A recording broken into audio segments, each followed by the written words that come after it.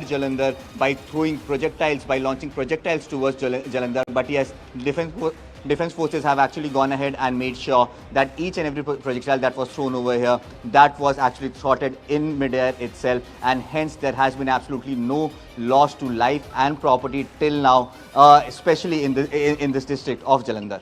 Well, top government sources telling us that Indian attack in Rawalpindi, Islamabad, Lahore by loitering ammunition and major explosions have been reported. So clearly, this has been an escalation of dramatic proportions. Siddhant also there with us. Akash, if you can update us, some projectiles successfully intercepted midair near Jammu airport. Great job by our armed forces. This is being put out by Jammu police. Always with you is the logo. Please avoid live coverage. It serves the objective of adversary. Please follow directions of police and local administration. Akash, quickly update us on all these news developments that are coming through now.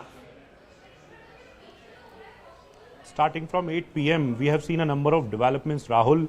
It started with Jammu airport, where not just Jammu airport, but several, the areas with the civilian population were targeted.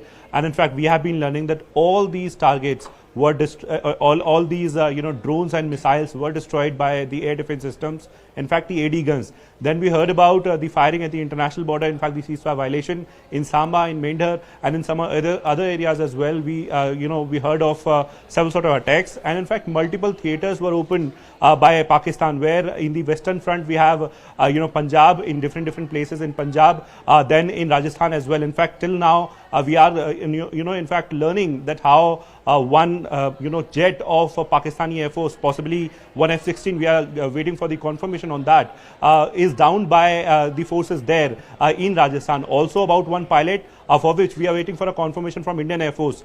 Indian Army at this point in time is retaliating. In fact, loitering munition is something that is very much in picture from the beginning of Operation Sindoor. And we have seen that in the morning today also, several locations were hit in Pakistan. And even now, we have been learning about several sort of locations. Of course, we cannot, give out several sort of details because of operational limitations. But then, we are in fact waiting for some sort of confirmation from the armed forces as well. In fact, IDS tweeted that how, there were several sort of attempts on different military infrastructure, and all these attempts have been thwarted. We have been using our MRSAMs, Akash air missiles, and in fact Akash air defense systems, and in fact S-400. Indian Army is also using this system, and Air Force is also using this system. As far as air defense is concerned, so we know the responsibility is with the Indian Air Force. But then when it is about the military infrastructure and the tactical places, so Indian Army is very much capable of dealing with any sort of air threats, and this is what is happening. Akash is working for both Indian Air Force and Indian Army. As of now, at the borders, there is no infantry movement. We can confirm that. There is no tank movement. We can confirm that. But yes, Indian Army is retaliating not just to the ceasefire violation that is happening at the ALC and the international border. In fact, we have got confirmation of the ceasefire violation at around 11:30, just 6 minutes back, in the Kupwara sector, where Indian Army is retaliating, and Indian international border is peaceful till now. But yes, multiple theaters have been opened, and Pakistan is basically trying to attack India from these theaters. Western borders are impacted, and the northern borders are impacted. Okay, Tejinder Singh is filing reports to suggest that Samba heavy shelling going on from both sides in the Samba sector. So there's more news there. Keri sector of Rajouri district, heavy shelling going on there. As Akash was telling us that there is a large number of theatres that have opened up along the LOC and the IB. Some projectiles successfully intercepted mid-air near Jammu airport. So this has been now confirmed that there has been no damage to Jammu airport. Ishan Vani there with us, and also Siddhant. Ishan Vani, give us a quick update really on what's going on. Well, it's completely dark out in Kashmir, and people are a little in a panic, but there's no need to worry. There hasn't been any breach of any sort so far in Srinagar, which was expected to happen, but air defense system is there to protect everyone. But what we have been given to understand is that the line of control is lit right now. There are rockets, there are artillery, there are other kind of equipment that is being used by the Pakistan to target not only the Indian Army post, but there are also certain projectiles projectiles and certain rockets which have landed in the civilian population. What we also know so far is that the state of alertness has been increased. The ambulances have been mobilized. The forces are on alert, be it in near the airbase, be it in other parts of Kashmir Valley. The maximum alertness is being seen on the ground. Look, we don't want to give out any operational details, but for now, the schools have been closed till 10th, and the advisories have been issued out to several hospitals, several departments to ensure that there is readiness among them if case of it further spreads to some areas. But as far as Srinagar is concerned, it's completely dark. But yes, there is no breach, there is no drone, or there is no projectile or a rocket which has been fired towards Srinagar or any defense establishment so far. But there is a state of alertness. But we have been given to understand that Srinagar airport is right now, because it's also a defense airport, it is right now on a state of high alert, and ensured what the forces are ensuring is that they don't let anything come near to this particular location. And other air bases are also on a high alert. We are also seeing blackout in Leh also. So in Ladakh also there is blackout. Remember, there were also drills being carried out in Ladakh as well. So it's all not only Jammu and Kashmir but also in the Ladakh UT that there's a state of alertness among the forces, among the administration. And what we have been also told by our sources is that the army is giving a befitting reply, be it in Tangdar, be it in Keran, be it in Uri sector. They are fighting and hitting back at the Pakistani positions located in these areas. It started from Tangdar and then Keran, and now it has also gone towards the Uri side, where multiple visuals are now emerging. Yes. And the fire service, the ambulances have been kept available there to ensure that if in case there is any injuries which are very deadly, so they are taken out from the harm's way as soon as possible. There are families who have already been relocated, and there's a possibility of more families being relocated from these border areas. Well, that was very comprehensive, Ishan and Akash. Stay on with me. I just want to quickly get some of our opinions of some of our panelists on this very quickly. Tara Katara is there with us. Tara Karta, please give us a quick overview of what you made of all these inputs that we've been breaking here, the situation as it stands right now at about 11:45 or about 20 to 12, 20 to midnight. Rahul, I can't believe what is happening. I mean, this for us, in my 20 years I've dealt with Pakistan, this is unprecedented. This is not how we gamed it, put it that way. So I'm unable to understand what factor is working here to make them go on the offensive when they know that this escalating ladder is going on, where each statement we've put down, we are saying we will do this much and no more, we will do this much and no more, and an opening is given for them to stand down. They're not taking it. I'm very mystified because I'm wondering what else is at play here. So I'm talking of the actual fog of war. You have to be very careful when you go into a situation where you can't see all the actors. This has never happened before. By all accounts, at least 2 days ago, the Shahbaz Sharif should have been ringing up Washington and saying, please help us stop this war. That has not happened. They have not reached out. The only thing which they have reported is that the NSAs are talking. I don't know if it's true.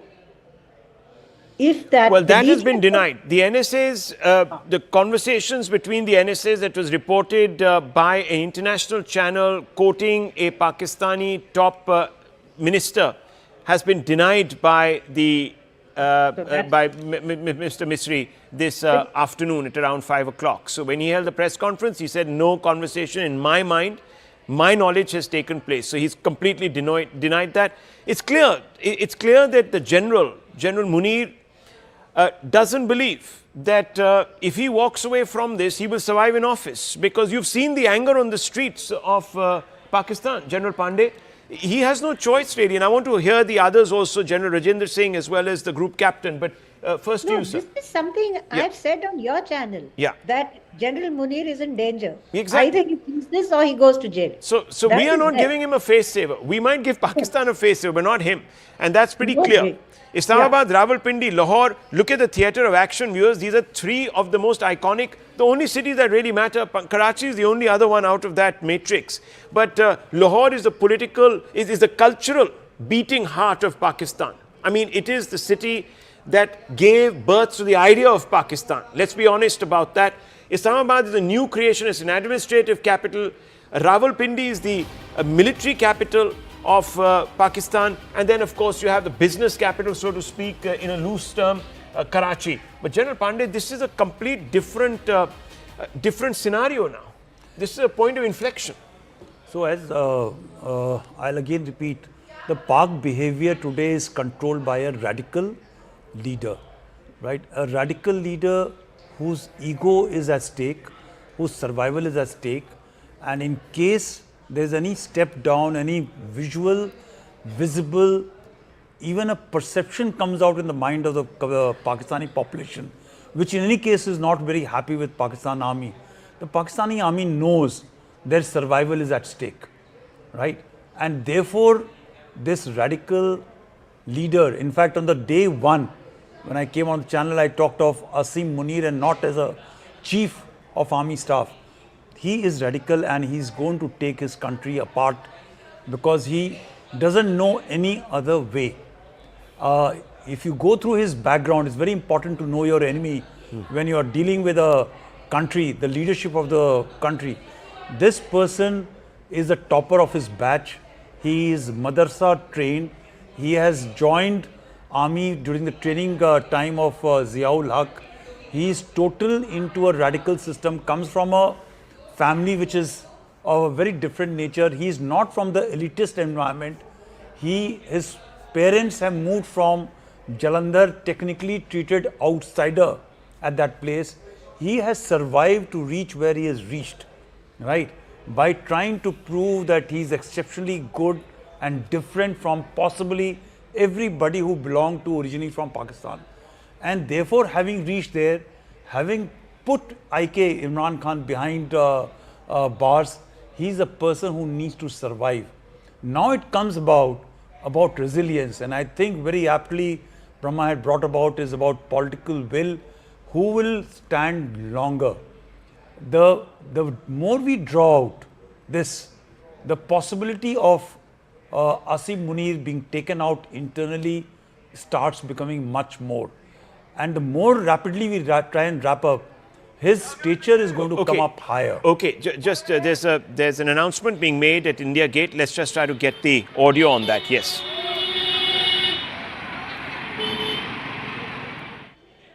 Hello भाई साहब, चलिए चलते रहो, कोई नहीं अभी खड़ा नहीं आएगा, चलिए चलिए जैसे भी चलिए। हेलो मारो ये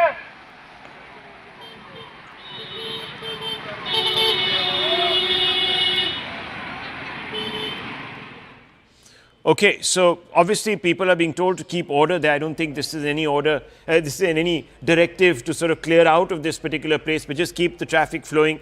No gaping, just traffic management. I just hope that is exactly what we just saw. Very quickly, I want to bring in Sushant Sareen and the group captain here. Sushant Sareen, quick assessment now of what you're making of the present situation. Look, like I said earlier, right now we don't know exactly what is transpiring. Yeah. Where the attacks are taking place from the Indian side, what, if any, has been any damage. There are conflicting reports coming.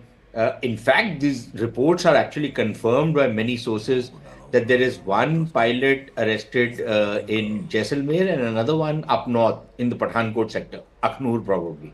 But again, we haven't seen any visuals. We can't really confirm it.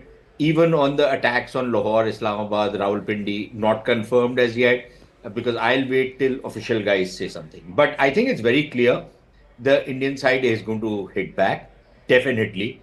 And the Pakistanis seem to be quaking in their feet simply because they are now denying that we have done anything. We have not done anything. These are false flag attacks that the Indians are probably going into Pakistan and then launching attack on themselves and then saying that, you know, the Pakistanis are launching attacks on us. They're that ridiculous, these bloody Pakistanis, right? So, and obviously because they've not been able to make any breakthrough, they are now, I think, bracing themselves for whatever will come from our. Now, the question is, what is the level of retaliation we do? Do we up the ante? Or do we do so hang on. When you're talking about upping the ante, news coming in that India has dropped a drone near the Sharif family home in Raiwind. This is big news if this is indeed the case. The Sharifs getting the wind up their backside, really. This is a game-changing move symbolically Put it in perspective for us, Sushant Sareen. You know Pakistan like the back of your hand. This is a game changer, if this is true, of course. Raiwind is a place which is virtually on the outskirts of Lahore. It's like Shahadra is to Delhi, or Sahibabad is to Delhi. It's like that. It's almost like Murid Ke, right? It's a little closer, but it's almost like that. And the Sharifs have a big estate out there, palatial houses from ill-gotten wealth, which they have built out there. And the entire family stays out there. Nawaz Sharif stays out there. And if we are dropping a bomb near their estate, then it clearly is a kind of a signal, ke boss, all of you guys who have been living in your palaces, if you think all of these places are going to be safe, no longer. Everything is in the crosshairs. Everything is going to be targeted. So I would imagine that is one of the messages being given.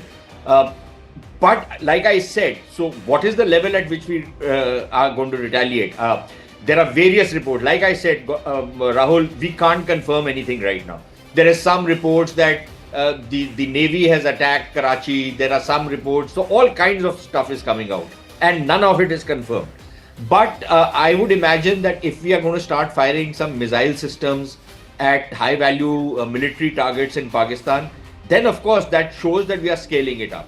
We are not backing down. Forget backing down. Forget proportionality. We are now scaling it up. So bring what you can. Group captain wanted to have chai in Lahore. Group captain, you want to come in on this? See, I'll tell you, Rahul, and with utmost humility, I say this. I have the advantage of doing some kind of a crystal gazing, because I mean, most part of my life I have done only planning of such operations of such nature, including Balakot. So with that as the background, I have the sitting on your show, looking at what is going on, to see where I will be tomorrow morning or day after morning, having Lahori Chana Chaat or something, or in Raiwind, swimming in the swimming pool of Nawaz Sharif's estate. And I believe he has a huge medical center as well. So probably that is where he will be, hopefully. But the jokes apart, selection and maintenance of aim, like I've been saying, we have selected an aim, we have maintained that aim, and I think we are going for that aim. And I'll stick my neck out and say this: our aim looks like, and it is achievable aim in short term, looks like is Lahore. We can do QPQ. Even if we reach outskirts of Lahore, we can do QPQ. And with these pilots on our side, another QPQ of telling them to come down from their high horses and talk peace. That is something can be achieved in a couple of days. So all that has happened while we started this show, and while we are going to wrap up the show, is going to determine what will happen tomorrow, day after, or the day after. Wow, if all of this is going to wrap up the show, that's for sure, because the show. Just one sentence. Yeah. Just one sentence. I'm really wondering where the Pakistani elite, how the Pakistani elite is going to run away from Pakistan, because they've closed their airspace. Normally, they keep their airspace open till all these fellows and their begums and their multitude of children have run away from the country. तो अब ये कहाँ जाएंगे बेचारे? इनको तो झेलना पड़ेगा. They have to face the brunt of India. Well, look, as I said, it is easy right now to, of course, let emotions flow because of the news that is coming in. But obviously, all of this is subject to confirmation. What exactly happened? We'll have to wait for another. As Vikram Misri says, I'll be speaking to you again. That's what he said. So hopefully, we'll be hearing from them. But General, let me bring you in, General Singh. And of course, General Pandey is also here. General Singh, now there is a fair idea of what India is also doing. So we've just had information from 8:30 till about 10:30, quarter to 11, about what the Pakistanis have been doing on Indian soil. But now we're getting inklings of what the Indian response has been and the shape of it. How do you respond to the news that is being filtered through? Rahul, I think this kind of a response was very much expected. This was expected from one of the most professional air force and the armies of the world. This was expected from one of the finest national leadership that our country has. And I think given these kind of background, there was nothing else that one could have had accepted or expected but to see that India will respond firmly, it will respond forcefully, and it would do a thing which would act as a deterrence for future generations of Pakistan. And I think the day is not very far when our friend, this jihadi journal of Pakistan, is going to give up. He has to give up because he cannot sustain his army. There is hardly any ammunition which is there with them. Their economy is down in the drain. And given all this, the kind of problems that he has within his country itself, and coupled with it, the pressure which the Indian armed forces are going to bring to bear on him, I think his days are numbered. That is what I feel very, very strongly. General Pandey, yes. So I'll just very quickly say one point, sir, that the moment we start calling him jihadi general, there is a certain degree of respectability which goes out to a community which believes in jihad as a very pious thing. I think to call him a radical may be more appropriate, and maybe call him a terrorist leader. Obscurantist, revanchist, somebody who is completely lost in his head because he's a megalomaniac. Okay. So then one just part, before second part, I just want to say is that let's not get ahead of us, because it is not even a fraction of force, kinetic force, which has been applied. It is not even a blip, right? When the military machinery starts moving up, that is the time it will be only yet less than a fraction, less than a 1% of movement. So right now you're saying we're just sending feelers out, and we're telling these Pakistanis that, look, don't think you're sitting in some ivory tower, safe from it all. We can touch you anytime. But the second thing what is happening is this is a strategic signaling which is happening from either side. That okay, you touch here. It's a gameplay as of now which is happening. So we've just taken we've taken it to 3.0 basically, Operation Sindoor. And these are signaling not only to the respective constituencies, but is also happening to the world at large. That you need to just come quickly, in at some point of viewers, time. before I quickly hand it over to my colleague Zaka, I just want to quickly sum up what we've talked about over the last 3 hours. And it started at 8:30, viewers, with news, Zaka, of strikes on your show along the LOC in Jammu as well as in Kashmir. And then, of course, news built up to tell us that most of the border was hot. We've got news of a potential F-16 being downed. We can't confirm what has happened to the pilot, but we can definitely confirm that an F-16 has been downed. We know that Islamabad, we know that Lahore, and we also know that Rawalpindi have been tickled. We know that ammunitions have been dropped by the residents, the historic residents, the family home of the Sharif family, which sends out a massive signal. And we also know, viewers, that there has been degradation of quite a few capacities across the border in Pakistan. We also know that the Indian ADS, the Indian aerial defense systems, have been impregnable. We haven't had any losses, and this is because the MOD has come out and confirmed that. So, Zaka, this is going to be a long night, but it's going to be an interesting one. Oh, it certainly is going to be a long night, no doubt about it. Interesting for sure, but it is also a night of growing concern, both here in Delhi as well as in Islamabad. There's been basically drone warfare. That's what you've seen over the last 3 or 4 hours. It started about 8:30 or so in the evening. The first set of drones were spotted over the skies in Jammu, and then slowly over the next hour, couple of hours, it started spreading all across the Western Front, from Jalandhar to Jaisalmer, across Rajasthan, Gujarat, Punjab. Multiple reports of drone swarms being spotted and thwarted by multiple air defense systems. There is the indigenous air defense system which India has developed and built, the Akash, and there is of course the Russian-made S-400 air defense system. So the good news is not one of these drone attacks have resulted in any kind of casualty or fatality up until now. All of it has been thwarted by India's very robust air defense system from Jaisalmer to Jodhpur all the way up to Jalandhar and Jammu.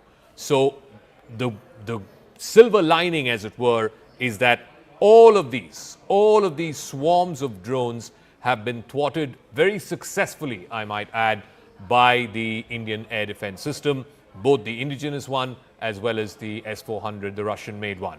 In response, India has sent loitering munitions and it has left damage on the ground, is what we are given to understand, in at least 3 major Pakistani cities, in Lahore, which is the Punjabi heart of Pakistan, in Islamabad, which is the political capital, and in Rawalpindi, which is the military capital. The general headquarters is based in Rawalpindi. In all 3 of these sprawling urban centers, loitering munitions were sent by India. It has landed, some of it has penetrated through Pakistani air defense.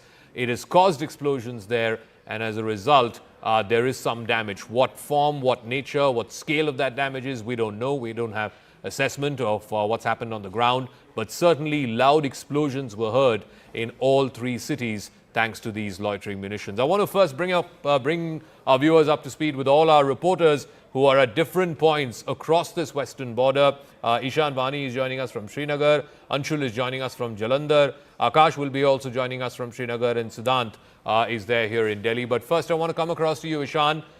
So have the anti-drone warfare, the anti-drone sort of attacks that were happening, the thwarting through the air defense systems in Srinagar and surrounding areas, has that now come to a conclusion? Also give us an update about what was happening along the line of control. There were reports of heavy artillery shelling all across the LOC over the last few hours. What is the reading and what is the situation there as well?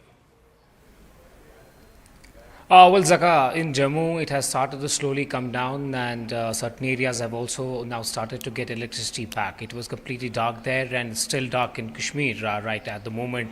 And what we also know is that there hasn't been any immediate drone interception or any projectile or any artillery being fired towards Srinagar, towards airport or any other location that we can confirm to you right now, that there hasn't been any direct assault at the moment in Srinagar, because Srinagar airport is also a defense airport, so we can confirm to you that there hasn't been any drone attack at the Srinagar airport, but it's running on full alertness. There is air defense system and batteries are fully charged and they are ready to deal with any eventuality. There are other bases also which we do not want to disclose, where readiness is complete, and also other defense establishments there is complete dark out, and people are ensuring that the lights are closed and the security is paramount right now. But in the border areas, we are being told by sources who are on the ground that there is heavy artillery being used to target Indian positions, and some shells have also landed in the residential areas, particularly in those areas which are vulnerable, which have kind of come under ceasefire violation from the Pakistan in the past as well.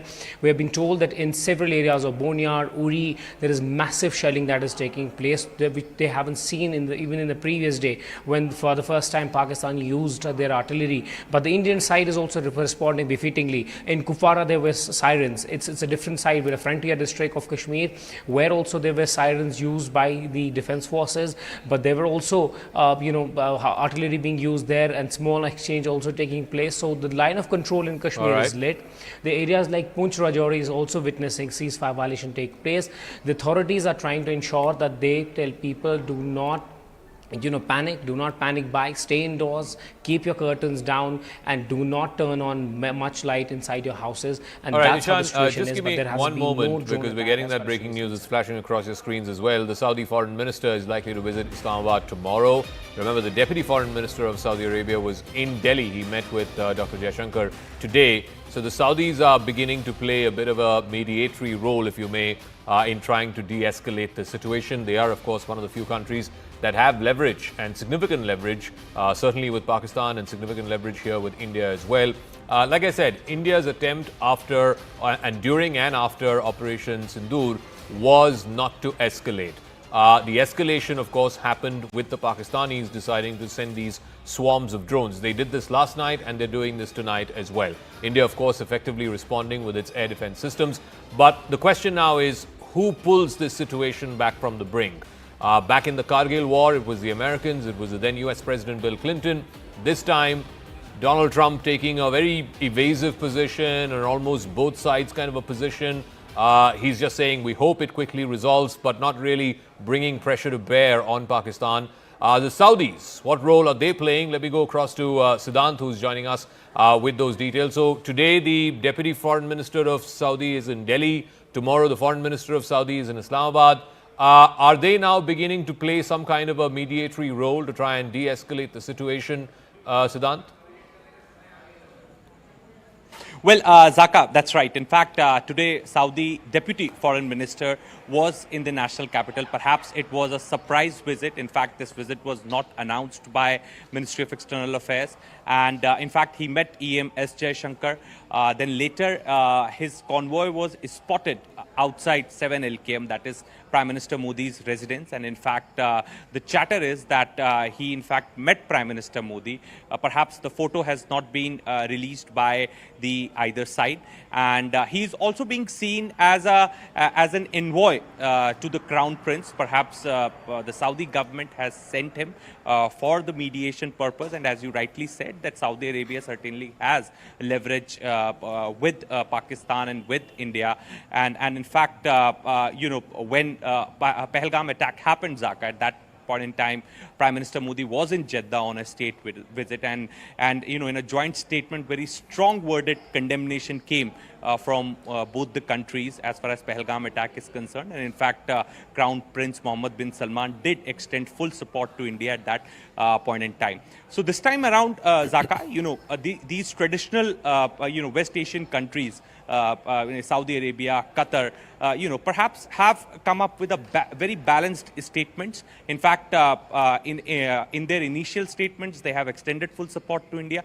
In fact, ahead of Operation Sindoor, Prime Minister Modi did speak to the Emir of Qatar. And in fact, after the operation, NSA Doval briefed NSAs of UK, US, Saudi Arabia, France, and perhaps the other countries. So we could expect, perhaps this is what the chatter is, that the Saudi Deputy Foreign Minister could head to Islamabad right after concluding his India visit. In fact, the chatter also tells me, Zaka, that he was carrying a message for the Indian government, and perhaps he will also be carrying message to the Islamabad. Now, whose message is that? Is he directly representing the Saudi Arabian government, or perhaps is he on the behalf of some other government? We really don't know. But one thing is for sure, that since Saudi Arabia certainly has leverage with both the countries, perhaps Saudi Arabia can mediate between the two countries. All right, thanks for that, Siddhant. I also want to get a quick word in from Anshul as well as Akash. Anshul is in Jalandhar, where for the last few hours it was a complete blackout. I believe in other parts of Punjab, from Chandigarh and other parts, lights are getting switched on now. What are you seeing and hearing around you, Anshul? Well, yes, even at this point in time, I'll ask my video journalist Sumit Jaguri to show you in the visuals over here. There is an absolute blackout that has still been maintained over here, because remember, projectiles were actually launched towards Jalandhar at approximately 8:30 p.m.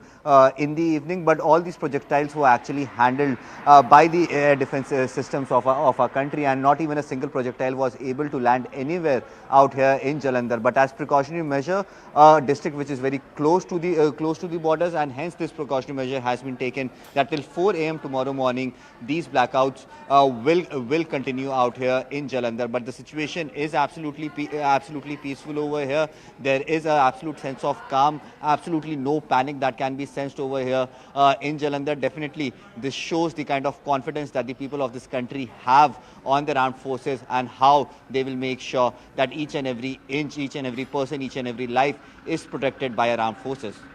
All right, we'll leave it at that. I also want to get a quick word in from Akash. Akash, there's a lot of fake news, there's a lot of, wrong information that's flying around on social media. And I want to reiterate to our viewers that we are sticking to responsible reporting. There's been a lot of fake news that's been doing the rounds over the last few hours. At this time, what we need is calm. What we need is a degree of surety. What we need is a steady hand. What we need to tell our fellow countrymen and women is that, look, these are part of your normal war games. I think it's incredible that despite these swarms of drones across most western border cities and towns, not one has caused any major fatality or casualty. The air defense systems, both indigenous and foreign, are extremely working well. And I think that is important to underline. But Akash, what is the latest? What are top defense sources telling you? Ultimately, I mean, we are climbing up the escalation ladder. The question is, we're going with each passing day, one rung up, one rung up. Where is the off-ramp?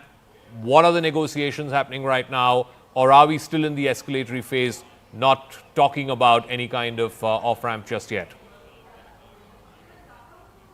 Right. So, Zaka, first of all, two things that I want to make very clear.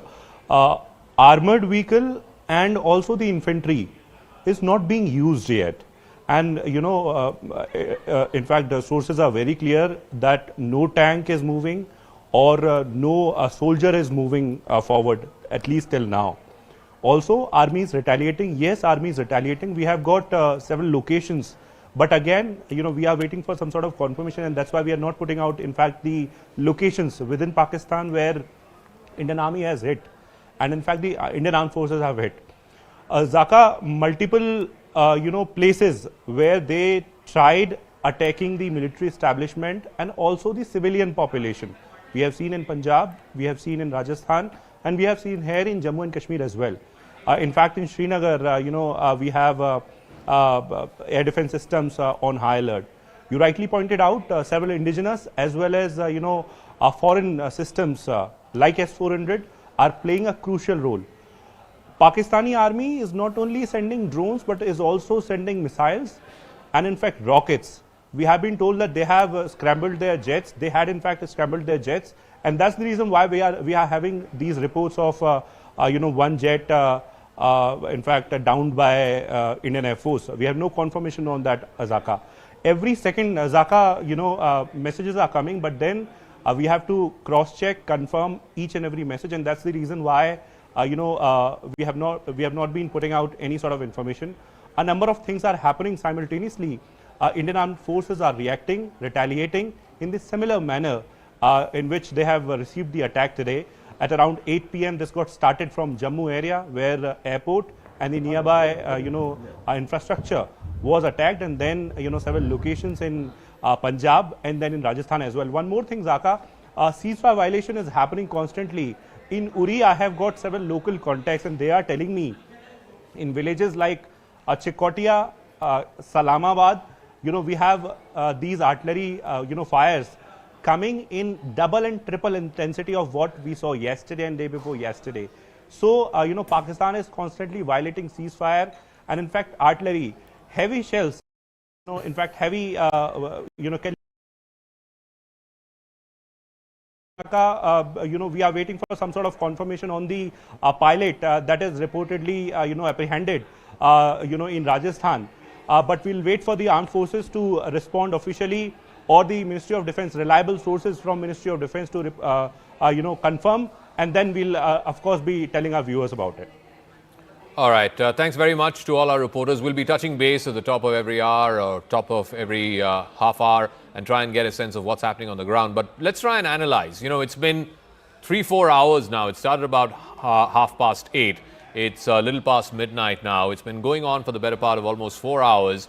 What is the strategy here from either side? Let's try and make sense of this. Group Captain retired MJ Vinod is a former fighter pilot. He's joining us. Sushant Sareen, Senior Fellow with the Observer Research Foundation. Lieutenant General retired DP Pandey here in our studios. He's former General Officer Commanding of the 15 Corps. And Major Manik Jolly is also a defense expert. And Captain V.N. Jha, defense expert, is also joining us. General Pandey, let me start with you first. I mean, as somebody who commanded the 15 Corps, make sense of this for our viewers, because over the last 4 hours, suddenly, you know, at about 8:30 was my previous show, we started seeing these drones, these flares coming up over Jammu, and then suddenly there were reports of flares happening across Jalandhar, in Pathankot, in Chandigarh, and it went all the way down to Jaisalmer and Jodhpur in Rajasthan. So all along the Western Front, as it were, multiple reports of these drone swarms. What is the big picture here? What is it that Pakistan was trying to do? And of course, India's response to it. So, there are conflicts or engagements are of level of signaling. I'll just take the bigger picture is that what each side is doing to other is important and starts from what happened on 22nd April, wherein this Pahalgam incident happened, and thereafter the ball was on our court actually to respond in a manner so that it is also reflective of a very responsible nation in which those words are very clear that it was zero escalatory when we hit out at the targets and at the headquarters of the terrorist headquarters, which we are fully aware. But coming on to the last 4 hours, I can just very quickly wrap up by saying that there is a bouquet of engagement which has been put across, starting from small arms direct firing weapons to missiles which are again short range direct firing systems to rockets which are again very short range, and they have raised up the level of ante to the crossing of drones, missiles, hitting out targets which are slightly into depth.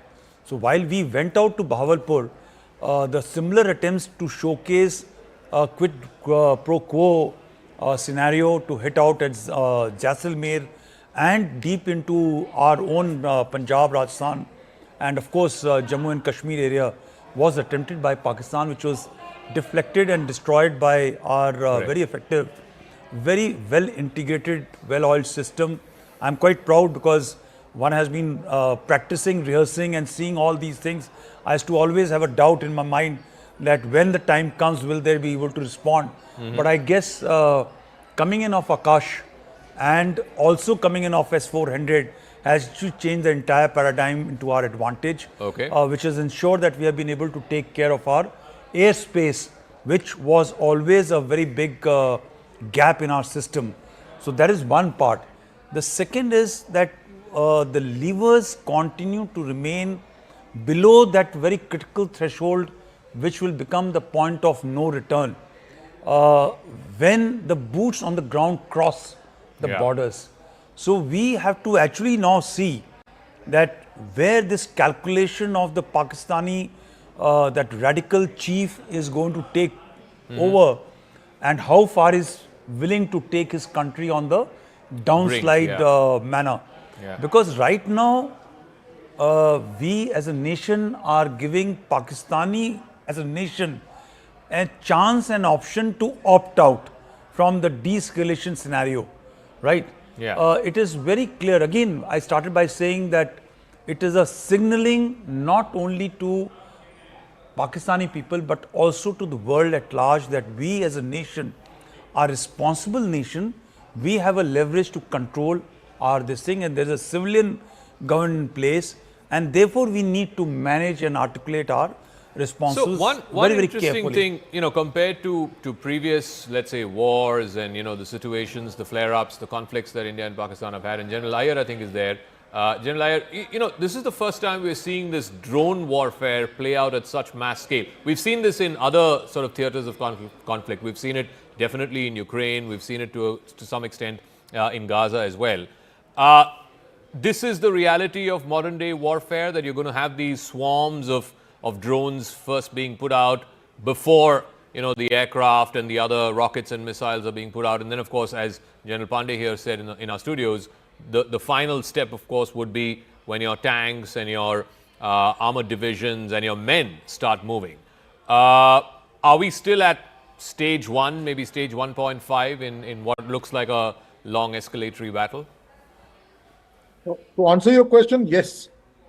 Because the cost of a swarm of drone is a fraction of a cost of a, let's say, aircraft of the 4.5 generation capacities. Add to it the pilot, which is also involved with it. So when you look at a drone as a weapon, it is much more cost effective than an aircraft. That is point 1. Point 2, a swarm of drone is very difficult to pick up on radars because it gives you a very, very small signature. So if you saw the way Jammu erupted in the morning and you were seeing all those flashes running around, They were our guns firing, we fire a tracer after every 5 or 6 rounds, we fire a tracer along with it to see where our fire is going. It is very difficult to locate and follow a swarm of drone and, decimate them.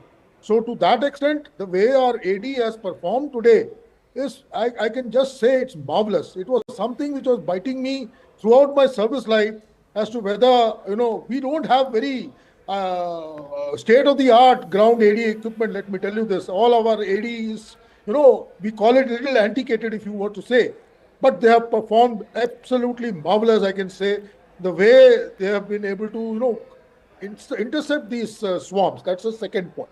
The third point, I would like to elaborate on something which Devendra just said. And, let's go back to 5th of May. There was a statement made by the DG ISPR in one of his, daily discourse. Yeah. He says if India wants to go adventurous, they may start the conflict, but we will, end it at our terms, etc., etc. When you are not the strong person, when you are aware that there's going to be a response, to make such, big statements is something which is going to force you to, think where you're going to off-ramp. To my mind, 7th morning, there was a very, very clear window for Pakistan to off-ramp. Why do I say that? We had achieved everything. We had put out a statement that India doesn't want to escalate any further. And but I was in your show when we were repeatedly emphasizing on this point. Somewhere Pakistan had managed to convey to his audience that they had downed 3 Rafales and 2 more aircrafts of ours. They had made statements in their parliament. By and large, if at that time sensible guy was there, and I again agree with General Pandey, because the person at the helm over there is a radical guy. He doesn't realize what implies, taking Pakistan to war. Yeah. That was a very clear window, and I think India was very sensible not to comment on this repeated claim of 5, Indian aircrafts being down. We kept quiet, gave him an exit window, and I felt that yesterday evening they will, use that and go out. Possibly we would have been in the end of this scenario right now with both sides, quite happy with what they have achieved, because let me tell you, these 9 hits which we have achieved is something we could never think of. Especially in my 39 years of service, I never could think of, hitting from Bahalpur right up to Kotli. Yeah. It is a huge swath that we have engaged and engaged precisely. Okay, So, General, give me a moment. Tajinder is also joining us. He's joining us live from Srinagar. Tajinder, so what's the update across the state? And I specifically also want to know about Jammu because you're from there. It started about 8:30 in the evening today. Are we now approaching a stage where things are beginning to get back to normal? For example, in Jalandhar, Chandigarh, etc., I think the lights are coming back on. But where you are, it seems like the blackout is still on. Very much so. Yes, sir. Yes, Zaka. I'm in Baramulla right now, and this place is it is under a complete blackout right now, Zaka. I can hear the artillery shells that are being fired from the Pakistan side, though my location is at a safer distance from Uri, where the firing is going on. Pakistan has been violating the ceasefire, and what we have come to know that a civilian, a woman, has been killed in Uri sector because of the continuous ceasefire violation from the Pakistan side. As far as Jammu is concerned, as you mentioned, that in Jammu, the electricity has been restored, the blackout is over, and it seems that the attack from the Pakistan side, which has been completely foiled by our defense forces, life is slowly limping back to normalcy in Jammu, though people have been advised to remain cautious, remain indoor, and ensure that no rumors are spread. All the projectiles that were fired from the Pakistan side on the vital military installations in Jammu region were destroyed by our air defense mechanism. So no damage in Jammu, but yes, heavy ceasefire violation is being reported from Rajouri, Poonch, Kathua, Samba, where the Indian Armed Forces, the Border Security Force also is giving a befitting response to Pakistan. As far as the situation on the line of control in Kashmir is concerned, right now, heavy firing is going on. The Pakistan side is using artillery shells to target the civilian population in Uri. One woman has been killed, several have been injured, and the people in the line of fire are being evacuated right now. I just had a word with senior officials. They are saying that the LG administration is keeping a thorough eye on all the activities that are happening, and the officers have been advised, rather the police has been advised to provide immediate relief to people who are affected because of this ceasefire violation. Earlier during the day, the Director General of Jammu and Kashmir Police, Nalin Prabhat, was in Uri. If you remember, Zaka, in Uri in Kashmir is the most affected area because of the ceasefire violation from the Pakistan side. Several houses have been destroyed by the Pakistani shelling. So right now, the situation, though in Jammu, has returned to normal, but on the line of control, it continues to be tense, and the Indian armed forces are giving a befitting response to the Pakistani aggression. Yes, Zaka. All right, Tejinder, thank you so much, and you take care. You're in Baramulla, where it's not just the threat of drones. There is, of course, the live firing of artillery shells that's happening. So thank you very much for joining us with that live update. Let's try and go back to our guest. If Sushant is still there, Sushant Sareen, you know, again, make sense of the big picture for our viewers. Are we now locked in this escalatory chain where each side is going up one rung, and either it ends, each of those rungs ends either in a stalemate or in escalation dominance? How far up do both sides go? You can go all the way to a full-fledged war. You know, if nobody is ready to take an off-ramp, and frankly, as of now, let's see, you know, this, for example, if the Saudis have come, they have equities with both India and Pakistan.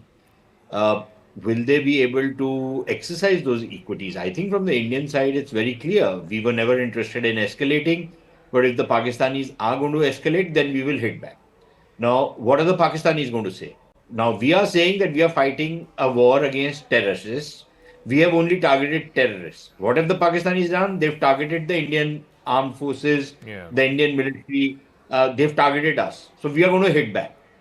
Do the Pakistanis get an off-ramp? And will they be forced to take one? And then what happens to their regime? And Zaka, I think this is a critical point.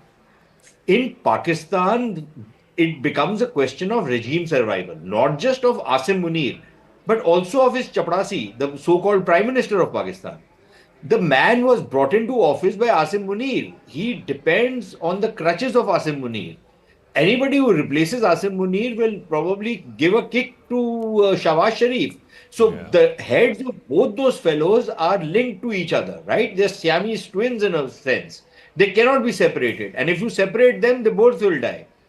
So it's their survival. And for their survival, they're ready to put Pakistan's future at stake. Now, the question is, can the Saudis, for example, give... And please remember, Asim Munir, because he has served in Saudi Arabia, I believe as a defense attaché, understands Arabic, speaks it well, has some contacts in the Saudi system. He used to think that he is somebody who can do a lot of work with the Saudis because he knows many people out there. Question now is, can the Saudis exercise their influence on Asim Munir and tell him to back off? And they have a lot of leverages, not just the Pakistani diaspora, but they have leverages in terms of the amounts of money they give to the Pakistani. Correct. And if they threaten to turn off the tap, you know, Pakistan is in deep trouble. Will the Saudis use those leverages?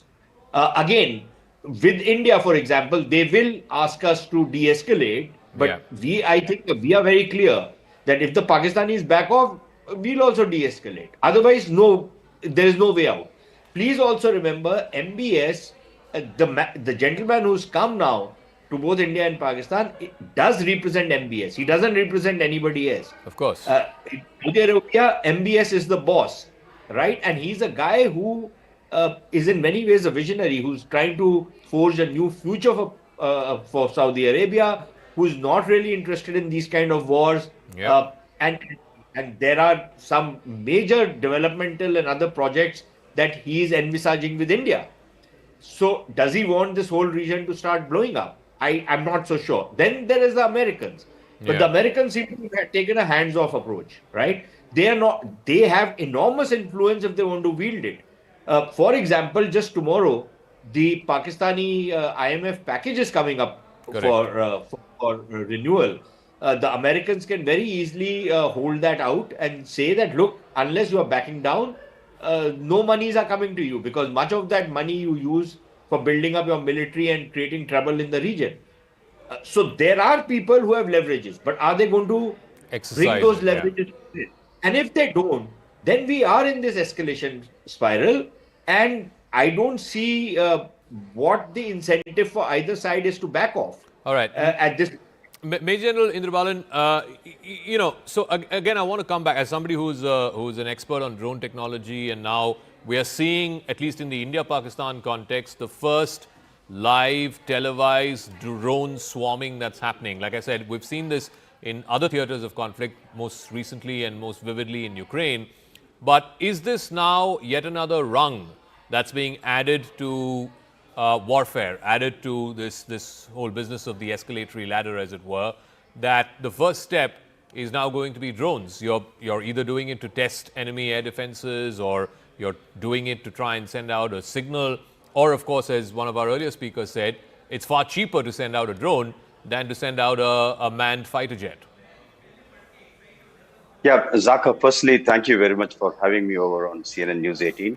And as a former Kargil war veteran, it's also a privilege to share the platform with General Pandey, who's been a commander in the Kargil war.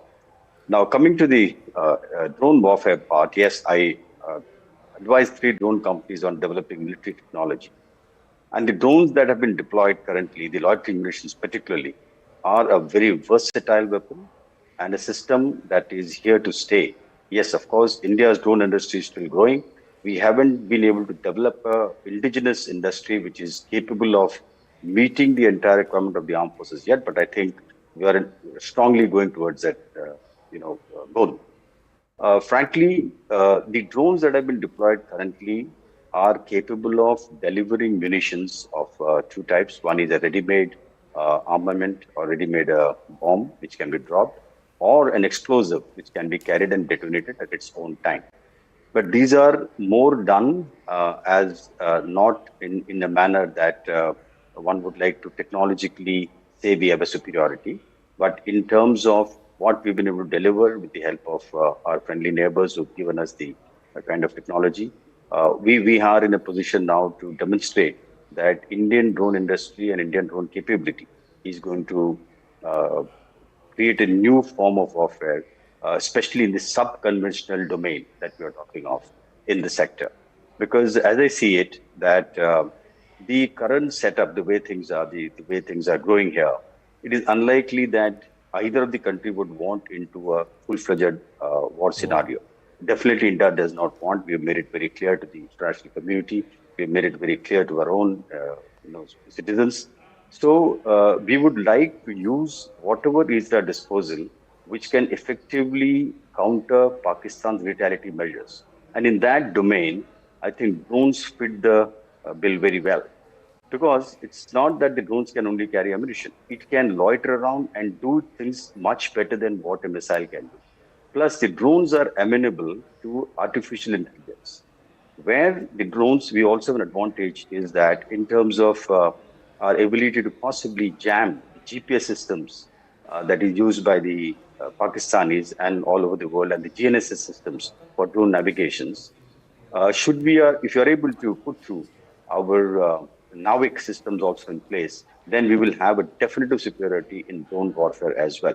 But even today, Indian drone companies have developed what is called as anti-drone systems, anti-drone jamming systems, which are able to counter drones coming into India. We are also developing killer drones, which are taking drones and killing the other drones in a physical kill mechanism. There is soft kill, there is hard kill, there is technology kill, and there is swooping of drones. All this is possible, and all this is coming up in a big way. Okay. And I think the way the government is going, our drone technology is going to be far superior to what our adversary is going to put up. All right. I'll get a final word from General Pandey as well before he leaves, and then I'll come to Major Jolly and Captain Jha.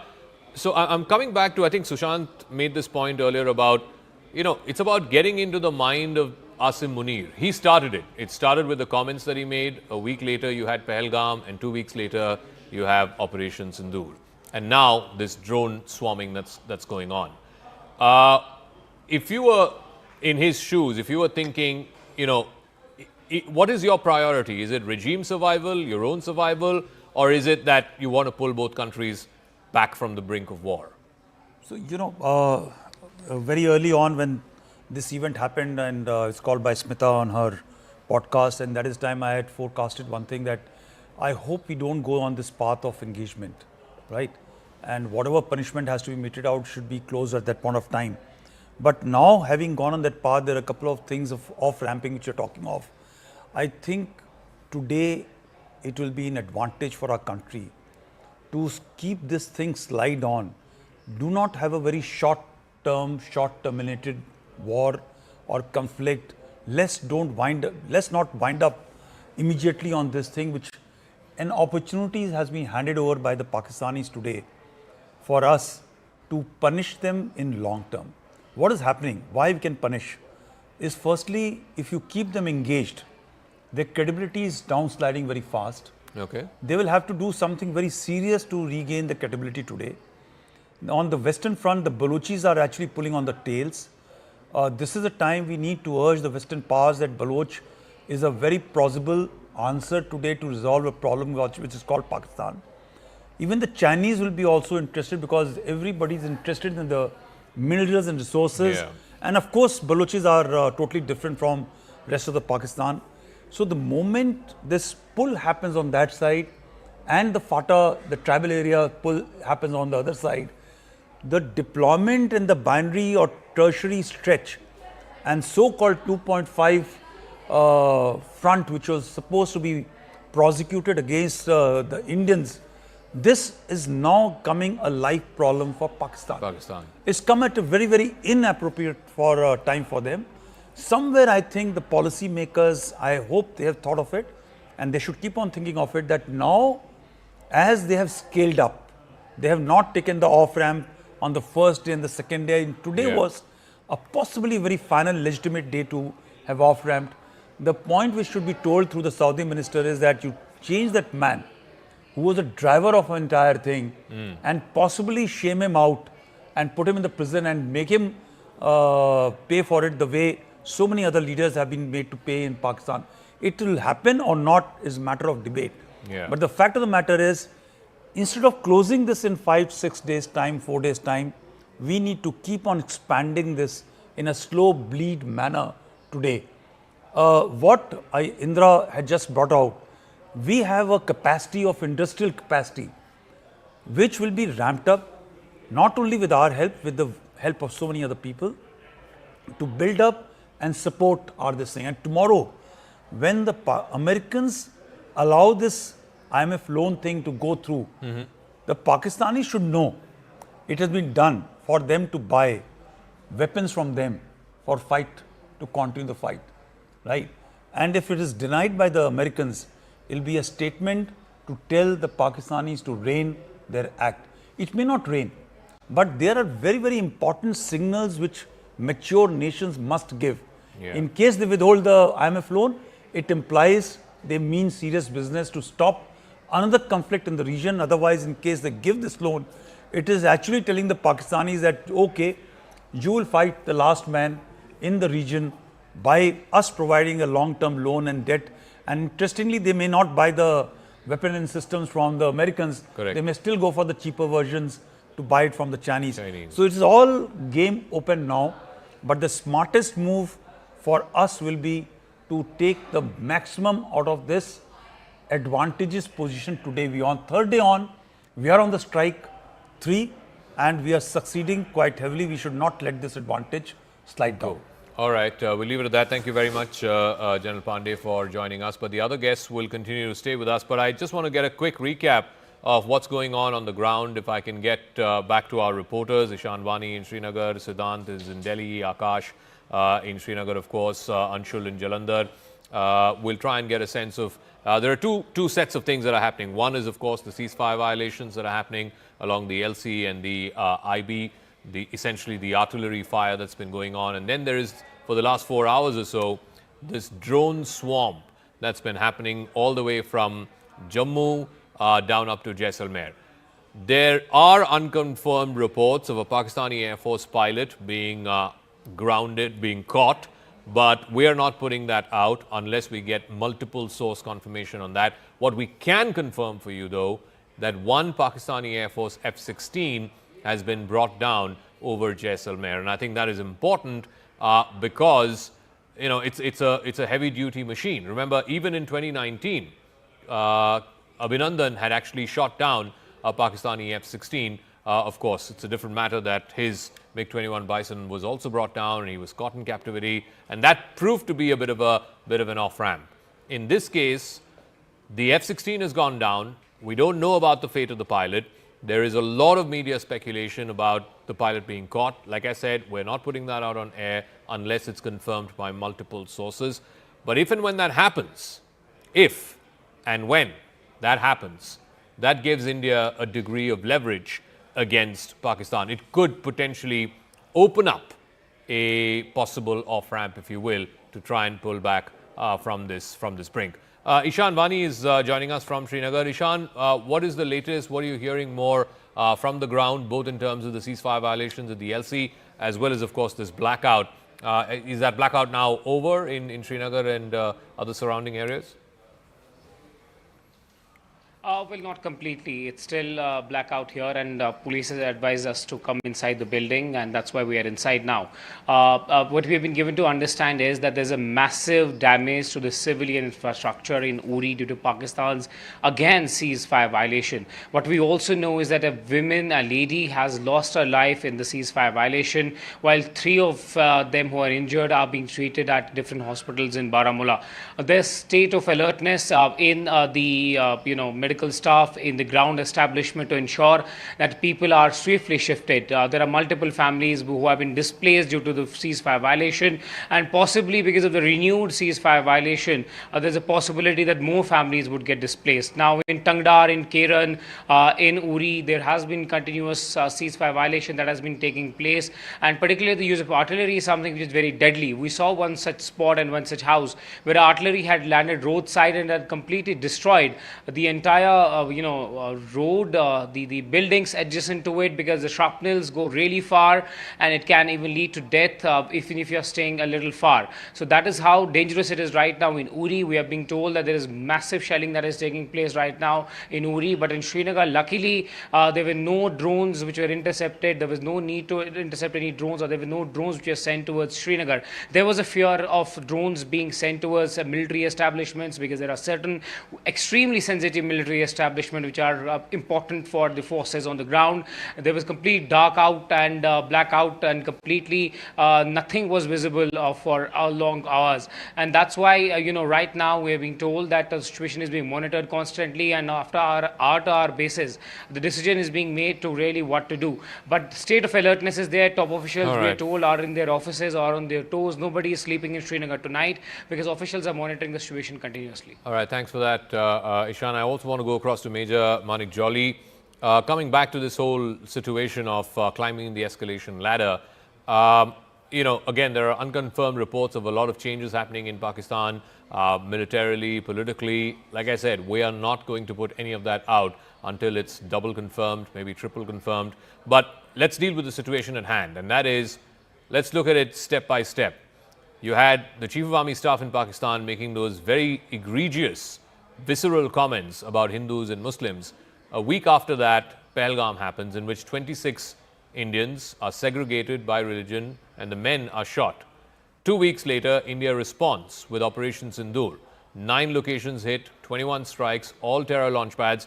And on the day, right after the operation, India makes it very clear, we don't intend to escalate, no civilians hit, no military installations hit. Why didn't Pakistan take that off-ramp? And now that they haven't, what happens now, Major? Like, you just keep escalating this one after another, one rung after another. Today it's these drones. Tomorrow it could be the fighter jets. And the day after you could be moving your armored and mechanized divisions. And the last day you could be moving your troops. So really, where is the potential here for some slightly more calmer heads to prevail, so that both sides can back off from the brink? So I tell you what I think of the situation. I think it is the level of escalation that it has reached add a couple of airstrikes to it, but that is what it is going to stay at. Because I don't think either of the country is keen to wage a full-scale conventional war. And given the deployments, given the movements, everything, I don't think it is very imminent either. What is happening right now is India gave Pakistan a very fair chance to not ramp this up. Yeah. We made it very clear that we have hit the terror camps. We have not hit your civil or military installations. And Pakistan has no reason to attack us. What Pakistan is doing right now, and I can tell you, Pakistan army is not like a band of brothers. It is not like we have here in our army. It is not people supporting each other. It's very good in power games. It's very good in factions. It's very good in breaking down each other. So the guy on top, whosoever has been historically, he has tried to always prove his point by doing something against India. So Asif Munir is trying that, and the limit that he can scale it up to right now is doing some drone attacks, and that also minor ones, because all the missiles they tried were shot down by our air defense setup. So what he is probing, he's gauging the scenario, he's trying to do whatever best he can, because he doesn't want to buy more casualties or buy more fatalities or get more insulted. India definitely has no reason to scale this up. What we are doing is retaliatory. That if you give us one punch, we will give you two back for sure, so that you calm down. This is like trying to tell them with a little pressure and even affection that sit down, you don't need to scale it up. So we are trying our best to actually not scale, even though we have all the reason, because they have not hit any terror camps. They have hit our civilian installations, civilians, military installations. They have hit airport in Jammu. They are giving us all the reasons. And what is critically being missed is that both the countries are right now very keen that the other air force should enter our airspace. So you are kind of, troubling each other enough that we will do something, that you send your planes our way, because both would be very happy to see some fuselage lying, some plane shot down on their territory. So these are probing attacks. This is kind of an irritating thing that Pakistan is trying to do. But for them to have the capability of take this even further, like you said in the beginning, that will it go to armored formations moving or tanks or infantry and all that, that's not going to happen. So this will stay here most probably. And in this, let's call it, for the lack of better word, a limited confrontation. I think it will be shades of this only, missiles, drones and all that. And this is how it will continue for a few days. All right. Major, thanks for joining us. I want to go to a piece of breaking news also that's coming in. The State Department, the spokesperson there has put out a big statement after the conversation between Secretary of State Mark Rubio and also Dr. Jaisankar. This is what the Secretary of State has said. A reporter, in fact, asked a question about whether it was America's view, along with what India was saying, that Pakistan is supporting terrorist groups. And the State Department spokesperson said that's the call we have been making for decades. And clearly what happened in Kashmir was awful. Let's play out the bite of that spokesperson, Tammy Bruce, I think, of the U.S. State Department. You're called for the end of any support to terrorist groups. I mean, is it the view of the United States, along with what India says, that Pakistan is supporting terrorist groups? Well, obviously, in today's world, that's a call that we've been making for decades. It is the dynamic that we've seen in the Middle East disrupting lives, and clearly what happened in Kashmir is awful, and we've all, of course, we send our condolences. The world has rejected the nature of that kind of violence overall, of course, and certainly the President has and continues to. But at this moment in time, there's like one thing that has to stop, which is a back and forth and a continuation of this, and that is what we're focused on right now. Okay, so the U.S. State Department spokesperson saying, yes, Pakistan is fomenting and funding terror, and we've been saying that for decades. So, this is a hard reality that we have been very acquainted with for the last 3-4 decades here in India. The United States, from the time that Hillary Clinton said, if you have snakes in your backyard, they're going to come and bite you, is something that they've been saying in terms of words. But what does it mean in terms of action? The US, unfortunately, has not taken definitive action or brought pressure to bear on Pakistan that, look, you cannot be doing this. This is an unsustainable model where you export this low-cost terror and then hurt India, which is clearly the bigger country, the bigger economy, has more at stake. Captain Vian, I want to go back, though, to this escalatory ladder. And the question that look, the pain point that India has had is that the Pakistanis have made this a pattern.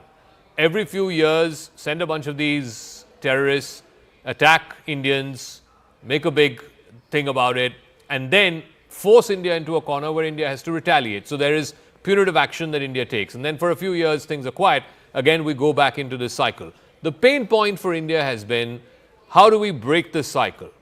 Do you believe what is happening right now offers an opportunity to India to try and break that pattern, to inflict as much cost on Pakistan that it will break out of this pattern of using these jihadi groups? Or do you think that that's not going to change? Well, it's a very complex situation. There is hardly any nation in the world which has got the scenario that we have got with Pak. None of the nations are facing this. And I also believe that what is happening in India, in the last 2 days, yesterday evening it had happened, there were some firecrackers over the Indian territories. And today again it has started at around 8:30 or so. This is not ceasefire violation, Jaka. If Pakistani drones, missiles are reaching to Jaisalmer, Jodhpur, so many of the Air Force bases along the border, it is not the ceasefire. This is not called ceasefire. Nor in the Kashmir Valley or the Jammu Kashmir region. Because it is not the ceasefire violations of the small arm or the heavy arm fire. It is the drone which is violating the airspace, going far beyond the ceasefire lines. So if you don't call this as an offensive, what do you call it? I think this is high time we call it is that it is an offensive mounted by Pakistan onto the Indian territory. And that is the basis of any further debate or discussions to start with from here. Secondly, right from the time that yesterday the first violations were there, today morning there were briefings by the government of India. I thought possibly the military hierarchy, they should have taken a note of what sort of violations are going on last evening itself, and they should have been alarmed with the full force. I compliment the armed forces that they have developed a system of air defense which is unprecedented. The way it has acted, it has worked today. It is unprecedented. We never imagined that it would be working so fine, so good, and so pinpointedly donning each and every weapon which is flying in the air. So there is a compliment to the Indian armed forces. But there are lessons to be learned from here. Chaka, we haven't possibly learned the lesson from the 71 war. 71 war, we were busy on the Eastern Front when the Western Front was opened by absolutely surprising attack. And I'm not sure how much we were prepared at that time on the Western Front. Since I come from Air Force, my rank, by the way, is group captain, not the captain. Sorry. So we have got a system of withstanding such things. We call it PAD, passive air defense, in which we go into a mode where we minimize the damages that could be inflicted by the enemies. So this was the thing, and we were taken by surprise in 1971.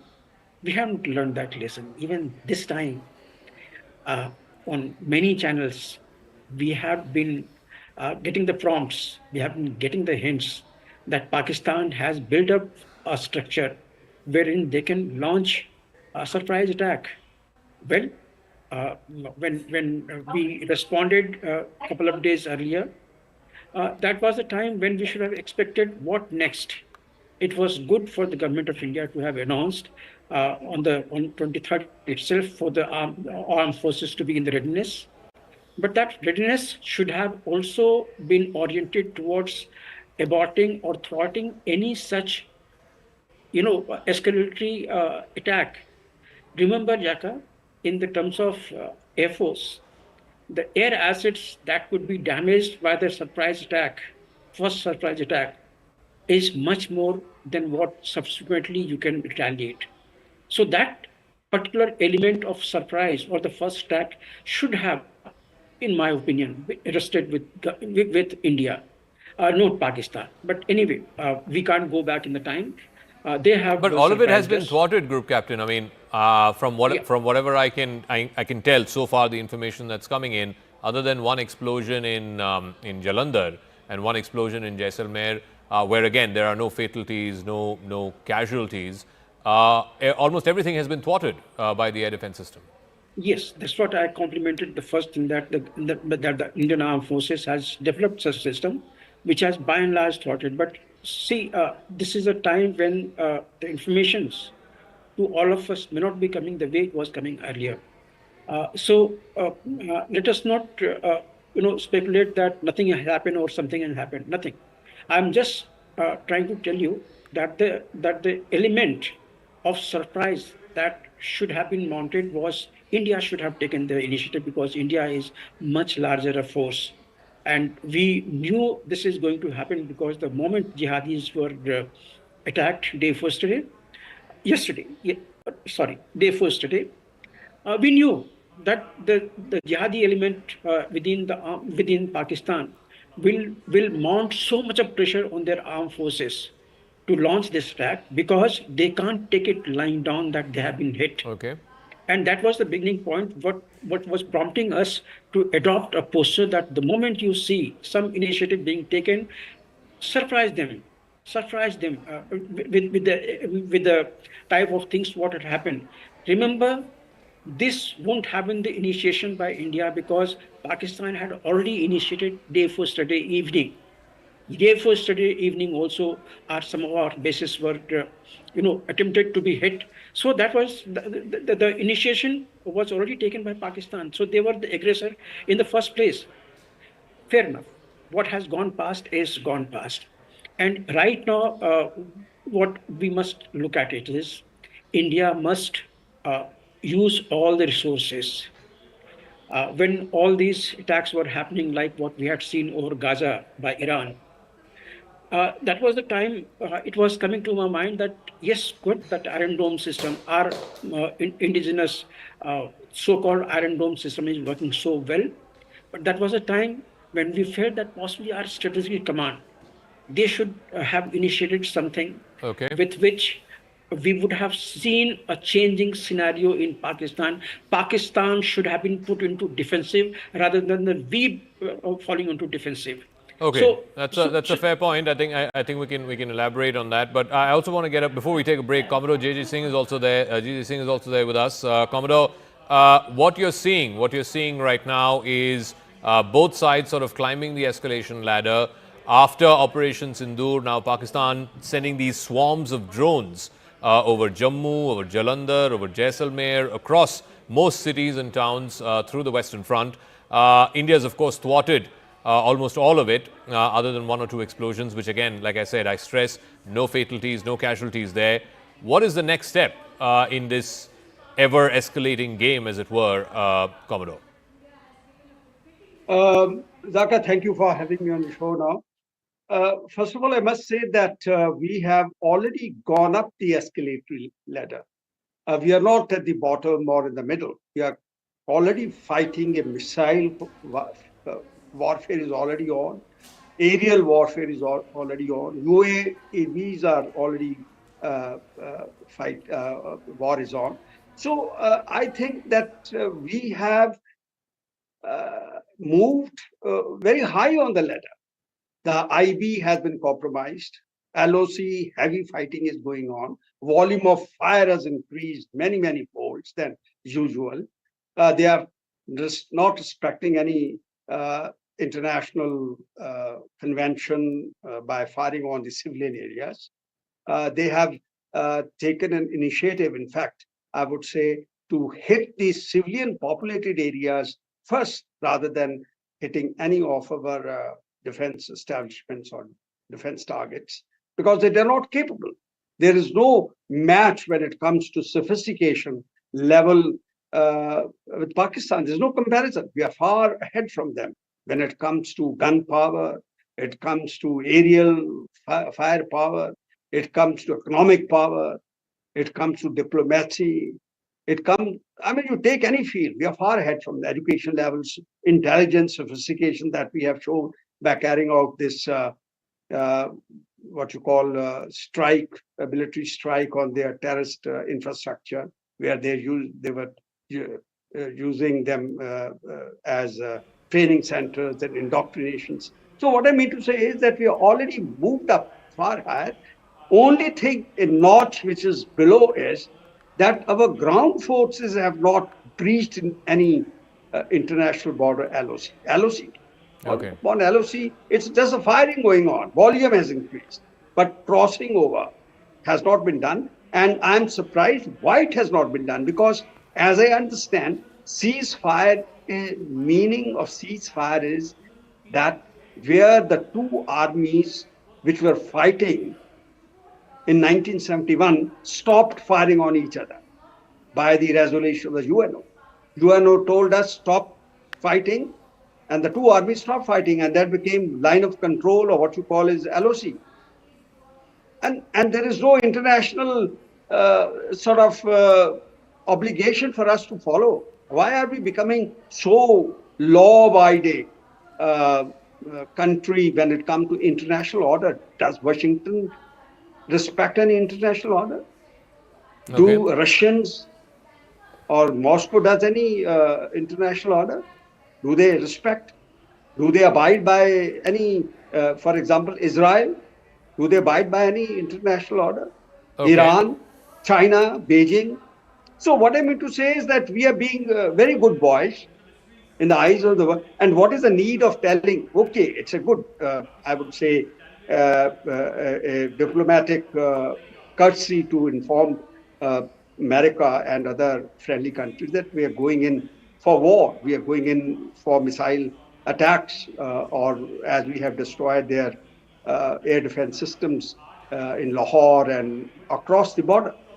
And they are on full blast. The swarms of drones are coming, Jaisalmer, all along the northern border, north, IB, and west.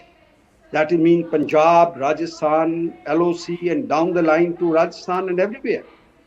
Gujarat even.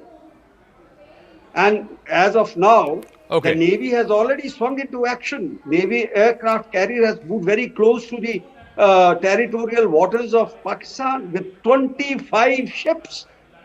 We have already probably blocked them three-dimensionally. We have blocked when it comes to underwater. They know submarine can come, no ship can go out. And surface-wise, we have already blocked them. Aerial power, again, there is no match. The kind of weaponry, the platforms to fire at Pakistani naval assets all along that 900 kilometers of coastline that they have got from Gavadar onwards. And I think this is the high time. You see, ancient wisdom tells us to everything there's a season and a time for every matter under the heaven. A time for war, time for peace, time to make, time to break. It's a time now for war. You can't do anything against time.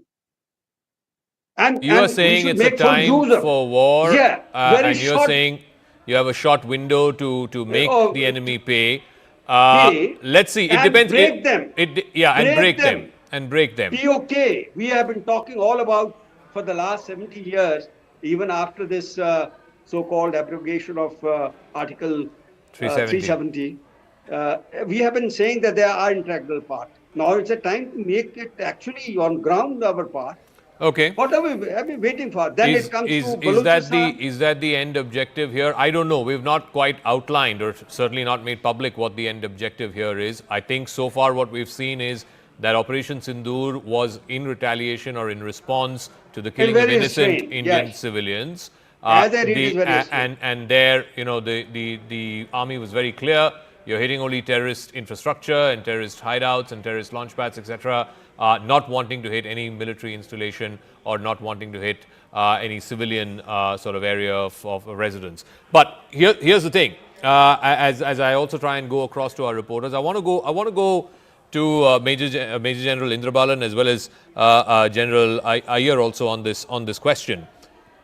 Is this a situation, General Indrabalan, where India believes it can inflict so much pain on the enemy that it can get the enemy to change its behavior? Because ultimately, the objective that India wants achieved out of this, and I'm curious to know if this situation has presented itself where it can inflict so much pain on the Pakistani state, the Pakistani army, which has been using this low-cost warfare, this policy of bleeding India by 1,000 cuts.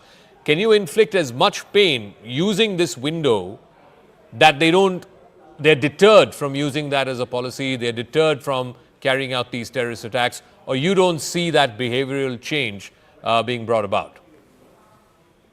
Yes, Zaka. So I think in Arthashastra, Kautilya says that a king shall not hesitate to use 6 measures of warfare and foreign policy, which could be peace, war, neutrality, alliance, duplicity, deceit. Convert these into modern warfare, and we have the domains of AI, we have the domains of technology, we have the domains of economy, we have the domains of water wars, we have the water as a weapon, we have the domains of course, the conventional weapon. So India has its disposal all these kind of modern warfare weaponry, which has been referred to in our history books. So, frankly, the 3 domains of war, which the Army, Navy, Air Force is handling it, and of course, the 4th dimension of the strategic forces is one part of it. But without going into conventional warfare, a full-fledged warfare, I personally feel that there is a possibility of bringing our adversary to his knees and making a behavioral change in their entire approach to the way they deal with India by strangulating them, using a strategy of strangulation from 6 dimensions of foreign policy as well as warfare. So while the military dimensions we've already discussed, I would strongly feel that if you are able to bring in the angle of the diplomatic victory, which you already tasted, we are in a far better situation than what we were in 71 war. All the nations which were against us during the 71 are today as part of the foreign policy change, as part of all-aligned policy. They are with us, and it's evident from the statements they've made.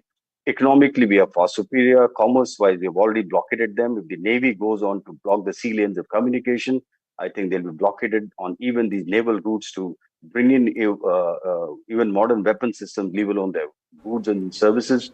Couple that with the Brahmastra that we have in form of Indus Water Treaty, which can drain them, which can dry them, which can kind of make them kind of cry for water and create an internal strife between Punjab and Sindh. These are the things we do for internal strife without having to actually go in there. And then, of course, the 6th dimension of using cyber warfare to cripple their power systems, to cripple their railways, to cripple their entire stock markets, financial markets, whatever we can with financial, using cyber warfare, using the dark web, using the deep state things at our hand. I think all forms of warfare needs to be deployed now.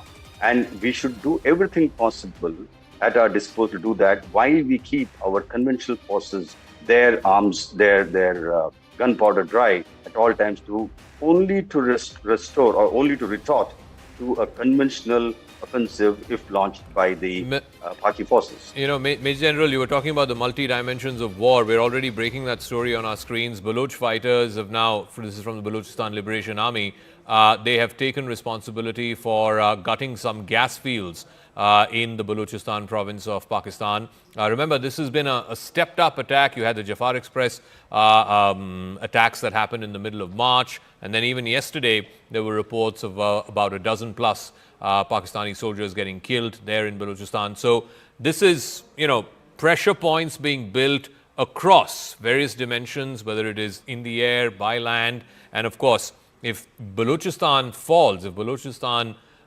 secedes away from Pakistan, that would be the second major blow after the breaking away of what used to be East Pakistan, which later became Bangladesh. So we'll keep an eye out on how this pressure point plays itself out and whether this will get the Pakistani military establishment to see reason, or will they just further climb the escalation ladder. Tejinder is also joining us. Tejinder, what is the latest update there in Baramulla? The last time we spoke, The blackout was still going on. I believe from the looks of it, it's still continuing. What are you hearing from army sources in terms of what has transpired over the last 4 or 5 hours? Indeed, Zaka, the blackout is still on. Just a couple of minutes ago, there were air raid sirens that were heard in Baramulla. What we come to know that the air raid sirens, as I told you, they were on, but right now they have stopped. In Uri, heavy shelling is going on from the Pakistan side. Pakistan has been, as I mentioned earlier, they have been targeting the civilian population. One female has lost her life in Pakistani aggression, but the Indian Army is giving a befitting response to Pakistan. What our sources are telling us that Indian Army is fully prepared. Our defense forces are fully prepared, and they do expect that Pakistan would once again try to do something. They would try to escalate things, but Indian Army armed forces are fully prepared to give it back to Pakistan in the same coin which Pakistan understands. The situation in the entire region of Jammu and Kashmir continues to be tense. Zaka, in certain parts of Srinagar city, blackout has already been lifted, electricity has been restored. So it clearly shows that the attack which Pakistan tried to carry out is over, especially in Jammu region where the blackout has been lifted and electricity has been restored in several places. Authorities are making appeal to the people to not heed to any rumors and to ensure that they remain indoor. They follow all the SOPs which are time to time given by the local authorities, by the administration, to ensure that there is no damage to the civilian population. And also people are being told not to record any activity of our defense forces, because defense forces are planning to give a befitting response to Pakistan. So certain things have to be kept under wraps. But yes, the situation in Jammu, Zaka, has returned to normal as far as the current situation is concerned. Several Pakistani projectiles, they have been destroyed by our S-400 and our Akash air defense system. Zaka, just a few minutes ago, there were some heavy air activity that was reported from from close to the line of control in Rajouri district. Our air defense system is in place. So right now we don't know what type of air activity it was, but certain jets were seen hovering in the Rajouri area. So these are just the initial inputs which we are getting. We are in touch with our sources in defense establishment. They would verify and let us know what type of air activity it was.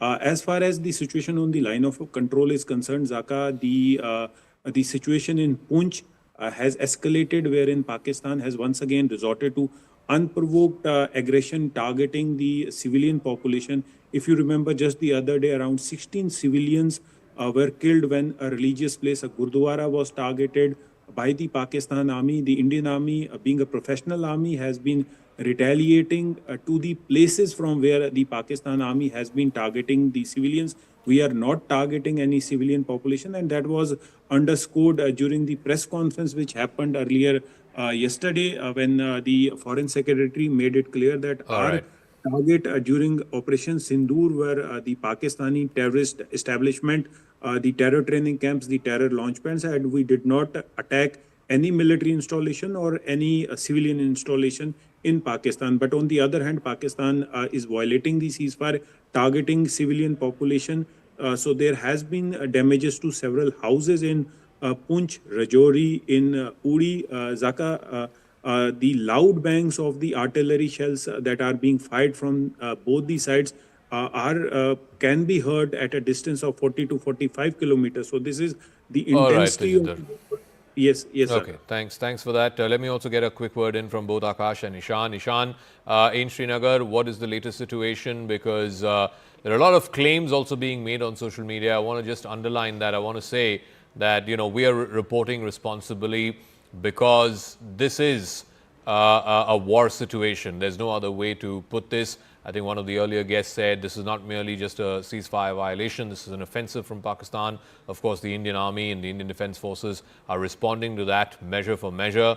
A large majority of these drone swarms have been neutralized. They've been hit back and brought down by the air defense systems, both the indigenous ones as well as the foreign ones. But Ishan, just on the situation there in Srinagar as well as in the rest of the Kashmir Valley, is the blackout still on? Are we still looking at this situation continuing for the next few hours? What's the advisory? What's the word that's coming in from the army? Well, electricity is back in most of the places, which means that the alarm that was raised, particularly in wake of the attacks that took place in Jammu, the administration, the government and the security forces deemed it necessary to shut down and get a blackout in the entire Srinagar city and all other districts as well, to ensure that there is full preparedness and there is no hindrance while they carry out operations or there any targeting that takes place, particularly of the military infrastructure. Not only in Srinagar, there are crucial military infrastructure, but other than Srinagar, there are also other places where blackout was done and there was no light for several hours. But now we are being given to understand that certain areas, most of them are getting electricity back. This indicates the fact that they have made sure that there are no drones in the air, there are no projectiles or there are no rockets being fired towards any of the crucial stations in Kashmir.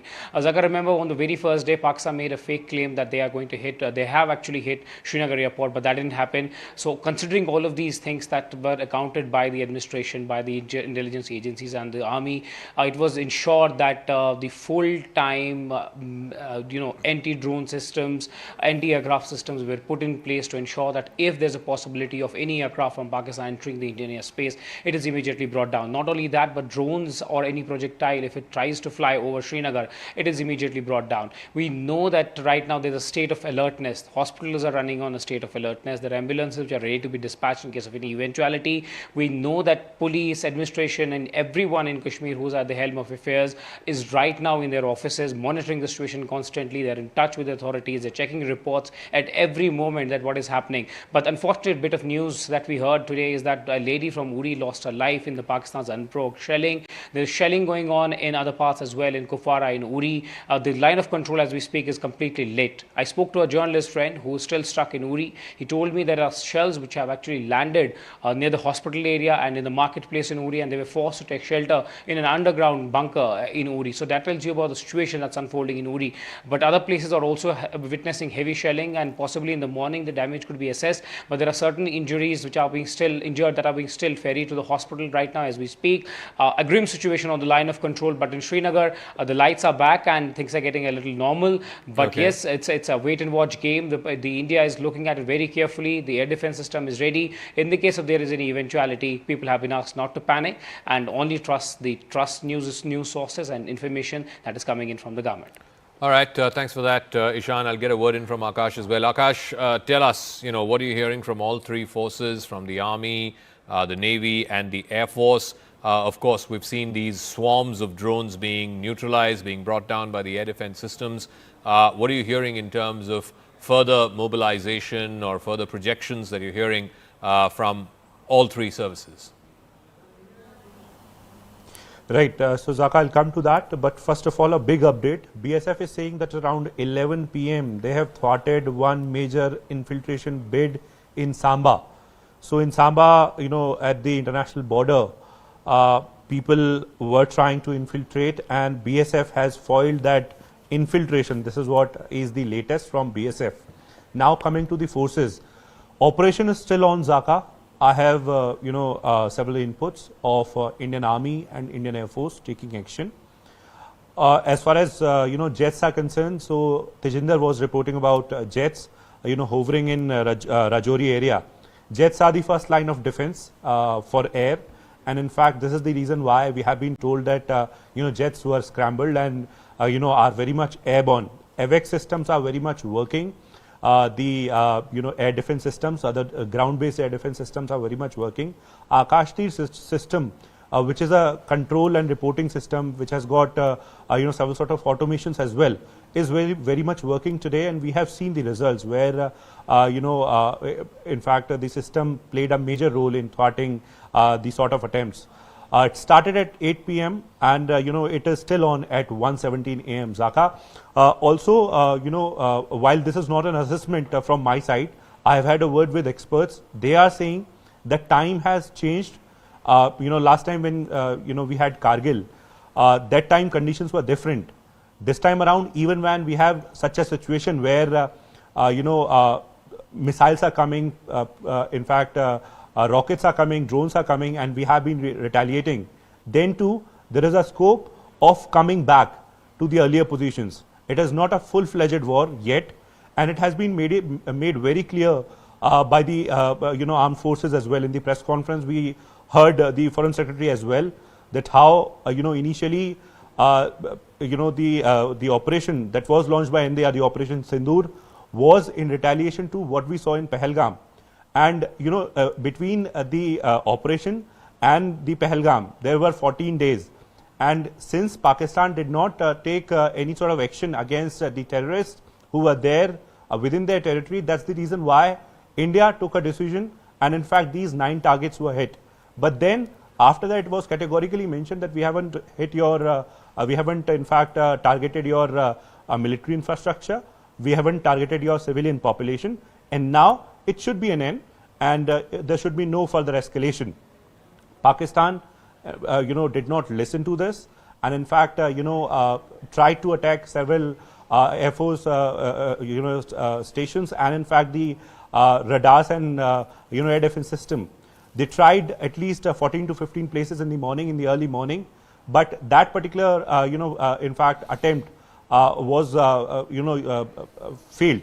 It got failed, and our air defense system, the MRSAMs, Akash, S-400, and several others. In fact, the handheld platform and weapons, played a major role in it. We had both Indian Army and Indian Air Force working in a coordinated manner. In response to that, we launched, attack on the air defense system. And then after that, in fact, it was categorically mentioned that we don't want further escalation. You did something, you tried something, we have given it back. Now, don't escalate it further. But then too, we saw that they started with Jammu. They targeted Pathankot, they targeted Samba, they targeted several military stations in, near western borders as well, in Punjab, in Rajasthan. But all of these attempts have got failed. Maximum of the attempts have got failed, and we have no confirmation on any sort of hit. In fact, authorities are saying that all of these attempts were thwarted. Now, at this point in time, Zaka, a number of activities are happening. Of course, we'll wait for the official confirmation. But then a number of air activities, a number of on-ground activities. No, tank or no infantry till now, which means that we haven't crossed the border.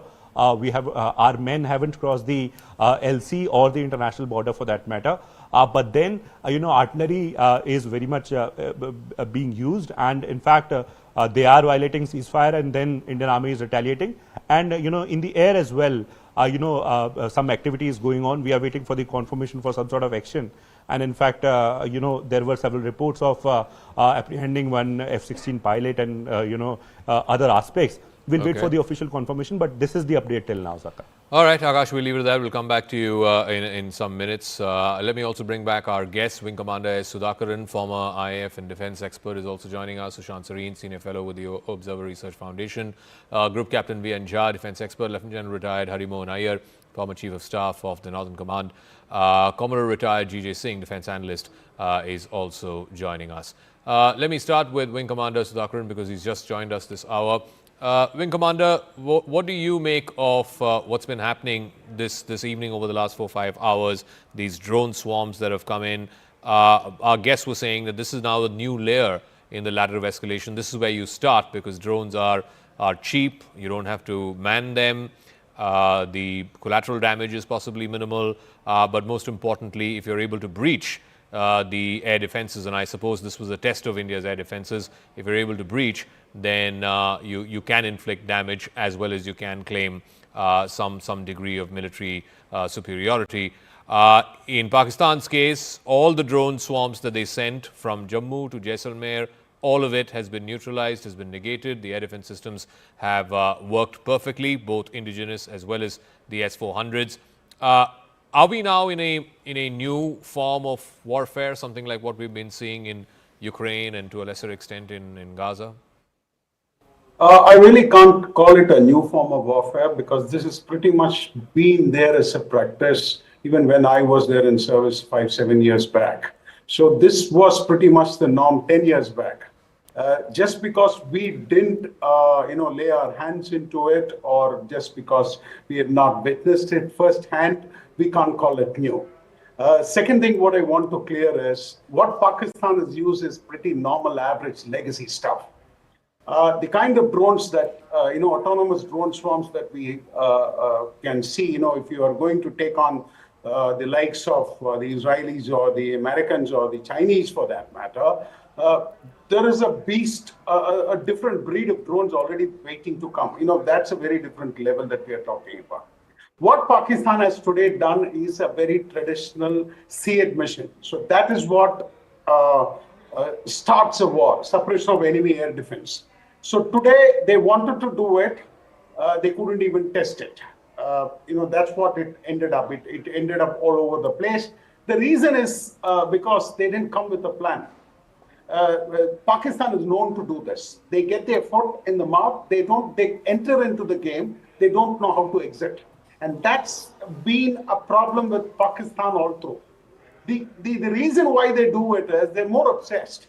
And when they get obsessed so much, they get into a point of irrationality that they stop thinking, that their plans go haywire.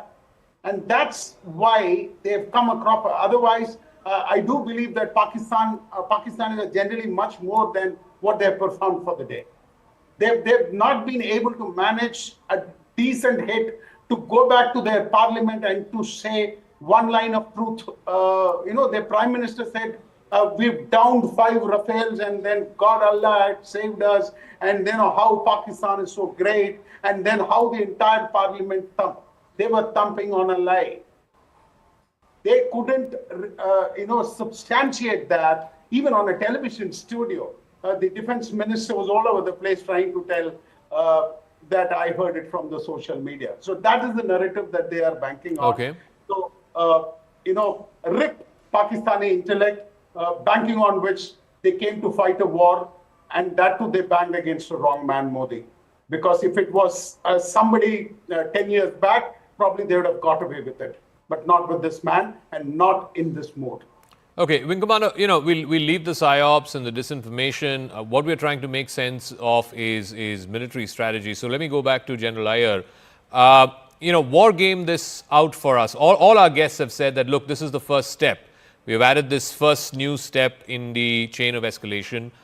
What happens next? If, for example, and I agree with the Wing Commander's point, I think there's a degree of irrationality that's being sort of built in into what the Pakistan Army and specifically I think the Pakistan Army Chief is trying to achieve.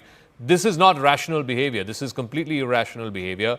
But try and make sense of this for our viewers as to what happens next if he's not able to see reason.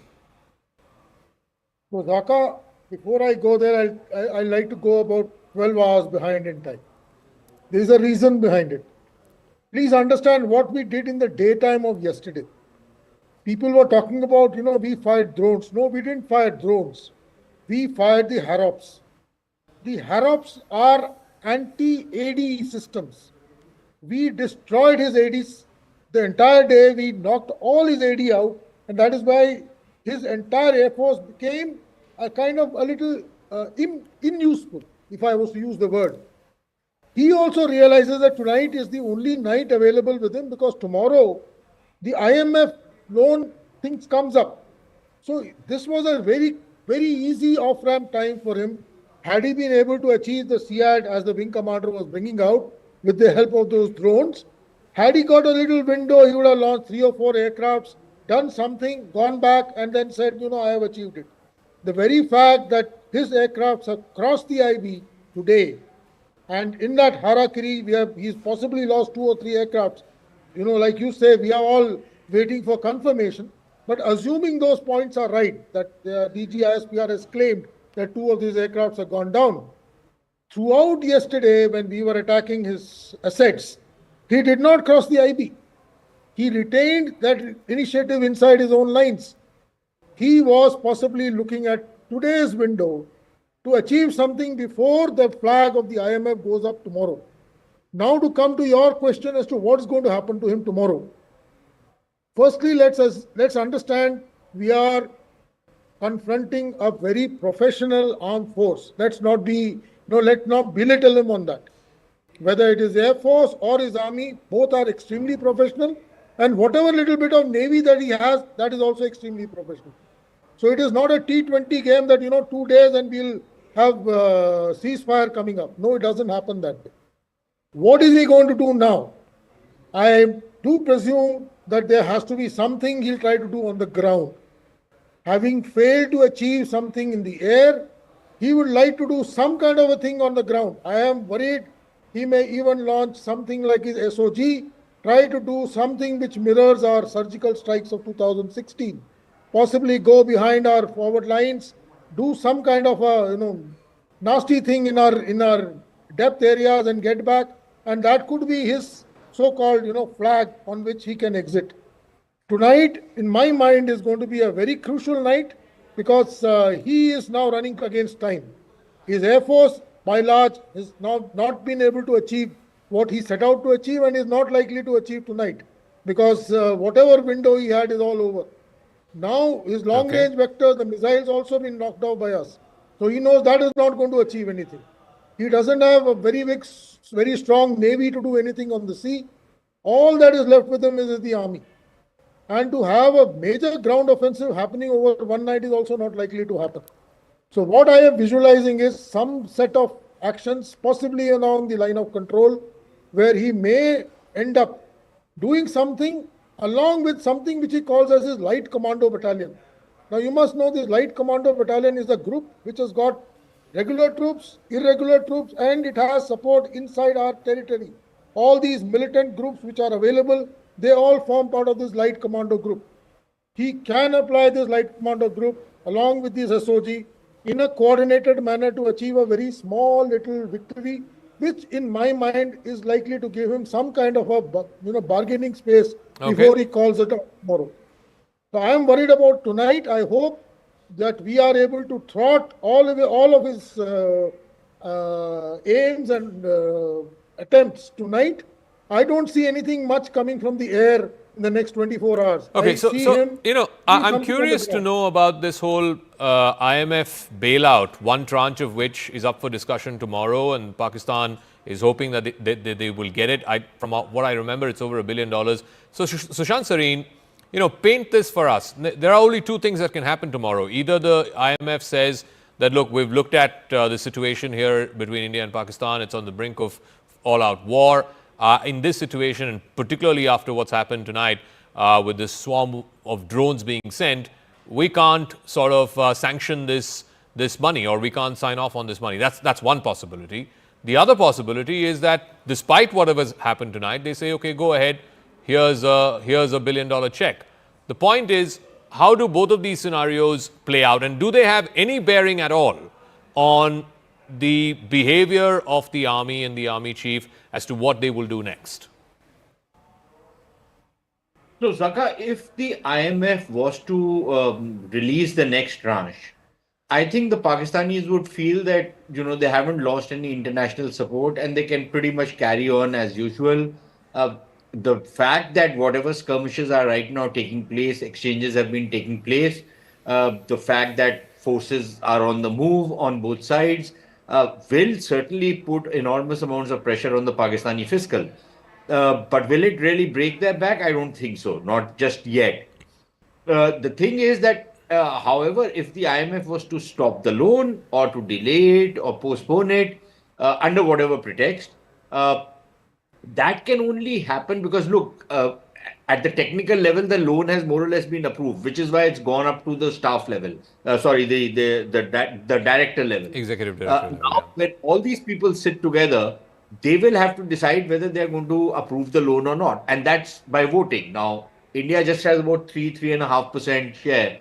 So our vote doesn't really count. But if the Americans, for example, were to hold out and not vote in this thing, they have the position to exercise a veto with the 17%, because 15% allows you a veto. So the Americans are in a position to veto this. If the Europeans or the Japs or somebody else gets together with us, we can still veto it, but that will only ultimately the Europeans and the Japanese and some of these other fellows will only take the lead of the Americans. So I think the American role is going to be critical in whether this tranche goes through or not. Now, if this tranche doesn't go through, then it puts enormous amounts of pressure on Pakistan. Already we've seen that today their stock market crashed by something like 7,000 points, almost 8 or 9% or thereabouts. There will be enormous amounts of pressure coming, because then many of the other loans that the Pakistanis are trying to get will not come their way. Will then the Chinese, who are not giving any new loans to Pakistan, all that the Chinese have been now doing is rolling over the old loans which they've already given. They're not even extending the tenures of their loans. The Pakistanis are requesting them that instead of every year rolling over these loans, why don't you extend them for about 2-3 years? The Chinese have so far not agreed to that. So the Chinese are not giving any new money. The West is not really giving any new money. The Saudis have given whatever they had to give, but there's no real new monies coming in. Where do the Pakistanis go and borrow money? As of now, when they go to commercial banks, they are borrowing money at something like 8.5% on dollar rates, right? Yeah. You can do the math yourself. It's unaffordable, but they are borrowing money because they need money, and there are no cheaper loans coming their way. So the economic side is a very critical pressure point on the Pakistanis to knock some sense into their head. Will that impress the generals whose survival is at stake? I don't know. It's difficult to say. But Zaka, I have to say one thing, and please allow me. All compliments to your reporters. They have been at it since morning. Ishan, Ashish, Tejinder, and they've done a stellar job. So I think it is extremely important that while we all are sitting in the comforts of our home, although I'm rather sleepy now, but these young people, your reporters, have done a fabulous job. So I think congratulations are in order to all of them. Thank you, Sushant. Thank you. I'm sure it means a lot to all of them. It means a lot to me as the head of this channel. But thank you very much indeed for those warm compliments. So let me take that thread, that thought with, I think Group Captain Jha is sort of putting his hand up. So Sushant ended by saying that, look, whether or not the loan is sanctioned or not sanctioned may or may not have a bearing on the behavior of the generals. And I think General Iyer was also sort of shaking his head, affirming that, yeah, I don't think it will influence the behavior of the generals. So then what is the calculation? Because if the calculation is just, oh, I need to ensure that, my Gaddi is safe, or the army needs to ensure that their hold on power. Because let's face it, the army's faced a huge amount of pressure, not least from Balochistan, not least from what's happening on the Afghan-Pakistan border. For whatever it's worth, this whole fight that's been happening between Imran Khan and the army chief, it's very, very deeply personal. And the army chief is not exactly winning that game. So this is his sort of plan B in that sense, to try and show to the Pakistani people that, look, I can still get you guys to rally around the flag. I'm still the savior of the nation, the defender of the Quam, as it were. The point is, if he loses this, then it's pretty much not just end of his job, it's pretty much end of, how do I put it? The powers of the army has been. I mean, when the violence happened May 9th a couple of years ago, no one thought the houses of brigadiers would be attacked. No one thought the houses of corps commanders would be attacked. But it happened. It happened. It happened in Pakistan. And by the way, today is the 9th of May. So just underlining that. So what do you think he's thinking, and whether or not his decision is going to be influenced by the monies coming or not coming? What's the next step basis that? Zaka, I'm sorry to trip on the line that you have drawn of the strict turn, the queue. I may be younger than many other panelists here. At 72, with a dozen of medicines playing merry hell with my sensorium. I'm sorry, I was trying to raise the hand. I wanted your permission to leave. It would have been rude if I would just stop. But by the way, there are a couple of points that we must understand. Look, if army was so sensible to have considered go to the intricacies of considering the impacts of the IMF loan, they won't have launched this strike. They know that they will lose, but yet they launched it. One more thing, Zaka, this is not, Pakistan is not like India, the army, navy, and air force. They have got a force service, the jihadists. I wouldn't be surprised if in this attack, what has happened tonight, what is happening tonight, if they induct there that fourth service into it, maybe, whatever form that they may be. So please, we have to keep that under consideration also. But coming back to your point, look, Pakistan is a rogue state. If it had to decide that what the international implications would be of their acts that they have been indulging into for so many of the decades, they wouldn't have been in the position where they are. Look back just about 2.5, 3 years back. They were under the sanction of the FATF.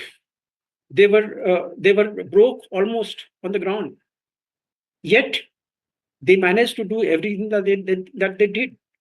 So this money, IMF that we have been talking so much, I don't think it is of so much of relevance to the Pakistani armed forces. They are rich enough.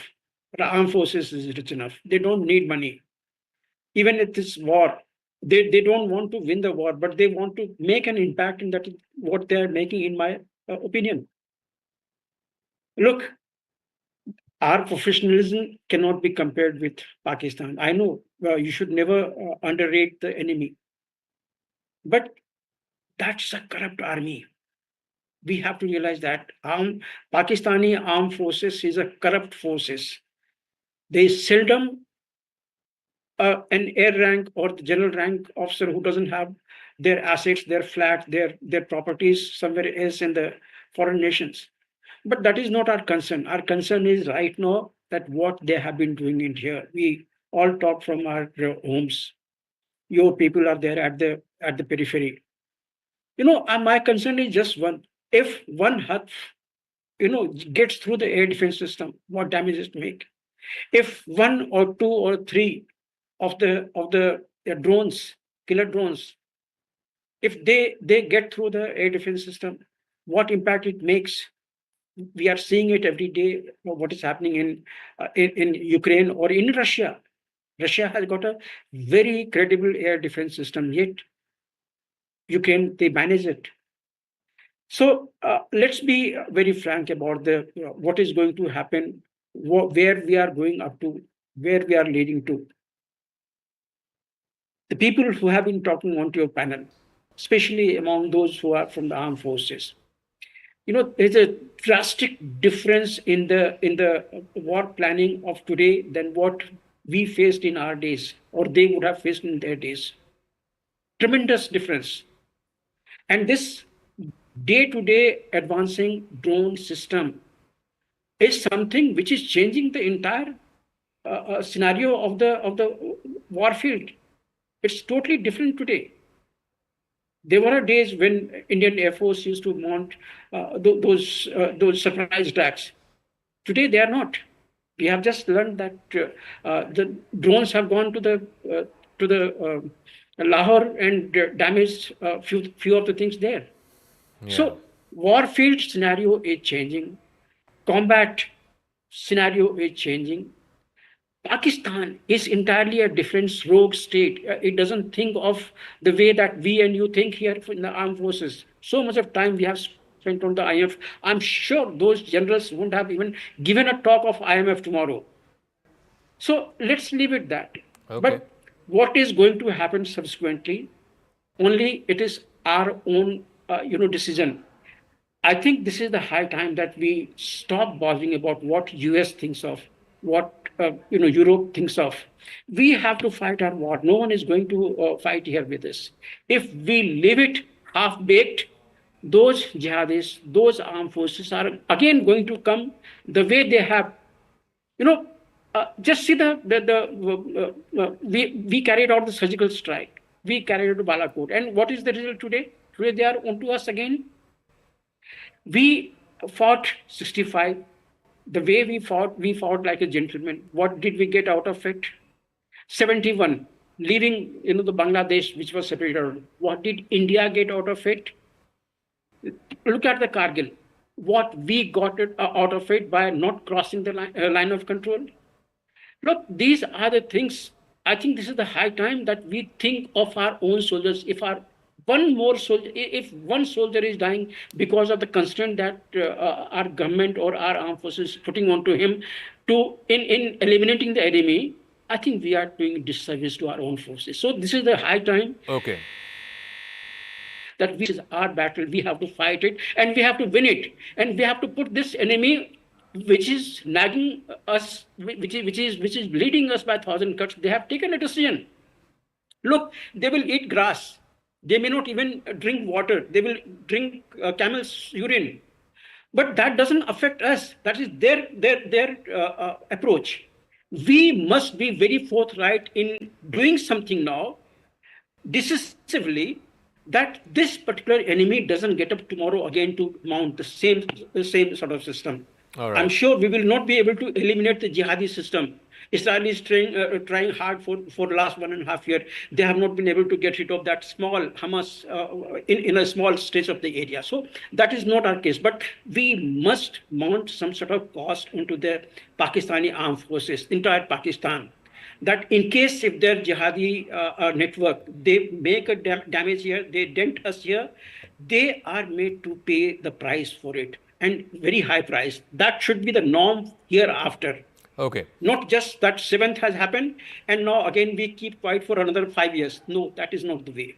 Okay. So anyway, I wish the armed forces very best of everything. I wish that none of our soldiers, they die of any injury. This is my wish. I wish our air defense system is very high up. But I also wish that we should mount the offensive. We should put Pak onto the defensive and put them, hit them so hard that they are down to the ground. All right. Group Captain, thank you for that. I know it's getting very late for all of us, another 10, 15 minutes or so. But I want to get a word in from Commodore Singh as well. And you echoed what the Group Captain said a little while earlier, that you believe that this is a window of opportunity for India to go in.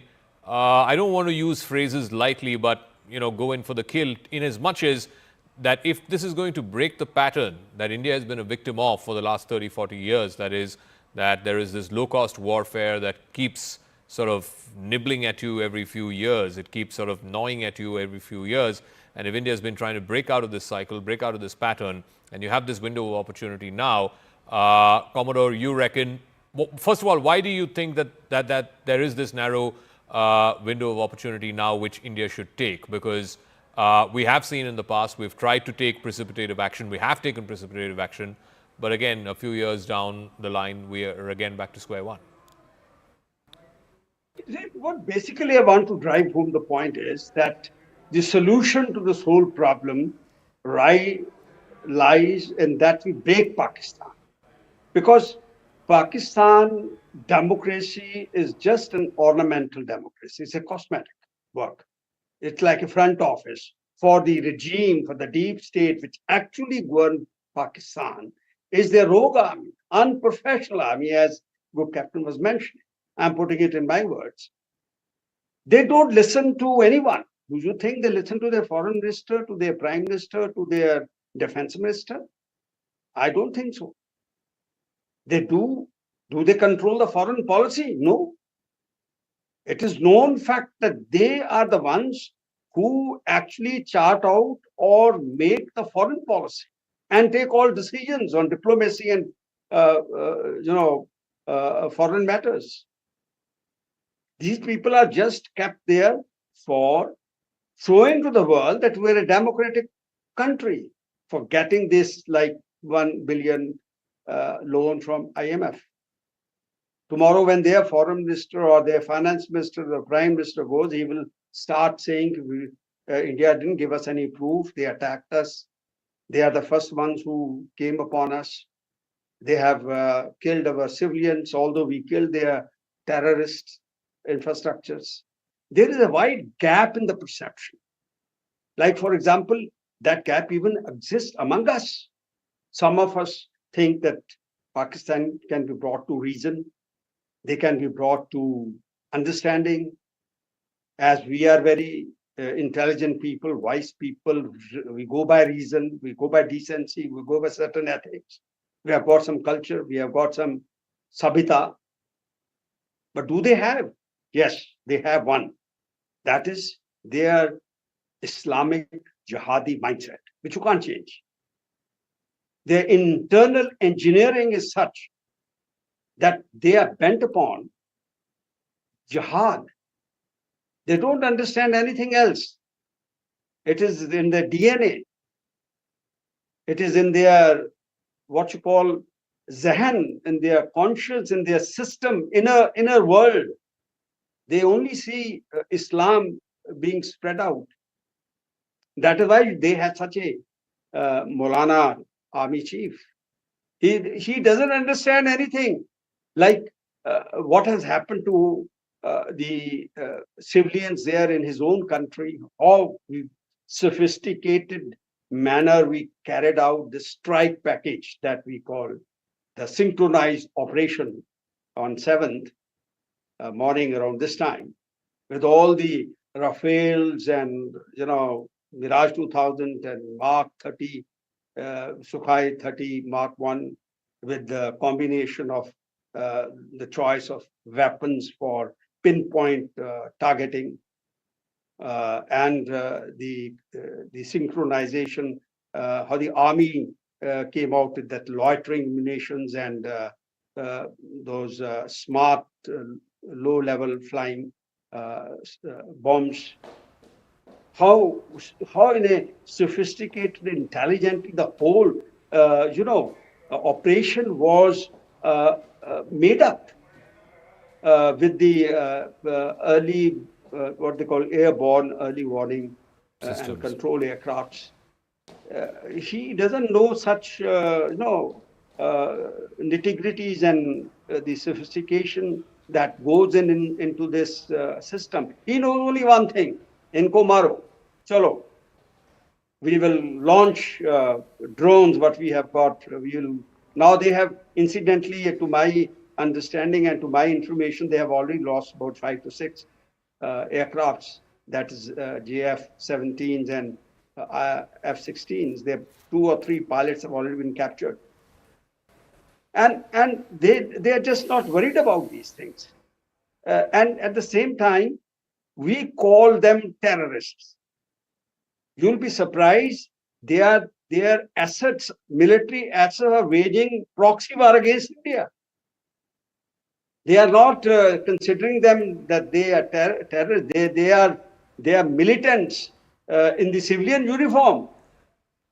All right. They are army people. Okay, So, Commodore, I'm I'm just going to put a pause there just to bring our viewers up to speed before I toss it over to my colleague Akanksha. So what we've seen over the last 6 hours or so is basically the Pakistanis upping the ante by climbing up one rung of the escalation ladder. India had repeatedly, after Operation Sindoor yesterday as well as today, in both the press conferences by the Foreign Secretary and the 2 young women officers from the Army and the Air Force respectively, had repeatedly said that, look, India has no interest in escalating this.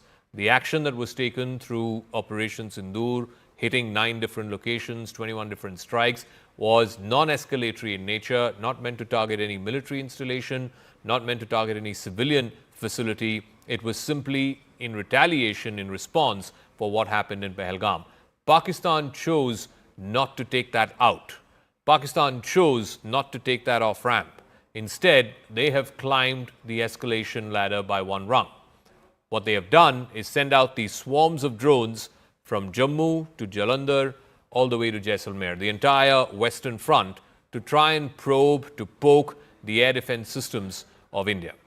And what we can report to you tonight is that the air defense systems of India are extremely robust, extremely efficient. They have thwarted and neutralized every single attempt by the enemy to breach the air defense systems. This is the first rung of escalation.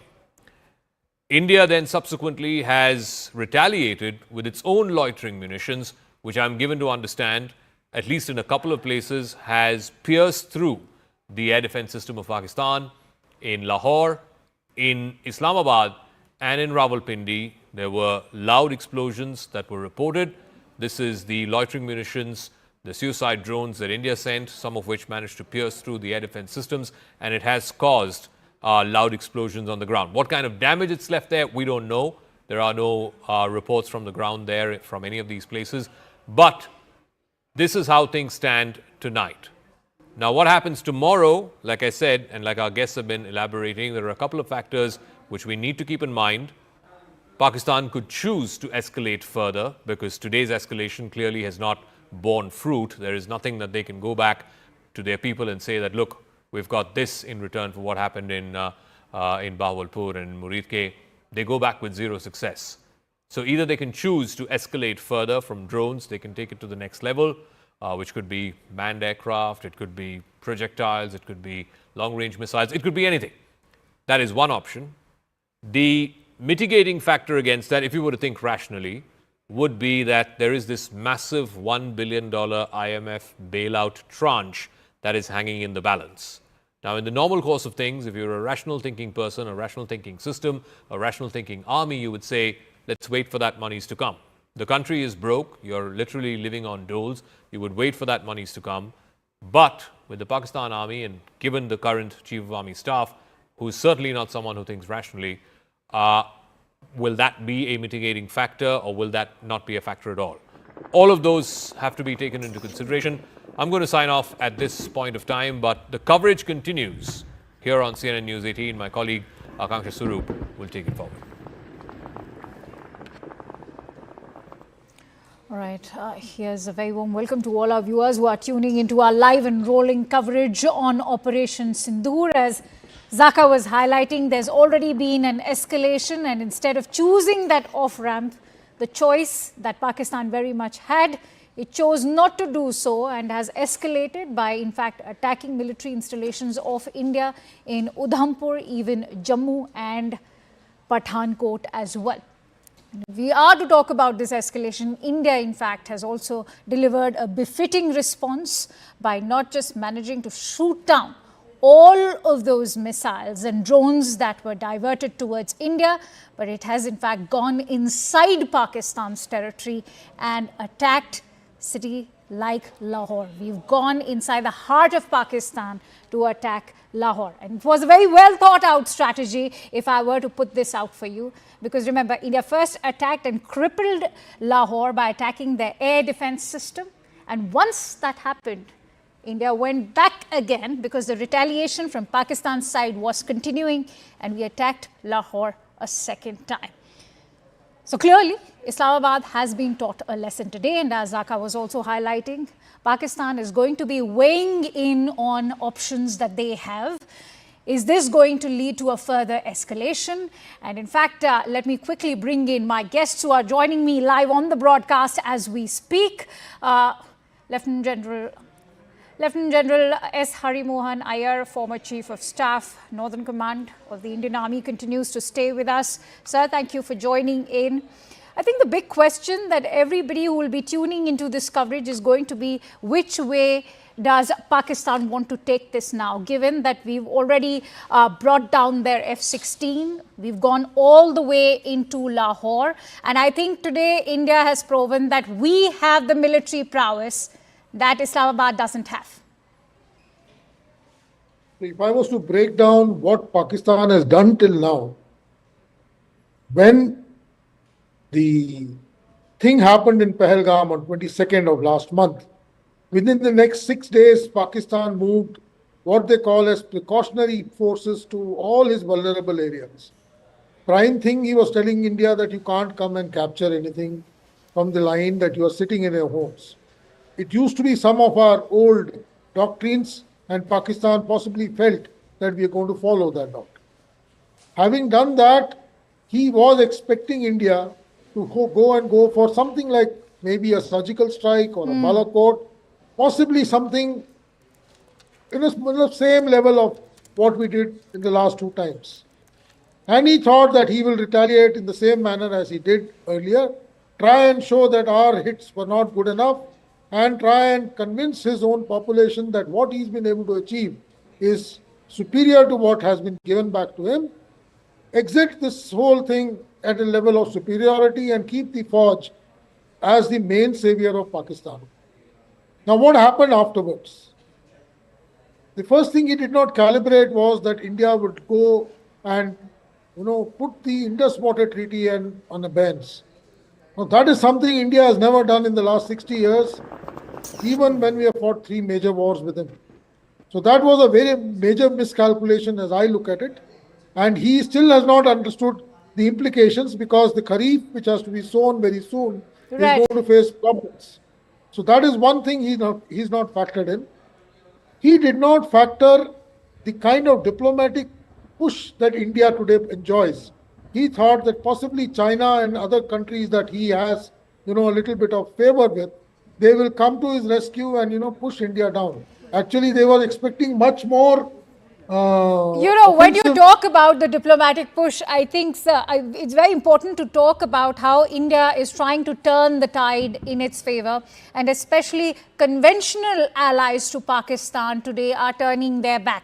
I'm going to bring you in on that point. Stay with me, hold on to those thoughts, sir. I also have Anshul, who's joining us live on the broadcast. In fact, he's joining me live from Pathankot as we speak.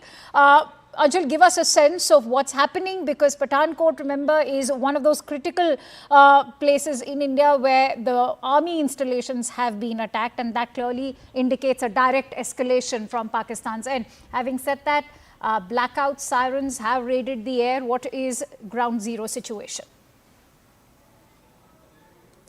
Well, at this point in time, the entire ground situation is absolutely peaceful. The cheap missiles or the projectiles that were thrown in from the side of Pakistan, all of them were throttled out here in Pathankot as well. And at this point in time, I'll just ask my video journalist Sumi Jagori to show you around in the visuals over here. We are trying to make sure that we do not switch on the lights even of the camera. So I'm not very sure as to what our viewers might be seeing on their screens right now. But this is the current situation in Pathankot. Absolutely pitch black, absolutely silent.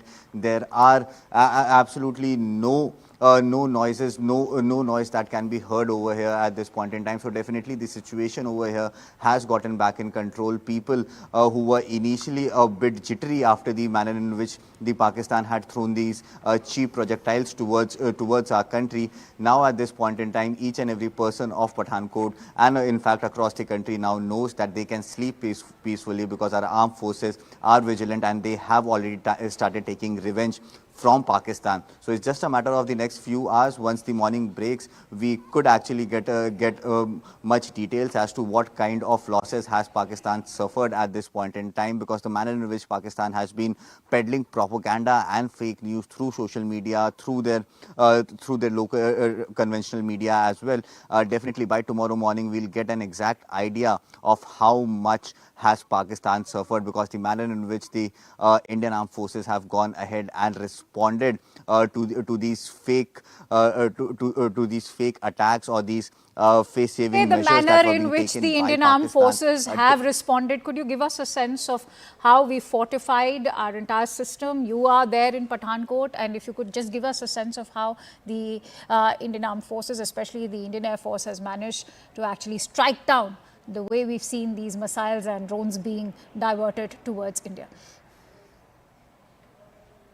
Well, one thing that should be noted is the kind of calm that was shown by the Indian Defence Forces when we were being attacked by Pakistan at approximately 8:30 p.m. in the evening. At that point in time as well, all the officers, all the messages that we were receiving, each and every person had said that they were expecting these kind of attacks, light attacks from the side of Pakistan, and hence they were absolutely prepared for this. Our entire air defence system that came to the fore, that made sure that each and every projectile, each and every drone that was thrown in from Pakistan, that was throttled in the air itself.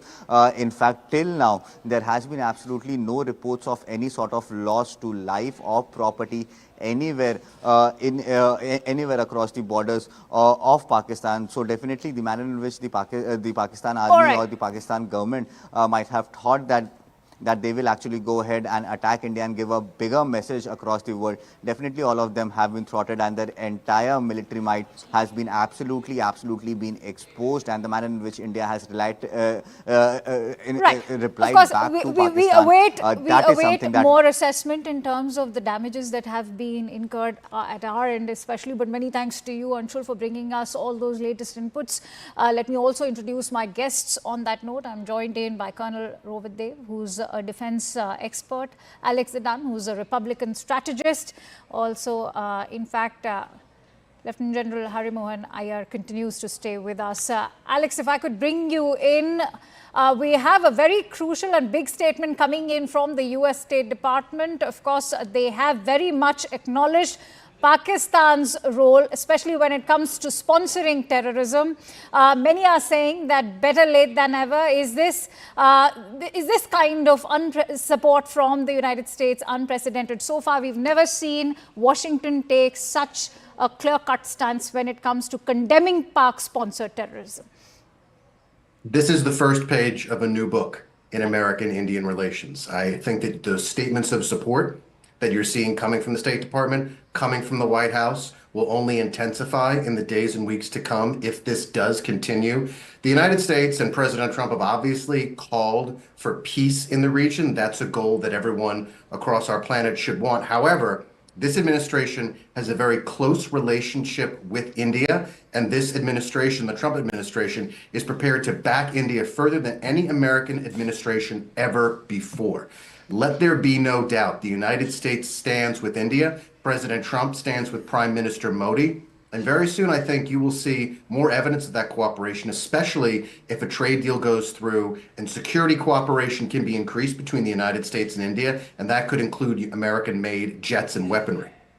All right. Colonel Dev, I want to bring you in on the defense cooperation between the two countries. But, you know, that kind of defense cooperation is something that even Islamabad and Beijing share, and they have shared with Washington in the past as well. So no, there's a whole lot of difference. When we say Indo-US relations, we are the only ones who have a 2+2 strategic partnership with the United States of America and also with the Russians. So what I'm trying to imply is that the Americans have made that concession in the geopolitical spectrum to take India as a friend and vice versa. And the period of trust, which is developed over the period of time, especially this decade, has been huge. The Trump administration 1 and Trump administration 2 now are both aligned with the same fervor. Don't forget, Trump was talking about Pakistan being a terrorist state then. Trump was the only person talking about it being Tibet and not China towards the end of his term in Trump 1.0. So I think that kind of a relationship has developed, and trust is the factor which we are looking more and more over the years, but that factor has come up. But China being an ally of Pakistan, I think it's a question mark right now. Okay. Because China faces a huge trade war and other kind of, sort of actions by the US against them. They are looking at amicable partners in the economic sense, and they're looking at India as well. Whereas India has got a very cautious eye now towards China. China cannot do the same what it could do maybe 2 decades, 2.5 decades before this.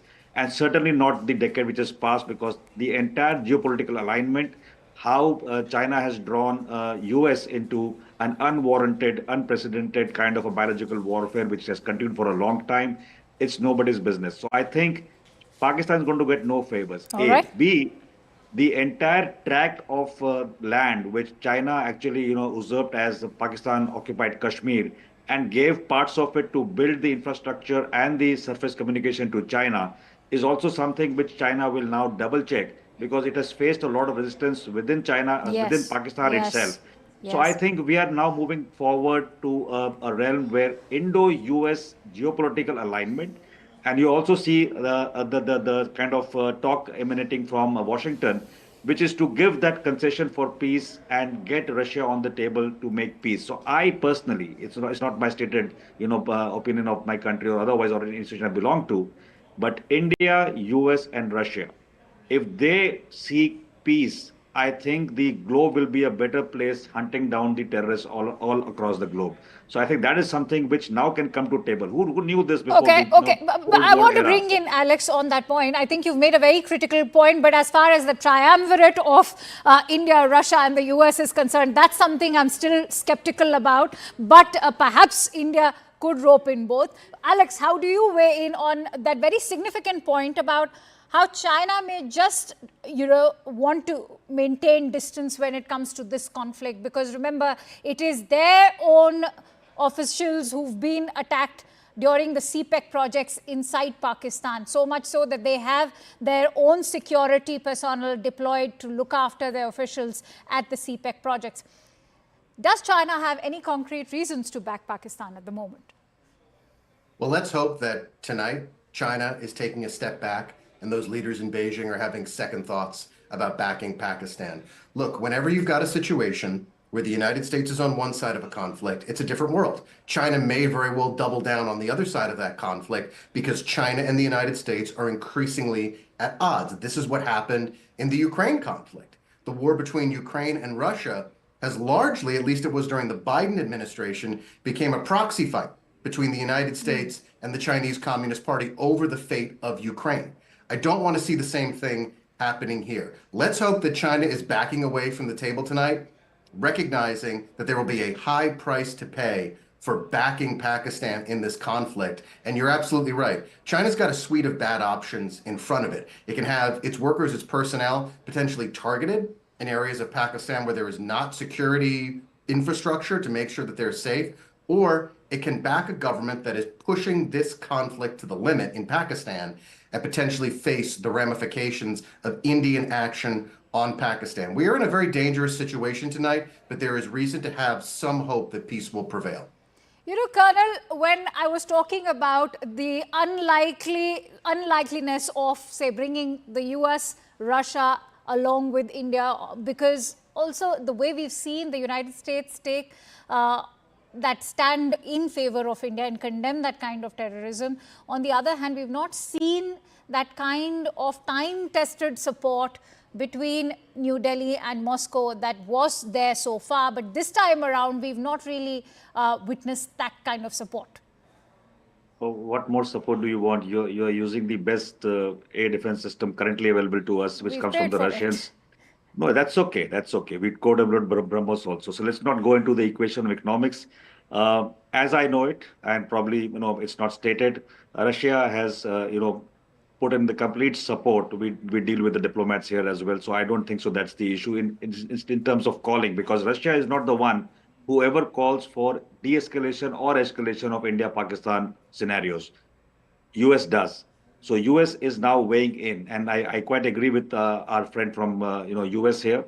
What's also happening behind the scenes is that there has been a pressure all along the Indo-Pacific area, and on one hand you have the Indian carrier fleet in the Arabian Sea, and you have substantial forces in the US Indo-Pacific Command, which is currently towards Japanese seas and that South China Sea. So I think that's a very, very clear indication. So I'm not drawing any conclusion militarily in terms of support, but I think this entire push, and why Russia comes into equation, is because Russia is somebody who China ought to listen to at a time when it is critical. So these are all backdoor diplomatic channels, how they work, how they impinge. So you're not heard from China as well.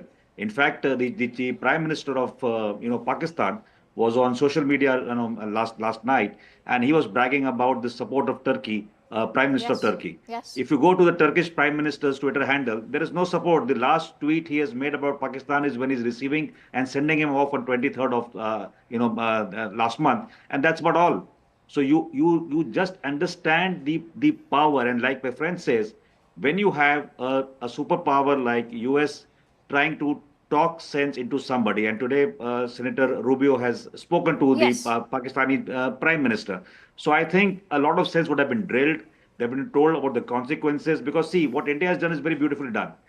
Pakistan wanted us to come into a pig's fight and come into a dogfight in terms of the ground operations, which we have not done. It was in their best interest to have a quick war and then go crying to UN, West, and every ally around in the Middle East to try and say that, no, we are getting harmed and we need to stop the war. We didn't even start the war. We haven't even started.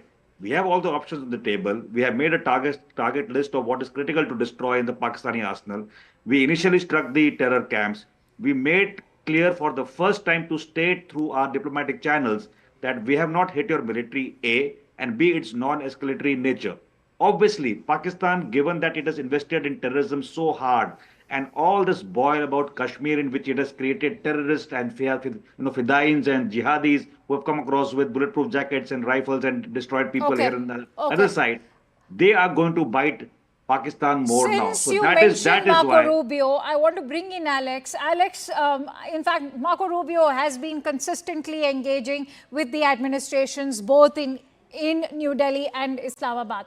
I want to ask you, how much of that appeal for de-escalation is going to land on Islamabad, given that India has made it amply clear that it's not us who escalated it, because remember, the provocation came from their end, especially with that terror attack of 22nd of April.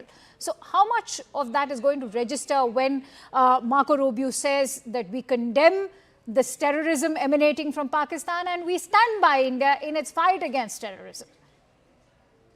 Well, I think the Secretary of State, he's the chief diplomat of the United States. So his number one job is to try and promote peace throughout the world. That's exactly what Secretary Rubio is doing. There are different conversations going on in other sectors of the administration. I think Secretary Rubio is striking exactly the right note. No one wants to see this turn into a regional confrontation. No one wants to turn this into a regional war. I mean, it already is a confrontation, unfortunately, but I think this is a moment where forces from the outside, like the United States, like the State Department, like Secretary Rubio, can step in to both parties and encourage the path of de-escalation. The path of de-escalation is always available. The question is, will a nation like Pakistan decide to take it? Pakistan is the one that contributed through its proxies, through the terrorists that executed that horrific attack. They contributed to the escalation. I think the impetus is on them to de-escalate. We're going to see if they take that path tonight. They may very well decide that because there's been an exchange of fire back and forth on both sides, some blood drawn, unfortunately, on both sides, Pakistan may decide to step back. And I'm sure that Secretary Rubio is telling Pakistan to step back. And perhaps, telling that the United States has the back of India if this does go further. Colonel Rovit, how do you weigh in on the role that the United States is playing? Is this just going to be about verbal engagement, or when the US Secretary of State, in fact, as Alex was saying, is the top diplomat of the United States, when he goes on to say that we stand by India, how much of that is going to now play out, especially on the battleground? So I will leave the construction of theatrics which we get as analysts, or the media gets when a word is spoken. So Senator Rubio has said something very straight and clear. How you want to draw the conclusion? Now tell me, in a family there is a good kid and a bad kid, right? But both have been kids. One has been a longer kid and a younger kid. How do you deal with that? So obviously to that rogue, you need to talk in a different language, which is happening directly by the United States. But like Alex is saying, any country of that nature of power will always talk about peace, and that sentence will always come that we urge both nations not to escalate this further and get peace. Why peace? Peace is not about India, Pakistan. Peace is because a lot of other activities are happening between India and US as well, which is nothing to do with Pakistan. Okay.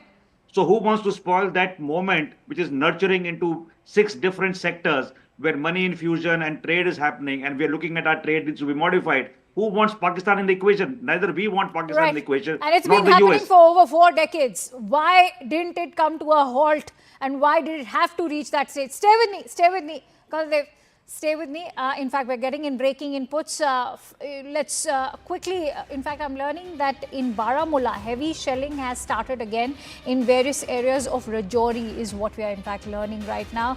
Big breaking inputs coming in. Remember, last night also we saw a sudden sort of increase and spike in the artillery fire, and this time again what we can tell you is that heavy shelling has started again in the area of Rajouri. Tejinder brings us those breaking inputs. He's joining me on the phone line. Tejinder, what can you tell us?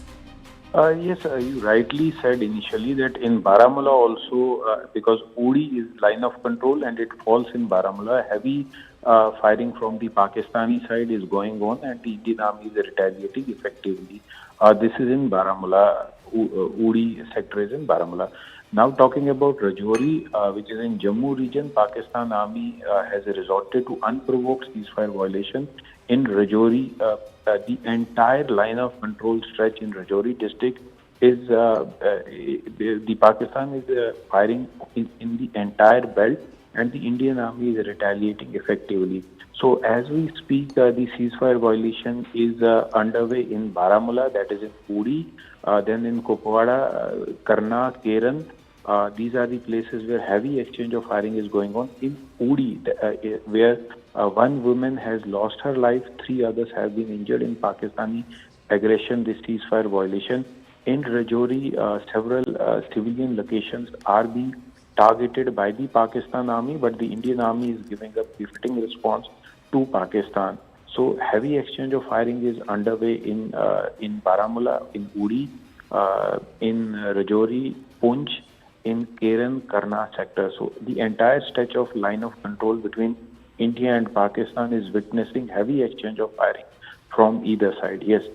Absolutely. And what is it that you're observing on ground zero? Because remember, India has made it amply clear that they're not being targeting any of the civilian infrastructure in Pakistan territory. But we don't see that happening when it comes to Pakistani side, which continues with that artillery fire.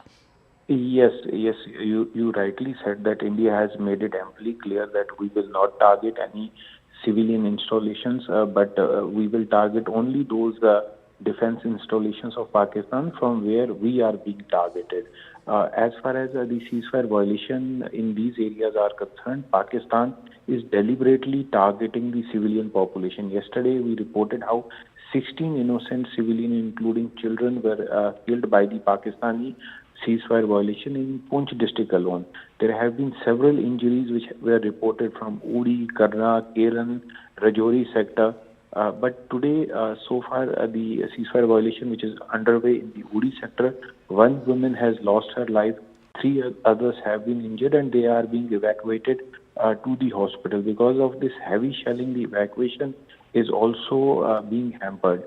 Right now in Rajouri, there is heavy exchange of firing going on in the entire stretch of the line of control in Rajouri district. There was some air activity that was noticed, and we were told that those were Indian fighter planes that were patrolling that area to ensure that no nefarious design of Pakistan, where in Pakistan is trying to push in their projectiles, their drones into Indian territory, so their attempts are foiled.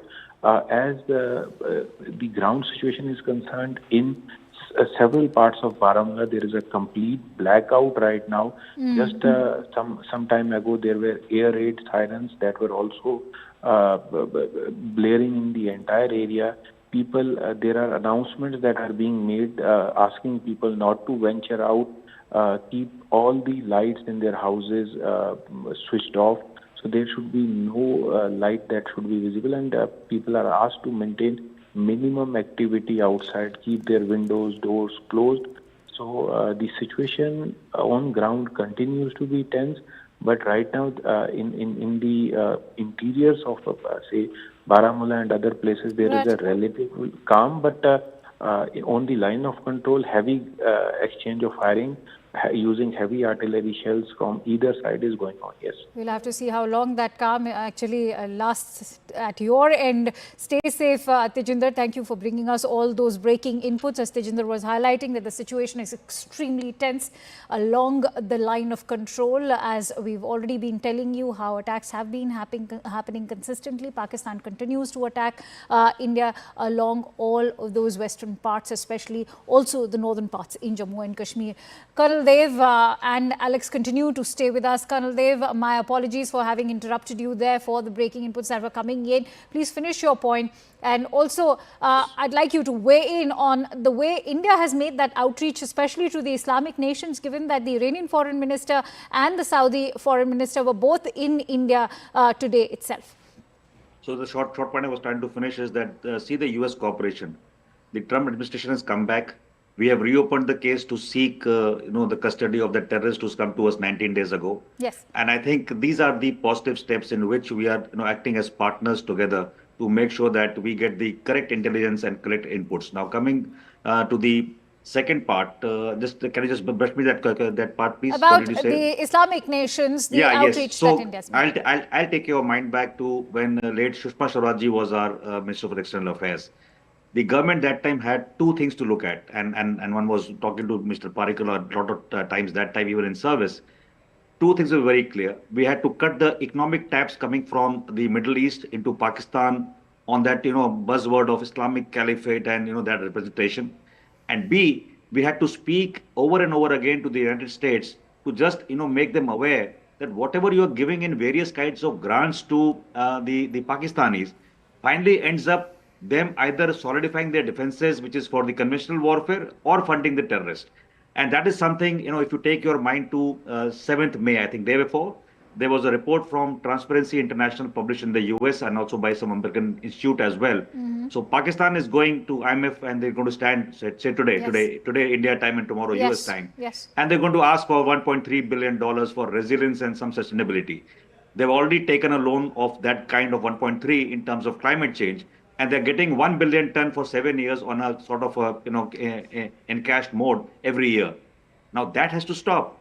So when they were taken out of FATF, it was a different administration in the US. But today we are looking forward to the United States to make sure that no funding or grant comes to Pakistan till it mends its ways. So I think that is where we are collaborating more. I mean, you don't expect US to send, F-16s here to fight the Pakistanis. We don't need that. We had enough of our thing to do that. We only need the support in terms of that, being a watchdog, telling the Pakistanis that, no, you are doing it wrong, and tell them that we are not going to create a situation in which you also try and become a Ukraine and we are going to give you money and funding and weapons thereafter. It's not going to happen. It cannot happen in the new world order or the economic order. The kind of push we have as the market of the world, emerging market, a manufacturing hub, is something which the world looks and US understands that. So our entire relation is construed from the realms of economy. It's not construed from the posturing of the geopolitical poles and trying to fight wars. We are not Cold War era players. I completely agree. You've made a very, very critical point there. And that's where India's belief in multipolarity has in fact stood steadfast in especially galvanizing that kind of global support. I want to bring in Alex over here. Alex, I think that's where India's situation or position in the current global order is very unique. And I don't want to draw comparisons with, say, a Ukraine over here, but also the Islamic nations, whether it is UAE or, say, Saudi Arabia, even Qatar, they all today understand that progress for their own countries lies in real economic progress, and that also means economic partnerships. At a time when the global economy looks is in fact dwindling, what is the message going out there for these Islamic nations? I think it's the same message that goes to every nation in the world. India is an emerging economic engine. You could also argue that it has already emerged. It's a dynamic why I force. particularly question them, because they've been traditional allies to Pakistan, but this time around we see the tide is changing, turning. Things have changed. Pakistan seems to be largely going it on its own in this particular confrontation. Why? First of all, I think the brutality of the Pahalgam attack exceeded anything that we had ever seen before. Innocent tourists, innocent civilians targeted. Secondly, some of this has to do with the fallout in the larger Middle East, including the U.S. withdrawal from Afghanistan. That meant the United States doesn't need to prop up Pakistan anymore because they don't need to keep open, we don't need to keep open supply lines into Afghanistan from Pakistan. And finally, the confrontation in the Middle East between Hamas and Israel means that those nations have much more of a focus on what's going on in Gaza right now than what's going on in Kashmir. And I think that's led to a lack of support for Pakistan in this current crisis. Colonel, many people talk about how this part of the world, particularly say South Asia or say conflicts in Africa, have not really grabbed that kind of attention at multilateral forums, especially the UN. And which is where I want to bring you in on that point, that is it time that the West now sit up and take notice of the way Pakistan or countries like Pakistan and now even Bangladesh are turning into a terror hub? Because you made a very critical point about how IMF can exert pressure, but have these global institutions been playing their role to the T, given that the first IMF tranche to Pakistan goes all the way to 1958, and I have been analyzing, and every 2 to 3 years Pakistan has been consistently since 1958 going back to IMF. That's true, and in fact, IMF has funded them from 2018 onwards, and President Trump was immediately after that not there, and this entire period leading to 2025, they've still been getting funding after all these adverse reports attached to the dossier. So I think that is something which the world body and the economic forums of the world, like IMF and others, World Bank as well, will look into it. I'll tell you why. Because everybody has to invest in a market which is much more rapid and emergent, which is India, right? So finally, it might come to a time that, you will have to take not a side, but you will have to do your due diligence better. True. You can't fail in your financial due diligence of a country. You yourself are calling in 15 reports that they're abetting terrorism and still get them funds on any other garb of climate change, resilience, sustainability. You know where the money is going. It has been going like that. US has understood. So when Hillary Clinton came the last time here as a vice president, she mentioned about things like snakes in their backyard. Yes. But they didn't clear the snakes in the backyard then. They are today disowning those snakes, and which is a good positive turn for the geopolitical sense as well, and also getting terrorism to a lower ebb than it was before. So I think it's a time when terrorism has gone down. The other part is about the UN, which you are mentioning, and I actually differ with many analysts there. The entire cry from our side for the last 30 years, and we make these noises every time when the UNSC meets, and we say we have this reformation, transformation. General Nambiar was there; he was instrumental in making it. Why is the UN not adopting? Why not getting more places as permanent? You can do that, but you tell me, 10, 15 years from now, at the rate at which we are growing, say the current state of a US or a Russia or a China, do they need a UN to get their will imposed wherever they want to for the national interest? The answer is no, right? So they have that veto power. Now imagine India in next 15 years. Do we need a veto power? Because we have our friends and allies, bilaterals and regionals and multilaterals, which we have developed for our growth engines mutually. Okay. Do we need that UN? We don't need. Okay. So when something happens against our national interest, we will create our own table, and on that table we'll sit with our friends, and we'll call it the table which rules the world. So you don't have to be on a UN table actually. I didn't look at it like that, but I think you have highlighted a very important role. And Alex, I want to bring you in on that. That in itself is a failure of multilateralism when we don't need, say, forums like the United Nations, which have failed to address terrorism. I don't know how much of it you agree, but the Kashmir conflict, as our Honorable External Affairs Minister Dr. S. Jaishankar has said, is, the oldest conflict after World War II.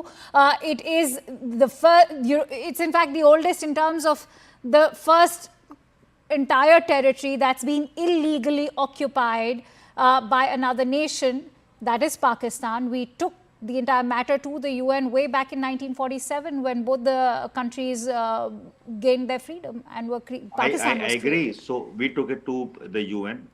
I will say in hindsight it was not a wise decision, but there are two steps to the resolution of that entire issue of Kashmir, right? The first condition is vacation of POK by Pakistan. Has it happened? And now do you expect after 70-75 years, they've actually killed the locals. They have put their veterans and militia and people into POK and given them vast tracts of land to, habitate there. It's been more than 3 generations there.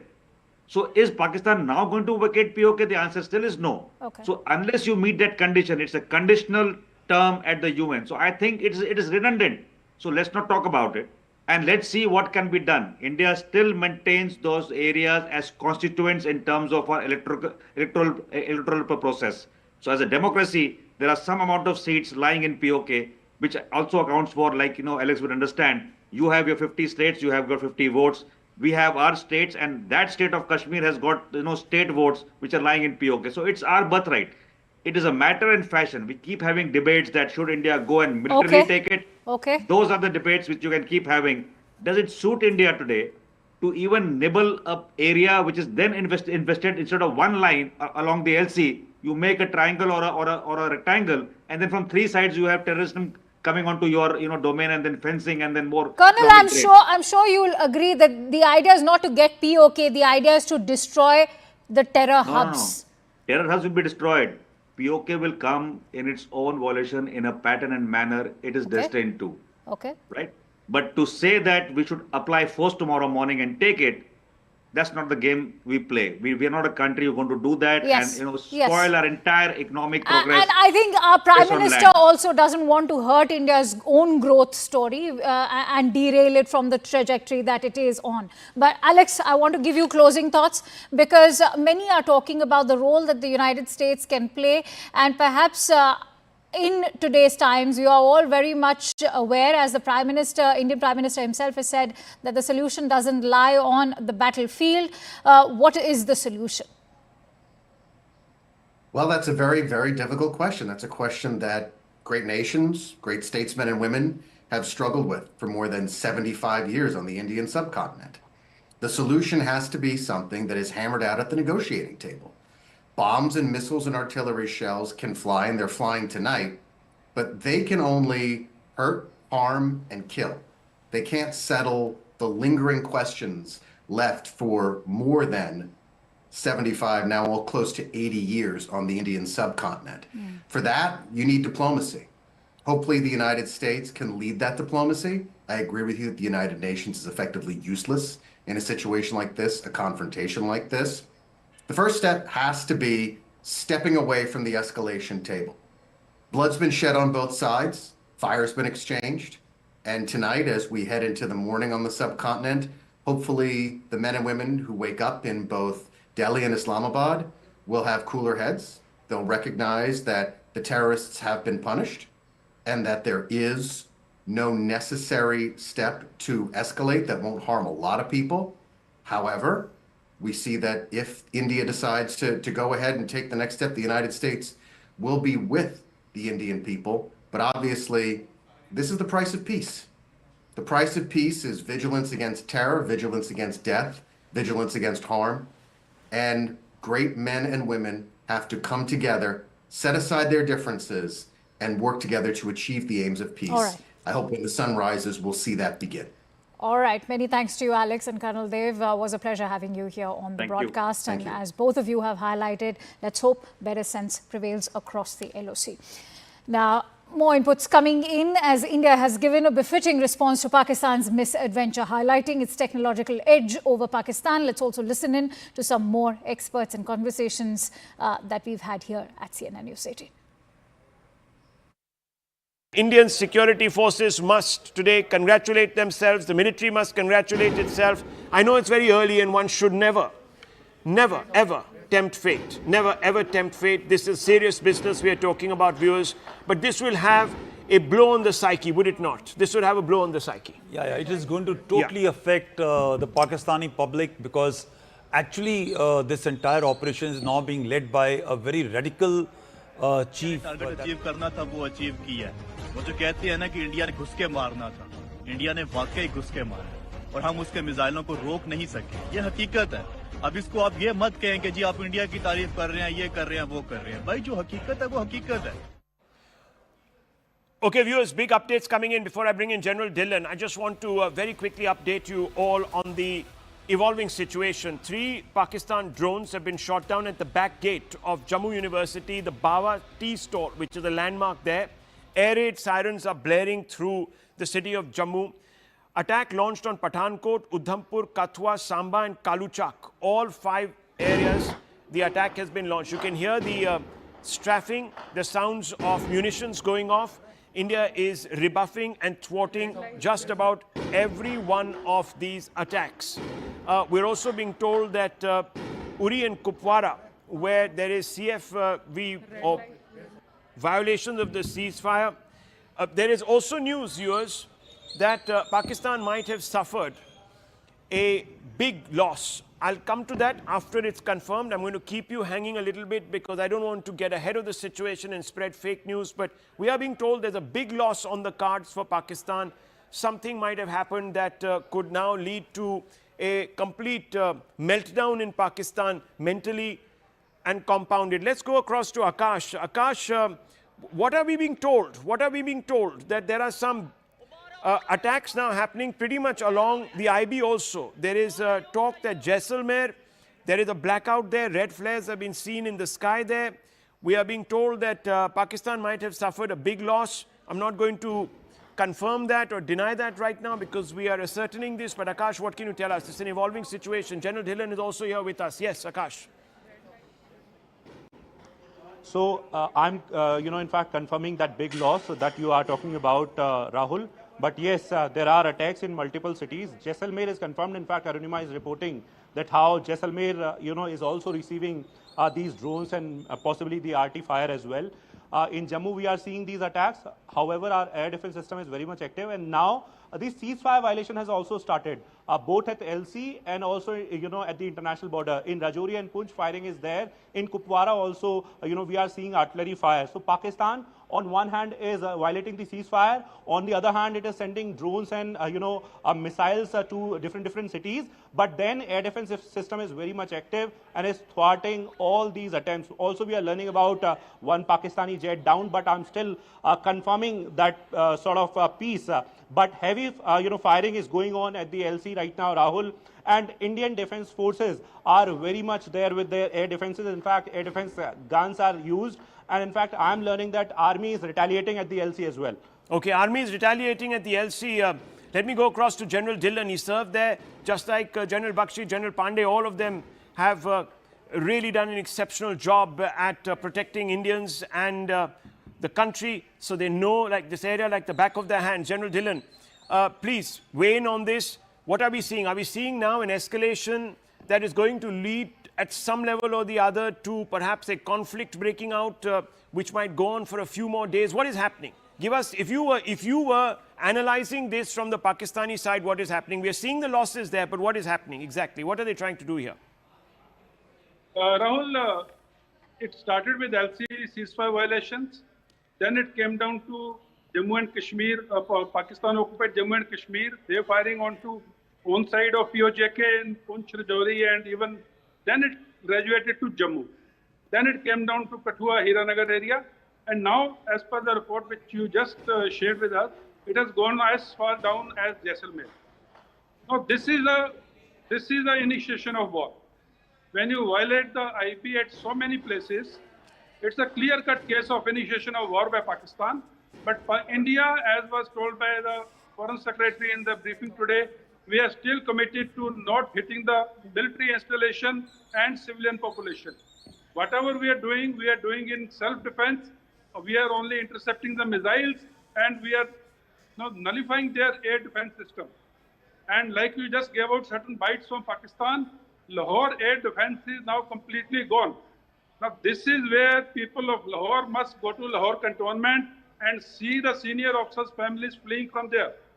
Now this is how the Punjab has been left without any cover. ये जो पंजाब के पाकिस्तानी पंजाब के जो लोग हैं उनको ये बात समझने की जरूरत है कि 75 साल से उनकी फौज उनको ये भरोसा देती रही है कि हम आपके पीछे खड़े हैं और अभी 24 घंटे नहीं हुए कि लाहौर का पूरा एयर डिफेंस खत्म हो चुका है। अगर ये इनकी काबिलियत है तो इसीलिए अभी ये इसको कॉन्फ्लिक्ट को एक्सपैंड करना चाहते हैं। They are wanting to expand it to as far as Jaisalmer and coming down to their age-old tactics of killing innocent civilians. Right. They did it in Pahalgam, they're doing it in Punch, they're doing it in Jammu, and they're doing it in other parts of India. But Indian missile system or Indian S-400 air defense system is potent enough to take on all their missiles. And as you are saying, certain confirmation about certain targets having been down, we'll wait for it. But at the moment, Pakistan has escalated to another level. He has escalated to another level where he has opened up front as far down as Jaisalmer. Okay, so but this is escalation ladder being attempted by Pakistan and India. When India retaliated to terror attacks by hitting the terror target, India had thought about all these escalations, all the contingencies, all the options. And India will give a very, very befitting reply to this. Okay, Sushant Sareen, he's joined us. Sushant Sareen, we've had a few reports coming in of panic now in Pakistan. We've seen it all through the day. The stock market collapsed there. The Karachi Stock Index, which is a complete indication of sentiment in Pakistan, collapsed to the point where circuit breakers had to be applied. Trading had to be sort of stopped, halted. So I'm asking you, what is going on? Pakistan on one side looks as if they're ineffective right now. They're not being able to penetrate. On the other hand, they're also escalating. Yeah, so look, I'll just add something to what General Dillon said. You know, they had declared war just yesterday. When it was not just till Jaisalmer, they attacked even till Bhuj. They tried to attack. Now, just because their attack was thwarted and we hit back, does not absolve the Pakistanis of what they tried to do. And because they had shit on their face, pardon my language, so they are trying to recover some ground, because it's basically the regime survival which is at stake right now. It is Asim Munir's head which is on the line, as is Shahbaz Sharif's head, and they have to show something to the people so that they can survive. Because after India's retaliation in the morning today, it was very clear that the Pakistanis would do something. Now what they have done... This is the deferred pictures coming out of Jaisalmer, Sushant Sareen. Have a look. This is the IB now. Yes. Yeah, so even Bhuj was IB, yeah? Everything Yes. is IB. Yeah. Amritsar is IB, Jalandhar is IB, Ludhiana is IB, right? So everything is the IB now. Now, my point is a very simple one. Now that the Pakistanis have tried to up the ante, and in the morning today, our retaliation was very, very proportionate. They tried to attack our defense installations, we attacked theirs, and we managed to be much more successful than what they were. But now that they've tried to up the ante, I think some of the restraints which have been put should be removed. I think now we should strike at major military installations, including their headquarters and their troops which might be amassed somewhere. If this is the game they want to play, then that is the retaliation that must come from the Indian side.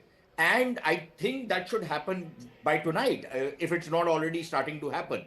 The second thing, and I must insist on this, and out here I disagree with General Bakshi. Look, I think what we are seeing right now is a perfect synchronization of civil and military. Okay. We cannot, in a country like India, we cannot say, okay, it's all to the generals, they can decide. Of course they will decide. The professional decisions will be taken by the generals. The civilians will go along with them. But I think the synchronization of civil and military, where the civil has to remain supreme in India. And because decisions of war and peace have to be made by the civilian authority, the military, being a disciplined force, is going to follow whatever orders are given by the civilian. Okay. I don't think anybody's case that any civilian leader right now is trying to hold the hand of the army or trying to restrict it. I think it is perfect synchronization. So I don't have any problems with how we are approaching this. Okay, but is that the primary question right now? I don't think so. General Bakshi, should we now start hitting wider, deeper military targets in Pakistan? Let's stick to the real issue here for the moment. All right.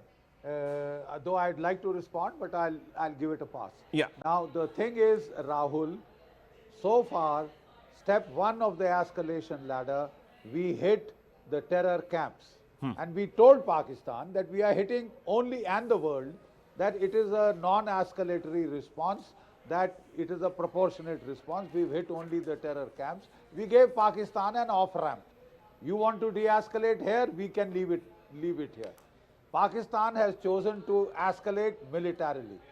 The fact that you did not suffer damage is all thanks to your air defense command, right? Is all thanks to your air defenses that you haven't. But that does not minimize the significance of the step that Pakistan has taken up the escalation ladder. And tonight, he's crossing the IB, he's crossing the LC, he's trying to attack across the LC. He's been firing for days now, artillery fire, targeting your civilians, etc. The point that I'm trying to make is, now it is Pakistan which has given you the justification to go to level next and target military targets in Pakistan. You've already targeted their radars. They are a military target, Rahul. So you've already crossed the Rubicon. You've already crossed the Rubicon. Now, what was our original aim? The original aim was to impose deterrence in Pakistan. And Sushant will agree with me that by just killing a couple of hundred terrorists, that will not be served. The terrorists are expendable commodity in Pakistan. The real terror akas are the army, the ISI. This operation was planned by the India desk of the ISI, initially by a major working with Hafiz Saeed and that Kashmiri, yes, Saifuddin Salahuddin. Kashmiri, Salahuddin. right? Yeah. Then they presented plans. I just finished. Then they presented plans to their brigadier in the ISI in that directorate, and then it was presented to the DG ISI, finally approved by General Asim Munir. That's right. After his clash of civilization speech, approved and then put into action in Pahalgam in a communal massacre. Unless we impose attrition and pain on the Pakistan military and ISI, you are not going to impose deterrence. Please follow your aim. Please follow your aim. If you want to deter, you will have to increase the punishment level. So I think now you have a free pass to increase that punishment level to the military. Okay, I'll come back to all of you. I'll come back to all of you. Deliberate manner. I want to also bring in General Pandey and General Dhillon. That's a good point, General Bakshi. I think both you and Sushant Sareen are on the same page on that we have to go up the escalation ladder. General Dhillon is also there. I just want to quickly update our viewers. If you're tuning in right now, viewers, we're 9:30. And what we know is encouraging for now. Missiles from Pakistan directed at Satwari, Samba, Arispura and Arnia all intercepted, blocked by air defense units. So this is a big news. The S-400, the other units, the other missile systems that we have to try and knock out these projectiles coming are working very well, very optimally, General. There have been ceasefire violations at the LOC by Pakistan in the Karna sector of Jammu and Kashmir. Heavy artillery fire has been opened. Indian Army is also giving a very strong response. Now, we were told that we have knocked out a large number of their posts and there are fatalities at the LOC. I'm not sure how many, but that was something that we were given to believe earlier in the day. I can also tell you right now that Srinagar, there are projectiles that were spotted over Srinagar airport and Srinagar, and they have been intercepted. So as of now, we are being told, and this is at 9:30, about an hour since the first projectiles flew over Jammu, that there have been no casualties. So God's been kind, viewers. 8 missiles have been shot down and no casualties. This report was updated till about 10 minutes ago. These pictures that you're seeing on your screens are not live pictures, they're deferred visuals, viewers. We are playing it very, very cautious and safe. And General Pandey, I want to bring you in on this. We're talking now about a situation which has been developing for the last 24 hours, where Pakistan has decided that they're going to come after us. Civilian targets, everything is fair game. Civilian targets, fair game military targets. They're going to go after just about anything in India that moves from pretty much Akhnur all the way down to Bhuj.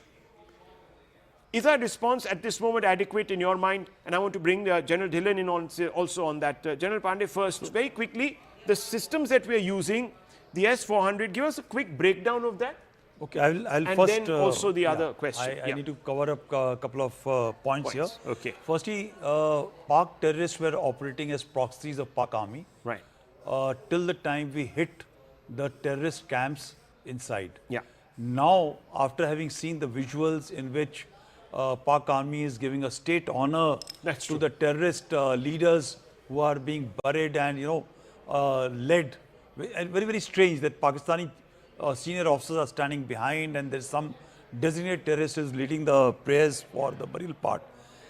The switch has now happened. Yeah. On behalf of the Pak terrorists who have been killed, today the Pakistani army is now working as a Those proxy. are the pictures you're talking about. Look at that. Yeah. So, the Pakistan army has become a proxy for Pakistani terrorists. So, that's a major switch which is taken, and we had given a hands to them that, okay, we have hit terrorist camp and we'll rest the case here, and thereafter you need to walk the path of possibly peace.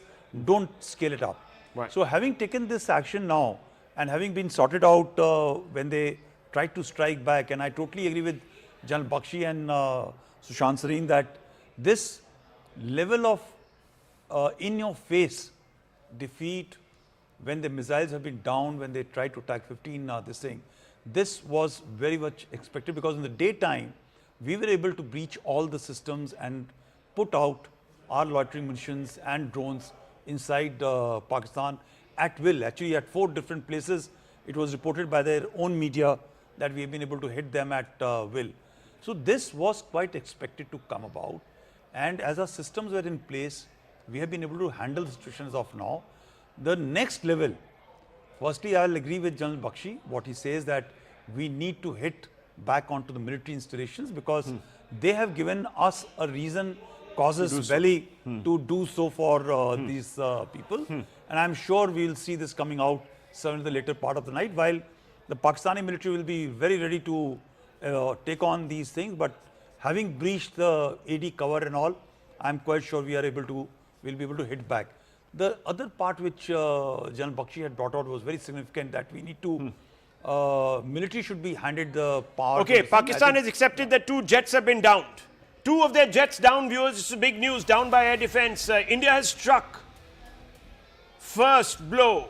This is the first blood. Pakistan accepts that 2 jets down by the air defense systems of India. This is big news. This is big breaking news. We're going to try and get you more on this. Akash was hinting at that. I was telling you that there is big news that 2 jets are down by air defense of India, and the debris might be also on our side of the border. So we will have to check this. This is very big news, and Indian security forces must today congratulate themselves. The military must congratulate itself. I know it's very early and one should never, ever tempt fate. Never ever tempt fate. This is serious business we are talking about, viewers. But this will have a blow on the psyche, would it not? This would have a blow on the psyche. Yeah, it is going to totally affect the Pakistani public because actually this entire operation is now being led by a very radical chief, that is Asim Munir, who is aligned his thought process with the terrorist radical ideology, and this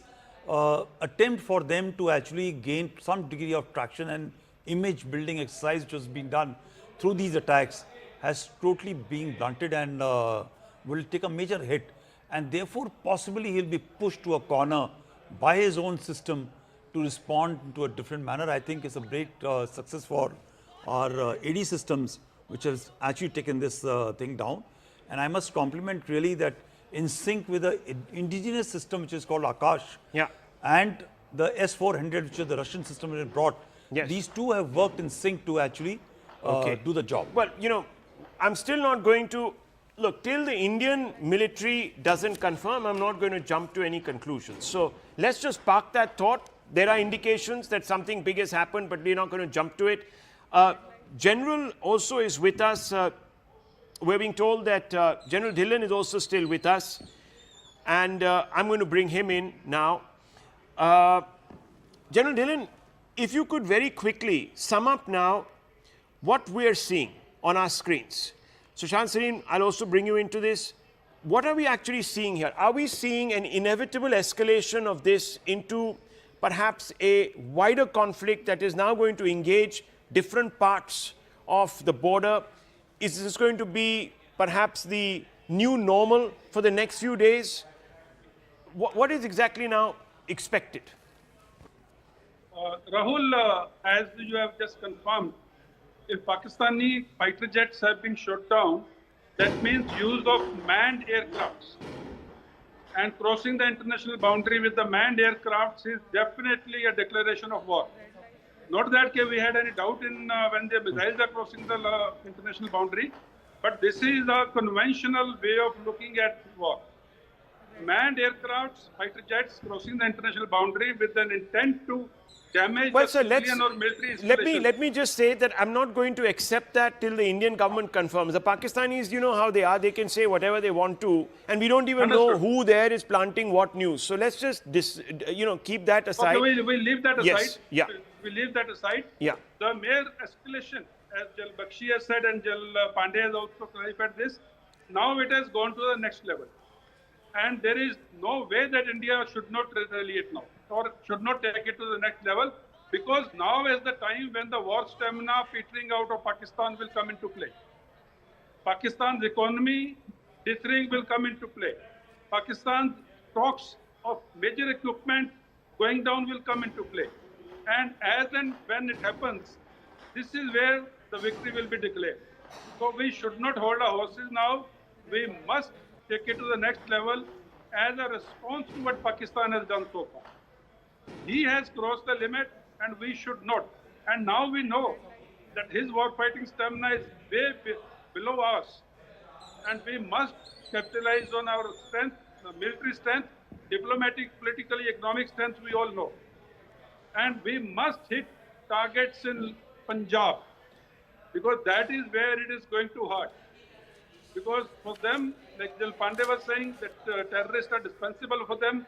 I think for a Punjabi, Pakistani, Musliman dominated Pakistan army, even Sindhis and Balochis and Pashtuns and Kashmiris and Baltis are also dispensable. So we must hit at the heart, and that is where the pinch will be felt. So what we are now seeing, Sushant Sareen, is conflict by another name. We may not formally call it that, but we're in that zone now.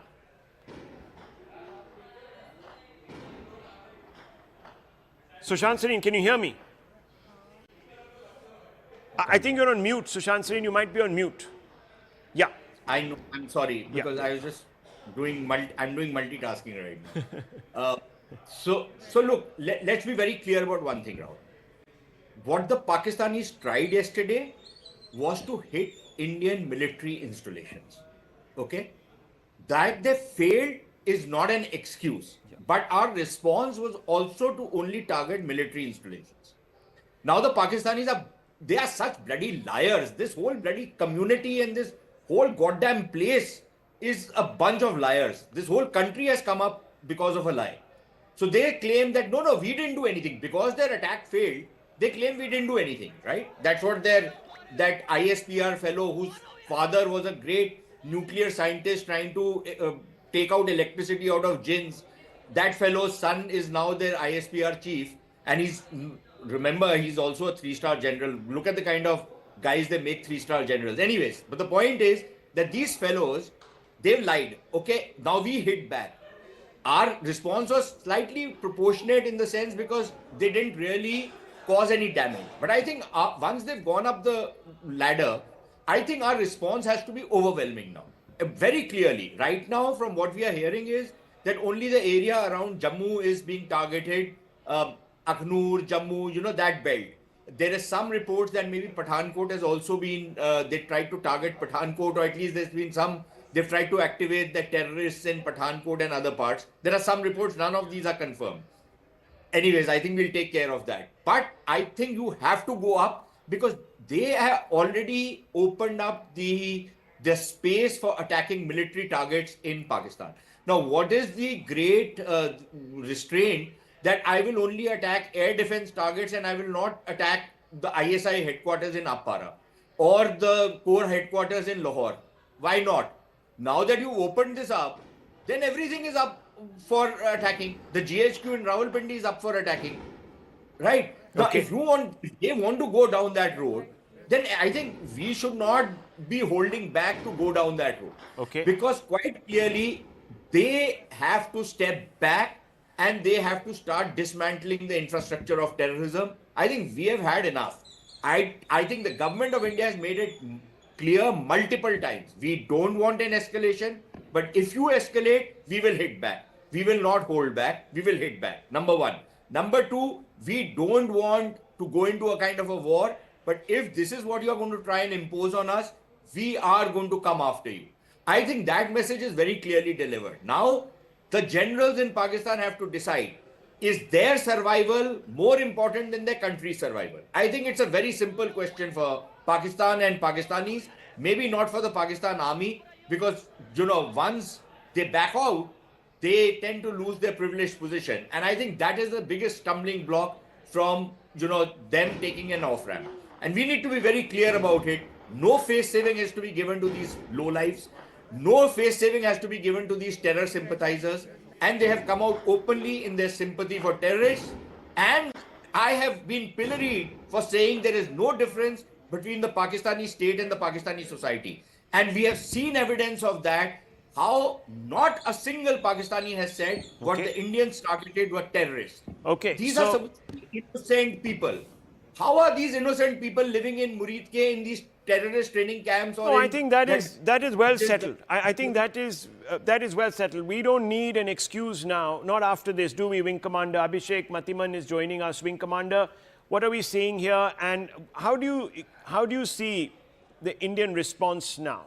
Look, I don't know, but if you have to go and escalate, you have to go a step above what they are doing on the escalation ladder. We'll have to obviously take out some important, perhaps brigade headquarters. There are many options. So what will we deploy to do this? What can be done? At the outset, Rahul, I must apologize for a late entry. Actually, I was busy referring to combat manuals and international conventions that define war. Okay. So let me congratulate all my countrymen. The Porkies have finally taken the bait. I strongly feel what we see right now in front of us is the beginning of the end of a state called Pakistan. Whatever the thresholds be and whatever the definitions, they have crossed all limits by all boundaries. We have been testing them. We have tested in the last 2 days their offensive as well as defensive capabilities, and thereafter we have been convinced that our capabilities, this has been repeatedly discussed on panels in the last 2 days, our capabilities, be it defense or offense, have proved far greater and much more efficient than the Pakistanis. Okay. India is going for the kill hereafter. I now have the end state that the Prime Minister stated in his first public rally in Bihar, right in front of me in my sights. Okay. No holds barred. Okay, so you're believing this is a major miscalculation. Pakistan is digging its own grave. Okay, let me bring in General Bakshi. Let me bring in General Dhillon now. General Bakshi, General Dhillon, and General Pandey. I'm putting the same question to you. Is India in a place of dominance as we speak? At least at this level, are we in a place of dominance, General Bakshi? Because that will determine what we do next. Look, Rahul, we would always have liked to have a bit more.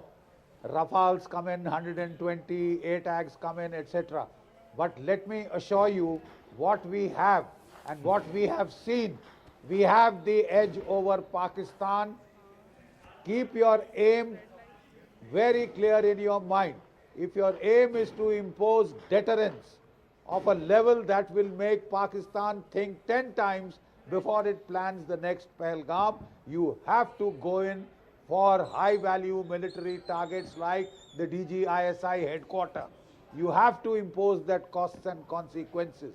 What you have done now, I'm very sorry, is very good, but it is not enough to get you deterrence. It can get you a silent period of 2, 3, 4 years. But then you will be back to the usual.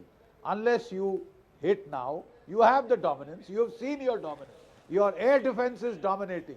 Your navy is 3 to 4 times stronger. Now press that home, damn it.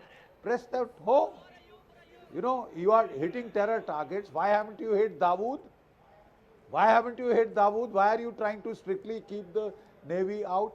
And let me kindly reassure my good friend Sushant Sareen. In 1971, we had a very strong democratic dispensation.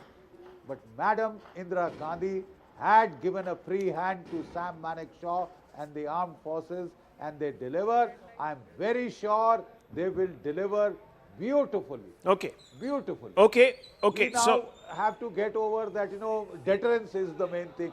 Deterrence is not okay. Non-escalation, we've escalated. Okay. Now, kindly but Rahul, let the armed forces.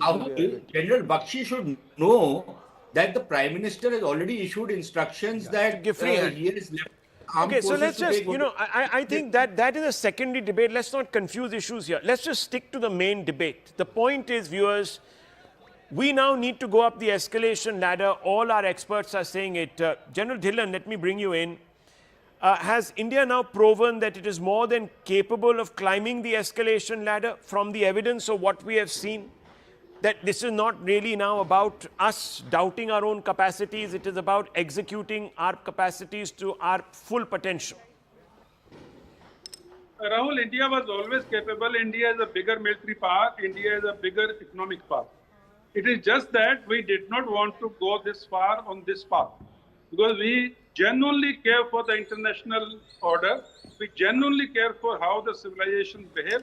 We genuinely care for how the responsible states behave.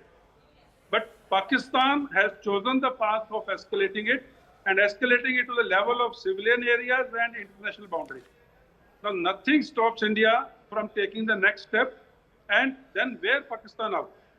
Because if Pakistan is giving us a chance or giving us a reason to escalate and hit him harder, it is his choice. But point here is very clear. Pakistan is not thinking through the military mind. It is thinking through the Punjabi mind. Because this is not the way a military mind with such poor economy, with such poor state of other aspects of your state should be doing against a mighty country like India. So they are exposing themselves and they are thinking that probably India of yesterday will behave like that. We are not India of yesterday, we are India of 2025. Okay. And we are not going to stop it just because Pakistan had a last laugh. This time India will have a last laugh and Pakistan will cry for years to come. Okay, General Dhillon, I have to ask you this. We've already exhibited that the S-400s are very, very capable of thwarting Pakistan. Now, how much of the S-400s do we have? How does this missile system work? Do we need more batteries? I think we have one right now, I'm not sure. Do we need more than one? What is our capacity right now of resisting Pakistan? I never discuss capabilities of the weapon systems which we have. Yes. That is first point. That is our disclaimer. Okay. Now, point is, if people have understood what is Iron Dome of Israel, yeah, and since people have seen it on TV because of the Hamas-Israel thing, Iron Dome of Israel is a short range because Israel's enemies are at very short range. The launching pads are from very short range. So Iron Dome of Israel is a short range anti-missile system.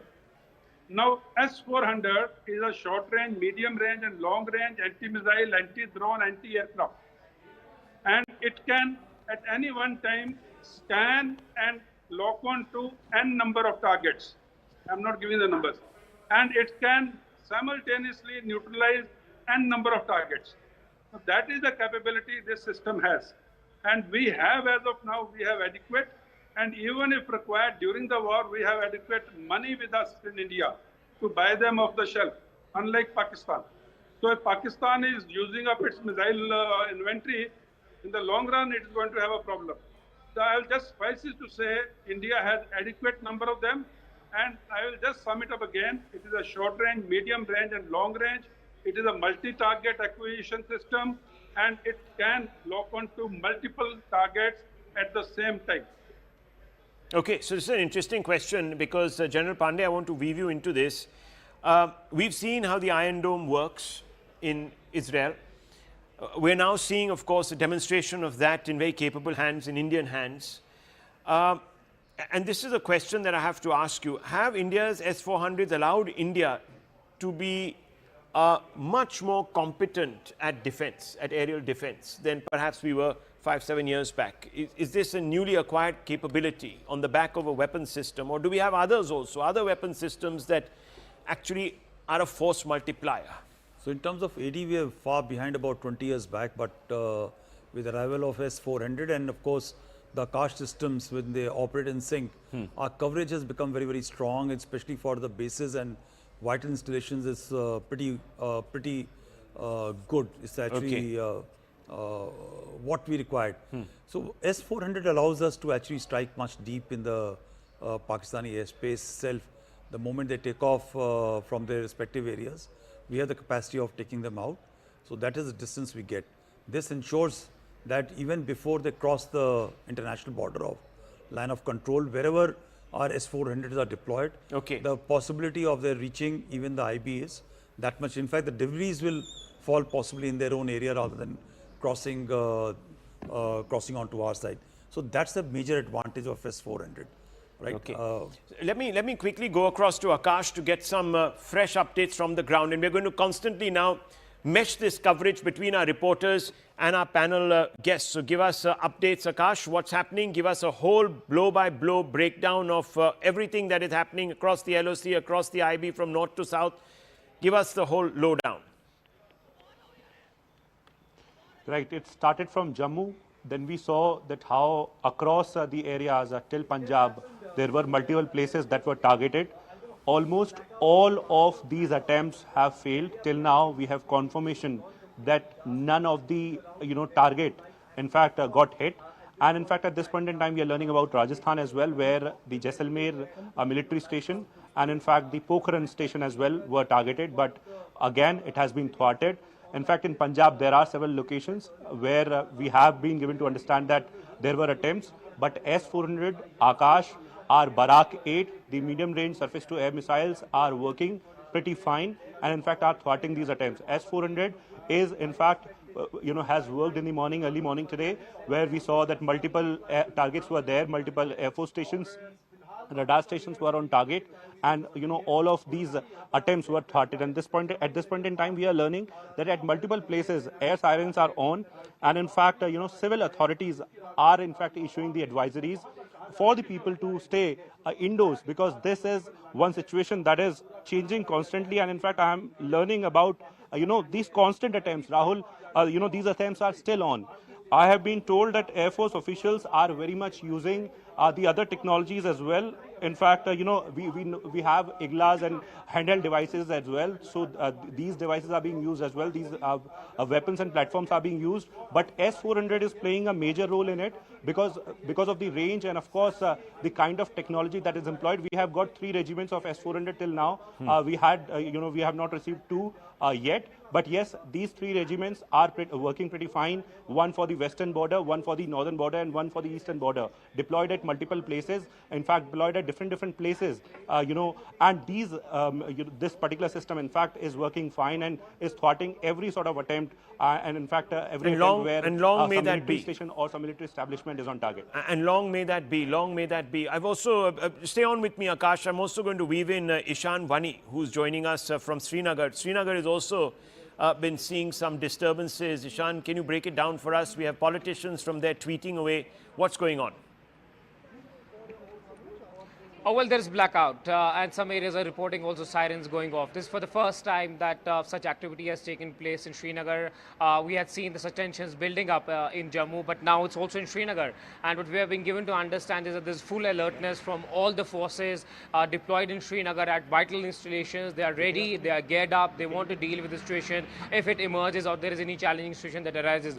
We don't want to share any operational details as of now, but there is blackout and electricity has been completely shut from every part of Srinagar right now, and the airport has been kept on high alert. The security vigilance is there at multiple places. We are told that there's a team of the forces kept on an alert to ensure that any attack that's done on Srinagar or Srinagar vital installations, that is immediately foiled. And there are possibilities not being ruled out by the authorities. That's a possibility of such activity taking place. Looking at what we have seen in Jammu and other parts of the North India, that there is a possibility that Srinagar and other areas can also witness this. There's already a heavy ceasefire violation going on in Tangdar, in Keran and other parts of Kupwara, where also sirens have been heard. So this means that the entire line of control almost is now witnessing a massive shelling. Today there was lull, there was calm during the day. We're reporting there, but now sirens have gone off in Kupwara and even in Srinagar. Some areas are reporting that there are sirens and there's darkness, complete dark, and but now one has to wait and see that where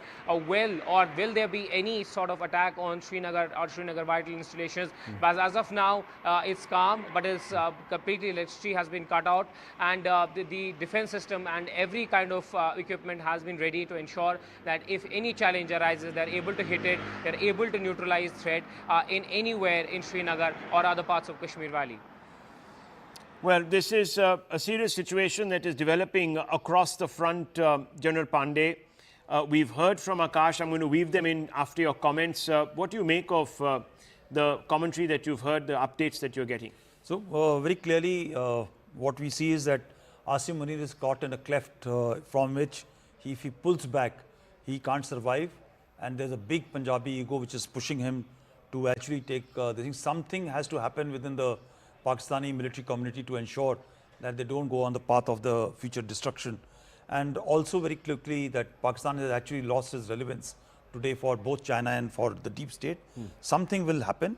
The issue which remains now is our response to it, which I'm sure will be coming some in the later part of this thing.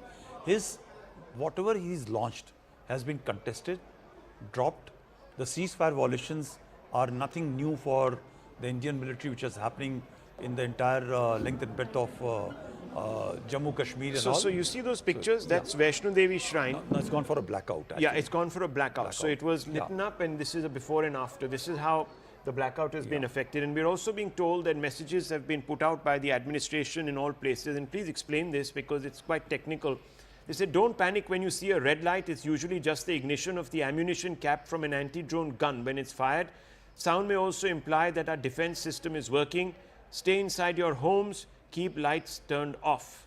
What do you mean by the cap from anti-drone gun when it's fired? Please explain this red light that we see constantly. Yeah. So, firstly, a couple of things that I think the government had given a very clear instructions for practicing the blackout, and this information has moved around to people, and for the people, especially on the border areas, need to be very vigilant and all, because number of times people are saying that with the latest missiles who acquire the systems and nothing much can be done. Yes. And they don't have to actually visually see the targets. I must inform them that not all missiles have got the capacity to actually, they're very, very expensive and they're used for very specific targets and all. But largely, if you are keeping your lights on, it will ensure that the enemy, especially it is a man-controlled drone system, will be able to acquire targets and hit at will. So you have to be very, very careful. And when the drones are moving both sides, even when we are trying to shoot it down, there will be flashes which will happen. So people don't have to get worried about it. And there are counter drone systems which are also being deployed along the line of control, also along the IB, which are quite effective. In fact, they were also participating yesterday's. Of course, we don't know, viewers, how we are responding, because that is something that we're not getting any confirmation on. It's quite possible that there are air raid sirens going off in Pakistani cities even as we speak. We don't know what the response from India has been. We can tell you what we are experiencing because it is happening where our reporters are. And I want to go back to Akash. I want to go back to Ishan. Akash, there are also statements now coming out of US Secretary of State Marco Rubio, who said there's a need for immediate de-escalation. He spoke, in fact, to EAM, Dr. Jaisalmer, and there's a statement that has been put out by his office. But Siddharth, quickly update us on this Mark Rubio EAM communication that has taken place. Well, yes, that's right, Rahul. In fact, this conversation has taken place just a short while back. In fact, this is what we have been told, and this release has come from State Department. And the release states that the Secretary of State emphasized the need for immediate de-escalation between India and Pakistan. In fact, Marco Rubio also expressed U.S. support for direct dialogue between India and Pakistan and encouraged continued efforts to improve communication. Marco Rubio also reiterated his condolences for the horrific terrorist attack in Pahalgam and reaffirmed the United States' commitment to work with India. Perhaps this is the second phone call between Marco Rubio and EM Jaisalmer. But clearly this escalation, this unlawful escalation from Pakistan is beginning to grab headlines world over. And remember, viewers, tomorrow the IMF is supposed to meet to decide on a new loan for Pakistan. I just hope that the Americans, instead of giving us a lecture about de-escalation and all that, get the IMF to stand down. We have, of course, an assistant director there who will also perhaps put that Indian point of view across. But we're also being called that the Raksha Mantri is meeting the service chiefs and the CDS. Akash Sharma has this news. Let me try and weave him into this. Akash, if you're there with us, RM meeting the service chiefs and the CDS. Sources are reporting this to you. Can you elaborate on this, please? Right. So this is not an ordinary time. We are at the verge of a war because Pakistan is clearly, trying to escalate the situation. Given the fact that we have seen that today in the morning, they tried, some locations, and now once again, these locations, in fact, military installations, and in fact, the civilian areas are being targeted. So definitely, these service chiefs and in fact CDS, are meeting Rajnath Singh, Raksha Mantri, to decide on the strategy that they are going to opt now. In fact, sources are telling us that Raksha Mantri is in fact, meeting these service chiefs. CDS is also present, possibly to decide as to what is going to be next course of action. Rahul, we have seen that how Pahalgam was avenged, and it was categorically mentioned by India that we don't want any escalation, and that's the reason why we are not targeting any civilian infrastructure or the military infrastructure for that matter.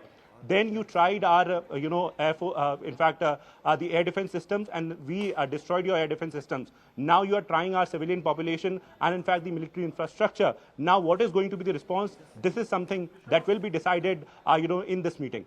Okay, we're also getting news that Indian infantry and artillery attacks on Sialkot, Bajwat sector, Pakistan.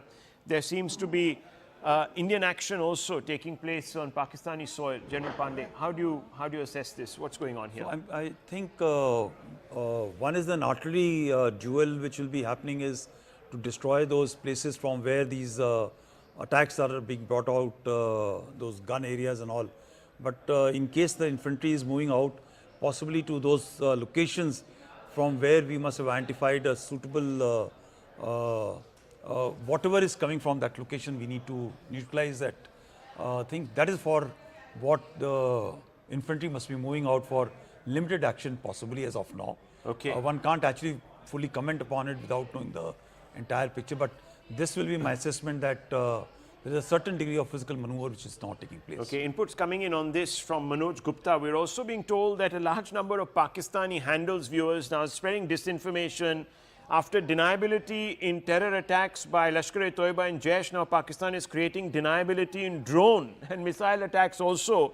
Akash, they are denying that there are any attacks taking place on Indian soil. They are saying that all of these are staged by India, that these are false flag operations to do Indian drama, and that Indian forces are attacking Punjab and Kashmir and all of this. All this fake news is being peddled now by the Pakistanis to try and build in operational deniability. Akash. India is different in that way, you see, Rahul, because we are not Pakistan. We have got enough of capability to try and test our weapons, at places like Pokhran.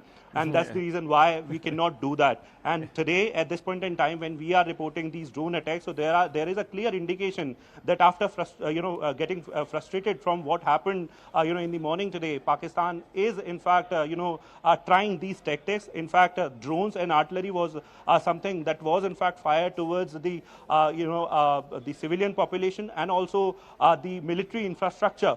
Now we are learning that India is in fact taking action, and Manoj Gupta, our investigation editor, is reporting that how Indian infantry and artillery attack is there on Sialkot, and Pakistani army is responding to that particular attack. As of now, big update from the investigation editor Manoj Gupta that how Indian army is now in fact in action, and the infantry and the artillery is very much involved in this sort of attack on Pakistan.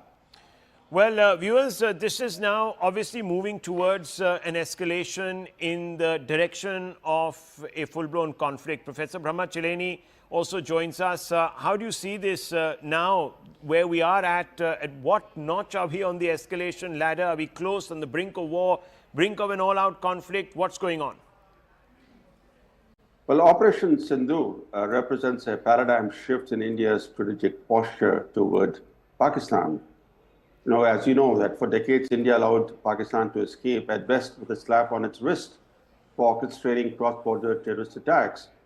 So against that background, Operation Sindoor represents a dramatic shift, and it was expected that Operation Sindoor, involving military operations, would invite strong Pakistani reprisals. But that doesn't mean that Pakistan is ready for a full-fledged war. India might be ready for a full-fledged war, but Pakistan least wants to get dragged into a full-fledged war. In fact, it doesn't have the capacity, economic and military, to sustain even this kind of conflict with India for too long. So the advantage is with India. So why are they escalating then? Why are they constantly escalating in this illegal manner, which is disproportionate to even what India did, for example? That is the way they always respond. We shouldn't forget how they responded to a single airstrike at Balochistan. They responded in a dramatic manner by sending a wave of warplanes into India's J&K, bombing an Indian military base, dropping bombs elsewhere. That was a very dramatic escalation by Pakistan. Unfortunately, we did not respond to that response of Pakistan. We allowed them to get away with that kind of response. And that's the reason why, partly, we are where we are today. But that's also the reason why Operation Sindoor, when it was planned, factored in all the scenarios involving Pakistani reprisals. And what Pakistan is doing this evening was clearly factored in. And that's the reason why we are seeing certain steps being taken, including declaring blackouts, preparing civilian populations, and mounting prompt counteractions against Pakistan. And I think that this will go on. In fact, we should expect Operation Sindoor to be taken to its logical conclusion. If it's not taken to its logical conclusion, then it will not be a success. We will not be able to end Pakistan's cross-border terrorism. Let's be clear, India will have to bear some costs. They'll have to bear some casualties too. There's no way India can actually end Pakistan's cross-border terrorism without taking risks. That is a given. And I think that we shouldn't look at this as an opening to a full-fledged war. No, I don't think this is an opening to a full-fledged war, but certainly it's a clear opening to a more aggressive, proactive Indian posture. Okay, let me get in Group Captain Augustine Vinod. Group Captain, how are we assessing the Indian response? Obviously, the air defense systems are kicking in. Give us a quick overview, really, of the Indian response so far and the Pakistani provocation. Absolutely. In fact, for the sake of viewers and us, it is important for us to understand the shape of things to come, A, and what is happening, B. In our case, we went and attacked a viable terrorist target. Pakistan did not have, the often used word off-ramp to do some action in India and say that is it. They did not have a swift retort kind of action this time, because this time it was surgical strike, airstrike, and all combined together. So that time also, I think we were in the morning talking about it, and we said in hours to come, probably we'll be discussing about war, and that is what has happened. Because once they are, confused what to do, they will do exactly what they are doing right now. That's point number one. But Rahul, what is more important for us to understand is, if you don't call this a war, what will you call a war? So to me, this is nothing less than any war would be, because they have hit all. It's undeclared, but effectively it's a war. Yeah, absolutely. And in fact, weeks, months down the road, once we finish all this and when we discuss, we will, term it as a war. So right now, let's call the spade a spade and say it is a war, because they are hitting military targets. Unlike us, we did not hit the military targets. If we wanted to, we could have gone whole hog and finished off entire frontline fighter squadrons of theirs and fighter bases of theirs and called it a day. We did not do that. We did exactly what the Sindoor signifies. We took out only those people. Well, movement at 7 LKM. I'm just going to point out these visuals, viewers. This is 7 LKM. This is the Prime Minister's residence in Delhi. There's a lot of movement there, a lot of cars going in and out. You can see that's the exit. It exits onto the Lok Kalyan Marg. And there you go, viewers. That's cars going in and out. We've been told that the RM is also meeting the 3 service chiefs and the CDS. So there's a lot of confabulation going on in, of course, the decision-making circles, which is not unsurprising, given the fact that we have a system that we are grappling with, which is short of actually a declared war. That's what Group Captain is saying. Group Captain, obviously Indian forces are responding. We're also being told now that we're responding in the same manner. So what would that entail? And I want to bring in General Pandey on that also. So Group Captain, go first. When they say we are responding in the same manner, describe a response in the same manner. The response is, the DG ISPR or that whoever the army person is who came up and said we've lost to the JF-17s, and they've sort of confessed. Well, I think that that might be fake news. I'm not going to believe anything that comes out of Pakistan, to be very honest. I mean, the Pakistanis have perfected the art of even deceiving themselves. So God knows what they're trying to do here. But till the Indian government doesn't confirm this, let's just keep it out of the equation. I know. But they also said Dusra Banda, who, I don't know who that Dusra Banda is. So yeah, but absolutely, I'm with you, Rahul, on this. See, people need to understand the counter or the DIAD operations, the destruction of enemy air defense operations that we are carrying out is again a defensive operation. The destruction of enemy air defense is a part of something called a counter air operations, in which we again are going to blind them and immobilize them so that they do not attack us. Our aim is not to go and do some destructions that they are at least trying to do, and which we can see on the screen in Jammu. Like my wife is currently caught in the crossfire right in Jammu. Okay. In the thick of, I was just speaking to her in the thick of all these attack that is happening. She was standing outside and laughing at the way these guys are trying to, tickle us by sending those small drones, which we are taking out using guns. I can safely say not major damage that we are looking at least in Jammu. Rest of the areas I do not know. This is straight from the horse's mouth. But important for us to understand that the operation that we are carrying out is A, measured, B, is towards the purpose of keeping our frontal areas safe, including Poonch, Rajouri and that sector. But I'm also hearing something is happening in the Jaisalmer and Badmer area as well. If that happens, then it is, Rahul, believe you me, General will bear me out, it is all hell break loose. There is so much of ground we can cover right down to the banks there of is Sindh. Jammu, Jaisalmer, Pathankot, Akhnur, all of these areas. The border is hot.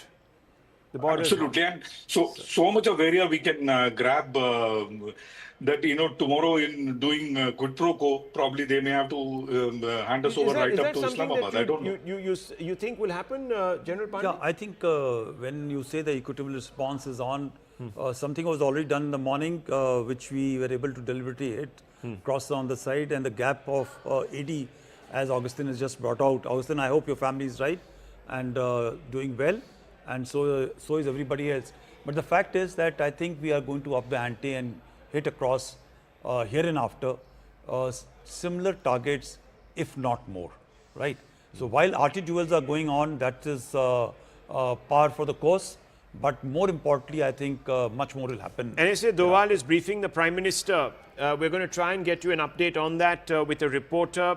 This is the second meeting in the day between the NSA and the Prime Minister. The one earlier in the day, viewers, took place at around 11 o'clock or maybe even 10:45, and it went on till about 11:30, 11:45. It was a one-hour meeting. And now we know why that was a one-hour meeting, because at that time we didn't know that Pakistan had overnight tried to attack us in 15 different places all along the LOC and the IB, all the way down to Bhuj in Gujarat. So now, of course, we have another meeting. Obviously, the NSA briefing the Prime Minister on the latest misadventures by Pakistan. This one, of course, might be a one that they live to regret. Professor Chelani, do you think the Pakistanis this time have made an error of judgment, maybe even a catastrophic one? That time will tell. It will depend very much on the political will that either side musters. This is a test of political wills. Pakistan traditionally has sought to make up for the power asymmetry with India through stronger political will. On our side, political will has been lacking often. So today, we are at a critical point.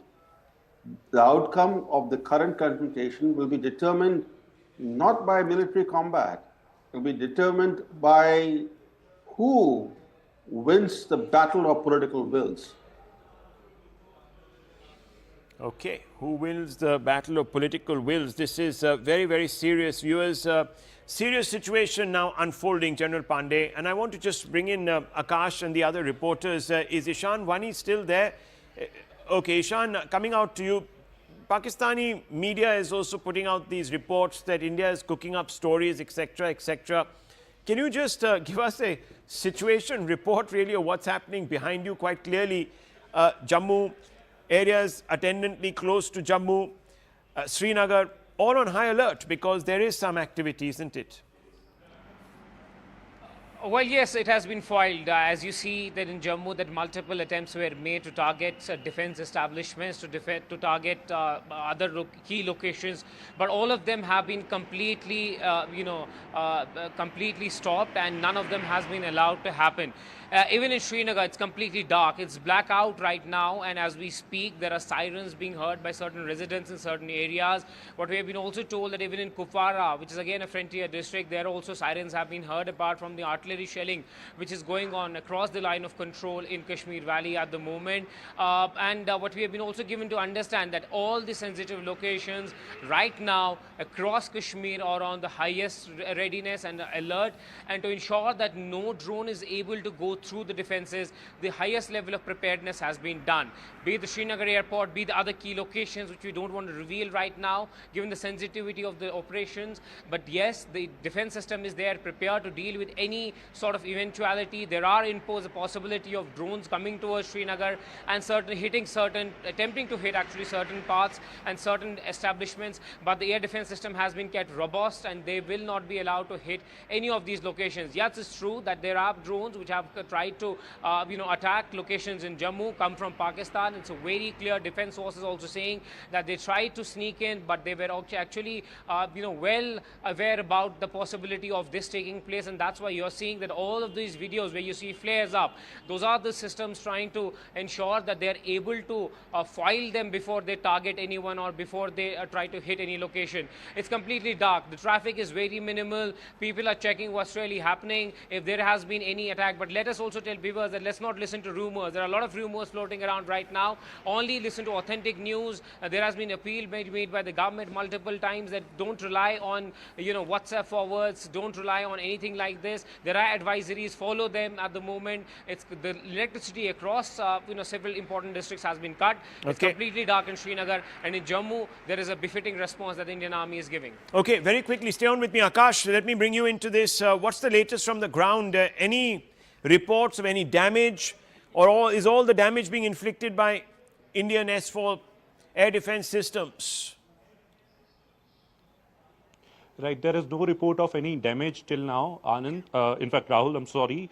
And in fact, tactical air defense, is with Indian Army. We all know that how Indian Army, the AAD, Corps is very much responsible for the tactical, defense.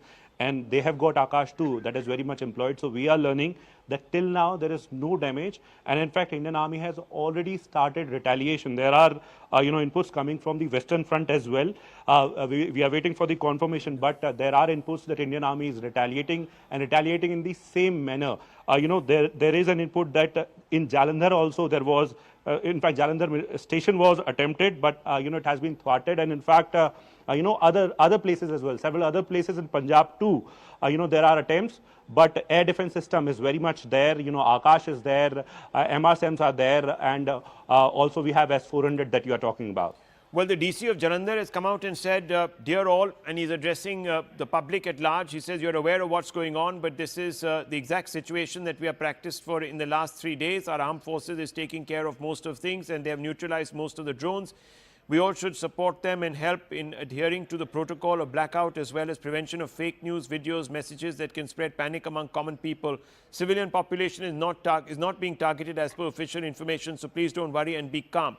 General Saab, your quick input on what you're hearing, and I'll open this up to the group captain also. Yes. So like the perception continues to remain that they are trying to hit the military targets and try to maintain a certain degree of control on the escalatory ladder, which may not be very, very correct, because in Poonch yesterday they have actually killed more than 15 civilians, and they've carried out hitting the civilian targets. So very willy-nilly, it's not exactly the same that they are trying to restrict the escalation to only military installations. And I think this level of attack which they have expanded now in the night is quite higher than what was in the previous level. Is it signaling that okay, we want to leave at this high, or is it a lure and draw? But I will go with what Brahma What do you mean by lure and draw? Yeah, is possibly they are wanting us to bait out and come for this thing, because this whole thing has started with Pahalgam itself, of a baiting out system in which we have not baited out. We have tried to hit only those select target and started with non-escalatory manner from the first day onwards. But they are clearly baiting us out, because that is the requirement of this present gentleman, Asim, not gentleman, I think he's a rogue. A radical rogue, Asim Munir. That is his requirement to survive. Yes. And the moment this whole thing opens up, which he knows will lead to destruction, but that will allow his legacy to continue. And I think that is where we are going, and the flurry of activity which is reported on our side is also indication of possibly something more of a red line being crossed. More than a red line being crossed. Group captain. I think a couple of things. I'm just picking up from what General talked about. See, in our scheme of things, we have always said that we want to stop it. And the onus, the ball was always in Pakistan's court. It was never in our court. Yes. Even today, Rahul, it is not in our court. It is still in Pakistan's court. But the problem is, A, decision dilemma. B, who's taking the decision in the higher echelons of Pakistan itself is in a very big question. We showed visuals where cars going in and out of the Prime Minister's residence, and we know for sure that in our case, it is the polity which takes the decision. In their case, polity is held by the nose by the Fauj, and Fauj takes the decision, and Fauj, believe you me, especially the Pakistan Fauj, is always trigger-happy kind of Fauj. Secondly, the decision taken at the top, not necessarily, and we have seen it in the past, Rahul, not necessarily adhered to by their core commanders and their commanders down below. So it is possible that the core commanders have taken, in the case of Pakistan, a unilateral decision to do what they want to do, especially as I see across the Jammu sector as well as in the Rajasthan sector. So there are a lot of, one-upmanship. Who will succeed Munir? Those are a lot of such kind of chaos that exists in Pakistani Fauj. I would give about 30 to 40% of that reason also for this escalatory ladder to be breached. Well, the Integrated Defence Staff has issued a statement, General Saab, saying that there is a synergized retaliation. What does this mean? So the thing which is happening is that while Army is using the systems which are available to it in terms of drones, the loitering munitions, the other assets which are available to them, not only to attack but also the AD system which are deployed on the ground under control of the Army and the Air Force, they are synergized. So there are targets which have been segregated by both Army, Navy and Air Force, in which the selected targets, like for example the targets which are within the reach of the military Indian Army, will be hit by the Indian Army assets, and the ones which are required to be hit by the Air Force will be hit by the Air Force. And similarly the Navy is going to carry out hitting of along the Karachi side, whatever they have to hit. So this is a synergized application based on this entire spread in terms of the one thing, viewers, there is a blackout. Yes, there is a blackout very, very, very obviously in a large number of cities along the LOC and the IB, but there is also a metaphorical blackout. We don't know how India is responding on the other side. We believe that there is a beginning of some sort of retaliation in full force but we don't know. But what we are being told is that the threats have been neutralized by the army as per the SOP, that India has thwarted the attacks on military station Pathankot and Udhampur and just about anywhere else. It's a synergized retaliation that has thwarted any military overtures from Pakistan, and we just heard the general break that down for us. SSP of the Union Territory of Chandigarh has said that Chandigarh will be observing a blackout until further orders. All are requested to switch off all lights and stay indoors. Why do we need to switch off our lights? In case people still don't understand the reason behind it. There are some people who say that, oh, you don't need to today because these are computers that guide missiles. They're already pre-fed with information. It's, it obviates all of that. So can you explain, please? So, so the pre-fed systems are extremely expensive, are required to be hitting targets which are equally expensive, and they are required to be put down. But there are a larger number, more than 90% equipment or the munitions in the arsenal which don't require those systems. They are dumb systems. Okay. The second is when you are operating a drone system in which it is a man-controlled system, man behind, and doesn't have a certain degree of guidance system which is available. Right. It has to look for the targets, so you don't make it easier for them. Okay, a big statement coming out. First of all, viewers, another fact check. Inputs with respects to suicide attack by terrorists at Pathankot or Rajouri is completely false. So the Indian government putting that out for all of us. Clearly there is been news somewhere about this, so that's being put aside. Also, viewers, Dr. Jaisankar coming out and saying that India has been measured in its actions, however any escalation will get a firm response. So, Brahma Chileni, India has been measured in its actions, however any escalation will get a firm response. This is an escalation. Do you believe that we should no longer harbor illusions, try to sound holier than thou? We should now respond at a higher level. Is that what is required now to once again nudge Pakistan into deterring? Well, India is still playing to the international gallery. It should now be focusing on delivering hard blows to Pakistan. India, as the stronger military power, can control the escalation ladder. It can escalate the conflict or it can de-escalate the conflict to its advantage. So given that reality, India should be a bit more proactive, because if they inflict, let's say, X amount of destruction on India, India should be willing to inflict twice that on Pakistan in order to deter further attacks from Pakistan. So this kind of measured response at this stage would only embolden the Pakistani military generals to keep upping the ante. They have to be dealt firmly, and I think equal response at this stage is not the pragmatic way to end this ongoing conflict. Okay.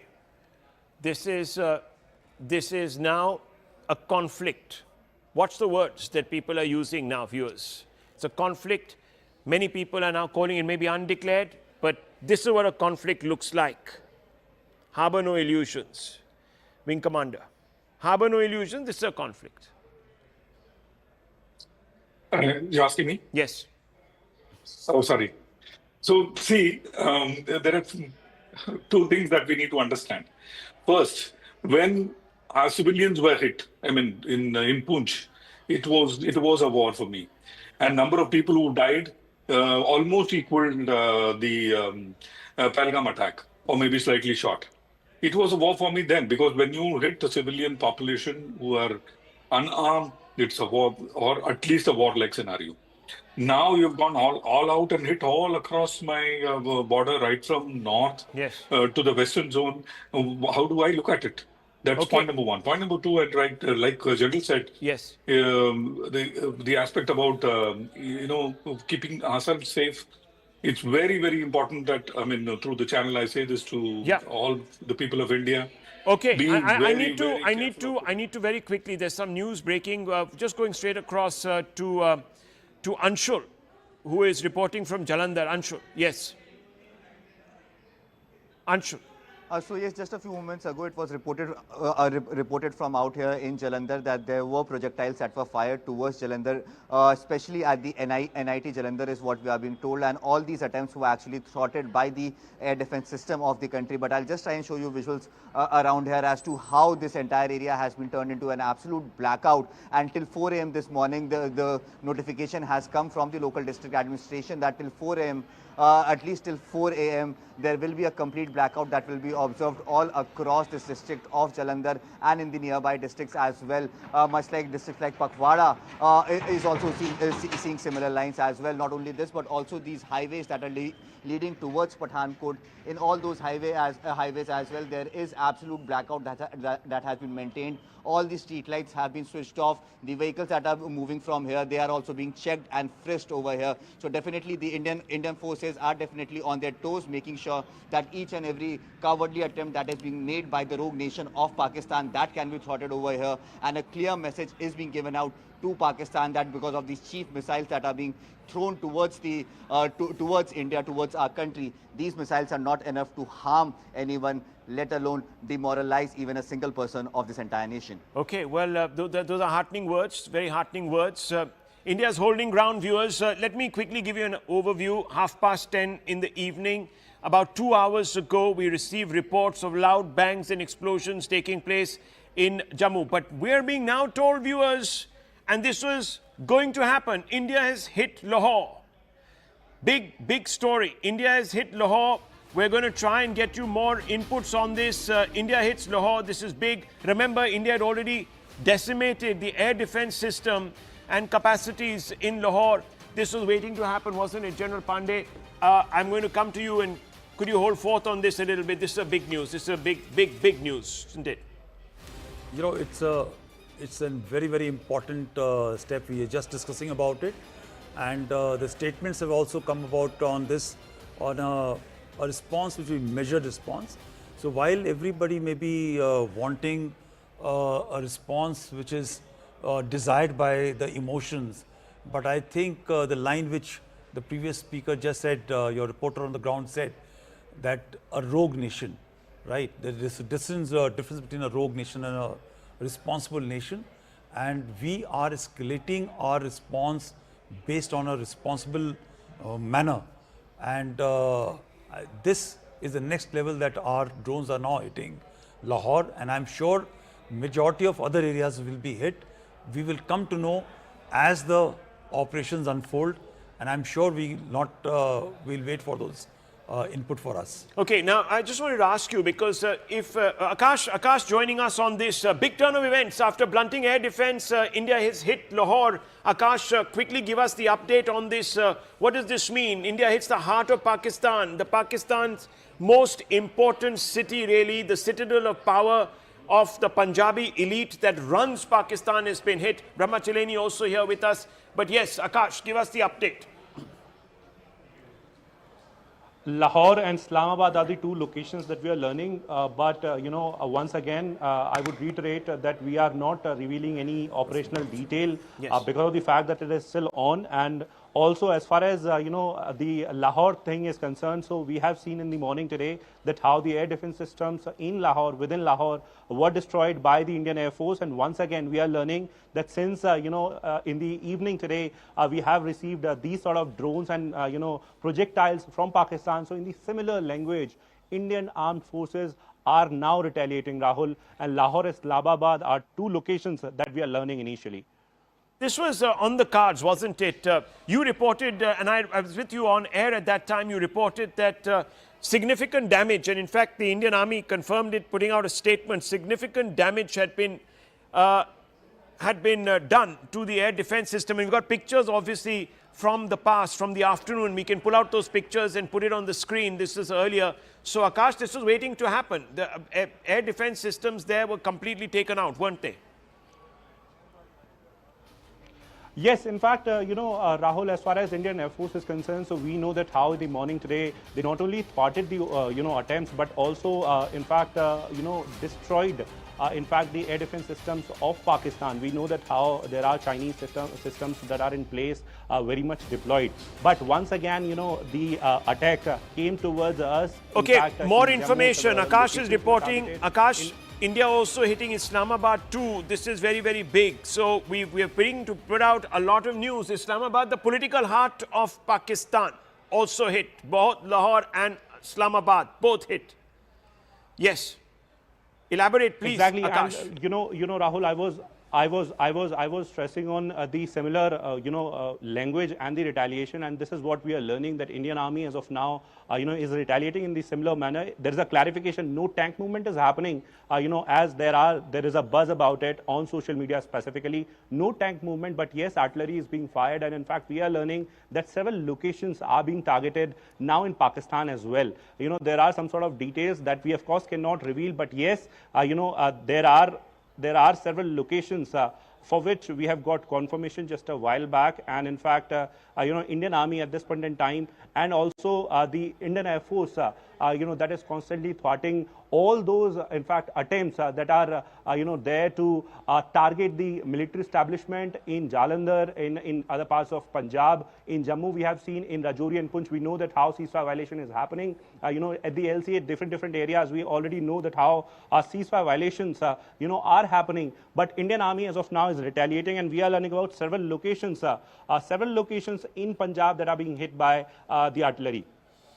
Okay, so this is important, General Pandey. Yeah. Symbolically, this is very important. Symbolically, it's very important because Lahore is the heart and soul of, while Islamabad is the political capital, you get Rawalpindi as a military capital which controls the entire country, but Lahore is the most important feature, is the most important population center in entire Punjab. And hitting in Punjab, all these locations, is very, very symbolic. It is a seat of actually... All three seats are there. Yes, absolutely. Yeah. This is also the seat of Shehbaz Sharif. The Sharif family's influence originates from the heart of Punjab. Brahma Chileni, put this into perspective. If this is true, this is very, very big. We have no reasons to doubt it. We won't be putting this news out. Islamabad and Lahore, the significance of this, please. Well, first, it shows that India is not responding in similar measure. It's responding proactively and punitively.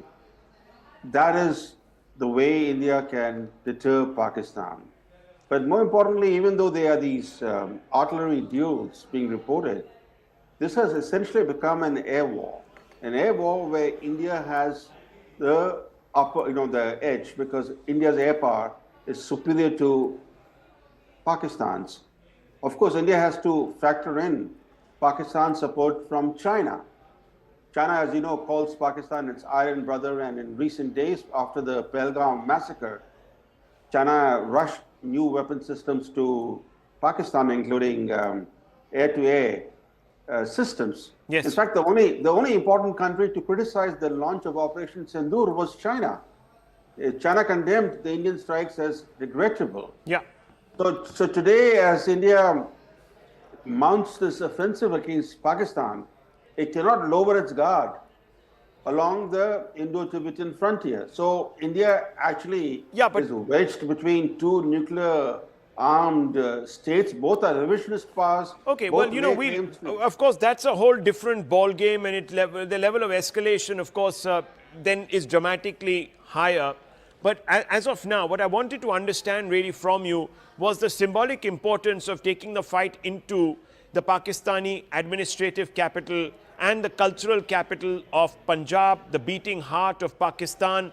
It is, viewers, let me tell you, symbolically the most important step, because Lahore notionally is the seat of the Pakistani elite, the Punjabi elite that controls all of Pakistan. It's writ large across not just parliament, all organs of the state, including the courts, the military, and of course in Islamabad you have the seat of governance. So this is very big, isn't it, Brahma Chileni? From an escalation point of view, you're right to say this is dramatic escalation by India. What do you think is going to be the response, General Pandey? I mean, a capital city. Now, if you want to go, will Pakistan go and ramp it up? Will they come deeper in?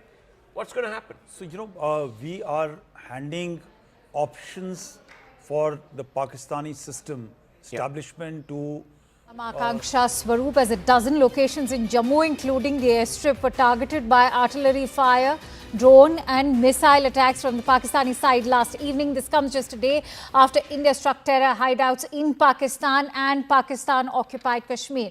One woman has been killed and another person injured in a ceasefire violation by Pakistan in the Uri sector of Jammu and Kashmir. Pakistan is targeting civilian areas in Uri and Kupwara sectors with artillery fire. The Indian Army, as you are learning, is responding firmly to this aggression. The security agencies say that Pakistan has launched 8 missiles targeting the Jammu civil airports, Samba, RS Pura, Arnia and nearby military installations as well. However, all missiles were effectively intercepted by the S-400 air defense system in India.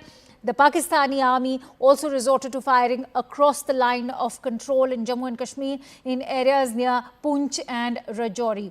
And in fact, joining me live from the newsroom is Ayushman Jambal, who will bring us more inputs. But in fact, we have some breaking inputs coming in right now, as we are learning that the PTI leadership in Pakistan is afraid that missiles or drones will come to Adiala jail as well.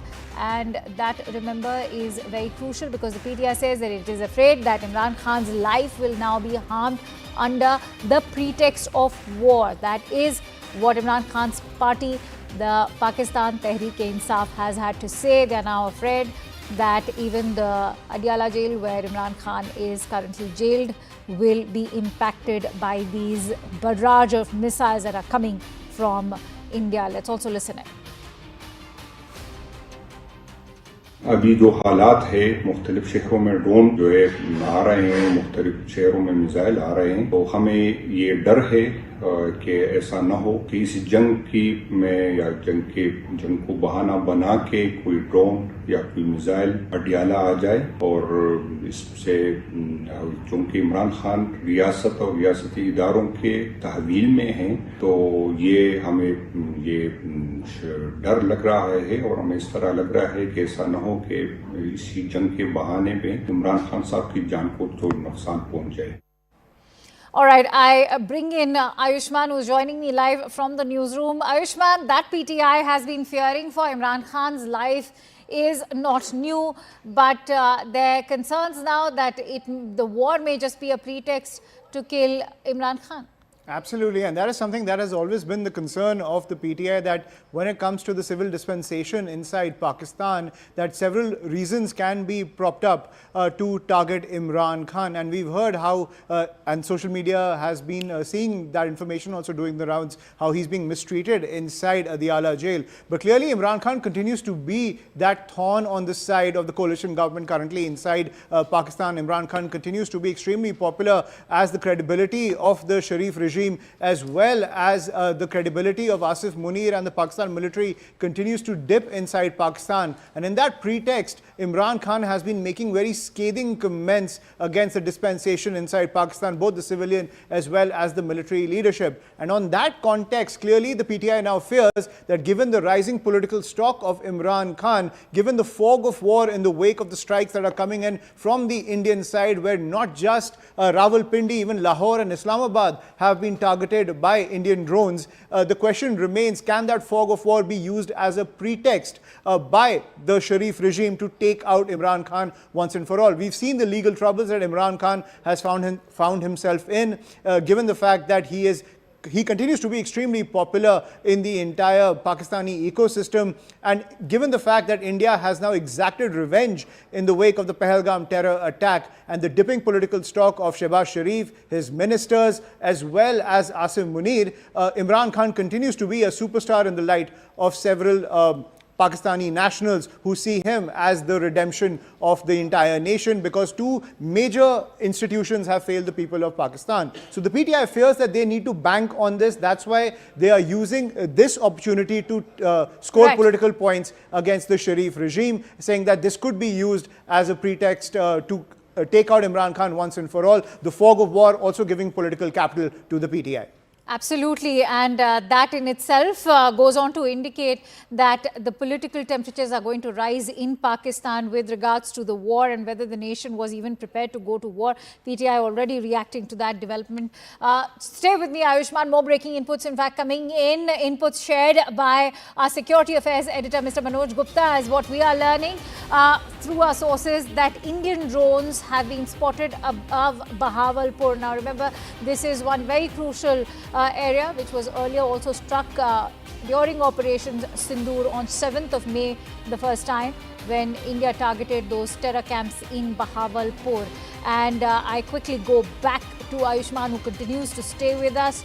So, Ayushman, it seems that the Indian Armed Forces have a very staunch resolve this time around that they will destroy them and leave them to a state of rubble. Absolutely. Akanksha, you remember right after the Pahalgam terror attack, Prime Minister Modi, Defence Minister Rajnath Singh, even Home Minister Amit Shah promised a swift response to the entire terror infrastructure inside Pakistan. That means crippling their launch pads, the infiltration launch pads, the recruitment launch pads, also the IED factories that dot the entire line along the line of control as well as the international border. And on that note, it's no surprise that India in its counter-strike, while it's targeting Rawalpindi, Lahore, as well as Islamabad, gone into the political, commercial, as well as military heart of Pakistan. They want to finish the job when it comes to the Jaish terror sites in Bahawalpur. Even as we saw, the Lashkar sites in Murid Ke have also been flattened by the Indian forces. So India's drone tech edge has come to the fore when it comes to the counter-strike to Pakistan's attempted attack against several military installations as well as civilian areas inside India. We saw how all those Pakistani drones were shot down by India's S-400 as well as Akash defense systems. But now India, using its superior drone technology to target not just the key commercial, political and military areas inside Pakistan, but also trying to finish the job when it comes to the terror infrastructure inside Pakistan. And Bahawalpur being one of the epicenters of the Jaish terror network, India leaving no stone unturned to ensure that the entire network is eradicated, because Pakistan is only escalating the entire fight and India only paying them back in kind using its superior technology. All right, many thanks to you, Ayushman, for bringing us all those inputs. In fact, more breaking inputs coming in. This time, this is with regards to the PCB. What we are learning has confirmed today that the remaining fixtures of the Pakistan Super League have been shifted to the UAE. The last 8 fixtures, which were previously scheduled in Rawalpindi, even Multan and Lahore, will now be staged at the UAE. Intel sources are telling CNN News 18 that the action has been taken after a drone attack near Rawalpindi Cricket Stadium. That's raised their safety fears for the players, even the staff and the fans. Now, foreign players have reportedly sought to exit the league amid the conflict. And that's a big breaking news coming in. And remember, this is indeed going to spell mammoth loss for PCB, which is now going to be shifting its remaining fixtures of the Pakistan Super League to the UAE. As we said, that the last 8 fixtures were previously scheduled in Rawalpindi, Multan and Lahore. And as we all know, that India has already attacked critical military installations in Lahore. To be precise, their surface-to-air defense system has in fact been completely destroyed. And there was a method to madness. We went and destroyed their missile defense system. And after that, that's when India in fact destroyed Lahore. And now clearly it's a state of heightened alarm in Pakistan, following which they have now decided to shift the locations, the remaining fixtures of the Pakistan Super League to the UAE.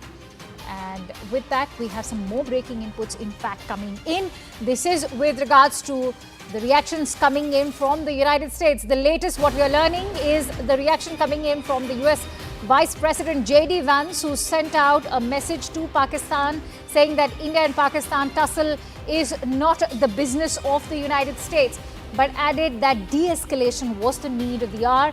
He says, and let me quote, "We are concerned about any time when nuclear powers collide. We want this thing to de-escalate. We cannot control these countries, though, but we are not going to get involved in the middle of war. That's fundamentally none of our business." and has nothing to do with America's ability to control it. A very significant reaction coming in again from the US VP, who, remember, has condemned the Pahalgam terror attack. Why J.D. Vance is such a critical figure to the ongoing conflict between New Delhi and Islamabad is precisely because he was in the country on 22nd of April when that barbaric terrorist attack took place in Pahalgam, and he was one of the early voices from the United States to have condemned that terrorist attack. But let's also try and decode the larger messaging over here when he says that de-escalation was the need of the hour and that they have no plans to in fact get into this tussle between India and Pakistan, and that it is not the business of the United States. It's not the first time. Under the new Trump administration, Trump 2.0, we are seeing echoes of the previous administration as well, when Donald Trump has already made it amply clear that the US president has made up his mind that any of these conflicts are not going to be a concern for Washington. We've seen a similar approach being adopted by the United States when it comes to Taiwan, South China Sea, and that's exactly what we're now seeing is the larger messaging that's coming here as far as the Kashmir conflict is concerned. But to also put it in terms of geopolitics, important to highlight that the United States is also giving a free hand to New Delhi when it says that it is not the United States' role to in fact get into this tussle between the two countries. At the same time, they have urged both the parties to de-escalate the existing tensions. Remember, it's not just the US Vice President who is currently engaging. In fact, those lines that have been shared by the US Vice President are in an interview that he's given to Fox News. At the same time, we all know that the US Secretary of State Marco Rubio has been consistently engaging with administrations in Islamabad and New Delhi, urging both sides to de-escalate. But at the same time, a very significant message coming in from the US Secretary of State Marco Rubio, who said that the United States stands firm by India's side when it comes to the fight against terrorism. So the Trump administration has made it amply clear that they condemn the attack in Pahalgam and that they are standing with India in its fight against terrorism. And they have also taken a stand and in fact supported India in its fight. But not just that, they have also asked Pakistan to end these terror hubs, also stop funding terrorism, an action that has not been taken so far. And India has been very firm when it comes to galvanizing that kind of global support, whether it is from Western forces like that of EU, the United States, or even say the Islamic nations. The head of OIC, which is Saudi Arabia, it also is a known fact that the Saudi foreign minister and the Iranian foreign minister both happen to be in New Delhi today. So the global consensus is very much in India's favor. As we all know, the traditional allies of Pakistan are also turning their back towards Pakistan. And if one were to actually look at the way UAE, even Saudi Arabia, Iran, Afghanistan, they have all condemned what happened in Pahalgam on 22nd of April. That also goes on to indicate that the tide is turning in India's favor. And under Trump 2.0, the voices that are coming in actively from the current administration, whether it is the US Vice President, J.D. Vance, or even the Defense Secretary, Pete Hegseth, or the US Secretary of State Marco Rubio, we've heard condemnation not just coming in from the Trump administration, but also equally importantly, the US Congress that in unison has echoed the Indian sentiment that terrorism and talks cannot go hand in hand. I now take that with Ayushman Jamwal, who's joining me from the newsroom. Ayushman, to put this into context, yes, the US VP is asking for de-escalation. The US is not going to get into a fight or a tussle between India and Pakistan, but that also gives India that free hand to end terror emanating from Pak soil. Right. And Akanksha, when we look at the statements that have come in from the State Department, from Marco Rubio, he's given the diplomat's response. But J.D. Vance always gives the MAGA response, the political response. Now, and for the longest time, Donald Trump's entire pitch has been that he needs a great deal when it comes to dealing with any other country. That means that if America is giving support to any country, it needs something from that country. And when it comes to Pakistan, like we saw with Ukraine as well, Donald Trump feels that the fact that terror continues to emanate from Pakistan, the fact that its fingerprints have been found in several terror attacks across the globe, it's not great to financially support Pakistan and even strategically support Pakistan. At the same time, Pakistan in the corner of China is also something that Donald Trump sees as an adversarial relationship between the entire bloc of Pakistan and China, especially given the fact that China has multiple strategic investments now inside Pakistan. So on the geopolitical chessboard, Donald Trump has made it very clear that he wants some concession, some active action from Pakistan if it needs to continue to sustain its relationship with Pakistan. And J.D. Vance has given the most emphatic MAGA view that any conflict between two other countries is not the business of the United States. Once again, the very insular approach coming in from the MAGA base, a very insular approach coming into geopolitics, that has been Donald Trump's mantra when he was campaigning for the elections as well. While he said that he wants to be a peacemaker, at the same time he has said this is not our business. America first is the doctrine of the Trump presidency. And J.D. Vance just echoing that term that this is between India and Pakistan. The United States will always want de-escalation. The United States wants the dismantling of terror camps. That is the pitch of the Trump administration, but we are not involved in this. This is something that India and Pakistan have to work out. And that's a huge booster on the geopolitical front when it comes to India, because America,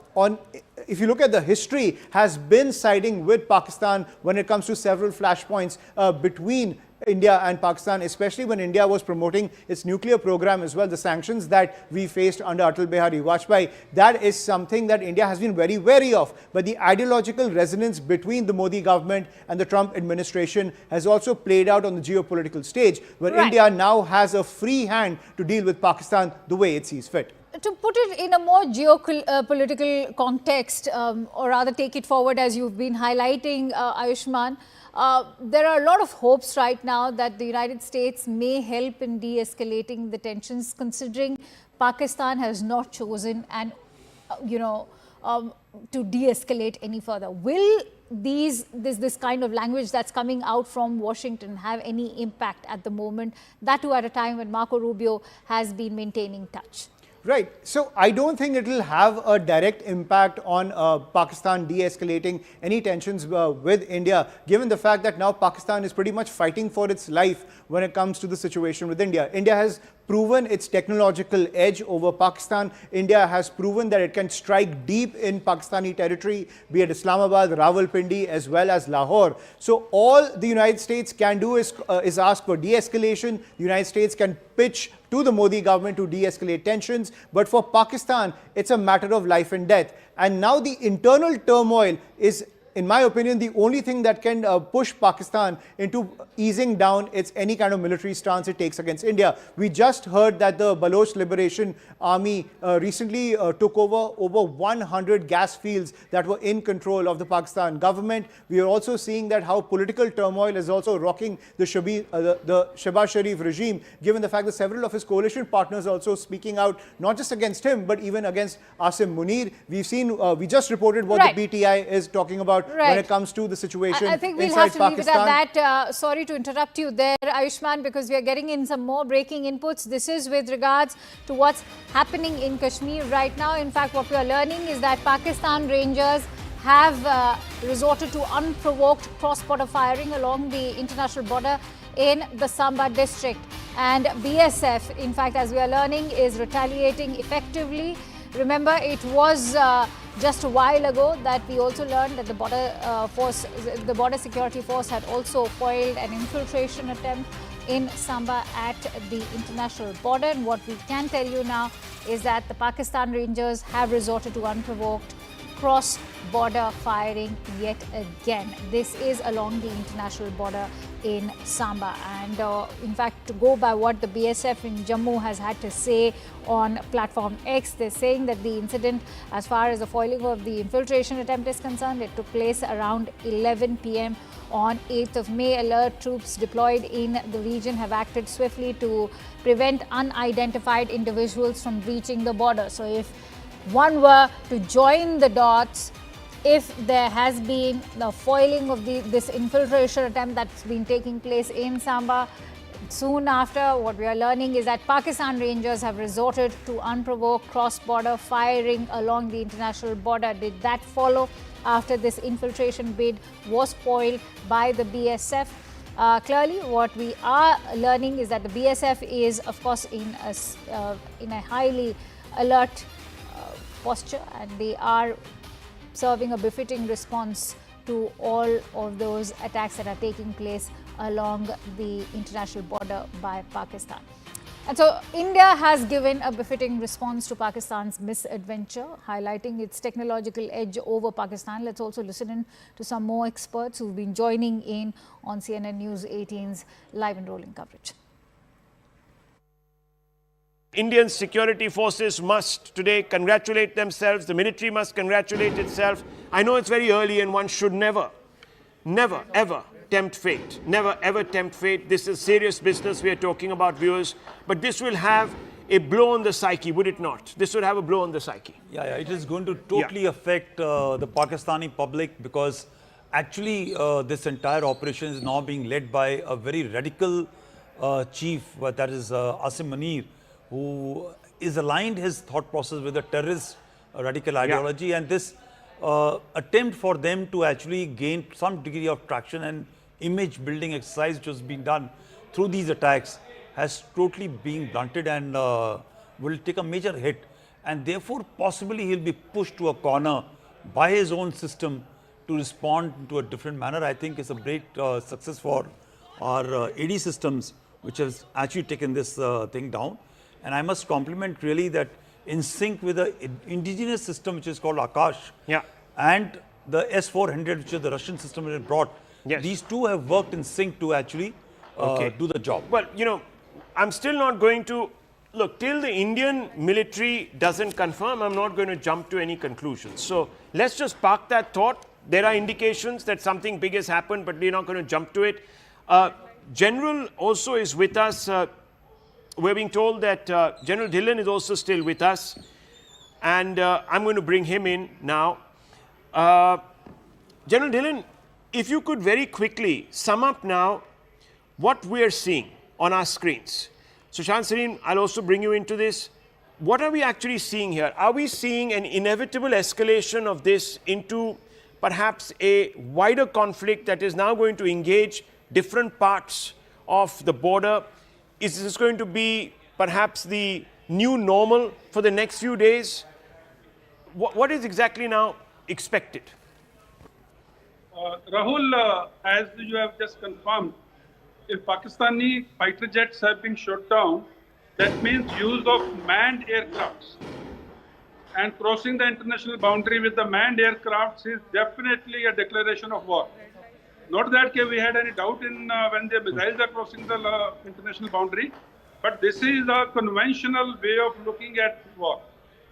Manned aircrafts, fighter jets crossing the international boundary with an intent to damage the civilian or military installations. Let me just say that I'm not going to accept that till the Indian government confirms. The Pakistanis, you know how they are. They can say whatever they want to, and we don't even know who there is planting what news. So let's just keep that aside. Okay, we'll leave that aside. Yes. Yeah. We'll leave that aside. Yeah. The mere escalation, as Jal Bakshi has said and Jal Pandey has also clarified this, now it has gone to the next level. And there is no way that India should not retaliate now, or should not take it to the next level, because now is the time when the war stamina petering out of Pakistan will come into play. Pakistan's economy dithering will come into play. Pakistan's stocks of major equipment going down will come into play. And as and when it happens, this is where the victory will be declared. So we should not hold our horses now. We must take it to the next level as a response to what Pakistan has done so far. He has crossed the limit and we should not. And now we know that his war fighting stamina is way below us. And we must capitalize on our strength, military strength, diplomatic, politically, economic strength, we all know. And we must hit targets in Punjab, because that is where it is going to hurt. Because for them, like Jal Pandey was saying, that terrorists are dispensable for them. I think for a Punjabi, Pakistani, Musliman dominated Pakistan army, even Sindhis and Balochis and Pashtuns and Kashmiris and Baltis are also dispensable. So we must hit at the heart, and that is where the pinch will be felt. So what we are now seeing, Sushant Sareen, is conflict by another name. We may not formally call it that, but we're in that zone now.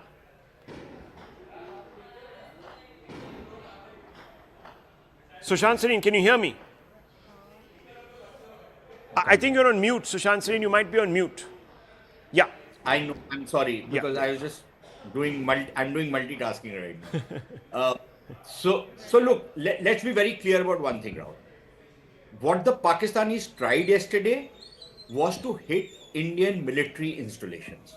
Okay? That they failed is not an excuse. But our response was also to only target military installations.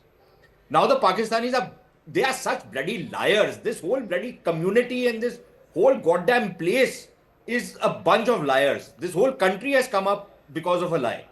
So they claim that no, we didn't do anything. Because their attack failed, they claim we didn't do anything, right? That's what that ISPR fellow whose father was a great nuclear scientist trying to take out electricity out of jinns. That fellow's son is now their ISPR chief, and remember, he's also a 3-star general. Look at the kind of guys they make 3-star generals. Anyways, but the point is that these fellows, they've lied. Okay, now we hit back.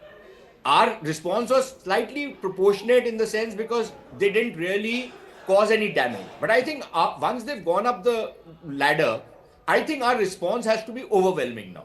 Very clearly, right now, from what we are hearing is that only the area around Jammu is being targeted, Akhnur, Jammu, that belt. There is some reports that maybe Pathankot has also been, they tried to target Pathankot, or at least there's been they've tried to activate the terrorists in Pathankot and other parts. There are some reports, none of these are confirmed. Anyways, I think we'll take care of that. But I think you have to go up because they have already opened up the space for attacking military targets in Pakistan. Now, what is the great restraint that I will only attack air defense targets and I will not attack the ISI headquarters in Appara or the core headquarters in Lahore? Why not? Now that you opened this up, then everything is up for attacking. The GHQ in Rawalpindi is up for attacking. Right? Now, if they want to go down that road, then I think we should not be holding back to go down that road. Okay. Because quite clearly, they have to step back and they have to start dismantling the infrastructure of terrorism. I think we have had enough. I think the government of India has made it clear multiple times. We don't want an escalation, but if you escalate, we will hit back. We will not hold back. We will hit back. Number one. Number two, we don't want to go into a kind of a war, but if this is what you are going to try and impose on us, we are going to come after you. I think that message is very clearly delivered. Now, the generals in Pakistan have to decide, is their survival more important than their country's survival? I think it's a very simple question for Pakistan and Pakistanis, maybe not for the Pakistan army, because, once they back out, they tend to lose their privileged position. And I think that is the biggest stumbling block from, them taking an off-ramp. And we need to be very clear about it. No face saving has to be given to these lowlifes. No face saving has to be given to these terror sympathizers. And they have come out openly in their sympathy for terrorists. And I have been pilloried for saying there is no difference between the Pakistani state and the Pakistani society. And we have seen evidence of that, how not a single Pakistani has said what the Indians targeted were terrorists. Okay. These are some innocent people. How are these innocent people living in Muridke in these terrorist training camps? Or I think that is well settled. I think that is well settled. We don't need an excuse now, not after this, do we, Wing Commander? Abhishek Matiman is joining us. Wing Commander, what are we seeing here, and how do you see the Indian response now? look, I don't know, but if you have to go and escalate, you have to go a step above what they are doing on the escalation ladder. We'll have to obviously take out some important, perhaps brigade headquarters. There are many options. So what will we deploy to do this? What can be done? At the outset, Rahul, I must apologize for a late entry. Actually, I was busy referring to combat manuals and international conventions that define war. Okay. So let me congratulate all my countrymen. The porkies have finally taken the bait. I strongly feel what we see right now in front of us is the beginning of the end of a state called Pakistan. Whatever the thresholds be and whatever the definitions, they have crossed all limits by all boundaries.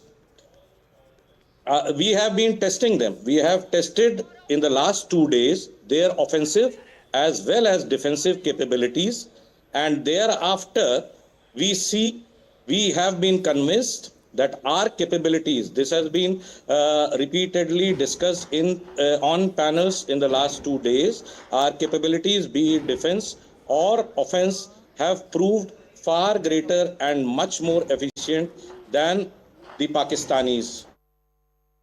The situation, the tensions between these two nuclear-powered countries, India and Pakistan, is escalating.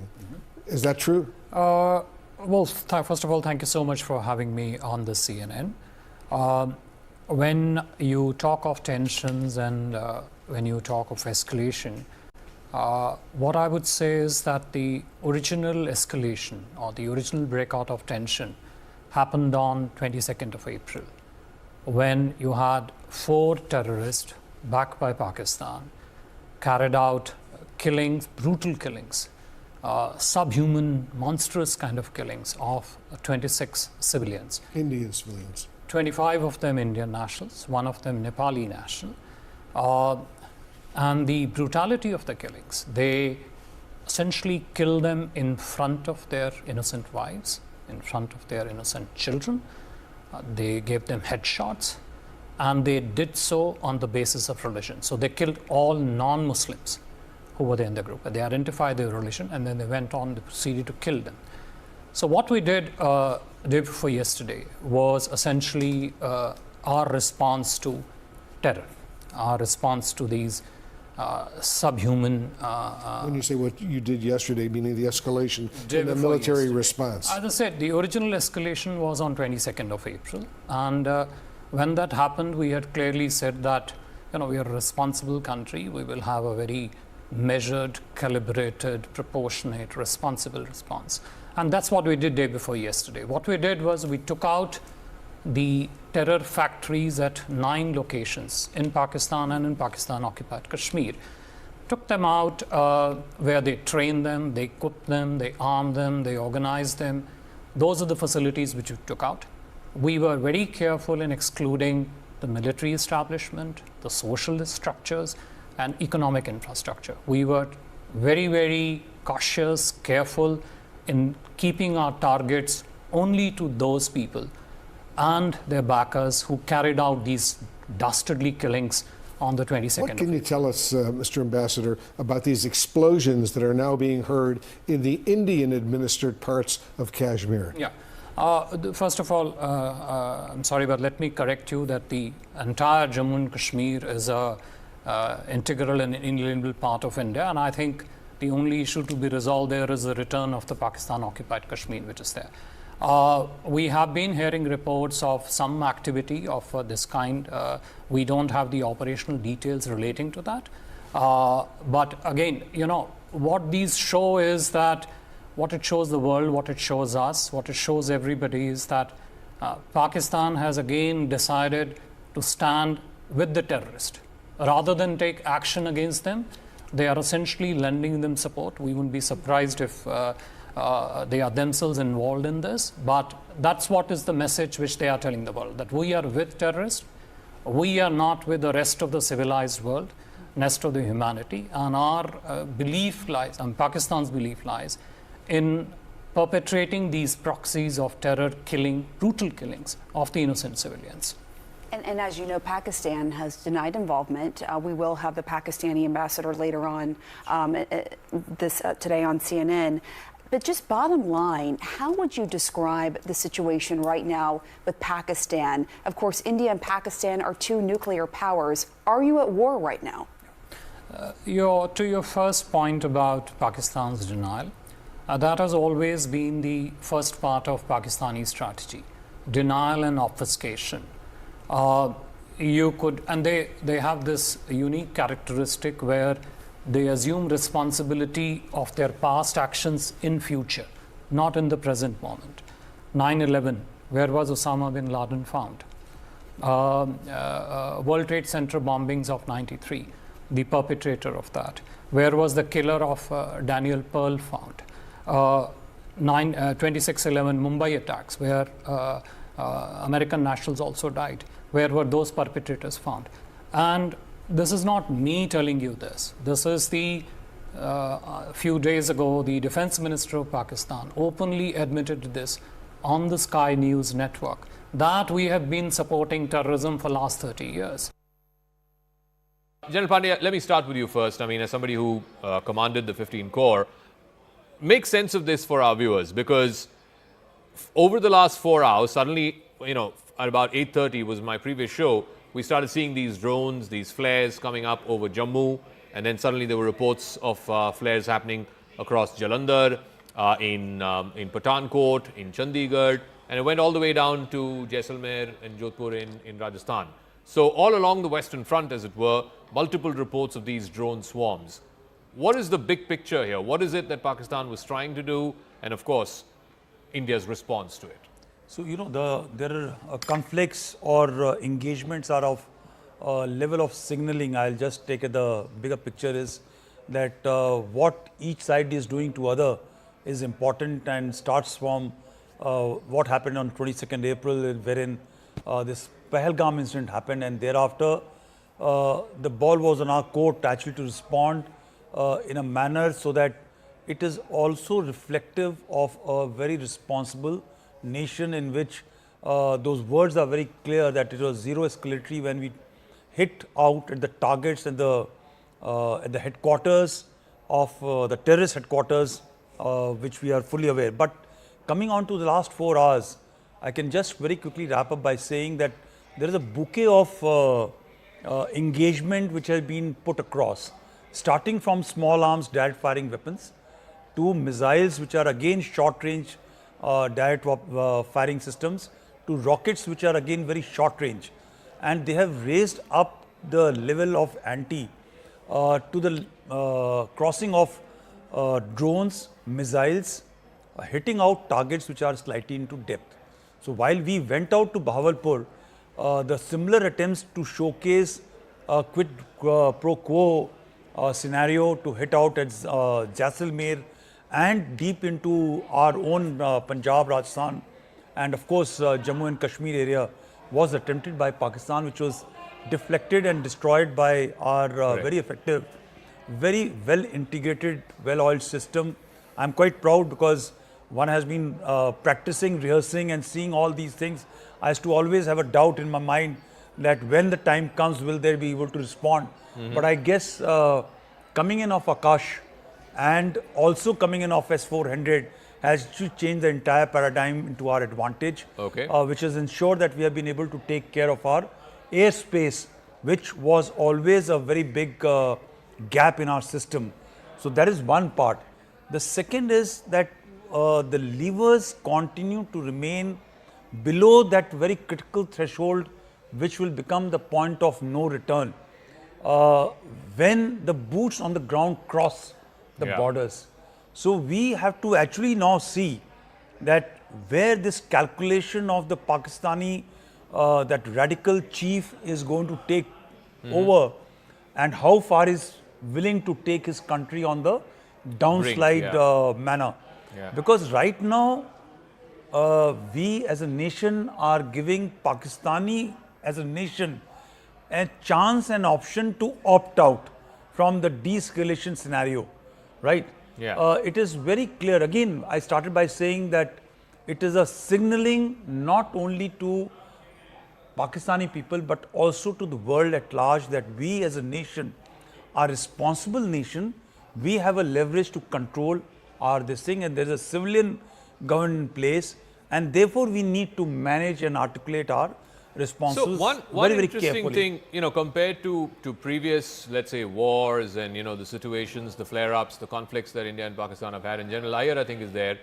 General Iyer, this is the first time we're seeing this drone warfare play out at such mass scale. We've seen this in other sort of theaters of conflict. We've seen it definitely in Ukraine. We've seen it to some extent in Gaza as well. This is the reality of modern day warfare, that you're going to have these swarms of drones first being put out before the aircraft and the other rockets and missiles are being put out. And then, of course, as General Pandey here said in our studios, the final step, of course, would be when your tanks and your armored divisions and your men start moving. Are we still at stage 1, maybe stage 1.5 in what looks like a long escalatory battle? To answer your question, yes. Because the cost of a swarm of drone is a fraction of a cost of a, let's say, aircraft of the 4.5 generation capacities. Yeah. Add to it the pilot, which is also involved with it. So when you look at a drone as a weapon, it is much more cost effective than an aircraft. That is point one. Point two, a swarm of drone is very difficult to pick up on radars because it gives you a very, very small signature. So if you saw the way Jammu erupted in the morning and you were seeing all those flashes running around, they were our guns firing. We fire a tracer after every 5 or 6 rounds, we fire a tracer along with it to see where our fire is going. It is very difficult to locate and follow a swarm of drone and decimate them. So to that extent, the way our AD has performed today is, I can just say it's marvelous. It was something which was biting me throughout my service life as to whether, we don't have very state-of-the-art ground AD equipment. Let me tell you this, all our AD is, we call it a little antiquated if you were to say, but they have performed absolutely marvelous, I can say, the way they have been able to, intercept these swarms. That's the second point. The third point, I would like to elaborate on something which Devendra just said. And, let's go back to 5th of May. There was a statement made by the DG ISPR in one of his, daily discourse. Yeah. He says if India wants to go adventurous, they may start the conflict, but we will, end it at our terms, etc., etc. When you are not the strong person, when you are aware that there's going to be a response, to make such, big statements is something which is going to force you to, think where you're going to off-ramp. To my mind, 7th morning, there was a very, very clear window for Pakistan to off-ramp. Why do I say that? We had achieved everything. We had put out a statement that India doesn't want to escalate any further. And I was in your show when we were repeatedly emphasizing on this point. Somewhere Pakistan had managed to convey to his audience that they had downed 3 Rafales and 2 more aircrafts of ours. They had made statements in their parliament. By and large, if at that time sensible guy was there, and I again agree with General Pandey, because the person at the helm over there is a radical guy. He doesn't realize what implies, taking Pakistan to war. Yeah. That was a very clear window, and I think India was very sensible not to comment on this repeated claim of 5, Indian aircrafts being down. We kept quiet, gave him an exit window, and I felt that yesterday evening they will, use that and go out. Possibly we would have been in the end of this scenario right now with both sides, quite happy with what they have achieved, because let me tell you, these 9 hits which we have achieved is something we could never think of. Especially in my 39 years of service, I never could think of, hitting from Bahalpur right up to Kotli. Yeah. It is a huge swath that we have engaged and engaged precisely. Okay, So, General, give me a moment. Tajinder is also joining us. He's joining us live from Srinagar. Tajinder, so what's the update across the state? And I specifically also want to know about Jammu because you're from there. It started about 8:30 in the evening today. Are we now approaching a stage where things are beginning to get back to normal? For example, in Jalandhar, Chandigarh, etc., I think the lights are coming back on. But where you are, it seems like the blackout is still on, very much so. Yes, sir. Yes, Zaka. I'm in Baramulla right now, and this place is it is under a complete blackout right now, Zaka. I can hear the artillery shells that are being fired from the Pakistan side, though my location is at a safer distance from Uri, where the firing is going on. Pakistan has been violating the ceasefire, and what we have come to know that a civilian, a woman, has been killed in Uri sector because of the continuous ceasefire violation from the Pakistan side.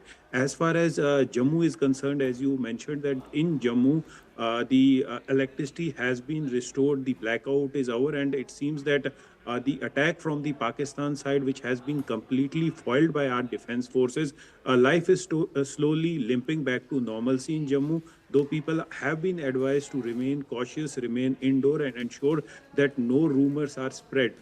All the projectiles that were fired from the Pakistan side on the vital military installations in Jammu region were destroyed by our air defense mechanism. So no damage in Jammu, but yes, heavy ceasefire violation is being reported from Rajouri, Poonch, Kathua, Samba, where the Indian Armed Forces, the Border Security Force also is giving a befitting response to Pakistan.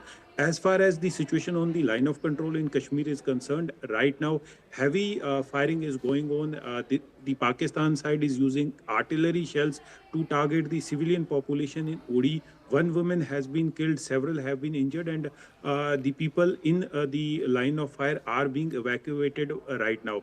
I just had a word with senior officials. They are saying that the LG administration is keeping a thorough eye on all the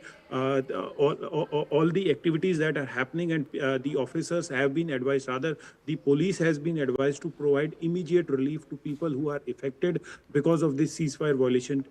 Earlier during the day, the Director General of Jammu and Kashmir Police, Nalin Prabhat, was in Uri. If you remember, Zaka, in Uri in Kashmir is the most affected area because of the ceasefire violation from the Pakistan side. Several houses have been destroyed by the Pakistani shelling. So right now, the situation, though in Jammu, has returned to normal, but on the line of control, it continues to be tense, and the Indian Armed Forces are giving a befitting response to the Pakistani aggression. Yes, Zaka. All right, Tejinder, thank you so much, and you take care. You're in Baramulla, where it's not just the threat of drones. There is, of course, the live firing of artillery shells that's happening. So thank you very much for joining us with that live update. Let's try and go back to our guest, if Sushant is still there. Sushant Sareen, you know, again, make sense of the big picture for our viewers. Are we now locked in this escalatory chain where each side is going up one rung, and either it ends, each of those rungs ends either in a stalemate or in escalation dominance? How far up do both sides go? You can go all the way to a full-fledged war. You know, if nobody is ready to take an off-ramp, and frankly, as of now, let's see, you know, for example, if the Saudis have come, they have equities with both India and Pakistan. Will they be able to exercise those equities? I think from the Indian side, it's very clear. We were never interested in escalating, but if the Pakistanis are going to escalate, then we will hit back. Now, what are the Pakistanis going to say? Now, we are saying that we are fighting a war against terrorists. We have only targeted terrorists. What have the Pakistanis done? They've targeted the Indian armed forces, the Indian military. They've targeted us. So we are going to hit back. Do the Pakistanis get an off-ramp? And will they be forced to take one? And then what happens to their regime? And Zaka, I think this is a critical point. In Pakistan, it becomes a question of regime survival, not just of Asim Munir, but also of his chaprasi, the so-called Prime Minister of Pakistan. The man was brought into office by Asim Munir. He depends on the crutches of Asim Munir. Anybody who replaces Asim Munir will probably give a kick to Shawaz Sharif. So the heads of both those fellows are linked to each other, right? They're Siamese twins in a sense. They cannot be separated. And if you separate them, they both will die. So it's their survival. And for their survival, they're ready to put Pakistan's future at stake. Now, the question is, can the Saudis, for example, give And please remember, Asim Munir, because he has served in Saudi Arabia, I believe as a defense attaché, understands Arabic, speaks it well, has some contacts in the Saudi system. He used to think that he is somebody who can do a lot of work with the Saudis because he knows many people out there. Question now is, can the Saudis exercise their influence on Asim Munir and tell him to back off? And they have a lot of leverages, not just the Pakistani diaspora, but they have leverages in terms of the amounts of money they give to the Pakistani. Correct. And if they threaten to turn off the tap, Pakistan is in deep trouble. Will the Saudis use those leverages? Again, with India, for example, they will ask us to de-escalate, but I think we are very clear that if the Pakistanis back off, we'll also de-escalate. Otherwise, there is no way out. Please also remember, MBS, the gentleman who's come now to both India and Pakistan, does represent MBS. He doesn't represent anybody else. Of course. In Saudi Arabia, MBS is the boss, right? And he's a guy who is in many ways a visionary, who's trying to forge a new future for Saudi Arabia, who's not really interested in these kind of wars. And there are some major developmental and other projects that he is envisaging with India. So does he want this whole region to start blowing up? I'm not so sure. Then there is the Americans. But the Americans seem to have taken a hands-off approach, right? They have enormous influence if they want to wield it. For example, just tomorrow, the Pakistani IMF package is coming up for renewal. The Americans can very easily hold that out and say that, look, unless you are backing down, no monies are coming to you, because much of that money you use for building up your military and creating trouble in the region. So there are people who have leverages, but are they going to bring those leverages? And if they don't, then we are in this escalation spiral, and I don't see what the incentive for either side is to back off. The situation, the tensions between these two nuclear-powered countries, India and Pakistan, is escalating. Is that true? Well, first of all, thank you so much for having me on the CNN. When you talk of tensions and when you talk of escalation, what I would say is that the original escalation or the original breakout of tension happened on 22nd of April, when you had 4 terrorists backed by Pakistan carried out killings, brutal killings, subhuman, monstrous kind of killings of 26 civilians. Indian civilians. 25 of them Indian nationals, 1 of them Nepali national. And the brutality of the killings, they essentially kill them in front of their innocent wives, in front of their innocent children. They gave them headshots, and they did so on the basis of religion. So they killed all non-Muslims who were there in the group. They identified their religion, and then they went on to proceed to kill them. So what we did the day before yesterday was essentially our response to terror, our response to these subhuman... when you say what you did yesterday, meaning the escalation in the military response. As I said, the original escalation was on 22nd of April. And when that happened, we had clearly said that, we are a responsible country. We will have a very measured, calibrated, proportionate, responsible response. And that's what we did day before yesterday. What we did was we took out the terror factories at 9 locations in Pakistan and in Pakistan-occupied Kashmir. Took them out where they trained them, they equipped them, they armed them, they organized them. Those are the facilities which we took out. We were very careful in excluding the military establishment, the social structures, and economic infrastructure. We were very, very cautious, careful in keeping our targets only to those people and their backers who carried out these dastardly killings on the 22nd. What can you tell us, Mr. Ambassador, about these explosions that are now being heard in the Indian-administered parts of Kashmir? Yeah. First of all, I'm sorry, but let me correct you that the entire Jammu and Kashmir is an integral and inalienable part of India, and I think The only issue to be resolved there is the return of the Pakistan-occupied Kashmir, which is there. We have been hearing reports of some activity of this kind. We don't have the operational details relating to that. But again, what these show is that what it shows the world, what it shows us, what it shows everybody is that Pakistan has again decided to stand with the terrorist. Rather than take action against them, they are essentially lending them support. We wouldn't be surprised if they are themselves involved in this. But that's what is the message which they are telling the world, that we are with terrorists.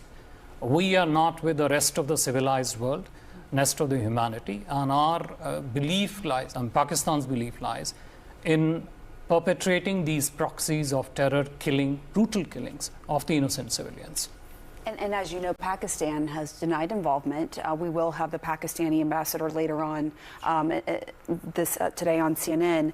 But just bottom line, how would you describe the situation right now with Pakistan? Of course, India and Pakistan are two nuclear powers. Are you at war right now?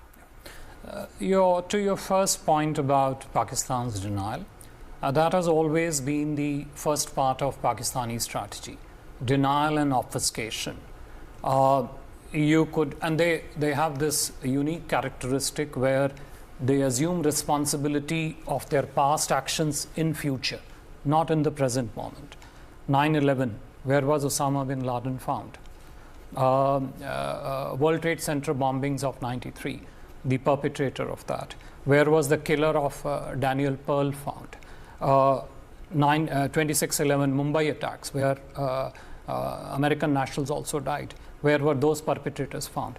And this is not me telling you this. This is a few days ago, the Defense Minister of Pakistan openly admitted this on the Sky News network, that we have been supporting terrorism for the last 30 years. There's already been an escalation, and instead of choosing that off-ramp, the choice that Pakistan very much had, it chose not to do so and has escalated by, in fact, attacking military installations of India in Udhampur, even Jammu and Pathankot as well. And if we are to talk about this escalation, India, in fact, has also delivered a befitting response by not just managing to shoot down all of those missiles and drones that were diverted towards India, but it has, in fact, gone inside Pakistan's territory and attacked city like Lahore. We've gone inside the heart of Pakistan to attack Lahore. And it was a very well thought out strategy, if I were to put this out for you. Because remember, India first attacked and crippled Lahore by attacking their air defense system.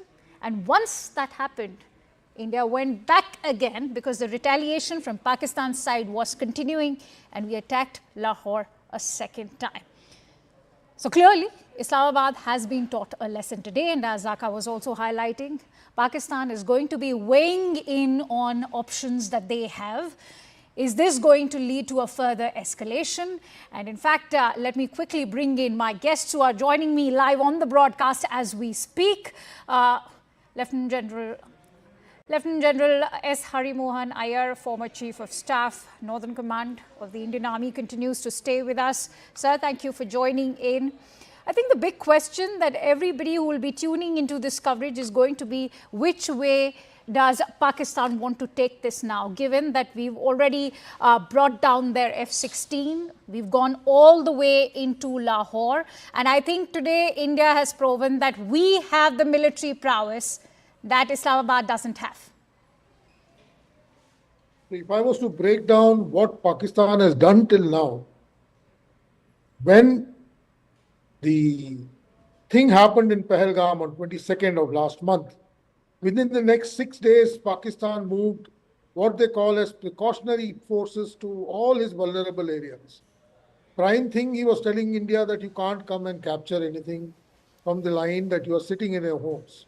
It used to be some of our old doctrines, and Pakistan possibly felt that we are going to follow that doctrine.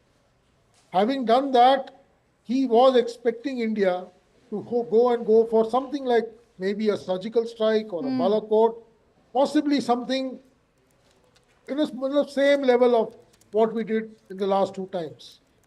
And he thought that he will retaliate in the same manner as he did earlier, try and show that our hits were not good enough, and try and convince his own population that what he's been able to achieve is superior to what has been given back to him, exit this whole thing at a level of superiority and keep the Fauj as the main savior of Pakistan.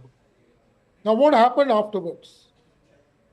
The first thing he did not calibrate was that India would go and, put the Indus Water Treaty on a bench.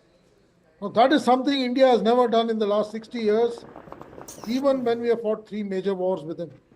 So that was a very major miscalculation as I look at it. And he still has not understood the implications, because the kharif, which has to be sown very soon, is going to face problems. So that is one thing he's not factored in. He did not factor the kind of diplomatic push that India today enjoys. He thought that possibly China and other countries that he has, a little bit of favor with, they will come to his rescue and, push India down. Actually, they were expecting much more. When you talk about the diplomatic push, I think it's very important to talk about how India is trying to turn the tide in its favor, and especially conventional allies to Pakistan today are turning their back.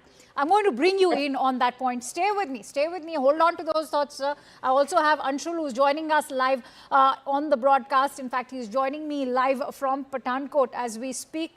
Anshul, give us a sense of what's happening, because Pathankot, remember, is one of those critical places in India where the army installations have been attacked, and that clearly indicates a direct escalation from Pakistan's end. Having said that, blackout sirens have raided the air. What is ground zero situation?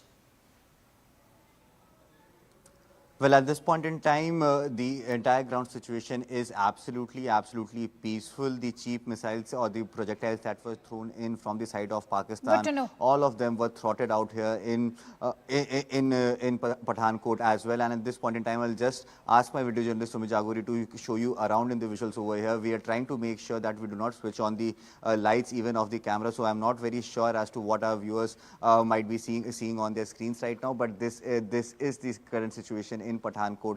Absolutely pitch black, absolutely silent. There are absolutely no noises, no noise that can be heard over here at this point in time. So definitely the situation over here has gotten back in control. People who were initially a bit jittery after the manner in which the Pakistan had thrown these cheap projectiles towards our country, now at this point in time, each and every person of Pathankot and in fact across the country now knows that they can sleep peacefully, because our armed forces are vigilant and they have already started taking revenge.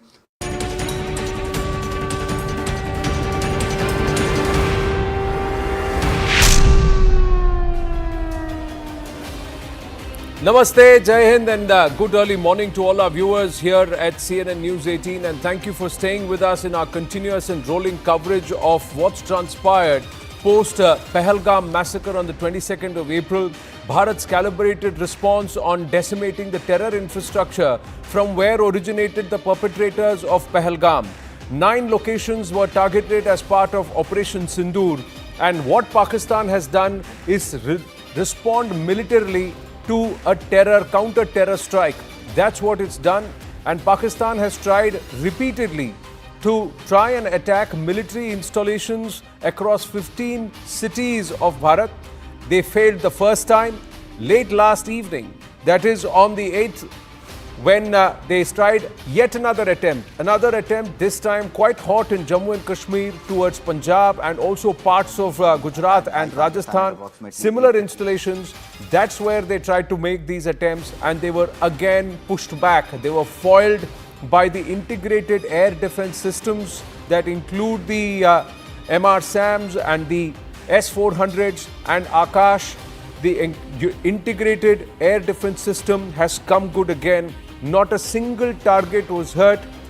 Also reports where an F-16 may have been downed by the Indian forces. So Pakistan suffering reversals after reversals, and more importantly, embarrassment heaped on General Asim Munir. Thrice, it's a hat-trick of embarrassments, a hat-trick of reversals. And there will be huge amount of pressure on the Pak military general who's tried to spew venom ahead of the Pahalgam terror attacks, that his position itself becomes untenable as the Pak Army Chief. Let's take you through the developments at 5 a.m. this morning. Amid escalating India-Pak tensions, the PTI leadership now fears for former Prime Minister Imran Khan's life. PTI is afraid that missiles or drones will come to Adiala jail and Imran Khan's life will be harmed under the pretext of war.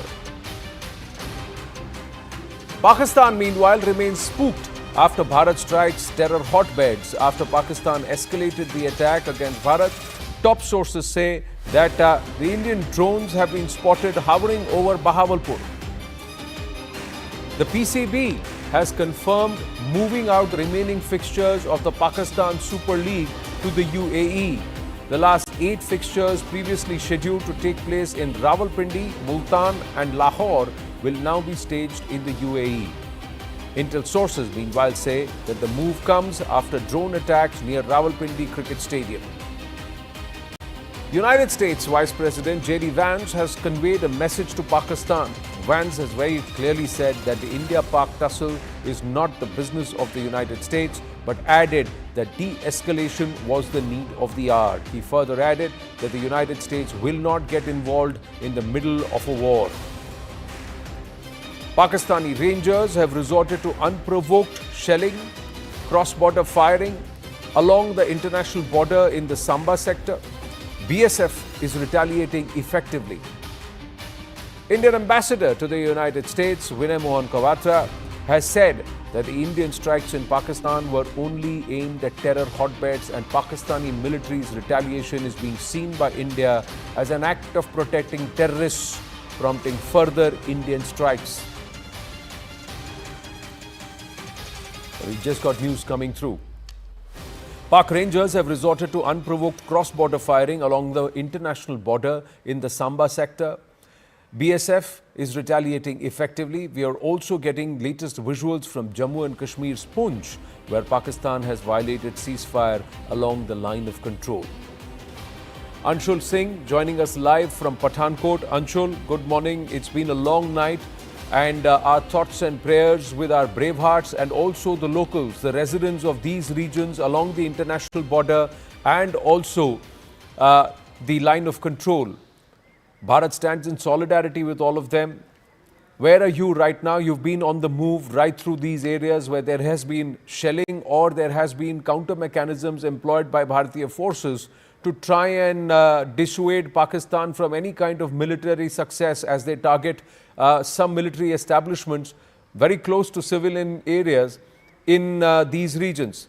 So right now, are the guns still talking? Can you hear sounds around you, or is there a little bit of a quiet?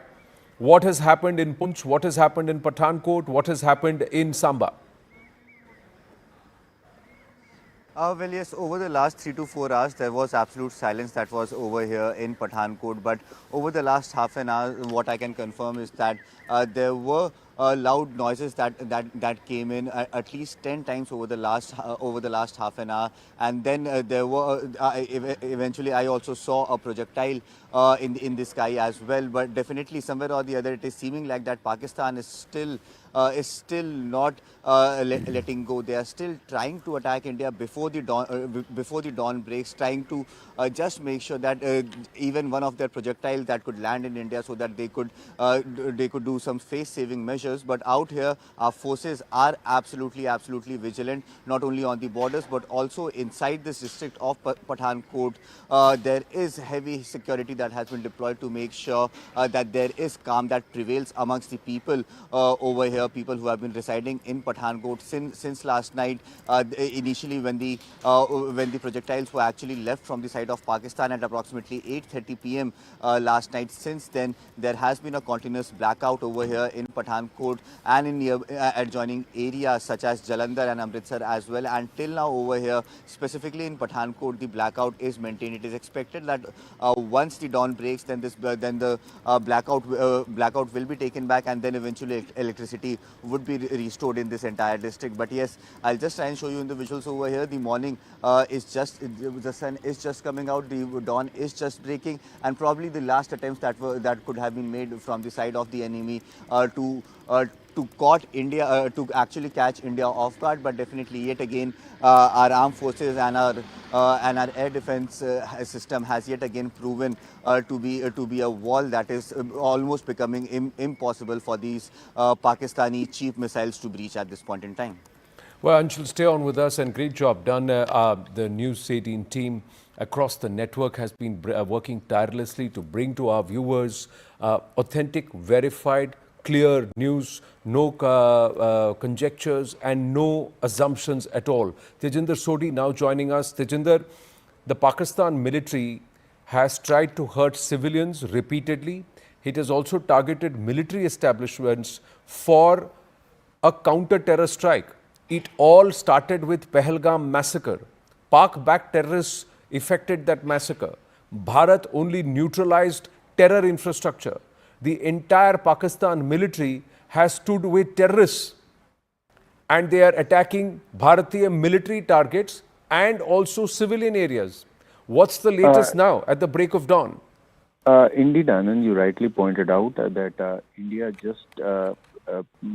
Pakistan has been relentlessly trying its best to target the civilian and the military installations, but their efforts to target our positions were foiled by our defense mechanism last night when Pakistan tried to send in projectiles, drones to hit the targets within Jammu in several places across Rajouri, in Poonch. But those efforts were foiled by our security forces, by our defense establishment. Now, Anand, Pakistan, those cowards in uniform on the other side of the line of control, they have been targeting the civilian population. Heavy exchange of firing is still going on in along the line of control in Uri, in Karna, Keran, Rajouri, Poonch. These are the places where Pakistan has resorted to unprovoked ceasefire violation. There are also reports of cross-border firing in areas like Samba, where the border security force is retaliating as if you remember on even last night at around 11, the border security force foiled a major infiltration bid from the Pakistan side, wherein Pakistan tried to push in terrorists into the Indian side. So Pakistan is desperate at a time when Pakistan is trying. Yes, Anand. Right. Tejinder, great job done, and I know there has been continuous work, and stay safe.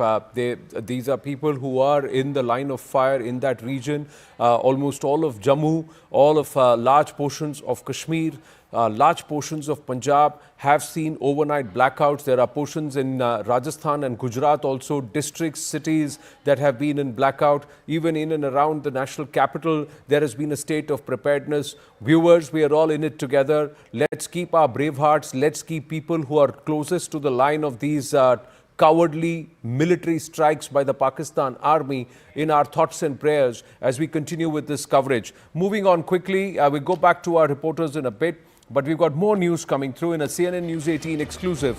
We're learning that Pakistan Defense Minister has threatened Bharat yet again, saying that if not for talks, then it will be for the guns. Top intelligence sources have informed that they see this as a sign of desperation. In fact, Khwaja Asif appears to be afraid of his constituency in Sialkot, where he will lose if there is a potential war that breaks out, and he doesn't want to lose in any case. It's more about the politicians being absolutely clueless about what their army is doing. One, he's been caught lying brazenly on international media, and now this entire bluster and braggadocio coming at a time when Sialkot has seen some solid pummeling by Bharatiya forces. Now, however, this threat will not work, and the Pakistanis have to understand that Bharat's war is against Pak originating terror and terror groups. It's not with the state of Pakistan, the military of Pakistan, or the general population of Pakistan. This is something that Ambassador Kawatra, that Ambassador Doraiswamy, Foreign Secretary Vikram Misri have repeatedly said this. This has been Bharat's official position. The idea is purely to give justice to the families whose loved ones were singled out and killed in cold blood, murdered in cold blood because they were not Muslim. And this was done by Pak-backed terrorists, and that's the reason why Bharat effected Operation Sindoor. This is a message clearly, and if Pakistan continues to go down this line, they become officially state backers of terror and terror groups. And Pakistan should be deemed then a terror state. Terror state Pakistan. That's where the direction is that the Pakistan polity and Pakistan military is taking them to. Let's listen into what Khwaja Asif is saying. Direct talks नहीं होती इस वक्त हमारे NSS की, हमारी government की और India की गवर्नमेंट की, और वो नहीं सुनते, तो फिर क्या अगली बात, अगर टेबल पे बात नहीं होती तो क्या अगली बात बंदूक पे होगी, बंदूक के जरिए होगी? जी बिल्कुल, that is the only option left to us. दिनों में पाकिस्तान को फैसला करना होगा, घंटों में करना होगा, और we still have the luxury कि अच्छा एक दो हफ्ते और देख लेते हैं चीजें बने. We do not have the luxury of waiting for days. मैंने plural इस्तेमाल किया. We do not have the luxury to wait. This patience will cost us. So we have to stop them right now in the tracks. कि ये चीज जो है acceptable नहीं है. ये हमने 2-3 दिन देख लिया है कि de-escalation की पॉसिबिलिटीज की जो उम्मीद लगाई थी, लेकिन ये de-escalate नहीं हो रहा. So Pakistan is taking things, a bit a notch up now or further. Akanksha with us on the phone line. Akanksha, Khwaja Asif sounds so desperate. He does not even know how to give his thoughts a spin to try and make it from coming from a position of strength. Clearly, he's found out. You see the body language in the interview. He looks completely endurance. Not to forget the fact that from disinformation, he is now resorting to desperation. When he's saying that this patience is going to cost us, only Khwaja Asif knows what the cost is going to be. And they're already paying for it. It's clearly a sign of desperation. One also knows that Sialkot, which has also been attacked by India, is his constituency. He will lose if the war breaks out, and he doesn't want to lose from his constituency. This threat is not going to work. And they are very much aware that Pakistan has to end terrorism, and this is India's war, Bharat's war against terrorism. And at the same time, we all know that Pakistan's economy is extremely vulnerable. We speak on a day when the IMF is going to be making that assessment of the additional funding, which is over $1 billion. As of December last year, Pakistan had surpassed its external debt, which was amounting to over $131 billion. So clearly, Anand, the question is, can Pakistan afford escalation? They have been given an off-ramp, not just by India, but the global consensus that is very much working in India's favor. The United States, as we all know, Marco Rubio, the US Secretary of State, has been telling Pakistan to de-escalate. They have been consistently condemning terrorism emanating from Pak soil. They have also made it amply clear that they stand with India in its fight against terrorism. So Khwaja Asif is he's in fact embodying the kind of pressure that has been mounted on Pakistan at the moment. Well, the other aspect is Khwaja Asif says we cannot afford for this to continue. Does that clearly show the desperation of the Pakistanis, that they have tried whatever in the last 3 days, but they cannot sustain it? The other thing is, he was brazenly lying when he said that the foreign ministers are in contact or the NSAs are in contact. This entire aspect of the Pakistan establishment saying the NSAs have been in contact was refuted by Bharat, saying no such contact has happened. Absolutely. We've been discussing this throughout, Anand, ever since this kind of propaganda war from Pakistan has broken out. Khwaja Asif has been, in fact, fronting this propaganda war on behalf of Pakistan. And we've been talking about how he has been indulging in disinformation. And when he's talking about how they've downed a Rafale jet, or whether it is about the NSA's talking, or about Indian armed forces personnel being taken as prisoners, or Pakistan attacking Srinagar, there's a fair amount of disinformation that he's indulged in, and he's spreading fake news on behalf of the Pakistani establishment.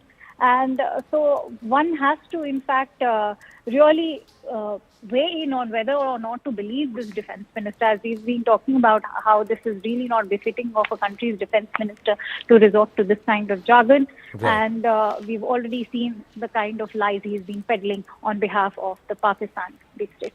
Well, thank you for your inputs, Akanksha. Meanwhile, in an exclusive conversation with CNN, Bharat's ambassador to the United States, Vinay Mohan Kwatra, made Bharat's stance very, very clear. He said that Bharat is not at war with Pakistan, but at war with terrorism, and terrorists are backed by the Pakistan military. Listen in.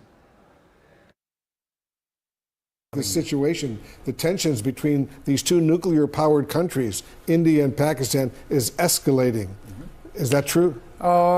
Well, first of all, thank you so much for having me on the CNN. When you talk of tensions and when you talk of escalation, what I would say is that the original escalation or the original breakout of tension happened on 22nd of April, when you had 4 terrorists backed by Pakistan carried out killings, brutal killings, subhuman, monstrous kind of killings of 26 civilians. Indian civilians. 25 of them Indian nationals, 1 of them Nepali national. And the brutality of the killings, they essentially killed them in front of their innocent wives, in front of their innocent children.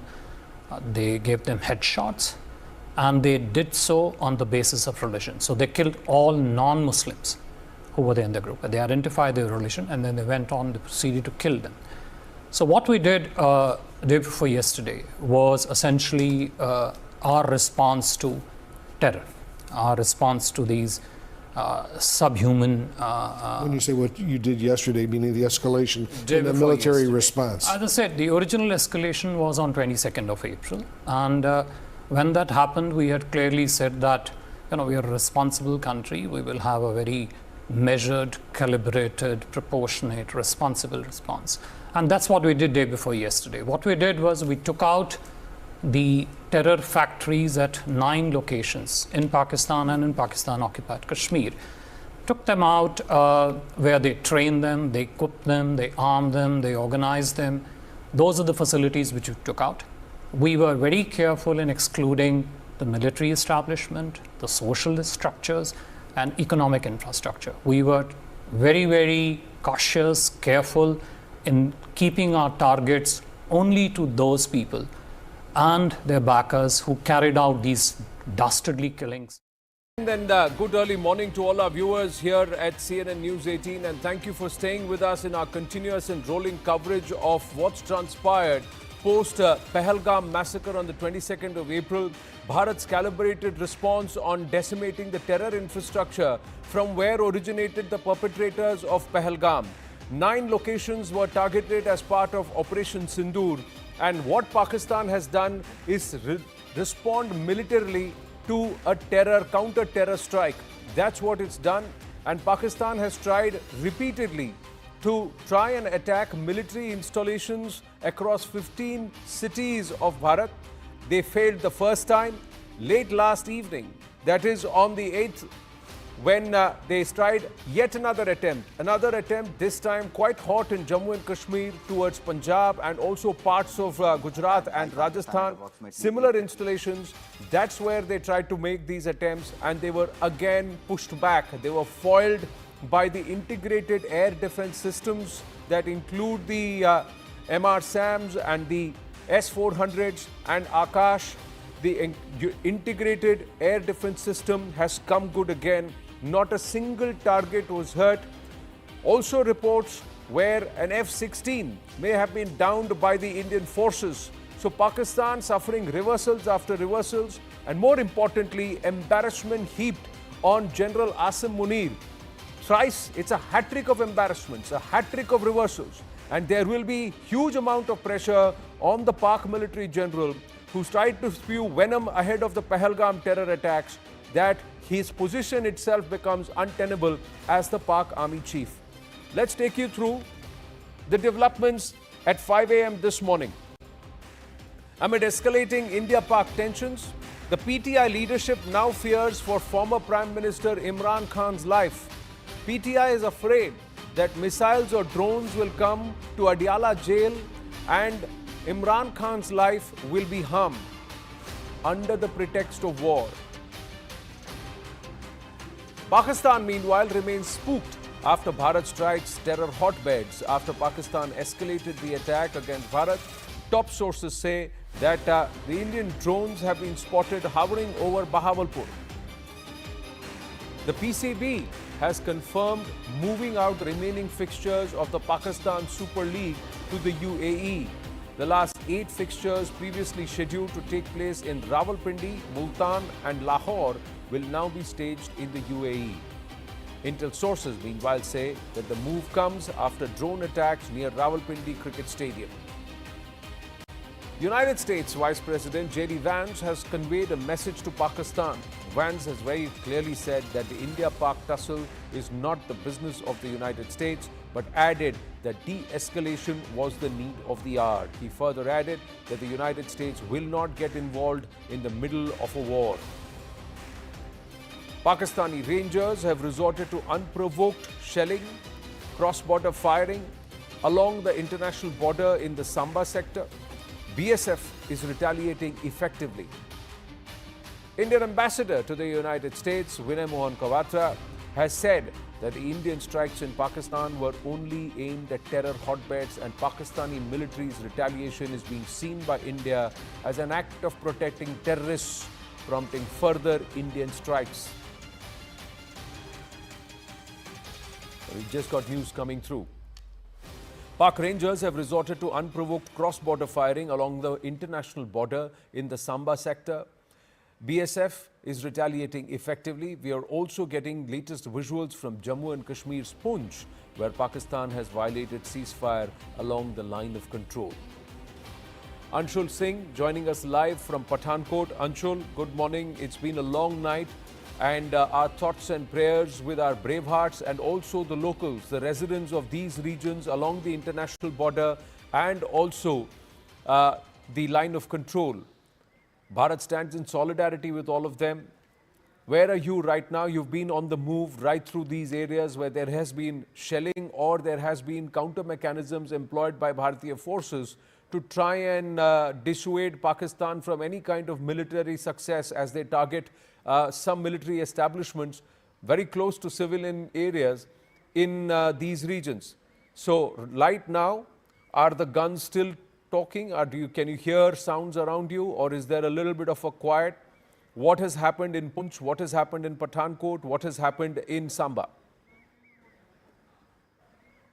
Well, yes, over the last 3 to 4 hours, there was absolute silence that was over here in Pathankot. But over the last half an hour, what I can confirm is that there were loud noises that came in at least 10 times over the last half an hour, and then there were eventually I also saw a projectile in the sky as well. But definitely somewhere or the other, it is seeming like that Pakistan is still not letting go. They are still trying to attack India before the dawn breaks, trying to just make sure that even one of their projectiles that could land in India, so that they could do some face-saving measures. But out here, our forces are absolutely vigilant, not only on the borders but also inside this district of Pathankot.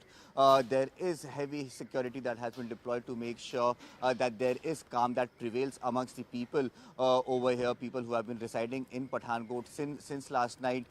Initially, when the projectiles were actually left from the side of Pakistan at approximately 8:30 p.m. Last night. Since then, there has been a continuous blackout over here in Pathankot and in adjoining areas such as Jalandhar and Amritsar as well. And till now over here, specifically in Pathankot, the blackout is maintained. It is expected that once the dawn breaks, then the blackout will be taken back, and then eventually electricity would be restored in this entire district. But yes, I'll just try and show you in the visuals over here. The morning the sun is just coming out, the dawn is just breaking, and probably the last attempts that could have been made from the side of the enemy to caught India. Media is of an explosion that took place in Beirut, in Lebanon, in the year 2020. So this is a 2020 video, and the PIB further appealing to viewers, consumers on social media and also patrons on social media not to fall for propaganda that's being spread by Pakistani influenced handles and Pakistani handles. Anshul still with us. Anshul, so more fakery that's come through from the Pakistanis and this needs to be exposed, and more importantly, perhaps some punitive action to be taken by those who are deliberately peddling these lies. In fact, the news doing the rounds is that Pakistan was actively planning to target certain religious establishments in Punjab and try to push that as the work of Bharatiya authorities. Well, definitely, this is how this rogue nation works. In fact, this was very clearly stated by the Foreign Secretary yesterday in the press conference as well, that this country, since the times of inception, has been based on lies and lies itself, and has been continuously being exposed on international forums for the last 75 years. And that is something that is being continued by Pakistan today as well. In fact, such videos from different parts of the world, videos from Gaza, videos from Israel, Beirut, all of these are being shared on social media platforms from very specific handles, which actually, as I mentioned, which actually project to be from the Indian side of the border, and these videos are then circulated in WhatsApp groups with the target to create some sort of a panic amongst the local people, amongst the citizens of India. But the manner in which all these efforts have been thwarted, both from the side of the Indian government and from the side of the conventional media, definitely all these efforts that have been put in by Pakistan are definitely going in vain at this point in time, because each and every piece of misinformation that they are trying to push through at this point in time, that is actually being fact-checked, and then their entire intention is also being exposed both by the government and by the media as well. Well, is there going to be any other punitive action that is going to be taken? Even there are media platforms, not just social media, but news media platforms that have been caught peddling these and amplifying this kind of fake news. So is Bharat going to take any legal action against such entities, whether they are local or international? Well, it is very, very likely at this point in time, because the government has been very clear that, especially at this time when the situation is very sensitive, definitely each and everything that is being shared that could actually have an impact, that should actually be verified before putting this out, and this responsibility should be taken by the media houses. But we have seen that several international media channels have also gone ahead and put out fake news, put out fake narratives on their channels, on their websites, which has eventually resulted in actually creating some sort of a debate out here in the country. But all of this has been fact-checked. The Indian government is still identifying those accounts that are still peddling these fake news on social media platforms. 8,000 accounts were identified yesterday that were asked to be blocked by the Indian government, whereas more accounts with who are operating under the guise of Indian citizens, they are also being identified at this point in time, and we can expect that over the next few hours itself, there could be more action that could be taken against these accounts, and then eventually there could be action that could be taken against media houses who have been peddling fake news to create some sort of a panic in our country. Well, thank you for your inputs. Now we've got more news coming through. Let's move on quickly here on this morning broadcast. The PTI leadership is afraid that missiles or drones will come to the Adiala jail. The Pakistan Tehreek-e-Insaf has said it is afraid that Imran Khan's life will be harmed under the pretext of war.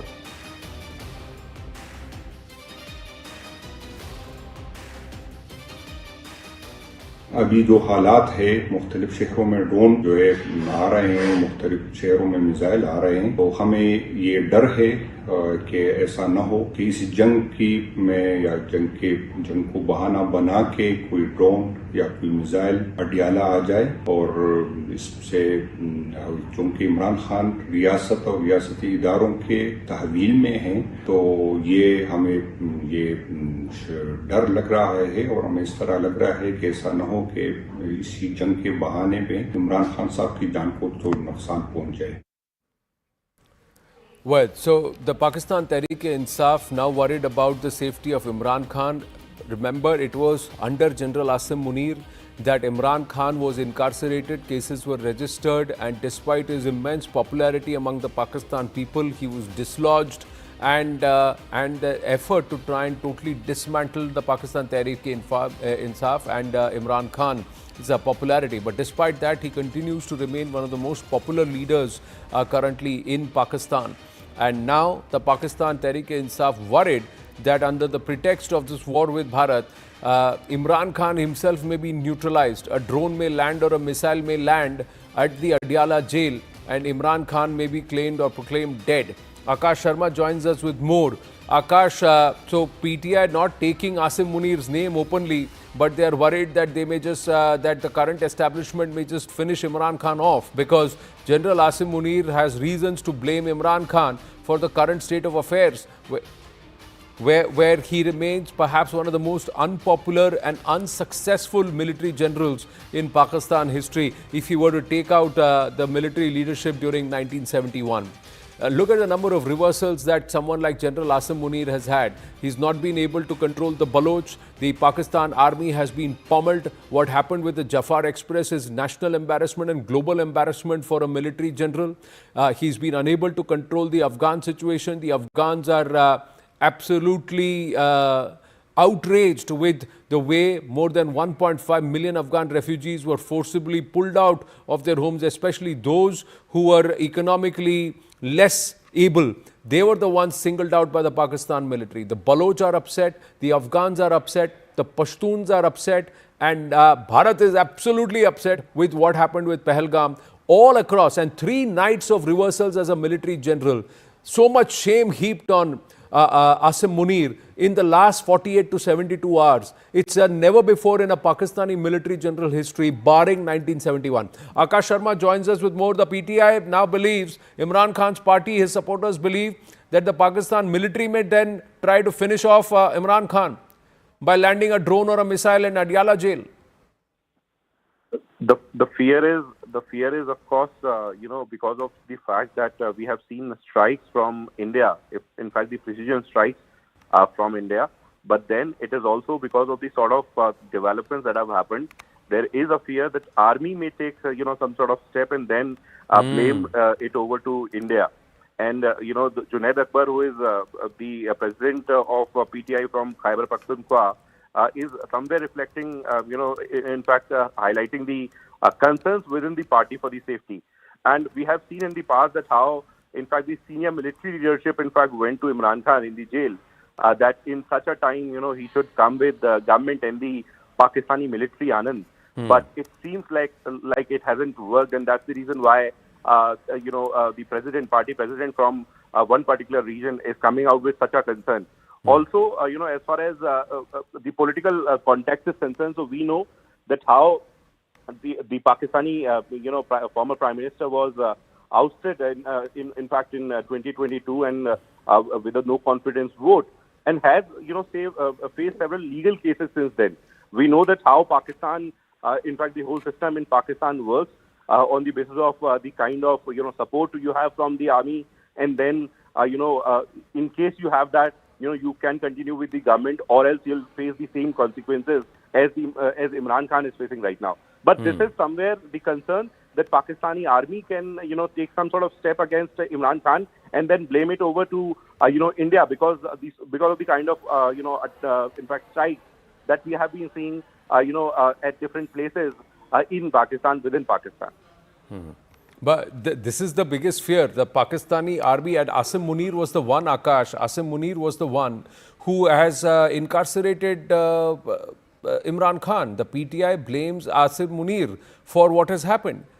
But many believe that this was a deal struck between Nawaz Sharif and Asim Munir, and that's how Asim Munir became the army chief. Very clearly, there was a fight, there was a tussle, because Imran Khan's man was Faiz Hamid and not Asim Munir. And Asim Munir and Faiz Hamid were at loggerheads. And clearly, the dislodgement of Faiz Hamid and the shunting off of Faiz Hamid, and of course, the dislodging of Imran Khan was all under the patronage of Asim Munir. So right now, the PTI believes that Asim Munir would try and get some win personally for himself because of the reversals with Bharat. And some drone may land at Adiala jail, finish off Imran Khan, and the blame will be put on Bharat. Right. And this is in possible. fact, And there's a reason why this is possible, because Pakistanis were devious. There is a huge amount of conversation. We're just waiting for Bharat to officially confirm this, that the attacks and the drones that were negated or neutralized over Amritsar were with this devious plot of attacking a religious institution in Amritsar, a very holy one, and then to try and pin the blame via some agents of the ISI sitting over in Canada and UK and elsewhere in the world, and blame it on Bharat. And that was foiled by our air defense systems. Well, we'll try and go across to Akash in just a bit. Meanwhile, J.D. Vance has sent a message to Pakistan saying that India-Pakistan tussle is not the business of the United States, but added that de-escalation was the need of the hour. He says, and I quote, "We are concerned about any time when nuclear powers collide. We want this thing to de-escalate. We cannot control these countries, though, but we are not going to get involved in the middle of war. That's fundamentally none of our business and has nothing to do with America's ability to control it." Now, how should one read this? Has Donald Trump left it to Prime Minister Narendra Modi to deal with Pakistan and Bangladesh? Or has America left Pakistan high and dry in the past between 65, 71, and America has oftentimes stood up. Even in 1999, America has often stood up to help Pakistan and support Pakistan and diplomatically, militarily back it and engage with it, all because it had vested interests in Afghanistan. Now that the Americans have pulled out of Afghanistan, is Pakistan's utility for them come to a zero? This is the same leadership under whom Pakistan was openly called out for using billions of dollars of American money towards and redirecting it towards efforts variant from the purpose for which it was given. And is this the same leadership now that is saying the tap is off? You are not going to get anything else from us. There is no support, there is no diplomatic involvement or pressurizing, and there is nothing at stake for us here. You are at your own mercy, but the larger call is that are there a bunch of crazies in Pakistan who may take an effort and try and use this entire nuclear bluster and bluff and somewhere effect it out in desperation? That's the biggest concern that many in the region now have in this failed state that is openly backing terrorists, that is Pakistan. Meanwhile, Bharat's High Commissioner to the United Kingdom in an interview with Sky News showed proof of military backing to terrorists in Pakistan, and he showed a photo which shows Pakistan military standing behind a sanctioned terrorist under the American sanctions regime. He called Hafiz Abdul Rauf. Now, this was something that we have put out very clearly here on CNN News 18 on the right stand, that this person who is leading the prayers is a US proscribed terrorist. But UK Ambassador, India Envoy to the United Kingdom, Vikram Doraiswamy, picking up the picture and highlighting this is the man who's a mastermind of and a key operative of the Lashkar-e-Taiba, which is again behind many attacks on Indian soil. This is a report I'm reading from Reuters based on 2 US officials telling Reuters this. They're saying it's the first time that Western officials have confirmed that there was high confidence that Pakistan had used the Chinese-made J-10 aircraft to launch air-to-air missiles against Indian fighter jets, bringing down at least 2. This is something that, let's ask Reuters. But my larger sense is that there is no evidence of that. We haven't actually confirmed any such thing. The better point is to ask actually if all of this is true and if Pakistan has essentially succeeded in making its point as it wanted to, why are they not stopping?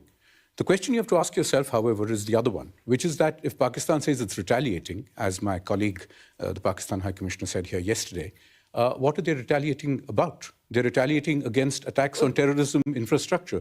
So what does that tell you of their relationship with the terror groups? Well, they're saying that they're distancing themselves completely from Pahalgam, and they're saying they had nothing to do with it. They've said that they've asked for an investigation, and India has refused an international investigation that they were happy to cooperate in. Well, this is a story we've heard multiple times before. In 2016, after the Pathankot attack, which you referred to, we offered them an unprecedented amount of access to an Indian Air Force base, which had been attacked at Pathankot. DNA samples, telephone records, the whole works. It was supposed to be a joint investigation. We never got invited for the second part of it.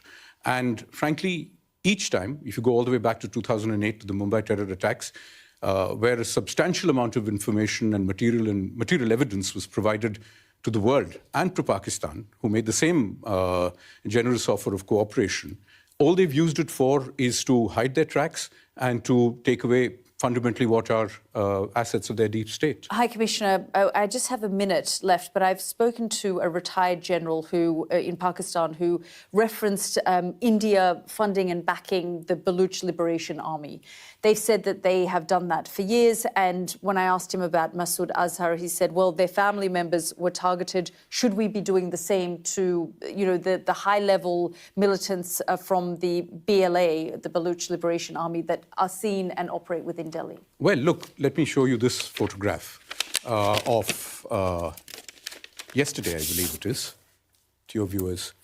This person here is a sanctioned terrorist under the American sanctions regime. His name is Hafiz Abdur Rauf. He's a brother of the founder of the terrorist groups that you're mentioning. Look who's behind him, Pakistani military. Look at the coffins there. They have the Pakistani national flag. If you're going to be giving terrorists state funerals, what does that make of your system? And everybody knows that for the last 30 years, Pakistan has used this as a means of subcritical warfare against India. If the international community really wants to be able to look at this and worry about it, the simple solution is to tell Pakistan it has an opportunity for an off-ramp. These are things that the world should have compelled Pakistan to do 30 years ago, and to compel them to implement their promises about taking down this infrastructure. It has not done so. We can't verify these images ourselves, and this is part of one of the problems, High Commissioner, that both sides, there's a lot of information coming out, but independent journalists, foreign journalists are not being given access. The Pakistanis have said to me, you're free to come to the sites that have been targeted, and we can take you to the line of control as well with the military to show you what's been hit and targeted. And in the same way, the information that we find that we're getting out of, and this image that you've shown was shown at a press conference that the military in Delhi put out as well. But that is part of the problem here as well, isn't it, High Commissioner? I mean, there is an information warfare that's taking place, and independent journalists can't seem to get access to either side. Well, look, it is a fluid situation out there. I don't know how helpful it would be to have independent journalists or any kind of journalists wandering around in an area where there is active military operations happening.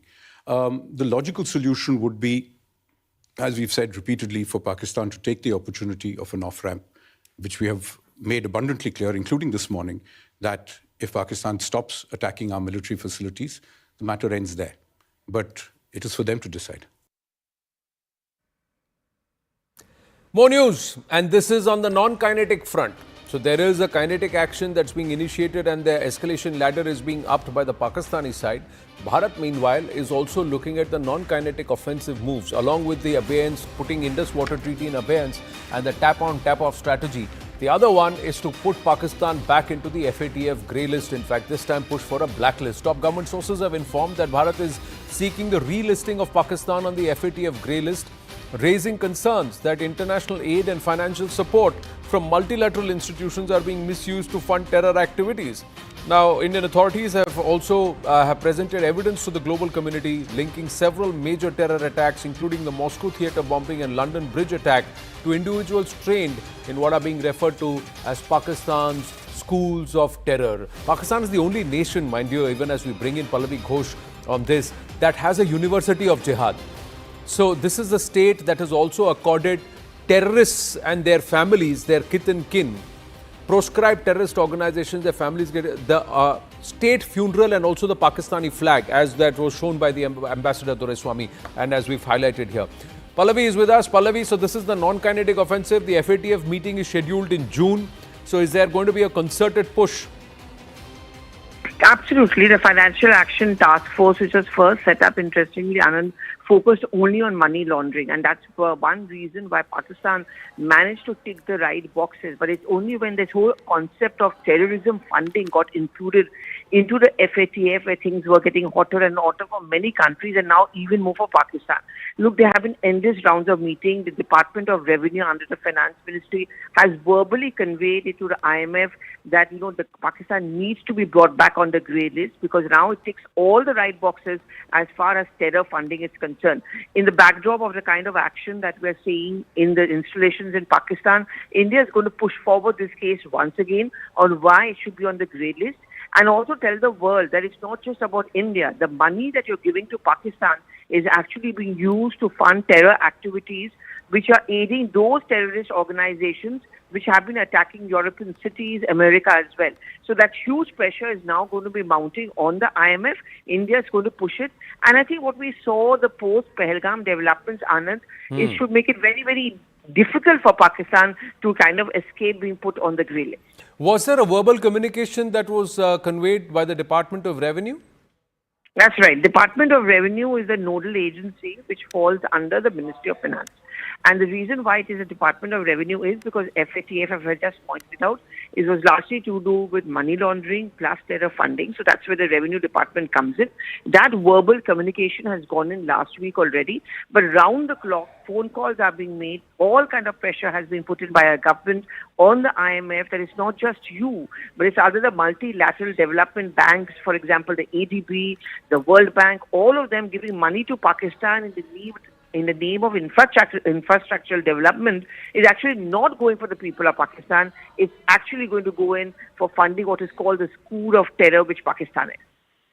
Well, thank you. Thank you for your inputs, Pallavi. So the non-kinetic options also now, the offensive continues and it's going to be unrelenting till the time Pakistan either officially accepts being a state backer of terror and gets hyphenated with the term, the idiom terror state. So terror state Pakistan, or Pakistan withdraws, goes back and says no more terror and no more terror tanzeems on Pakistani soil. Till then, this offensive is going to continue from Bharat.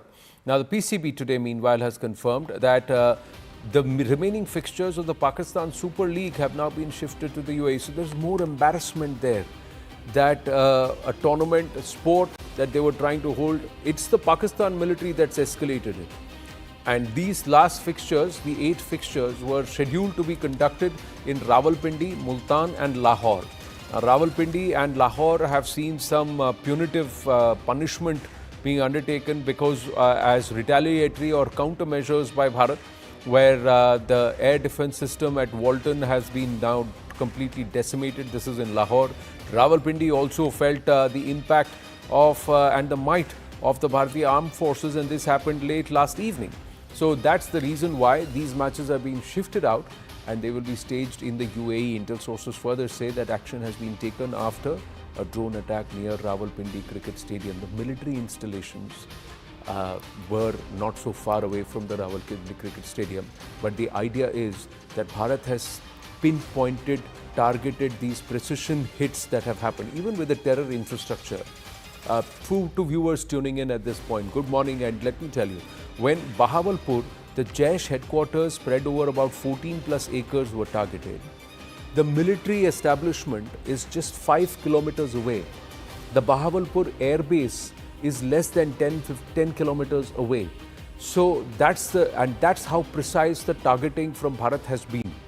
Akash Sharma now is back with us. Akash, so cricket, the PSL last 8 matches have been moved out to the UAE.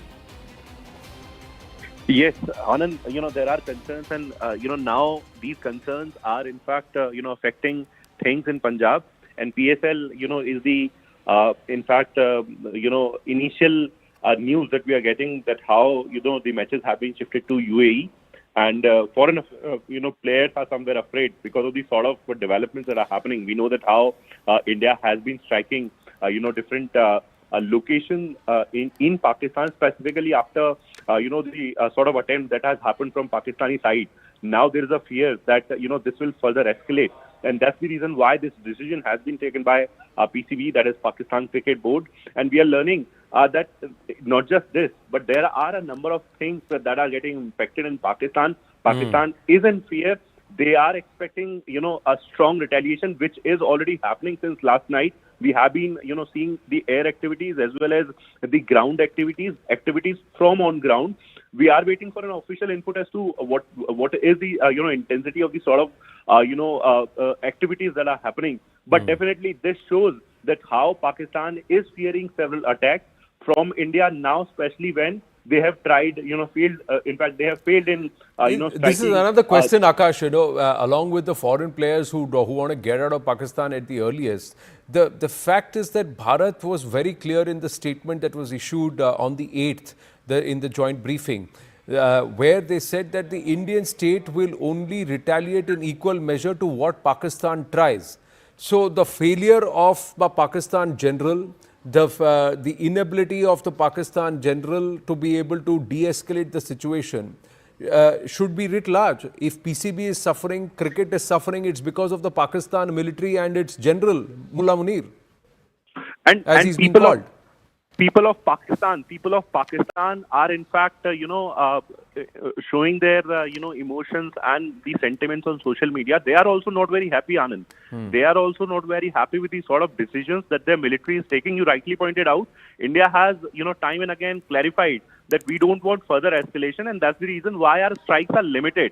You tried to attack our air defenses. That's why we have destroyed your, air defenses. Now you have targeted our civilian property as well. Last night you tried Jammu, Pathankot, several other areas in the western sector as well. And now a strong retaliation is there. This is the reason why people of Pakistan are writing on social media. They are not happy with General Munir. And, in fact, there was a buzz on coup. In fact, we have no confirmation on that, of course. But yes, people in Pakistan are visibly unhappy with the sort of developments that are taking place. Well, Akash, you should check with those within the Ministry of Defence and those who you're in touch with. And we'll also ask former Faujis when they join us, has there been any general in Pakistan who's faced such humiliation outside of 1971? In Pakistan military history, is he the most failed, unsuccessful and incapable military general? Is that what General Asim Munir has reduced his stature to? And with that, bringing down a whole nation with him? That's the big question. Akash, thank you for your inputs. Meanwhile, former Pentagon official Michael Rubin has now said that it was Pakistan who started the conflict by backing and harboring terrorism on its soil. Pakistan started the conflict with its support for terrorism. Indians were the victim of terrorism. While I was initially critical that Prime Minister Modi had taken so long to respond, in hindsight, it's clear that the Indian military was carefully planning, and the Indian military has shown itself to be far more capable. Pakistan is thrashing about, looking for a way to save face. But Asim Munir should understand that the first rule of hole digging is when you're in a hole, stop digging. The fact of the matter now, looking forward, there can only be one metric by which we look at the diplomatic solution to this issue. Pakistan has to be designated by the United States to be a state sponsor of terror.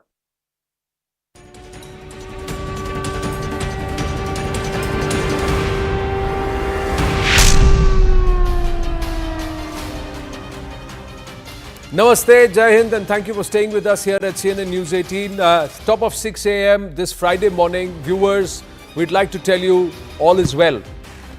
Our forces have done a phenomenal job. Keep them in your prayers. Keep our brave hearts in your prayers this morning.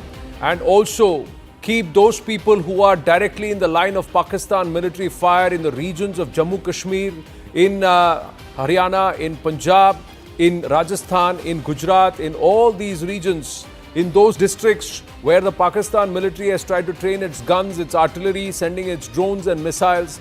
Have them in your prayers, but also a big shout out to our brave hearts, our defense forces, for so ably neutralizing, negating Pakistan's devious plots. The Pakistan military has failed yet again. 3 successful nights for Bharat, 3 nights of failure for General Asim Munir and co. So much shame has been heaped on the Pakistan military, and it's because of the Bharatiya Armed Forces. So a big shout out to them and to all of us, our viewers. All is well. Let's get you the latest at 6 a.m. this Friday morning. Pak Rangers have resorted to unprovoked cross-border firing along the international border in the Samba district. Border security forces retaliating effectively. Pakistan also violated ceasefire at the line of control and Jammu and Kashmir's Poonch. Pakistan is also running a parallel war with Bharat, with trying hard to push fake news, disinformation, and in the latest development, it's claimed that there was a drone attack in Jalandhar and also circulated fake videos on social media. The Press Information Bureau, or PIB, has now fact-checked the same, clarifying that this is an unrelated video of a farm fire. The video has a time of 7:39 p.m. while the drone attacks began much later. PIB has also further fact-checked an old video that is being shared on social media with the claim that Pakistan has launched a missile attack on India in retaliation. PIB has clarified that this video that is being shared is of an explosive attack or an explosion that took place in Beirut in Lebanon in 2020, and further appealed to people not to fall for propaganda that is being spread by Pakistani handles. The United States Vice President J.D. Vance has conveyed a message to Pakistan. Vance has said that India-Pak tussle is not the business of the United States, but added that de-escalation was the need of the hour. He further said that the United States will not get involved in the middle of war. Top government sources, meanwhile, have informed that India is seeking the relisting of Pakistan on the FATF grey list, raising concerns that international aid and financial support from multilateral institutions are being misused to fund terror activities. Indian authorities have presented evidence to the global community linking several major terror attacks, including the Moscow theatre bombing and London Bridge attack, to individuals trained in what are being referred to as Pakistan's schools of terror. PTI Khyber Pakhtunkhwa President Junaid Akbar has made an important statement. PTI leadership is afraid that missiles or drones will come to Adiala jail on the pretext of war. PTI says it is afraid that Imran Khan's life will be harmed under the pretext of war. And fingers are not pointing at Bharat, they are pointing at the Pakistan military and General Asim Munir. Now, CNN News 18's exclusive. Pakistan Defence Minister has threatened India yet again, saying that if not for talks, then it will be for guns. Top intelligence sources have informed that they see this as a sign of desperation. In fact, Pakistan Defence Minister Khwaja Asif appears to be afraid of even protecting or his own political status or capital in his constituency, Sialkot, where he will lose if Pakistan is on the losing side and if war breaks out. Meanwhile, Pak remains spooked after India strikes terror hotbeds. After Pakistan escalated attack against India, top sources say that Indian drones have been spotted hovering over Bahawalpur, and considerable damage has been inflicted in other cities and other military establishments over in Pakistan. India is also on the offensive internationally. In a conversation with CNN, India envoy to the United States, Vinay Mohan Kawatra, has said that India's strikes in Pakistan were only aimed at terror hotbeds and terror infrastructure.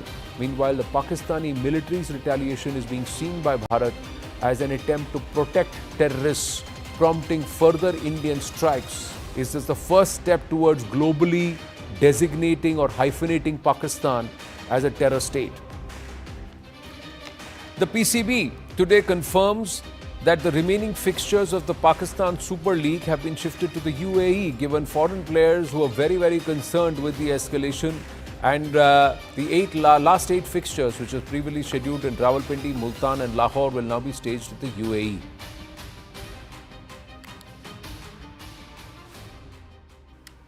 Now we got more news coming through. We're getting you fresh visuals from Jammu, where loud sounds can be heard. And this is when Pakistan launched drones towards Bharat. These are fresh visuals coming in from Jammu. Ishan Wani is with us. Ishan, as I say, good morning to you. Where are these sounds from, and at what time were these heard? This is at daybreak. Feels like these daybreak. are sounds that have been heard. Well, what we know is that these are the sounds recorded in Jammu, and the sound looks like either the defense system is still hunting down some drones, or there's artillery shelling that is being done. But the sound is very loud and clear. That the sound that we heard, that they heard last night, is resonating and very evident with this one as well. The people are saying that this is a similar sound that they have heard during the night time. There's a possibility that India's air defense system may be in action, or India's artillery may be shooting down and sending a clear message to the other side.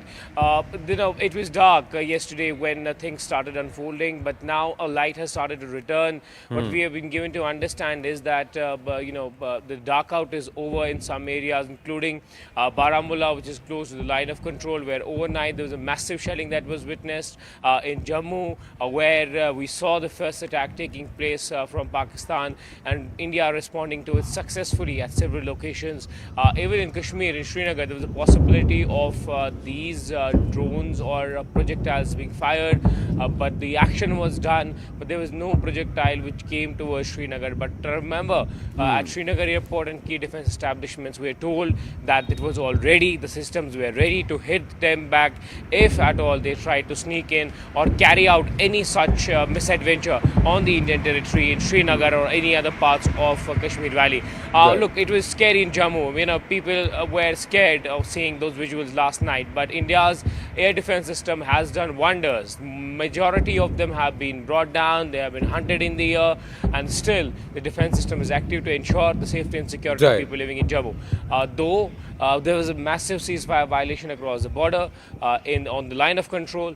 It is under control right now, but several injuries have been inflicted. One lady has died in Uri, and the assessment will be done of the sort of casualties or the sort of damage that has been done, particularly to the buildings, to the houses on the line of control. Well, Ishan, great job done. Yes, viewers, these sounds can be unnerving, but because a lot of us across 3-4 generations have not seen a possibility of war or these explosions right around us. So it can be unnerving, but kudos to our brave hearts, kudos to our air defense systems. We must be very, very grateful that we now have such air defense systems that can neutralize these threats even before they try and make a landing.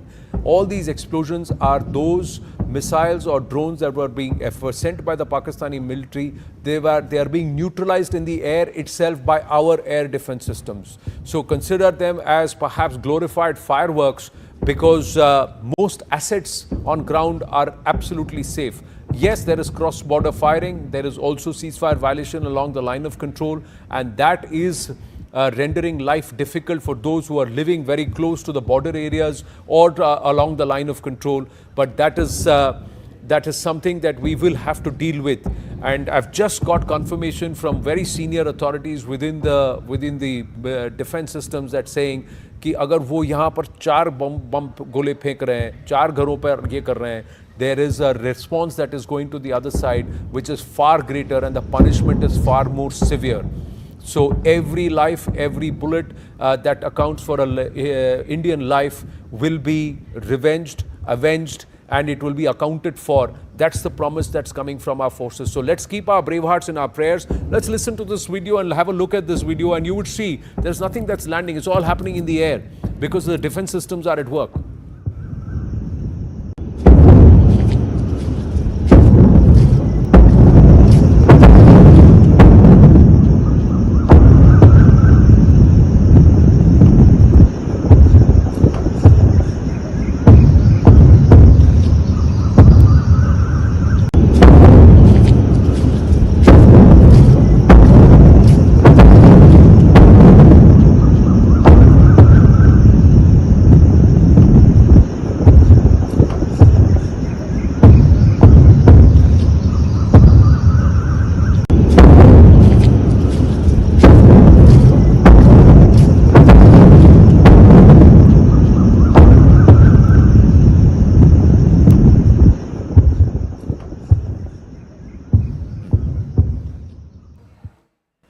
Okay, we've got more news coming through in Amritsar. The DPRO has issued a statement and it reads, all citizens are requested to stay indoors and away from the windows and keep lights turned off and the window curtains drawn. There is no need to panic. A siren will blow now and we will pass the message once again once it is clear. Our armed forces are on the job and we need to support them by staying indoors. There is no need to panic. Now, this message was sent in the wee hours, of about 2 or 3 hours ago. Because there was a lot of activity over Amritsar. Anshul is now joining us. Anshul, it's daybreak now. Are the sirens on or has it now come to normal? Has there been a fresh instruction that's been issued? Well, the situation is absolutely normal at this point in time, and at approximately somewhere between 4 a.m. to 4:30 a.m. there were a few loud noises that were heard over here in Pathankot as well. But all these loud noises that we heard were probably of the air defense system that was at work, that was still hunting down the projectiles that were being sent from Pakistan, probably in the hope that before morning breaks out, probably they'll be able to land a few of these missiles or fireworks probably somewhere in India so that their face could be saved. But that was yet again thwarted by our air defense systems. Nothing has fallen on the ground. There is absolute peace. There is absolute calm. I'll just try and show you the visuals over here. Temples have also now opened over here. The bhajans are also being sung over here. So definitely life is getting back to normal, especially after what happened over here between 8:30 p.m. to 9 p.m. Last night, where there was a barrage of missiles and drones and projectiles that were sent from the side of Pakistan, but our air defense systems made sure that all of them were thwarted in the air itself. And now this is something that has given a lot of confidence to the people of Pathankot, and along with that to the people of the country, that our armed forces are capable enough to deal with any sort of misadventure that might come from across the border. And they are also capable enough to give a befitting reply to them as well. So we are still expecting the Indian government to finally come out and tell us as to what transpired since 8:30 last night till this morning, what kind of damages have we been able to inflict on Pakistan, and that is something that we are waiting for at this point in time. Well, Anshul, thank you very much, and I think kudos to our entire team of reporters and those who are working at the back end. Viewers, please keep them in your prayers and also pray for their well-being, because they've been working tirelessly. There has been no rest at all, and they've been moving from one location to the other to try and bring you authentic, verified, trustworthy news, a platform that you can trust, that we are not going to put conjectures and we're going to verify, check, recheck, and then put out information for you. And if there is something that is inadvertently, which is which is an error, we have no compunctions in retracting and issuing corrigendums and making the correction. It's a live scenario. Some errors may creep in, but as of now, we have been absolutely spot on with our coverage and with our reportage, and that is something which is worth being very proud of, being a part of this team, and something which we'd urge our viewers to also support as we also pray for our brave hearts. Major General Raja Kochar is with us, defense expert. Captain Alok Bansal, Director, India Foundation, with us. Good morning. Jai Hind, gentlemen. One aspect we can very proudly tell our viewers, those especially who have seen and heard and felt explosions through the night, attempts by the Pakistani military to enter Bharatiya space, that our air defense systems, our armed forces are capable of not just defending but also defeating and decimating any enemy intent. General Kochar. Yes. First of all, good morning. And we have absolutely no doubt in the caliber and the professionalism of armed forces. And we have seen it since a couple of days now being demonstrated on the ground. Pakistan is getting a befitting reply because, and my compliments to your reporter warriors, I'll call them. They're on the ground zero and sort of giving us all information. Anand, we will experiencing an information void or information vacuum when this war is actually starting now, because there will be certain information which will not be known to us. We'll have to take that into account in our analysis. And whatever information we get from the official channels in terms of a press conference or a briefing, we must put our analysis on that, because there is no point in trying to speak on something which is not happened or has not happened. Now, seeing the situation as of now, this is an act of war, I would say that, and we should be prepared now to go to war with Pakistan. There is absolutely no doubt about that. Now, the question is that the air attacks have started, drones have started, missiles have started. We have responded adequately, and I think in a much more and a far greater measure than Pakistan. I presume, see, I have carried out a staff check of the Pakistan Army, and I presume that considering the state of their economy and the state of their defense ecosystem within the country, because Pakistan only produces its armaments or armaments, it doesn't actually produce only, it's ammunition from its ordnance factories. And there is no private enterprise in Pakistan which is going to manufacture or give them ammunition. Whatever replenishments they are going to get from either China or Turkey. And when the war has commenced like this, that will also be difficult, because you need things in a very fast time frame. So I visualize that not more than 7 to 10 days is the fighting capacity of the Pakistan Army in terms of intense rates. And so we need to capitalize. This is my assessment, that we need to capitalize on the situation in the first 3-4 days of this war and target their strategic location in terms of their strategic assets. And we have a strategic forces command with us. We have those kind of missiles. We can go very deep into Pakistan. As a matter of fact, it can cover all parts of Pakistan. So I think the first endeavor will be, and I see it happening already, the targeting of the Karachi port, the targeting of their ammunition infrastructure, like their ammunition dumps, their ammunition depots, their FOL depots. See, Pakistan gets their fuel, oil, and lubricants, everything from outside.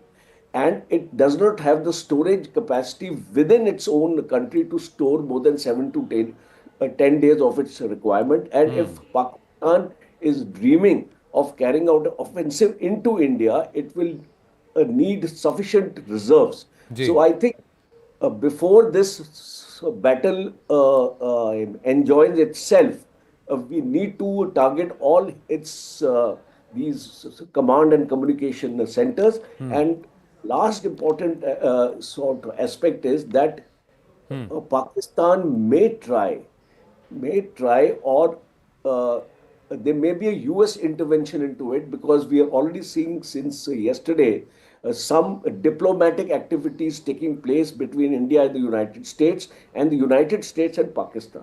So in case there is a pressure on us or whatever kind of this thing, we should be in a position. Well, the official statement of J.D. Vance has come in, General Kocher. The official statement of J.D. Vance is that हम नहीं पढ़ रहे इसमें.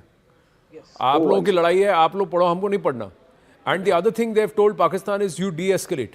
That's the second message. J.D. Vance is very clear. America is not getting into it. We are not getting involved, and we are not even coming in the middle. But they've said that 2 nuclear established states hai. We are very clear. आप de-escalate करो. This is the message that's gone to the Pakistanis. Because Bharat's position has been very clear, sir. If we wanted to target their military establishment, Bahawalpur में उसके मरकज सुबहान अल्लाह के 4 kilometre दूर तो इनका airbase है और इनका ये है. 5 किलोमीटर दूर उनका मिलिट्री है, तो वहां ठोक सकते थे हम. We have not done it. So Bharat's position is very clear. Whatever you do, we will respond in equal measure and we'll show how it is done. And last 3 nights, that's what the first night was also terror infrastructure. It was a response to Pahalgam. We should not forget that we are not warmongering here. Bharat is only saying you dismantle terror infrastructures and if you cannot do it, we will do it for you. पर ये जिहादियों के जनाजे में ये general पहुंच रहे हैं. They are there. You have seen the pictures. And that's exactly what's being shown to the world. That this general is as much as a jihadi thinks he's a general. That there is no difference. They've blurred the lines. The Pakistan army today has blurred the lines between the terror tanzeems and the military. That's what they have done. And that's the message we are taking to the world. And the world is seeing what is happening. But the other aspect, Captain Alok Bansal, is we've just got more news. We'll go through this and then I'll come back to you, Captain Bansal.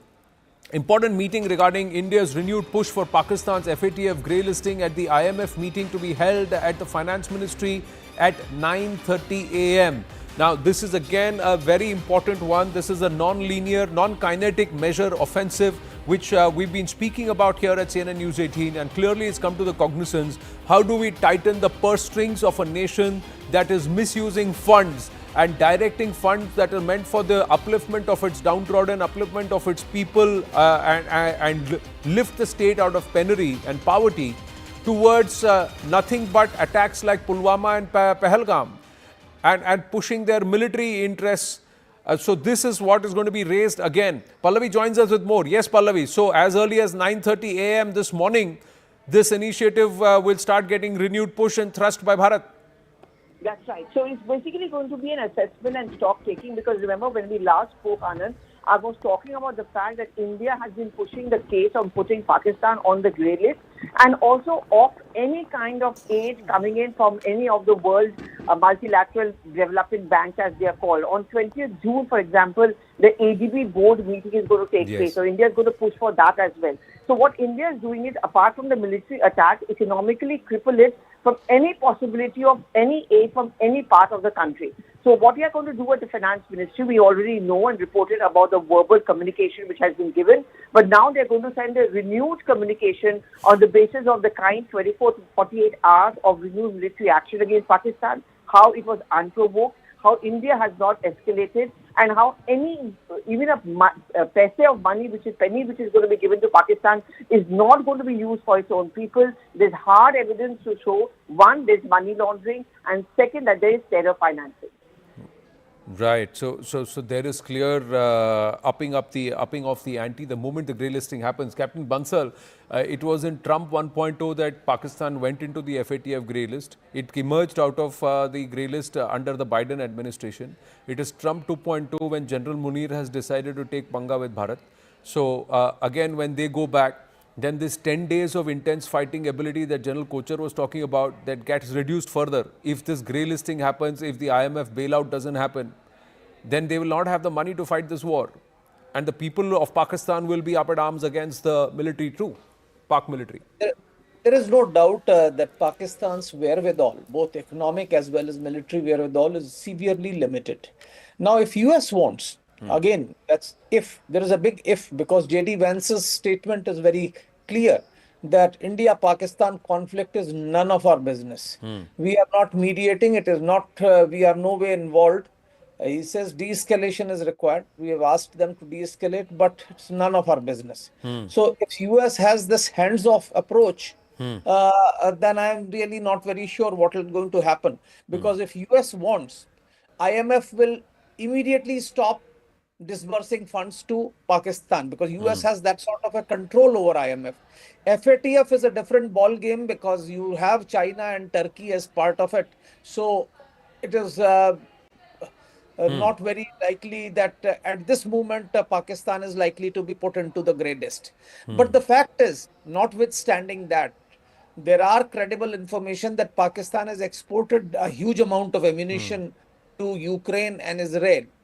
Now, with that, their ammunition dumps and their ammunition storage of artillery ammunition has probably come down to 4 days. Their oil storage facilities are limited. If we can blockade their ports, Pakistan would literally be on knees as far as petroleum oil lubricants are concerned. Their refineries are processing some crude which is again substandard. In fact, their own oil marketing companies are claiming that the oil being produced is substandard.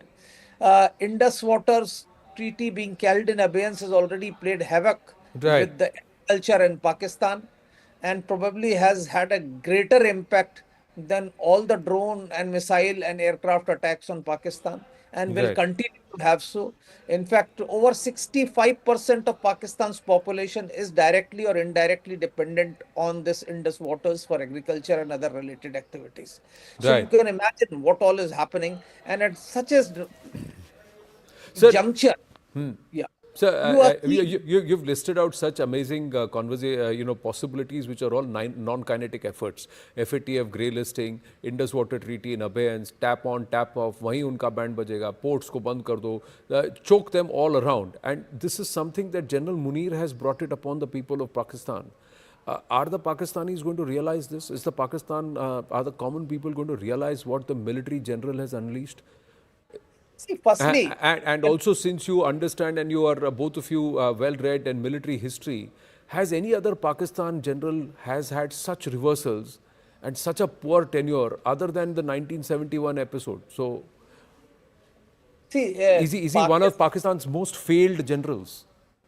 See, Pakistan and its military has had a very unique characteristic. Asim Munir should not have been the army chief. He should have retired. He's actually an usurper. He was actually brought in one day after his retirement. So you've called him an usurper, but he's been nicknamed the deceiver. From his major days, he's been nicknamed the deceiver. There's a Pakistani former Fauji who sold us this. We'll put it out on the broadcast later. But yes, Hanji, please complete. So he has actually been brought in by politicians for meeting their own specific requirements. His mindset was clearly revealed when he talked about two-nation theory, when he talked about religion, when he talked about faith. So this chap, he's not even from Pakistan Military Academy. So it's not that many people in Pakistan's army itself like him. But at the moment, he's in power and the civilian government in Pakistan is totally dependent on him. In fact, he is responsible for ensuring that Shahbaz Sharif is in power. The fake elections, the fraud elections, which they actually inflicted on the people of Pakistan, were conducted under his watch. And he has continued to patronize terrorism, which was very clearly evident with the presence of large-scale army personnel at the funeral of these jihadi terrorists and the way he has been acting since taking over. He has not only been indulging in random acts of violence, he's been making statements against Afghanistan, against Pakistan. He is not only that, he has actually gone on to sack some of the lieutenant generals and senior officers in Pakistan army who were slightly more rational. So there are dissensions within Pakistan army, and of course that's been made very clear by the successes which Baloch Liberation Army has actually achieved. That's why I said is he one of the most failed generals of Pakistan. One, the most popular leader was incarcerated. Wahi unpopular ho gaya. He didn't deserve to be army chief. He became army chief. He usurped somebody's position. Third, the Baloch have bajawed them. The Pakistani military, the Jafar Express is the biggest embarrassment. Usse pehle November last year also they had this when they took over an entire city for 3 days. Then the Afghans, they are upset with him. The Sindhi, the Cholistan project has rendered him very, very unpopular again. That's his pet project, and he's accused of perhaps even siphoning off billions from that, making money off it. And now currently with what he's inflicted upon Pakistan. So, and 3 nights of reversals. एक तो आपने कहा हम तैयार है, आ जाओ, कोशिश करो, हमने 9 जगह ठोक दिया उनको, सारे टेरर इंफ्रास्ट्रक्चर ध्वस्त कर दिए. देन बोला हम आएंगे, जवाबी कार्रवाई करेंगे, सब फेल हो गए. फिर हमने उनके ADSs को we've demolished in Pindi, in Lahore, in Karachi, in Sialkot. Then last night they tried again. And nothing has worked there. Nothing has worked. And we've countered there, and there is a huge amount of pummeling. We are waiting for the official briefing, but we are given to understand Pakistan has suffered huge reversals last night in the retaliation from Bharat. based on the equal measure retaliation. उन्होंने 15 location choose किए हैं, हमने भी 15 location में उनको काफी मारा है. They are not coming out and saying it, but we will claim, and perhaps there will be a briefing today for more details on what's happened last night. But right now, some more news coming through before we go back to General Kochhar. We are learning from defense sources. At least 45 drones were taken down by the Army Air Defense itself. And this is between Ladakh to Bhuj. So military infrastructure in Leh was also targeted last night by Pakistan. No success from the length and breadth of such a long area, geographical space they've tried to cover. Akash joining us with more. Yes, Akash. Anand, first of all, it is largely peaceful in the morning hours, so no need to panic. It is for the general public that, armed forces are very much there to ensure our safety. And, it is all peaceful till now. Even last night, no attack was successful. And all of these attacks, the drones, missiles, and in fact the rockets that were coming from the other side, in fact were destroyed. Now we are learning Army Air Defense is there for the, tactical defense for the military infrastructure, or where we have the troops, the base station there, their infrastructure. So Army Air Defense is very much there along with Air Force. And we have been told that at least 45 drones, Anand, were taken down by Army Air Defense itself. Army Air Defense alone, has taken down 45 drones. Also, as far as Leh is concerned, so in Leh, they targeted the core, headquarters, but they were, unable, in fact, in, giving us any sort of damage. And that's the reason why, we have today, in fact, in the briefing, we are expecting that some sort of a detailed, briefing would be there, where we will be getting to know as to how many locations in total. Yes. So fantastic. So solid faziyat hui hai Asim Munir ki. There is no doubt about that, Akash. But there is just one request that I'm going to make, that the establishment, the government should do, be it the PIB, be it the MEA, be it the district commissioners, the Home Ministry, or even from the MOD. One of the things that needs to be done is to reassure locals, people in other districts, viewers who are watching the coverage. What is the impact and what does it mean? We are doing our work, but I think at the local administration level, they should be told whether it is okay to send their children to school, whether is there any threat at all, whether people need to stock up on rations, what are these loud explosions and what do they mean? Because there are a lot of people across the country who have not seen a position of conflict, who have not seen a nation in a state of war. And since 1971, because these situations didn't arise even in 1999. These situations weren't there even in 2008. These situations weren't there post Balochistan also. So that is something which everybody needs some advisory on, and perhaps the district commissioners, perhaps the local administration will be can be a little more proactive in trying to update on these measures, because that's something which is happening all around.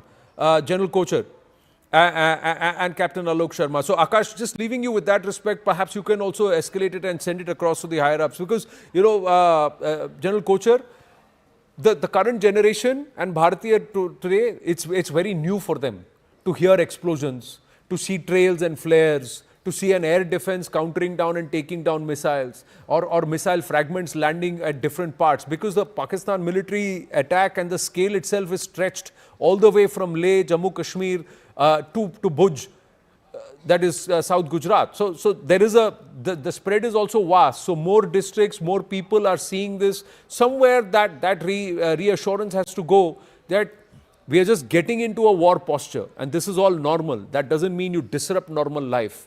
Unless there is a threat, unless there is a siren, unless there is an advisory that you need to black out, you don't need to. You can go about your normal business. But always be prepared what we need to do. This state of preparedness, this entire assuredness, reassuredness, where people are asking, I'm just getting calls, ration le lein kya, stock kar lein kya, kitne mahine ke liye le lein, kitne din ke liye le lein, bachcho ko school bhejein. These are questions that are being asked because people have not understood and not seen what this implies. General Kochhar. You're absolutely right.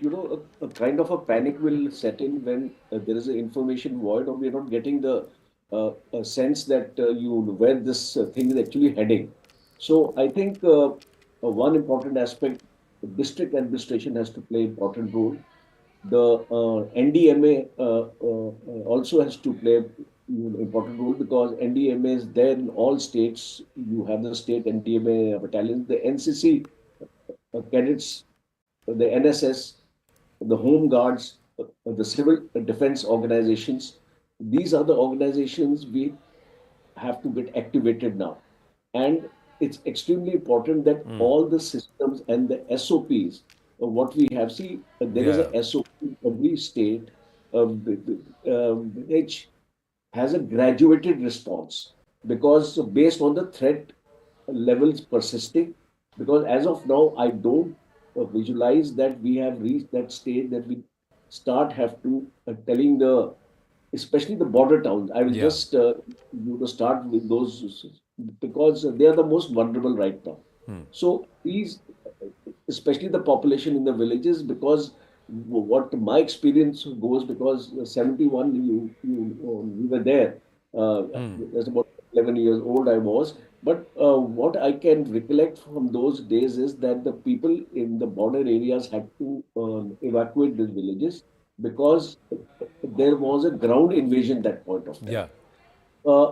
Unless there is a probability of ground invasion, I don't think the evacuation in the villages should take place. But there is one danger because right now we have seen the kind of arty shelling in Poonch and Rajouri areas. So this may get enlarged to Rajasthan and Gujarat borders. They may resort to arty shelling. So far, it has not been done. But they are moving their gun positions nearer the border because they'll have to do their mobilization and they'll have to stage ahead, a stage forward. Because once we have that information that they are staging forward, the battle has to be taken to the enemy now. You see, we don't have to be reactive all the time. Whenever we are able to spot some movements of their convoys which are moving near the border, they would need to be interdicted. So, here, Air Force would play a very important role, and now there is no sanctity of the international border. See, these are things that I think there is a civilian point of view and there is a military point of view, there's a government point of view. I'm just understanding from a civilian point of view, and to our viewers who are watching the broadcast, good morning. The first and foremost is that if you see any troop movement, if you see anything that is happening, first exercise restraint and don't take pictures. Second, even if you take those pictures, don't put it out on social media or declare it. Because you would be compromising national security. You could be compromising the safety and security of our brave hearts. You could be compromising their ability to defend us. So that is something which is sacrosanct. Don't post anything, any troop movement, anything that you see, don't post anything. Don't put it out on social media. Don't take pictures. Don't take selfies. Be very careful when you're taking selfies. Are you catching any person in uniform around you? These are not things that which should be done. The other thing is that a state of preparedness does not mean a state of panic. There is a difference. And perhaps, Captain Alok Bansal, that should be underlined. District administration, the local administration has to go back and say this, that if we are asking you to put your towers on blackout state or not to put out the street lights or something like that, it's just a state of preparedness. That doesn't mean you don't go to work. That doesn't mean you don't step out for groceries. That doesn't mean you don't send children to school, especially not in the border areas, but in areas like Delhi, NCR, like Chandigarh. These are not places where you're supposed to say, "Arey, ghar pe baith jate hain, yahan missile gir gaya to." That's not how you think about a nation in a state of war. The other thing is the confidence. Unka ek bhi missile nahi gira hai. They've tried across 40 locations. Kuch nahi gira unka. That's what I'm trying to say, that apart from Jammu and Kashmir, rest of country has not seen war. And I think that has led to some amount of complacency, especially in the civil administration. Our bureaucrats actually are not well versed with how to deal with a warlike situation. And I think, again, this is a long-term solution, that some amount of exposure to these bureaucrats of army and border areas may be made mandatory in subsequently. But having said that, I think there is a need that people need to be aware that they need to be prepared, but there is no need for panic. Now, what prepared? They need to know what precautions to take if there is a siren? What are they supposed to do? Because many houses now have not been built in a manner where there can be the blackout can be easily enforced. Please understand. Over the years, the houses have been constructed with glass facades, etc., where you glow a little light, it will show from outside. So you have to educate the people, if required, how they need to cover their houses, how glasses have to be covered, what has to be done. Because like in 71, if you remember, people used to come and tell how, people used to come and inspect your houses, how actually you're performing during the blackouts, etc. Right. So those processes used to be there. That is not there. And people must be told that Indian armed forces are taking care.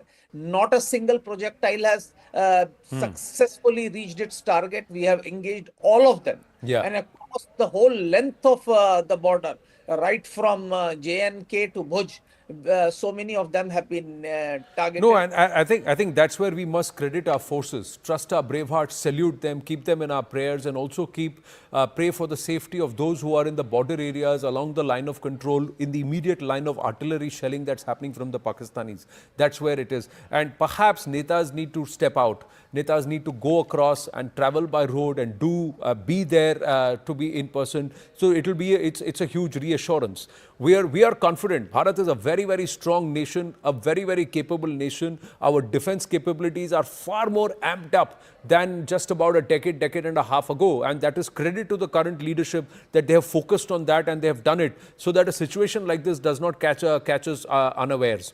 Look at Jammu and Kashmir Chief Minister Omar Abdullah. He's actually driving down to Jammu. He's on the road, he's on the NH. He's heading to Jammu to say, let's take stock of the situation. He's just put it out on social media that he's heading to Jammu to go and see what's happened there overnight and how are things. And he's driving to Jammu.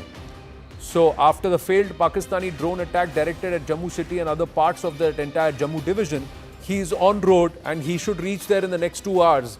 That's the convoy that's going on the road. He's shared some pictures saying that I'm on the road, I'm going out to see what's going on. And perhaps that's the biggest reassurance to people in that region, that the leaders, the political leadership, the political class, the administrative class is out there communicating regularly with them, letting people know. Yes, Ishan. Well, yes, that's what the Chief Minister does, to go and check on his people, how people are, how things have been during the overnight. We're sure that he knows that what transpired during the night time because there was a swamp of drones which are headed towards not only Kashmir but also to Jammu. And the sort of damage that has been inflicted, particularly towards the line of control on the civilian population, is something which is worrying. Because a lady has died, 3 others are injured, and there could be possibility of more structures having caught fire in Uri and Kupwara. There were some horrific images that we were able to receive last night. We showed some houses in flame in Kupwara. Even in Uri, there were certain shells which landed. But the sort of situation that's unfolded in Jammu is unprecedented. Several decades people haven't seen such kind of action being undertaken by Pakistan, particularly in the Jammu region, and the sort of heightened air activity that they witness of drones being brought down by the India's air defense system is something which is unprecedented. People will remember this. They will never forget this. And something where civilians were in the harm's way. The attempt was made to inflict damage to the crucial infrastructure, military infrastructure, civilian infrastructure, to cut off. Basically, attempt seems to have been to cut off the defense forces from the ground, from the air, and to hit those vital installations. But successfully for our armed forces, they have been able to defend it, be it the Srinagar airport, be it the Jammu, be it any other place that the air defense system, let me tell you, during the night time, they were all active and charged. In case of any activity that could have taken place over them, they would have hit them instantly and brought them down. Well, the air defense systems are around the clock, and somewhere it looks like our forces, the think tank, the people, our strategists had anticipated this and they were at the ready.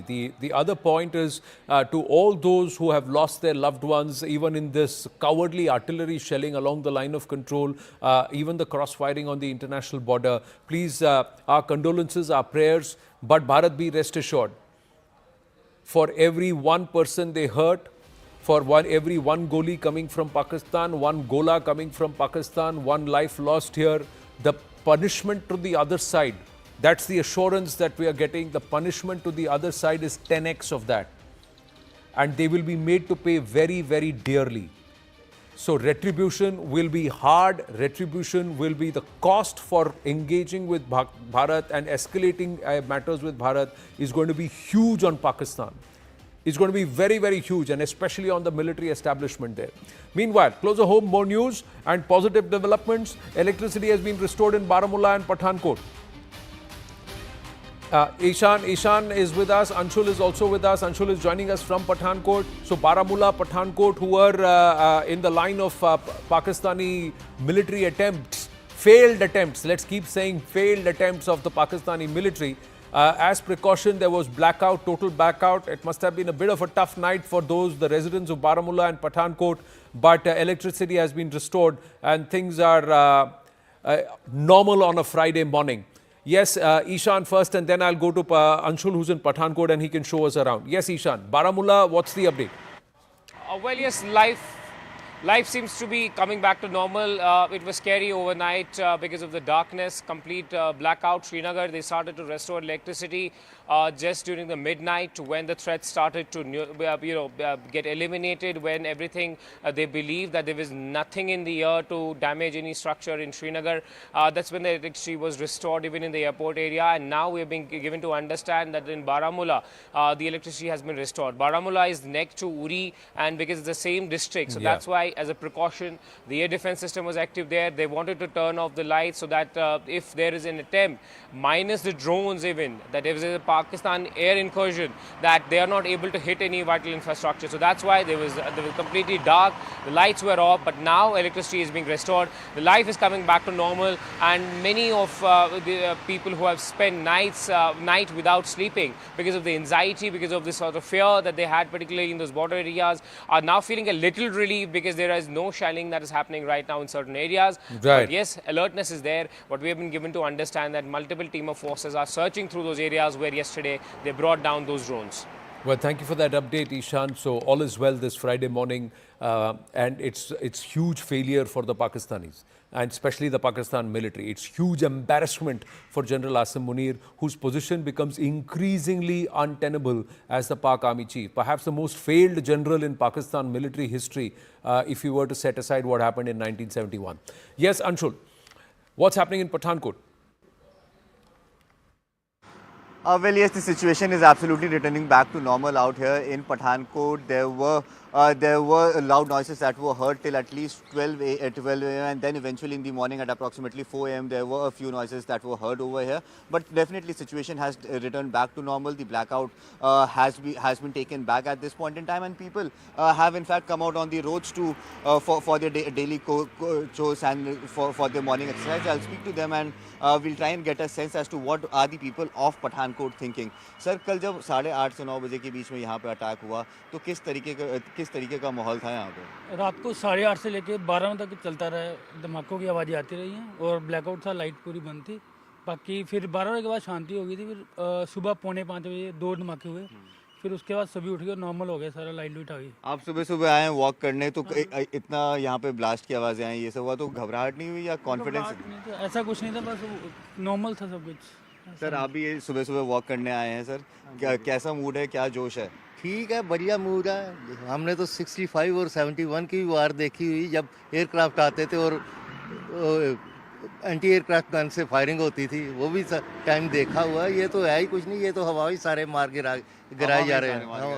Confidence पूरा है। Forces के बारे में क्या कहेंगे, पूछो हमारे air defence system आगे क्या रहेगा? आगे तो ये हमारे फोर्सेस के बारे में क्या कहेंगे? फोर्सेस ने एक मिसाइल भी नीचे नहीं गिरने दी। फोर्सेस ने बहुत बढ़िया काम किया, हमारी फोर्सेस ने। S-400 हाँ S-400।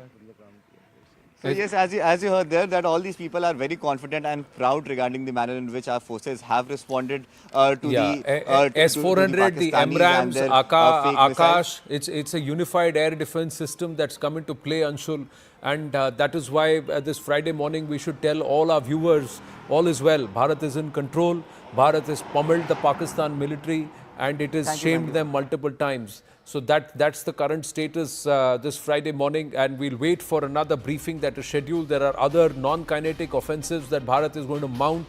most importantly to try and hyphenate Pakistan as a terror state. So terror state Pakistan, is this going to be a global branding exercise that Bharat is going to unleash? We'll get the diplomatic perspective very soon. We're hoping that there will be a scheduled briefing and of course information to be disseminated to among the locals, among the civilian population when a nation is in a state of engagement or in a state of war.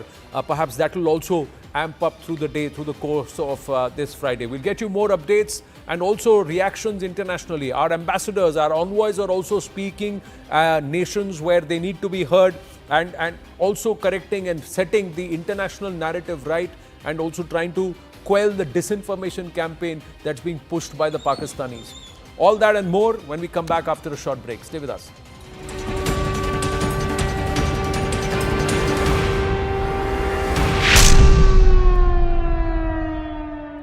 What smart is it?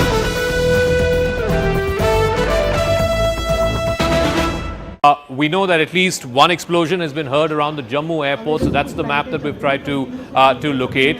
It's heavily populated around these pockets, Jammu city. This white line that you're seeing is the international border. So remember, this is no longer just artillery shelling across the line of control. Massive, heavy artillery shelling is happening across the international border. You also have the campus of the Sher-e-Kashmir University here, but the Jammu airport, Karan Bagh, Lower Gadigad, Miran Sahib, Kotli Mian, this area just south of Gandhinagar seems to be the area that is being focused right now. You can see these artillery shells. The picture on the right hand side is that of the artillery shells coming from the other side of the international border. They have been targeting the Jammu, Poonch, Rajouri sector over the last 24 hours in the aftermath of Operation Sindoor. It's not just LC violations, it's not just violations in Kupwara and Baramulla across the line of control, but it is also significantly massive artillery shelling across the international border here in Jammu as well. So this is around the area where the attacks are happening right now. We know that one of the locations happens to be the Jammu airport. There have been a couple of locations in Jammu city as well which have been targeted. Again, like I said, we don't know if this has been intercepted. We don't know if this has actually hit the ground and what kind of fatalities or casualties there are because of this incessant shelling. But I also want to go across and show you the video from our big wall. What you can see, it's a dark sky. You can see two points of light just flashing through the sky. Here you go, this is one, and then one right behind. Now, right after this, it lands. It lands in a few seconds. You can hear a huge thud. Obviously, from the place where it's been taken, you don't know. You don't know, what the impact was. You can just hear the sound. These two lights go across this dark sky, and then you can hear a big thud. We presume that there has been some damage, but we don't know what kind of damage it is left behind. You can't see the explosion, but these are the two artillery shells that we are seeing. This video, of course, is from Jammu city. We're given to understand, and I can go back to Ishan as well as to Akash. Do we have any sense, Ishan, how many places in Jammu we are seeing reports of this or hearing reports about the artillery shells coming through from the other side of the international border? Well, sirens have also been sounded in Akhnur. There is blackout in Katra and also around Mata Vaishno Devi Shrine. So there are multiple places where the administration believes and the government believes that they could be on the target. But what we have been also given to understand at the moment is that air defense system has been activated to reduce the damage to the minimum. Look, Jammu city is very tight, and any shell which can land can create a lot of damage. So that is why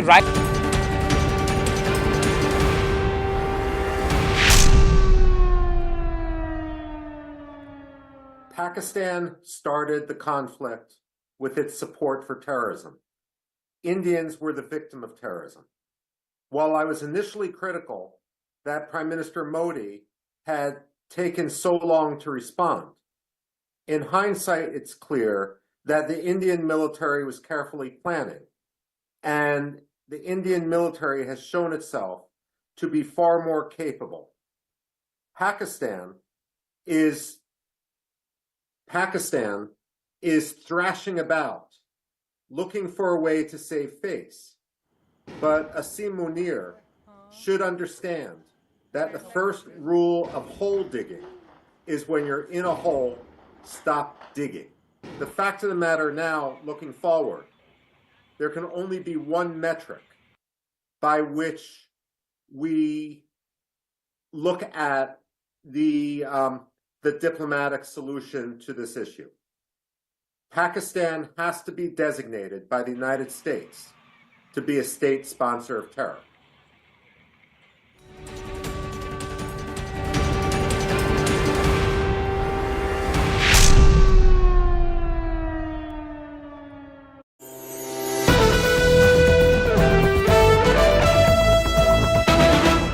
General has unleashed. See, firstly, and also, since you understand and you are both of you well read in military history, has any other Pakistan general has had such reversals and such a poor tenure other than the 1971 episode? So, see, is he one of Pakistan's most failed generals? See, Pakistan and its military has had a very unique characteristic. Asim Munir should not have been the army chief. He should have retired. He's actually an usurper. He was actually brought in one day after his retirement. So you've called him an usurper, but he's been nicknamed the deceiver. From his major days, he's been nicknamed the deceiver. There's a Pakistani former Fauji who sold us this. We'll put it out on the broadcast later. But yes, Hanji, please complete. So he has actually been brought in by politicians for meeting their own specific requirements. His mindset was clearly revealed when he talked about two-nation theory, when he talked about religion, when he talked about faith. So this chap, he's not even from Pakistan Military Academy. So it's not that many people in Pakistan's army itself like him. But at the moment he's in power and the civilian government in Pakistan is totally dependent on him. In fact, he is responsible for ensuring that Shahbaz Sharif is in power. The fake elections, the fraud elections, which they actually inflicted on the people of Pakistan, were conducted under his watch. And he has continued to patronize terrorism, which was very clearly evident with the presence of large-scale army personnel at the funeral of these jihadi terrorists, and the way he has been acting since taking over. He has not only been indulging in random acts of violence, he has been making statements against Afghanistan, against Pakistan. He is not only that, he has actually gone on to sack some of the lieutenant generals and senior officers in Pakistan army who were slightly more rational. So there are dissensions within Pakistan army, and of course that's been made very clear by the successes which Baloch Liberation Army has actually achieved. That's why I said, is he one of the most failed generals of Pakistan? One, the most popular leader was incarcerated. Wahi unpopular ho gaya. He didn't deserve to be army chief. He became army chief. He usurped somebody's position. Third, the Baloch have bajawed them. The Pakistani military, the Jafar Express is the biggest embarrassment. Usse pehle November last year also they had this when they took over an entire city for 3 days. Then the Afghans, they are upset with him. The Sindhi, the Cholistan project has rendered him very, very unpopular again. That's his pet project, and he's accused of perhaps even siphoning off billions from that, making money off it. And now currently with what he's inflicted upon Pakistan. So, and 3 nights of reversals. एक तो आपने कहा हम तैयार हैं, आ जाओ कोशिश करो, हमने 9 जगह ठोक दिया उनको, सारे टेरर इंफ्रास्ट्रक्चर ध्वस्त कर दिए. देन बोला हम आएंगे, जवाबी कार्रवाई करेंगे, सब फेल हो गए. फिर हमने उनके ADSs को we've demolished in Pindi, in Lahore, in Karachi, in Sialkot. Then last night they tried again. And nothing has worked there. Nothing has worked. And we've countered there, and there is a huge amount of pummeling. We are waiting for the official briefing, but we are given to understand Pakistan has suffered huge reversals last night in the retaliation from Bharat based on the equal measure retaliation. उन्होंने 15 location choose किए हैं, हमने भी 15 location में उनको काफी मारा है. They are not coming out and saying it, but we will claim, and perhaps there will be a briefing today for more details on what's happened last night. But right now, some more news coming through before we go back to General Kochhar. We are learning from defense sources. At least 45 drones were taken down by the Army Air Defense itself. And this is between Ladakh to Bhuj. So military infrastructure in Leh was also targeted last night by Pakistan. No success from the length and breadth of such a long area, geographical space they've tried to cover. Akash joining us with more. Yes, Akash. Anand, first of all, it is largely peaceful in the morning hours, so no need to panic. It is for the general public.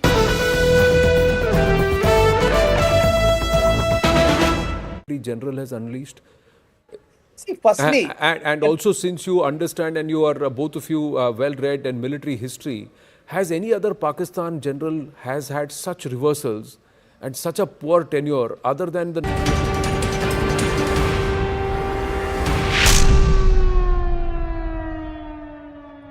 The situation, the tensions between these two nuclear-powered countries, India and Pakistan, is escalating. Is that true? Well, first of all, thank you so much for having me on the CNN. When you talk of tensions and when you talk of escalation, what I would say is that the original escalation or the original breakout of tension happened on 22nd of April, when you had 4 terrorists backed by Pakistan carried out killings, brutal killings, subhuman, monstrous kind of killings of 26 civilians. Indian civilians. 25 of them Indian nationals, 1 of them Nepali national. And the brutality of the killings, they essentially kill them in front of their innocent wives, in front of their innocent children. They gave them headshots, and they did so on the basis of religion. So they killed all non-Muslims who were there in the group. They identified their religion, and then they went on to proceed to kill them. So what we did day before yesterday was essentially our response to terror, our response to these subhuman... when you say what you did yesterday, meaning the escalation in the military response. As I said, the original escalation was on 22nd of April. And when that happened, we had clearly said that, we are a responsible country. We will have a very measured, calibrated, proportionate, responsible response. And that's what we did day before yesterday. What we did was we took out the terror factories at 9 locations in Pakistan and in Pakistan-occupied Kashmir. Took them out where they trained them, they cooked them, they armed them, they organized them. Those are the facilities which we took out. We were very careful in excluding the military establishment, the socialist structures, and economic infrastructure. We were very, very cautious, careful in keeping our targets only to those people and their backers who carried out these dastardly killings on the 22nd. What can you tell us, Mr. Ambassador, about these explosions that are now being heard in the Indian-administered parts of Kashmir? Yeah. First of all, I'm sorry, but let me correct you that the entire Jammu and Kashmir is a integral and inalienable part of India, and I think the only issue to be resolved there is the return of the Pakistan-occupied Kashmir, which is there. We have been hearing reports of some activity of this kind. We don't have the operational details relating to that. But again, what these show is that what it shows the world, what it shows us, what it shows everybody is that Pakistan has again decided to stand with the terrorist. Rather than take action against them, they are essentially lending them support. We wouldn't be surprised if they are themselves involved in this, but that's what is the message which they are telling the world, that we are with terrorists, we are not with the rest of the civilized world, rest of the humanity, and our belief lies, and Pakistan's belief lies, in perpetrating these proxies of terror, killing, brutal killings of the innocent civilians. And as you know, Pakistan has denied involvement. We will have the Pakistani ambassador later on today on CNN.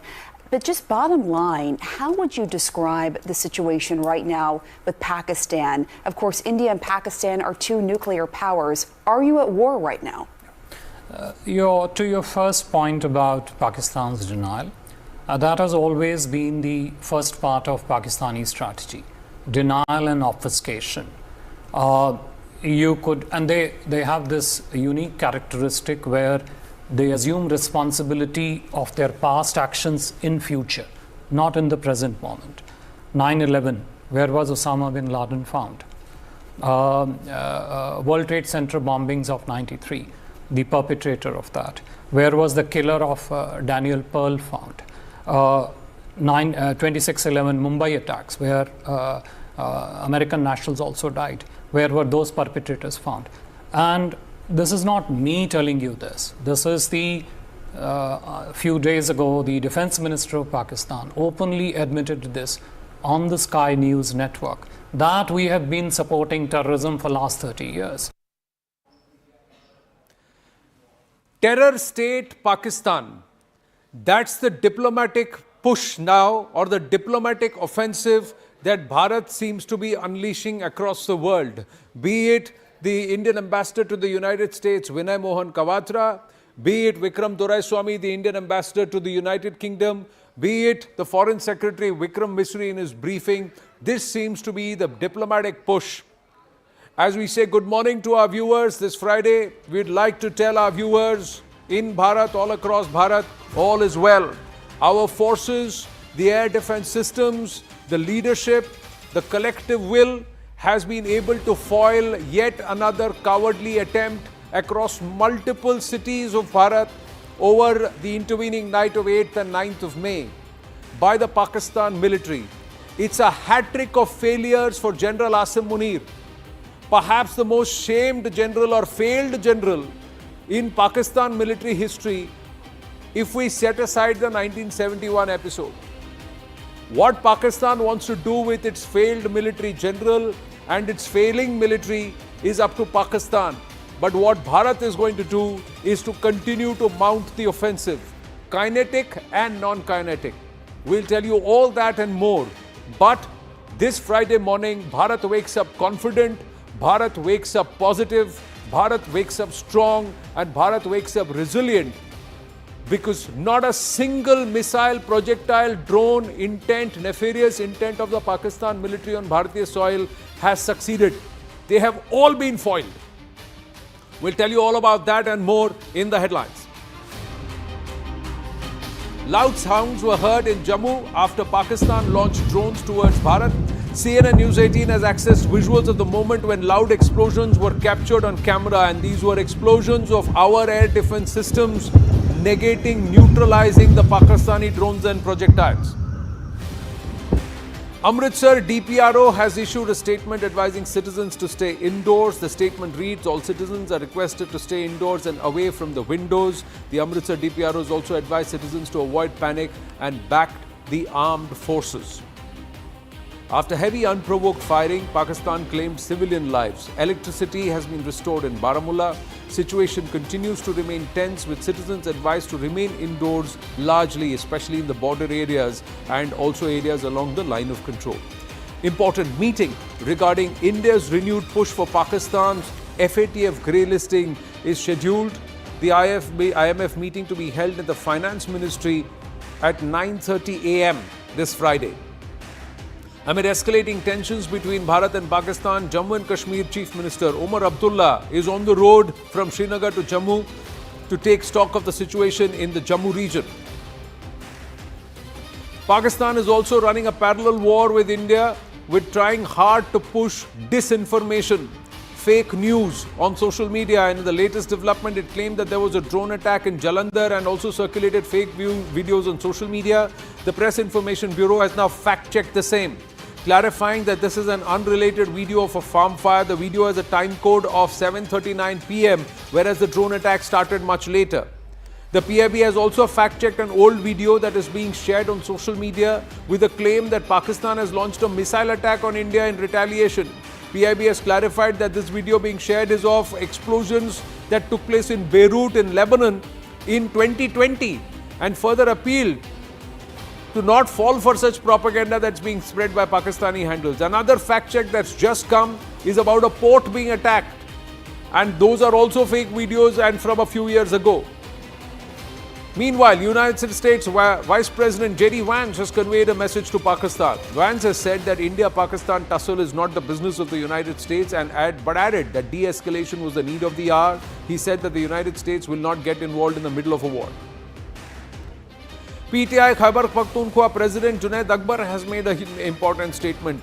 The PTI leadership is worried that missiles or drones may suddenly land on Adiala jail, and the former Prime Minister of Pakistan, Imran Khan, may be neutralized. PTI patron-in-chief may be neutralized. That is what the PTI is afraid, They are afraid for Imran Khan's safety, and they believe that the current military establishment in Pakistan may use this current state of war with Bharat to neutralize Imran Khan. Indian ambassador to the United States, Vinay Mohan Kwatra, has said that Indian strikes in Pakistan were only aimed at terror hotbeds, and Pakistani military's retaliation is being seen by India as an attempt to protect terrorists, prompting further Indian strikes. Let's have a look at where all the Pakistanis tried their nefarious intent and where all they failed. Last evening, somewhere about 8:30 till about 9:15, there were continuous attacks and attempts made at these places: Awantipura, Uri, Udhampur, Srinagar. Srinagar, although they couldn't make too much of an entry, but Rajouri, Araspura, Satwar, Jammu region, Arnia, Akhnur, Pathankot, Jalandhar. There is also Leh. We are given to understand they attempted even in Leh. Then Jaisalmer. So at all these places, so if you count the number of regions, 1, 2, 3, 4, 5, 6, 7, 8, 9, 10, 11, 12, and if we were to add Leh, 13 to 15 locations overall. The Pakistan military first tried to send drones, then along with that, after some time, tried to send projectiles or missiles. All of them, across the spread, all of them were negated by the United Air Defense Systems that include the MR-SAMs, the S-400s and Akash. This technology together was able to negate all these projectiles, loitering munitions that were sent in the air. So all that landed across the place were debris. None of the installations have been impacted. That's how Bharatiya Air Defense System, our Bharatiya forces, have been able to not just defend territory but foil any plans of the Pakistanis. Along with that, there has also been continuous cross-border firing and ceasefire violations. Ceasefire violations have taken place across the line of control. This artillery shelling has happened through the night, and it has been very intense artillery sharing by the Pakistani military.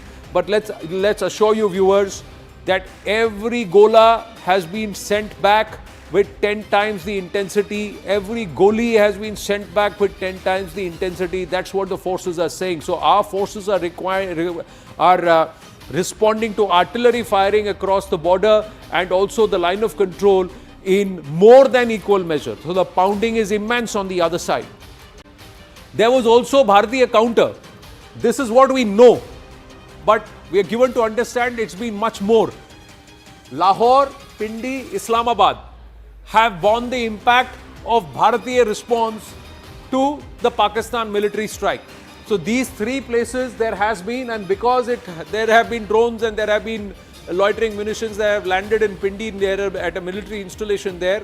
The cricket match which was being conducted there under PSL has been stopped, and they have now moved out PSL. They have now moved out PSL, the remaining 8 matches, to the UAE. So that's what the PCB has done. There was a match in Dharamshala that was going on of the Indian IPL. That match was stopped midway because the lights went off and there was a blackout as a precautionary measure. But otherwise the schedule remains the same. Life is normal, life is good, all is well across the larger part of Bharat. Only the border areas and some of these regions are witnessing a state of preparedness and a state of caution and a state of alert. Let's go across to Mudassir Qadri, who's joining us from this region. This is Uri. Uri has a problem, viewers, because it is surrounded by 3 sides by the Pakistanis. And it's on the valley where the Pakistanis have the heights. Let's go to Mudassir and understand what's happened in Uri overnight. Mudassir, namaste, good morning. आज उरी में क्या हाल है? कल रात को क्या हुआ? आप कहाँ पे थे? Where were you all night? In terms of in this region, and locals वहाँ पर क्या दिख रहे हैं? क्या परिस्थिति है वहाँ पर?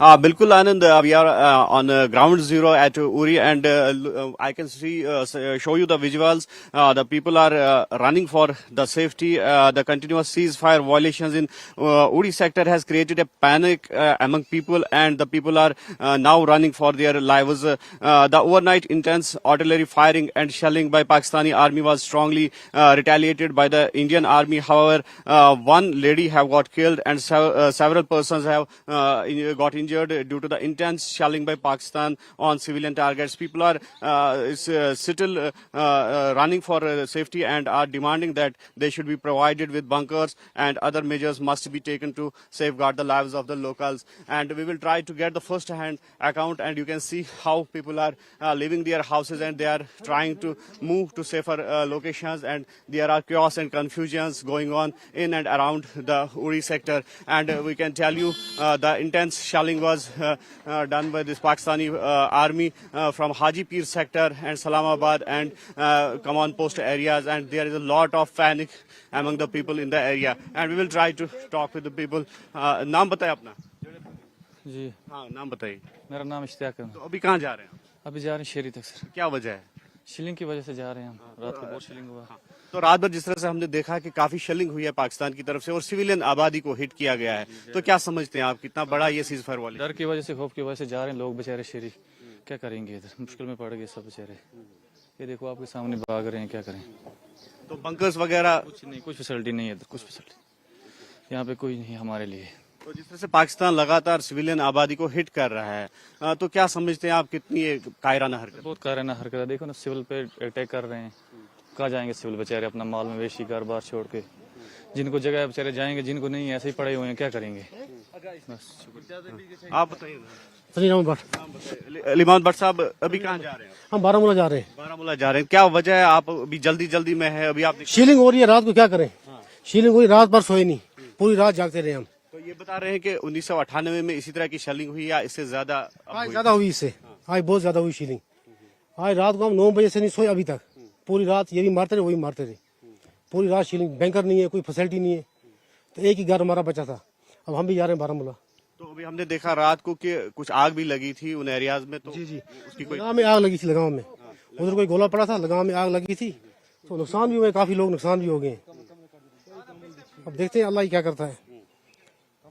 तो ये बताइए, अभी गवर्नमेंट से क्या डिमांड कर रहे हैं आप? गवर्नमेंट से ये डिमांड करते हैं बैंकर शैकर मिल जाए हमें। बैंकर की सबसे जरूरत है इस टाइम, क्योंकि बैंकर के बगैर यहाँ रहने का कोई मतलब ही नहीं है, क्योंकि बैंकर के बगैर यहाँ तो हर जगह छड़े पड़ते हैं, खिड़कियों के छड़े पड़ते हैं। Thank you, sir. So, Anand, this is the ground situation. Almost half of the population have already vacated to safer places. Mudassar, and you can see, Mudassar, they said something. Can you? We're going to stay with Mudassar. He's not there with us for a long time because he's going across to the other network platforms also. But Mudassar, उन्होंने कहा 1998 से ज़्यादा shelling हुई है। हाँ, बिल्कुल आनंद, जिस तरह से इनका ये कहना है कि जिस तरह से अगर हम पास्ट की बात करेंगे 1998 में, तो लगातार सीज फायर वॉयलेशंस यहाँ पर देखने को मिलती थी। तो उसके बाद जिस तरह से आज की हम बात करेंगे तो 1998 ये माना जा रहा था कि काफी वरीसम साल जो है वो साबित हुआ था इन लोगों के लिए, क्योंकि लगातार यहाँ पे पाकिस्तान की जानिब से सीज फायर वॉयलेशंस हो रही थी। लेकिन आज इनका कहना है कि 1998 का भी रिकॉर्ड जो है वो टूट गया है, और लगातार जिस तरह से शेलिंग हुई है उसकी वजह से ये लोग अब कितने खौफ में है, दहशत में है, आप इसका अंदाजा लगा सकते हैं। और इनका कहना है कि वहाँ बंकर्स नहीं है, लोकल्स के लिए उरी में बंकर्स नहीं है। हाँ, बिल्कुल, जिस तरह से 1998 में बंकर जो है वो प्रोवाइड किए गए थे इनके लिए, लेकिन उसके बाद जिस तरह से एक सीज फायर जो मुआहदा किया गया था, तो उसके बाद यहाँ पर शांति थी, तो अमन थी। हालांकि एक दुके वाक़यात जो है वो होते रहे बीच में, या टेरर इंसिडेंट्स वो होते रहे बीच में, लेकिन इस तरह की सीज फायर वॉयलेशन 1998 के बाद पहली बार हो रही है। और यही वजह है कि यहाँ के लोग जो थे वो चैन में थे, सुकून में थे, लेकिन अचानक जिस तरह से सीज फायर वॉयलेशन होती है, फिर सिविलियन टारगेट्स को हिट किया जाता है, तो ऐसे में इनको अब जो है बैंकर्स की डिमांड जो है वो बढ़ रही है, और ये चाहते हैं कि बंकर्स जो है वो इनको प्रोवाइड किए जाए। और साथ ही साथ जिस तरह से ये लोग अब ये भी चाहते हैं कि गवर्नमेंट जो है इनकी लाइव्स जो है उनको सेफगार्ड, इनकी सेफ्टी के लिए और भी जो स्टेप्स हैं, मेजर्स हैं, वो उठाए, ताकि इनकी जो जानें हैं वो बचाई जा सके। Thank you and stay safe. You and your VJ, great job done on ground, and I think the district administration will be mindful of this. Uri is, like we said, I've been there. it's actually surrounded by Pakistani posts because they have the heights and Bharat is at the lower areas. So this is where the surgical strikes happened post the Uri attacks, where the terrorists had come from the heights, entered into the army camps, and they had used the advantage because they had the oversight. They've got the heights to see and down, and they are bearing down on the civilians. So that's why the guns are also firing from a distance, but they know exactly where to pinpoint, and the civilian establishments come right in the middle of all the crossfire and the shelling. So the locals there moving to safer places, but we are also given to understand that there is shelling and gunfire that is still taking place. But right now, this morning, we just had the update from Uri. Right now, there is no shelling that's going on, but all through the night, till the wee hours, till dawn, there has been continuous shelling. So Pakistanis were firing and India was giving it back in equal measure. So there was crossfire or exchange of heavy artillery gunfire on Uri. But let's try and go across to our guest this morning, Glenn Carl, Colonel Grohit Dev, and also Brahmachalani, Professor Brahmachalani with us. My good morning to all of you gentlemen. Thank you very, very much. Late in the evening for you, Glenn, but thank you. Thank you for joining us. Just quickly going across to our reporter joining us from Jaisalmer. Jaisalmer witnessed a slew of attempts at some of the military installations in Jaisalmer by the Pakistanis via drones, loitering munitions, and also projectiles. There was also talk late last evening that there has been a huge success with the felling of an F-16. So let's get some clarity from Bhavani. Bhavani, आप जैसलमेर पहुंचे हैं. Good morning. पूरी रात काफ़ी वहाँ पर active रहा है. आप बताएं कि क्या क्या अपडेट्स हैं और कितनी बातों में तथ्य है, सत्य है. ये F-16, एक पायलट का पकड़ा जाना, काफ़ी सारी बातें वहाँ पर राउंड्स कर रही थी. तो what has happened in Jaisalmer? जी गुड मॉर्निंग.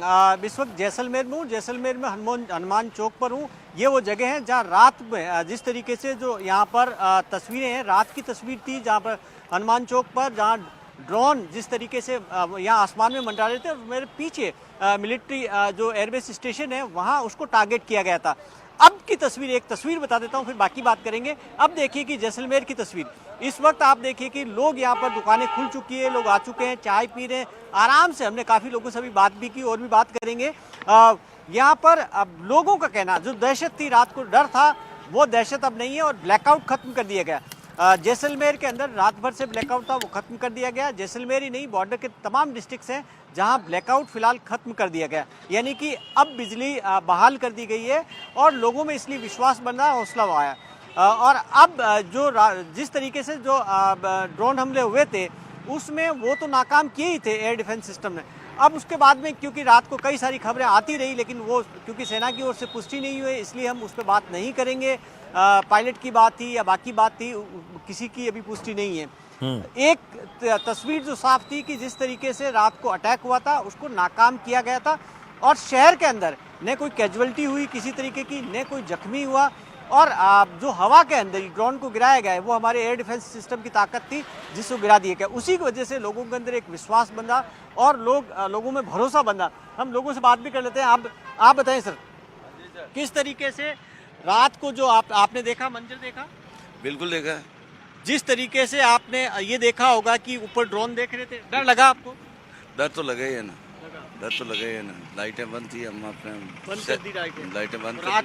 रात भर दहशत रही होगी कि और अटैक हो जाए. बिल्कुल. शहर पे एकदम बड़ा अटैक सता रहा था ना रात को. अब हम देख रहे हैं कि अब आप भी बाहर आए हो, सारे लोग बाहर आए हैं. अभी तो शांत माहौल है. अभी सब शांत माहौल है. ये क्यों? ये आप पे भरोसा है कि रात को ड्रोन गिरा दिए गए? बिल्कुल गिरा दिए ना. किस पे? सेना पे भरोसा है. सेना पे भरोसा है ना. है ना. पूरा जैसलमेर अपनी इस वक्त बाहर नजर आ रहा है. आप बताएं क्या कहेंगे? अब तो आप आराम से चाय पी रहे हैं यहाँ पर खड़े हुए और हंस भी रहे हैं. रात को तो काफी डरे हुए थे. जी डर लग रहा था. अब लग रहा डर? अब नहीं लग रहा. अब नहीं लग रहा. तो आप देखिए कि अब लोग यहाँ पर नहीं, उनको पूछे एक भी गिरा क्या? एक भी मिसाइल गिरा था कि सबको उड़ा दिया? सबको भारत की सेना ने ऊपर ही ये कर दिया, नाकाम कर दिया. अच्छा एक बात बता जी, आप बताएं कि आप रात को कोई जैसलमेर पे गिरा? आपके मोहल्ले में कहीं पर भी आपने मिसाइल ड्रोन देखा? नीचे गिरा? नीचे कहीं नहीं. नीचे नहीं गिरा, ऊपर हवा में मार दिया गया. हवा में मार दिया. तो ये ताकत है नहीं है कि जैसलमेर में अगर गिर जाता तो क्या होता? बहुत बुरे हाल होते. आप बताएं कि ये हम तो अभी आए. तो जिस रात को आपने भी मंजर देखा होगा, गिरा तो नहीं, ड्रोन गिरे नहीं? गिरने नहीं दिया, हमारी फौज ने गिरने नहीं दिया। फौज ने गिरने नहीं दिया, मजबूत फौज। एयर डिफेंस बहुत अच्छा है, उसने ऊपर नाकाम कर दिया। पाकिस्तान ने जो नाकाम हरकत की थी उसको फौज ने हमारे नाकाम कर दिया। ये हमारी फौज की ताकत है, हमारी फौज की ताकत है, air defence system, air defence और फौज की ताकत है। और अगर वो गिर जाते तो जैसलमेर में क्या होता? एक बार जो से ऊपर देखा था, एक बार बहुत लोग डर गए थे, डर का माहौल बन गया था। हमने घर के अंदर चले गए थे, पूरा माहौल। अब डर है? अब नहीं, नहीं डर कोई नहीं। हमारे फौज पे हमारे आर्मी होते हैं, हमारे को डर है आपको? आर्मी में भरोसा है, पूरा हिंदुस्तान आर्मी में भरोसा है। तो देखिए कि ये लोगों के अंदर भरोसा आया। भरोसा इसलिए आया कि रात को जिस तरीके से ड्रोन गिराए गए, उसके बाद में लोगों को लगता है कि सेना पर भरोसा है। उनको लगता है कि पाकिस्तान कोई भी हिमाकत करेगा तो उसका माकूल जवाब दे पाकिस्तान दिया की जाएगा। प्लेन गिरा दी तो गई, ये काफी बात स्थिति- हुई थी, इसमें कोई सत्यता है? वहां जैसलमेर में ऐसा कुछ हुआ था? जी नहीं, क्योंकि अभी ने सेना की ओर से पुष्टि की गई है, ने लोकल एडमिनिस्ट्रेशन की ओर से पुष्टि की गई है जी। यहाँ पर आसपास में गिराने को लेकर हमने बात भी की है, तो इसकी पुष्टि नहीं है। दूसरी बात यह है कि राजस्थान में सरकारी कर्मचारियों की छुट्टियां रद्द कर दी गई है। जैसलमेर के अंदर भी यहाँ जो अस्पताल है वहाँ रात को इमरजेंसी घोषित की गई थी। यहाँ पर डॉक्टरों को खास तौर पर इमरजेंसी के अंदर डेप्यूट किया गया था। इसी तरीके की इमरजेंसी हालात हो तो उससे कैसे निपटा जाए, जो स्वास्थ्य कर्मचारी हैं उनको अलर्ट रहने के लिए क्या गया। तो तैयारी एक तरह से पूरी है और जैसलमेर और बॉर्डर इलाकों में। और आज दिन में स्कूल खुले हैं कि सब कि लोगों को सब बंद कर दिया है? स्कूल ऑफिस सब चल रहा है, सामान्य रूप से चल रहा है? देखिए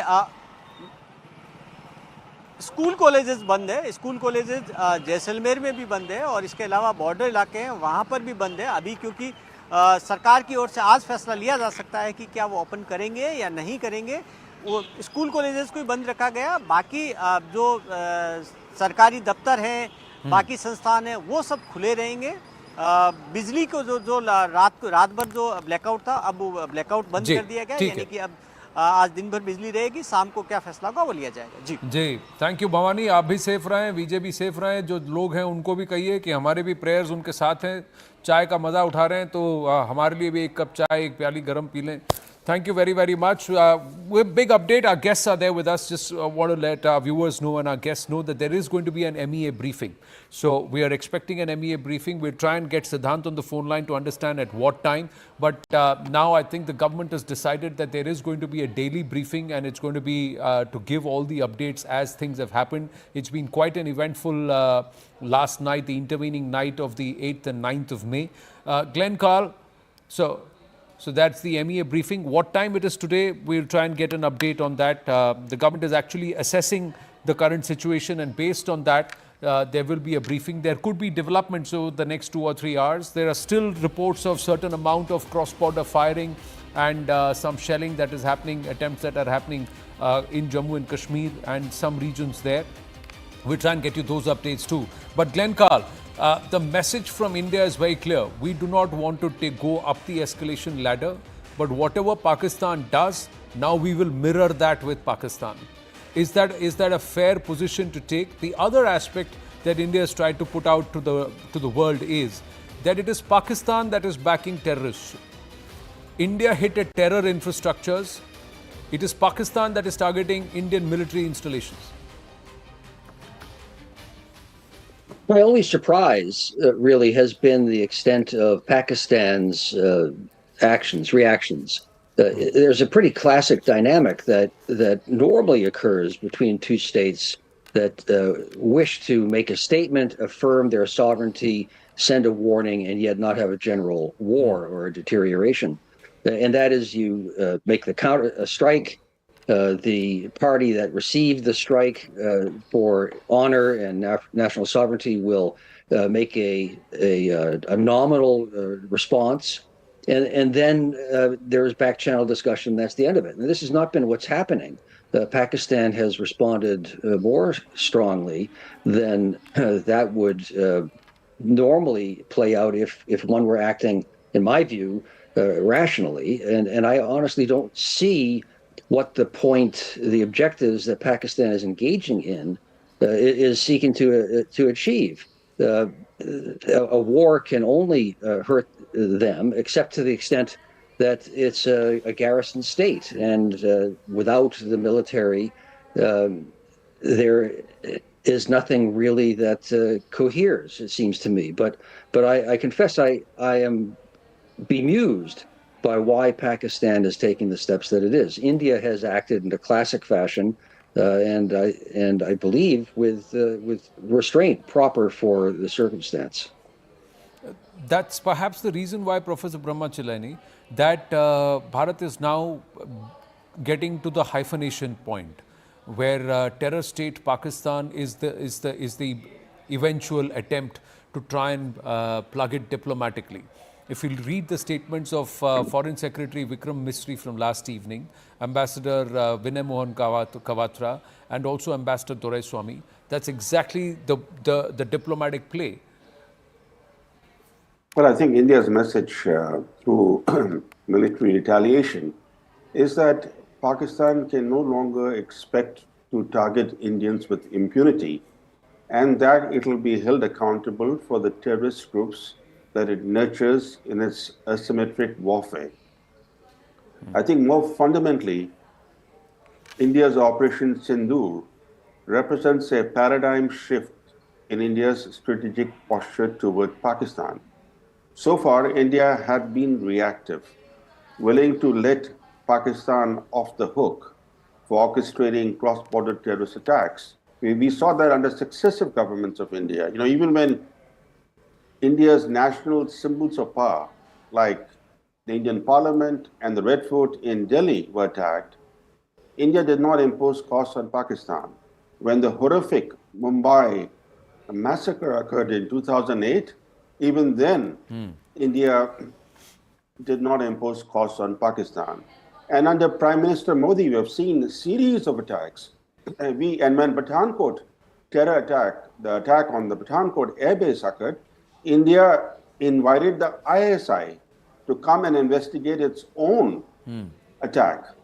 So today, what we are seeing is a dramatic shift in India's strategic posture.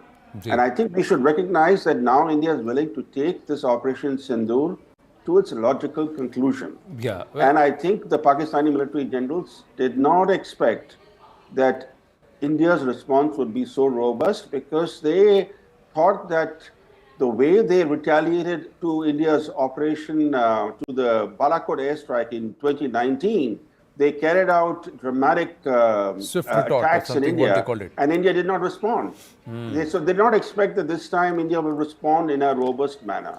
But here, that's where the Pakistanis perhaps succeeded in the communication warrior. Balochistan was a response to Pulwama. So Pulwama attacks happened and the Pulwama killings happened first. That the reaction was Balochistan. In this case, Colonel Rohit Dev, thank you for your patience. I'm coming to you last because of 2-3 important aspects. One, that the world should not forget that it doesn't start with Operation Sindoor.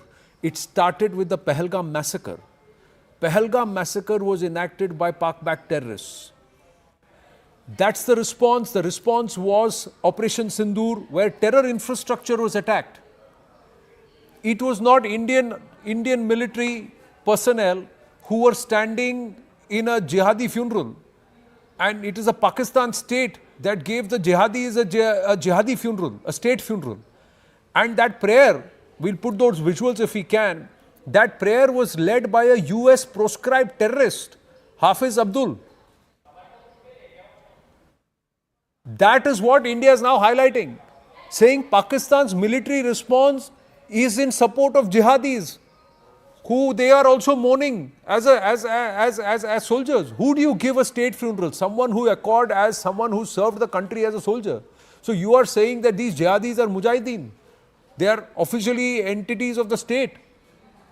That's the bigger story that is now panning out from the India point of view, along with, of course, retaliation in equal measure. Your thoughts, please. Thank you.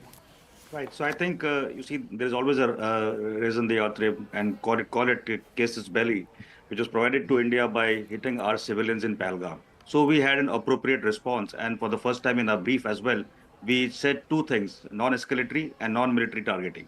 So I think that was the reason to tell and reiterate to Pakistan that this is a punitive action for what you have done. And I'm not too sure if Pakistan was wise thereafter to target the civilian areas of India. And that is where they have given the second reason, that we should also, ensue with our punitive actions, and we have done. I'm not going to go where we are going to go today or tomorrow, but coming to the funeral part, I must clarify. Pakistan mobilized 2 weeks ago when they carried out the strike, and when we said that we will strike back, they mobilized. And in traditional way, POK was hit for sure, but the Pakistani side of Sialkot, Muridke, Chakamru, and Bawalpur were also, targeted by us in terms of terror network headquarters. Why the headquarters are important is because at the time of mobilization, Pakistani Army and ISI officers are also found in this headquarters as a plan to strategize how to do a small subsector war. So I believe the Pakistani military was there. They were also hit. And that is the reason, there are two reasons. Firstly, the state is governed by the terror network, run by the army itself. So obviously the army had to be at the funeral. But my guess is that some army folks also, conked off in that strike. And that is why it was shown the way it was shown, to give a befitting kind of a funeral from their sense to both their terrorist and the creator there, the army and ISI, together being, put in the coffins. So I think... So you may make that assessment, and you're fair to make that assessment, but why would you allow a US proscribed terrorist in Hafiz Abdul Rauf, a Lashkar terrorist, to lead the prayers? And the they don't care. Anand, they don't care. It's not a just war with Pakistan. It's more of an ideological war. It emanates from the time they used to have a lot of money coming from, the Middle East for Islamic Caliphate and all that, buzz that created that time. That's waned away. I won't be surprised even after that, ear ringing by the Secretary of State of the US. They still go and make some abstract decisions today and tomorrow, and then they pay heavily for it. So I think the messaging from our friends in US has been clear to Pakistan. Obviously, any responsible state will call out and say that we want peace to be restored and de-escalation to happen. That's a normal term. No, but it's something like that. They are trying to, the US is trying to tell the Pakistanis, it's up to you after this. No, and we are not supporting you. So support is went out. Isn't from a strategic point of view, diplomatic point of view, nation point of view, and even as a military point of view, Glenn Carl, isn't General Hassan Munir making a mockery of himself? Isn't he made himself a global laughing stock because he has, in this one move, that entire hyphenation is erased. The Pakistan military always said we have got nothing to do with non-state actors. But here the Pakistan military is giving, according a state funeral to jihadis. Isn't this the biggest parallel drawn? Well, I'm a bad one to ask to make the brief for Pakistan. I agree with what you're saying. Yes, no, I'm just understanding your assessment as a neutral. Even some. Yeah, no, I agree. I think your assessment anybody would not want to do this as an optics if you're trying to use a certain narrative. Hasn't he in that created the biggest hierarchy and also 3 successful reversals, so 3 consecutive reversals for a military general? This is egg on the face of the Pakistan military. Yeah, please, sorry.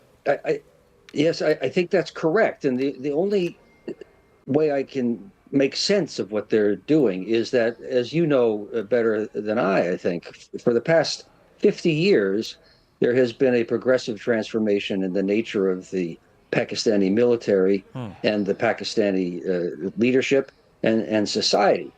50 years ago, officers were educated at Sandhurst or in the United States. And progressively, that was viewed as neo-colonial and so on. And they have been educated in a much more Islamist paradigm. And I think that clearly has, and I know this from firsthand experience, penetrated deeply into and shaped the Pakistani intelligence service, the ISI. So I think that they probably are being sincere progressively in making statements and taking actions that we find abhorrent and that isolate them. But they're, in a sense, being true to the ideology that has come, or theology, that has come to dominate the ISI, thus the state and Pakistani society. That's very alarming, but that's the only way to make, quote, sense, unquote, for me, to why they would take these positions. But how do you see the US position in this? J.D. Vance's statement is out, and How would you read what J.D. Vance is saying? Do you believe U.S. is going to remain neutral, or is this the message to the Pakistanis that you're not getting any help from us? I'm just going to read out this, Glenn. He says, what we can do, and I'm quoting J.D. Vance here, what we can do is try to encourage these folks to de-escalate a little bit, but we're not going to get involved in the middle of the war. That's fundamentally none of our business and has got nothing to do with America's ability to control it. You know, America can't tell Indians to lay down their arms. We can't tell the Pakistanis to lay down their arms. And so we are going to continue to pursue this thing through diplomatic channels. Our hope and expectation is that this is not going to spiral into a broader regional war or, God forbid, a nuclear conflict. Right now, we don't think that's going to happen. How would you read this? I think you put your finger on what is, in my view, also a shift in the American position. You know, Pakistan is has less of a hold on the United States and is less important to the United States than it has been for 50 years. The United States is no longer in Afghanistan, and we don't have this bizarre contradictory relationship where we need their help and try to oppose them or stop them from supporting the terrorists that we're talking about now. That's no longer the case. So the ostensibly neutral position of the United States is a shift, really, and saying that Pakistan has the sleep in the bed that it's made now. I think that is true.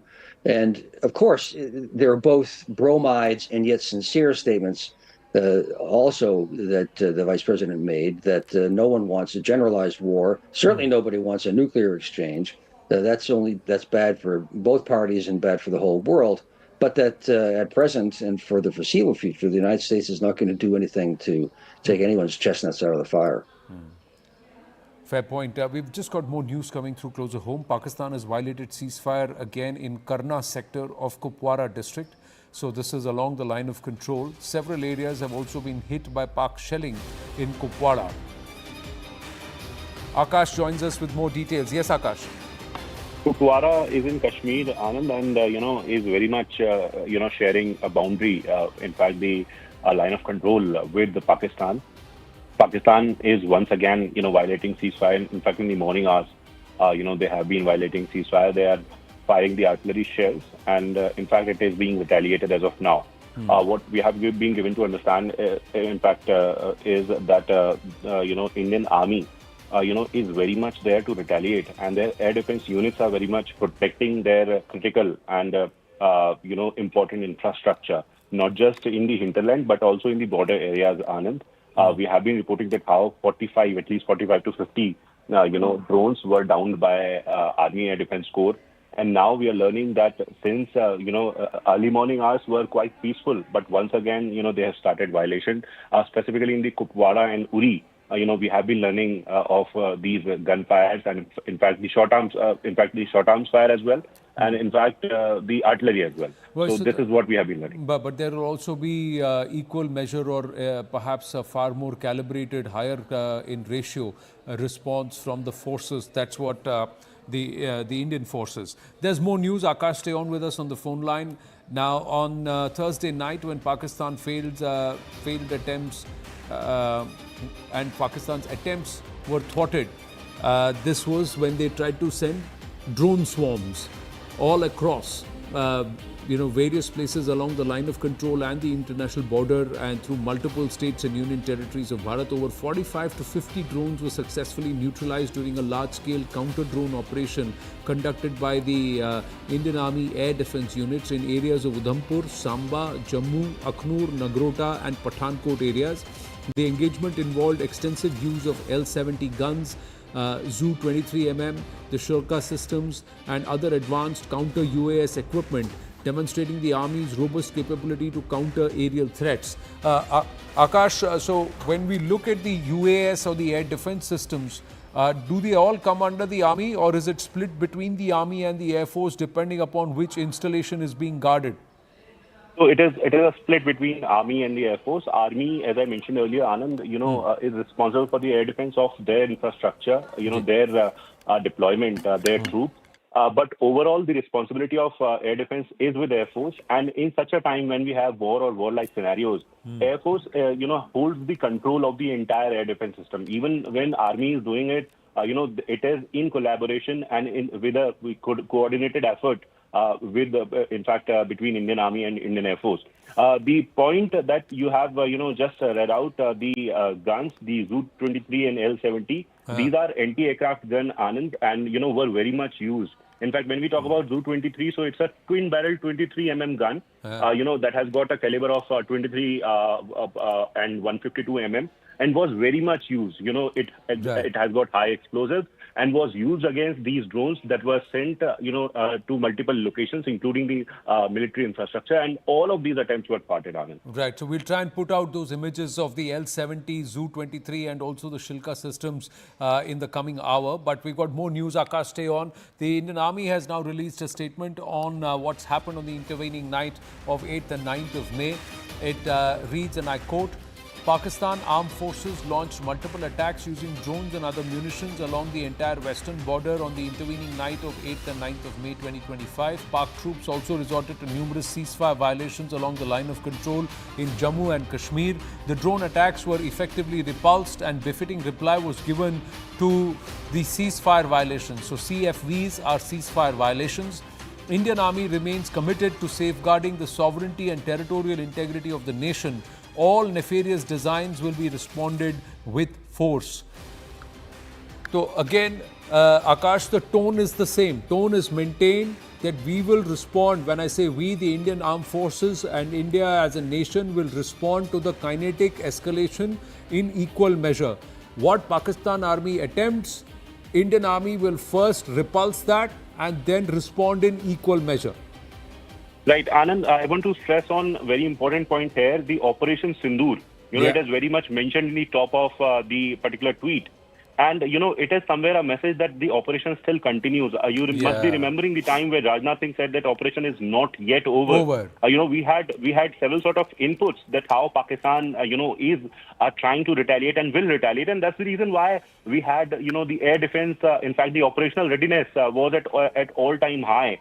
And now, Indian Army is coming out with an official tweet saying that how, in the western border and in fact, in Jammu and Kashmir, violations happened. And in fact, Pakistan tried to attack, Indian infrastructures using drones. And all of these drone attacks were effectively repulsed and a befitting reply was given on CFB. In fact, the ceasefire violation. So we have been talking about it, Anand, that how in the entire Kashmir region and also in Jammu region, we know about Rajouri, Poonch, Samba, Mendhar, and in fact, Kathua as well, where, incidents happened. But then in Kashmir as well, we have these, ceasefire violations, artillery, in fact, coming to our side. Our villages are, impacted. And we have had a word with locals, and they are saying the intensity is double and triple of what we saw yesterday and day before yesterday on the initial day when the Operation Sindoor was launched. So somewhere the frustration, but Pakistani army is unable to give a dent, and Indian armed forces are very much there with the air defense and all the capabilities. Well, big shout out to our bravehearts, the defense forces, for what they've been able to do, and to all our viewers, barring the border regions and the LOC, especially along the line of control. Uri, we've lost another lady, an old lady. There are 2-3 people who are injured. There are people who are having to flee their homes because of this continuous pounding of the Pak artillery. This will last for a few days till the enemy is brought to its knees or brought to a crawl. But other than that, largely, we should trust our forces, trust our air defense systems, trust our mechanisms to be able to defend Bharatiya soil and Bharatiya sovereignty. Not a single missile or projectile has landed. That's a big success of the Indian Armed Forces. So let's salute them, let's keep them in our prayers, and always remember our brave hearts are there to do the job. And Operation Sindoor continues. Till this war on terror is done, till the terrorists are decimated, their backers, their Akas are decimated, Operation Sindoor continues. The message is very clear. It's an all-out offensive from the whole of government approach. There is a diplomatic offensive, there are non-kinetic offensives. Everything is being done to ensure that this Pak military establishment under General Asif Munir is taught a lesson that they will never forget. We'll take a short break and join you with more.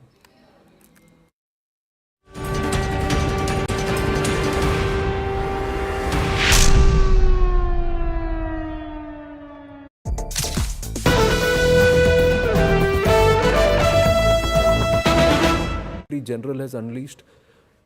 See, firstly, And also, since you understand and you are both of you well-read in military history, has any other Pakistan general has had such reversals and such a poor tenure other than the 1971 episode? So, see, is he one of Pakistan's most failed generals?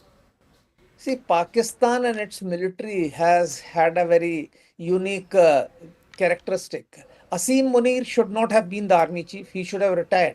He's actually an usurper. He was actually brought in one day after his retirement. So you've called him an usurper, but he's been nicknamed the deceiver.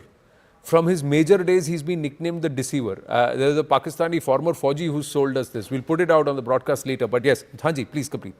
So he has actually been brought in by politicians for meeting their own specific requirements. His mindset was clearly revealed when he talked about two-nation theory, when he talked about religion, when he talked about faith. So this chap, he's not even from Pakistan Military Academy. So it's not that many people in Pakistan's army itself like him. But at the moment, he's in power and the civilian government in Pakistan is totally dependent on him. In fact, he is responsible for ensuring that Shahbaz Sharif is in power.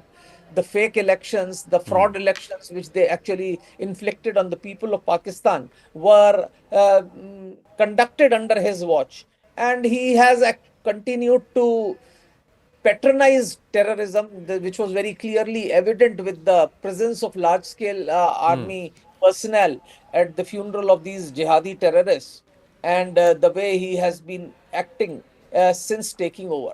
He has not only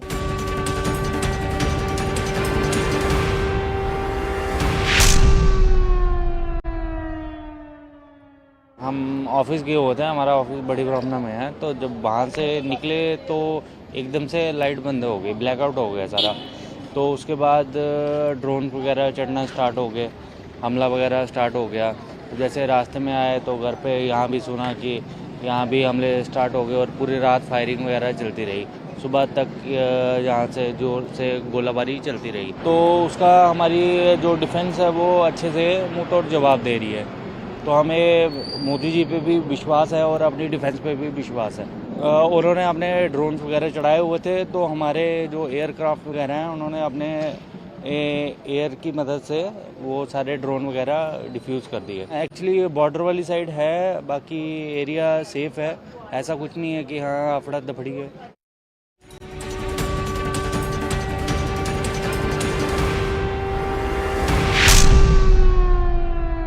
Brought to you by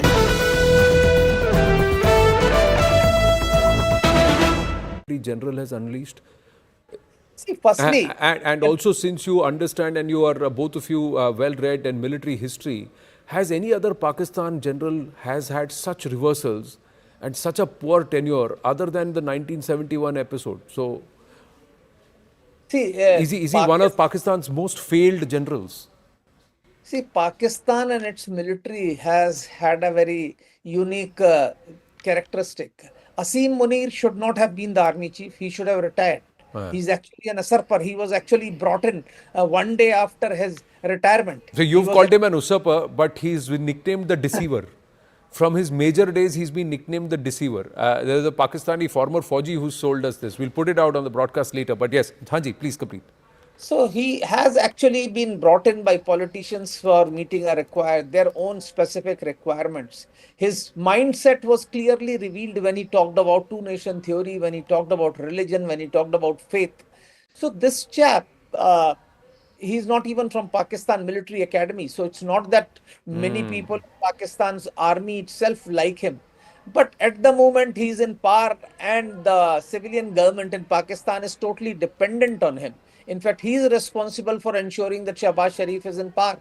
The fake elections, the fraud elections, which they actually inflicted on the people of Pakistan, were conducted under his watch.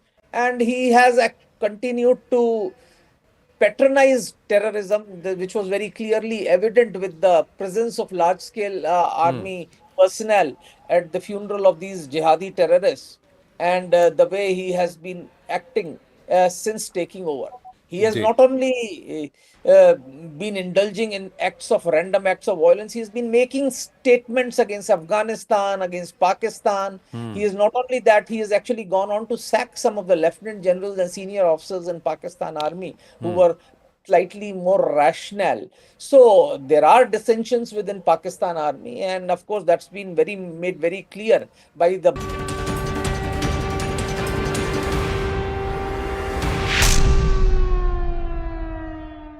Pakistan started the conflict with its support for terrorism. Indians were the victim of terrorism.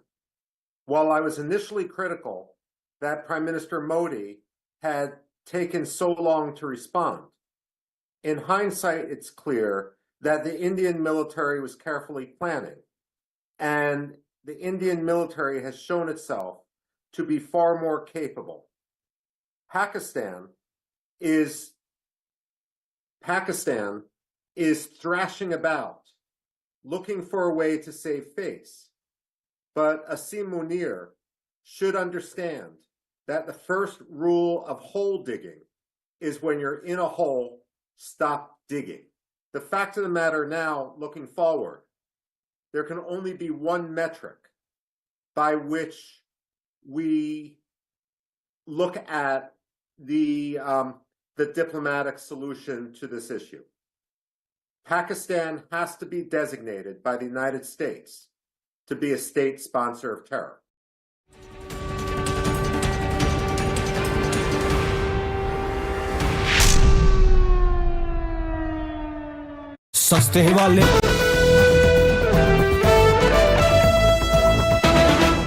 General has unleashed.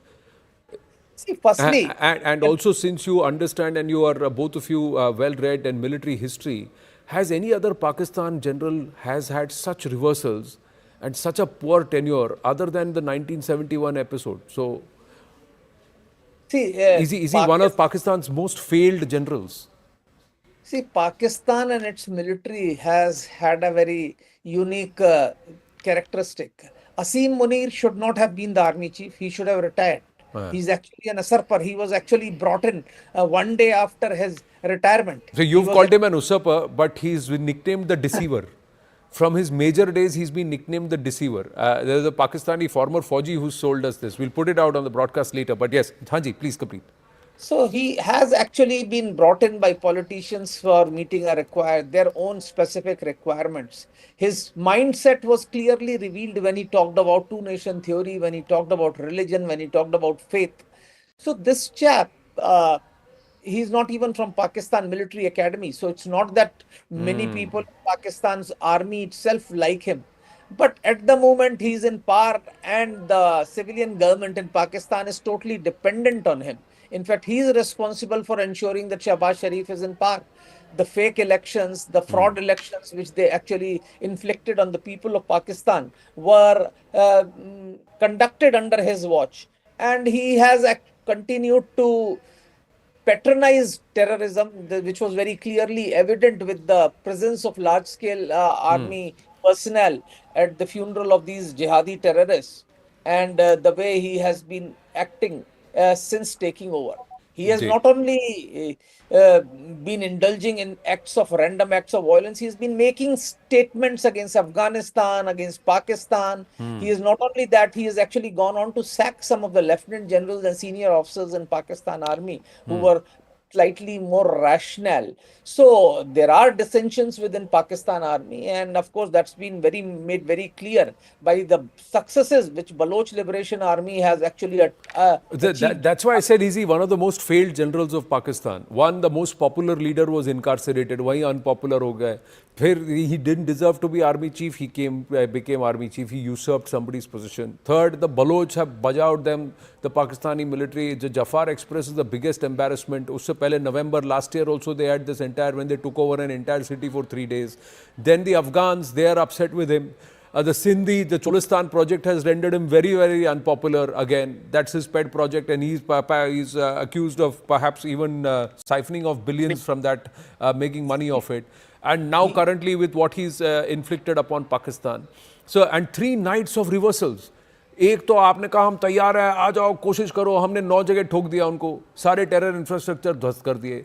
Then बोला हम आएंगे, जवाबी कार्रवाई करेंगे, सब fail हो गए। फिर हमने उनके ADSs को we've demolished in Pindi, in Lahore, in Karachi, in Sialkot. Then last night they tried again. And nothing has worked there. Nothing has worked. And we have countered there, and there is a huge amount of pummeling. We are waiting for the official briefing, but we are given to understand Pakistan has suffered huge reversals last night in the retaliation from Bharat based on the equal measure retaliation. उन्होंने 15 location choose किए हैं, हमने भी 15 location में उनको काफी मारा है. They are not coming out and saying it, but we will claim, and perhaps there will be a briefing today for more details on what's happened last night. But right now, some more news coming through before we go back to General Kochhar. We are learning from defense sources. At least 45 drones were taken down by the Army Air Defense itself. And this is between Ladakh to Bhuj. So military infrastructure in Leh was also targeted last night by Pakistan. No success from the length and breadth of such a long area, geographical space they've tried to cover. Akash joining us with more. Yes, Akash. Anand, first of all, it is largely peaceful in the morning hours, so no need to panic. It is for the general public.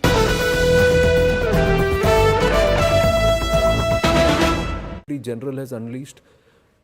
See, firstly, and also, since you understand and you are both of you well-read in military history, has any other Pakistan general has had such reversals and such a poor tenure other than the 1971 episode? So, is he one of Pakistan's most failed generals? See, Pakistan and its military has had a very unique characteristic. Asim Munir should not have been the army chief. He should have retired. He's actually an usurper. He was actually brought in one day after his retirement. So you've called him an usurper, but he's been nicknamed the deceiver. From his major days, he's been nicknamed the deceiver. There's a Pakistani former Fauji who sold us this. We'll put it out on the broadcast later. But yes, Hanji, please complete. So he...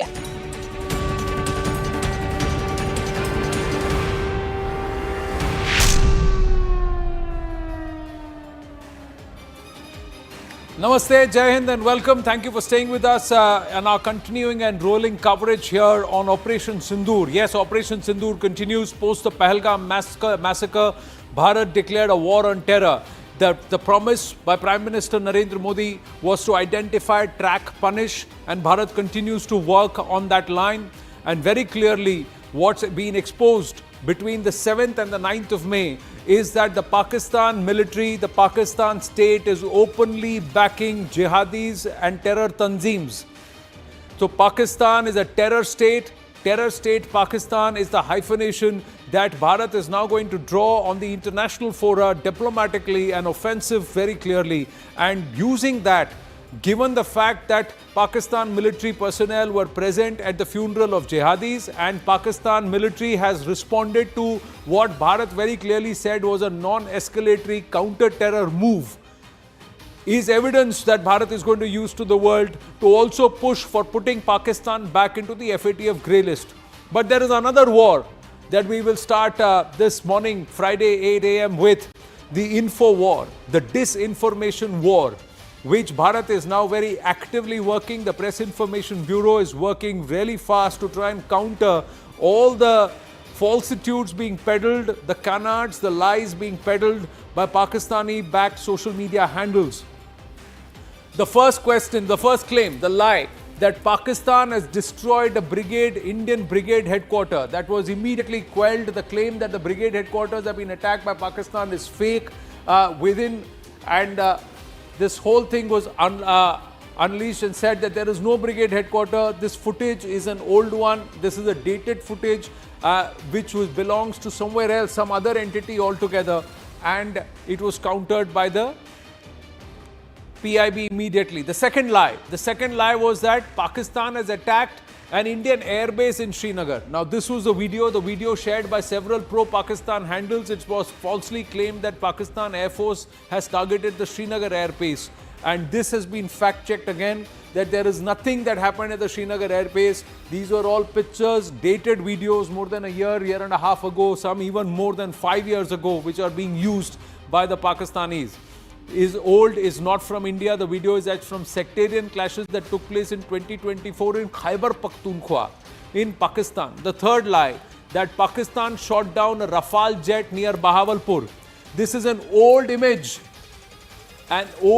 showing a crashed aircraft that was being circulated with a claim that Pakistan recently shot down an Indian Rafale jet near Bahawalpur during the ongoing Operation Sindoor. In fact, the PIB fact check is that this image is from an earlier incident involving a MiG-21 fighter jet that crashed in Moga in Punjab in 2021.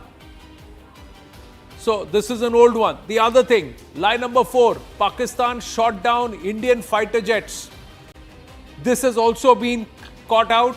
These are old videos, dated videos from 2021, 2022, 2023. Different time zones. They picked up random images which has got nothing to do, and these are not even Indian aircraft. The Indian Army raised a white flag to recover remains of soldiers. This is another lie that has been shot down. Lie number 5. Army raised a white flag to recover remains of soldiers. This is again fake. This is not true. This was in fact the Pakistanis who had done it a few years ago, and that was being those pictures were being used. Lie number 6. A military base in Amritsar has been struck. A social media post notoriously claimed that Indian military base used the Ambala air base to attack Amritsar and its own citizens. This is what was claimed. PIB found the claim to be completely baseless and part of a concerted misinformation campaign, and in response PIB provided a detailed press release of the Ministry of Defence and exposed the real picture. This was very dangerous. It was nefarious, and we will talk about line number 6 in detail in a bit. But let's go to line number 7. Indian drone intercepted in Pakistan. Now this is also in Gujranwala that a drone was intercepted, and these pictures, this is not even a Indian drone, so these are all fake pictures, and the PIB calling this out. Did we hit Gujranwala? Yes. Did our drones land at the Gujranwala airbase? Yes. But did they neutralize the drone? No, that's not the case. That's not happened. Let's take you through the headlines at the top of this hour at 8 o'clock. We've tried to put out what all are the disinformation that has been quelled by the PIB. But here are the headlines of the developments so far in Operation Sindoor and this face-off with Pakistan. Ministry of External Affairs is set to do another brief today. This is the third press briefing by the government within 3 days as tensions escalate between India and Pakistan. The government is assessing the situation at present and is currently monitoring the situation. What time will the press briefing be has not yet been outlined. We should know in a couple of hours. Headline number 2, in the aftermath of the Pakistan unprovoked firing attempt at attacking military installations, there is also cross-border firing and ceasefire violations. Residents of Jammu and Kashmir border areas continue to struggle. In the latest development, shelling and gunfire is still taking place in Uri. The situation continues to remain tense even as the Indian armed forces are responding in equal or if not far greater levels. But we have lost another civilian, an old lady, and about 3 people are injured in Uri. Pakistan has now violated ceasefire in Jammu and Kashmir's Kupwara. Fresh visuals show Pakistan targeted civilian areas. So their treachery, their cowardice continues. Indian Army has released a statement on what's happened on Thursday night. The statement says that Pakistan Armed Forces launched multiple attacks using drones and other munitions along the entire western border on the intervening night of 8th and 9th of May. Pak troops also resorted to numerous ceasefire violations along the line of control in Jammu and Kashmir. The drone attacks were effectively repulsed and befitting reply was given to the CFVs. CFVs is ceasefire violations. Also, an important meeting regarding India's renewed push for Pakistan's FATF grey listing at the IMF meeting to be held at the Finance Ministry today at 9:30 a.m. So just in about an hour from now, hour and a half from now, that all-important meeting where Bharat will make a solid case, strong case for Pakistan to be pushed back into the FATF grey list. The United States Vice President J.D. Vance has conveyed a message to Pakistan. Vance has said that India-Pak tussle is not the business of the United States, a huge shift in posture. But he's further added that de-escalation was the need of the hour. He said that the US will not get involved in the middle of a war. A very significant shift in strategic posture vis-a-vis Pakistan for the United States. Jammu and Kashmir LG Manoj Sinha will be visiting Uri. to take stock of the situation that has arisen due to heavy shelling from the Pakistani side. This even as Chief Minister Omar Abdullah is moving towards the Jammu region to take stock of what's happened overnight in Jammu city. Air Marshal Anil Khosla, former Vice Chief of the Air Staff, the Indian Air Force, is with us. Edward P. Joseph, faculty of the Johns Hopkins University School of Advanced International Studies, is also with us. And we have Manmohan Bahadurji, also defense expert, with us. My namaste, good morning to everyone. Thank you very, very much. My first question to you, Air Marshal, the defense systems, the counter and how all the attempts across the western border and the line of control by the Pakistan military has been foiled. This is a significant level up for Bharat in its capabilities. Which Air Marshal are you asking? Air Marshal Anil Khosla ji. Okay. Well, there are two Air Marshals, so my apologies. My apologies. Yeah. Yeah, so your question is related to technology and how it's been utilized. Obviously, the Indian Air Force has acquired quite a few capabilities, especially in the last 1 decade. And these capabilities have given them a lot of operational flexibility and security. So in this case also, if you see, all the capabilities which has been acquired in the last decade or so have been used very, very effectively, and especially in safeguarding our interests, and all the offensive actions by the Pakistan military have been foiled and successfully, and there's no damage reported on the ground as such. I think that is frustrating the Pakistan military even more and more. But Edward Joseph, if I may ask you, US's position, how would you reflect on the US position this time? Is it a significant shift in the strategic position of the US vis-a-vis Pakistan and India? First of all, very good to be with you and your guests and, of course, your viewers at this very unsettled and dangerous time.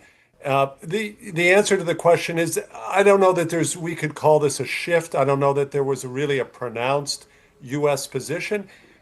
President Trump reacted first in the administration, of course, and he is the president, and his voice is the one that matters and matters the most.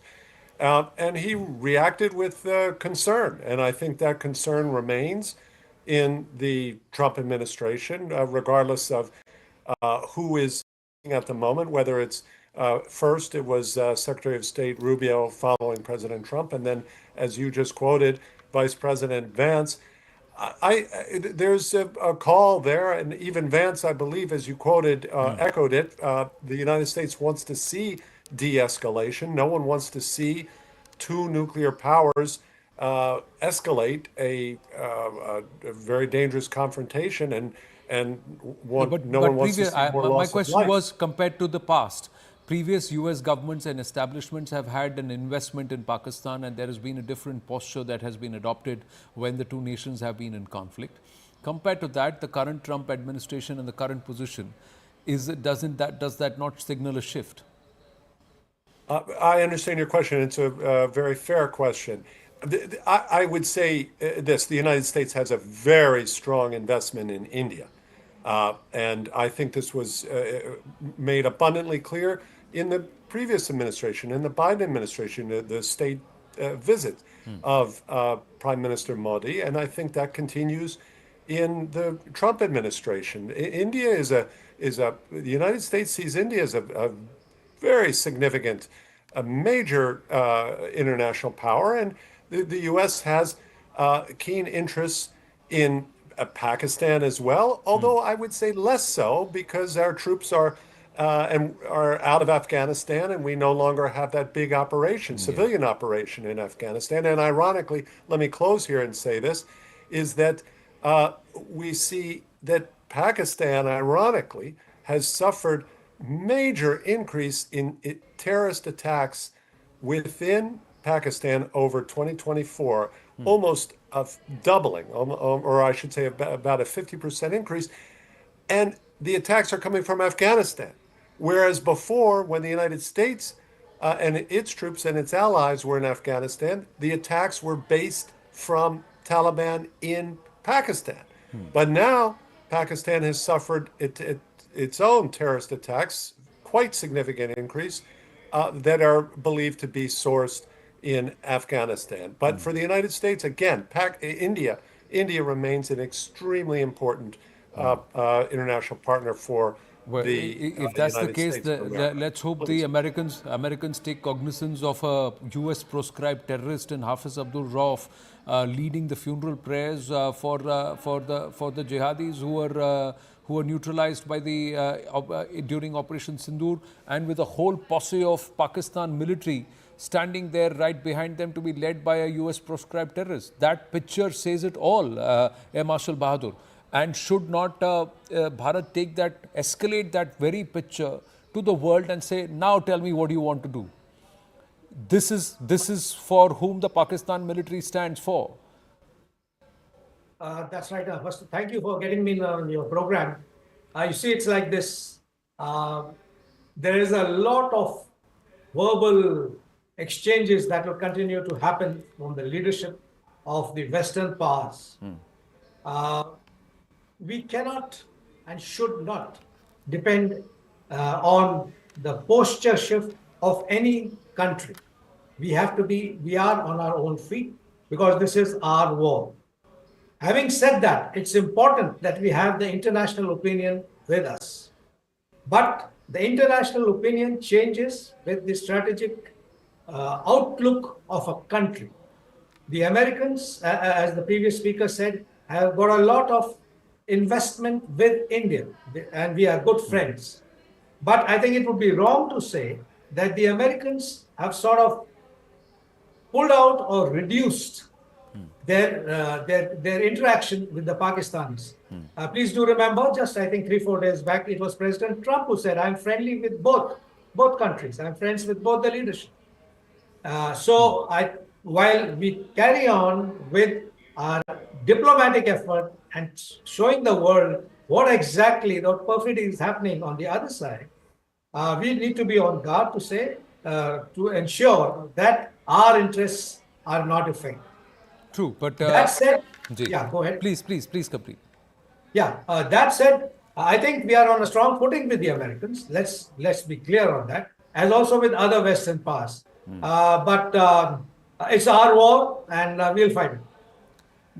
The battle is Bharat's to fight. Nobody is going to fight the battle for us as a nation. We as a nation have to stand up and we have to underline our position.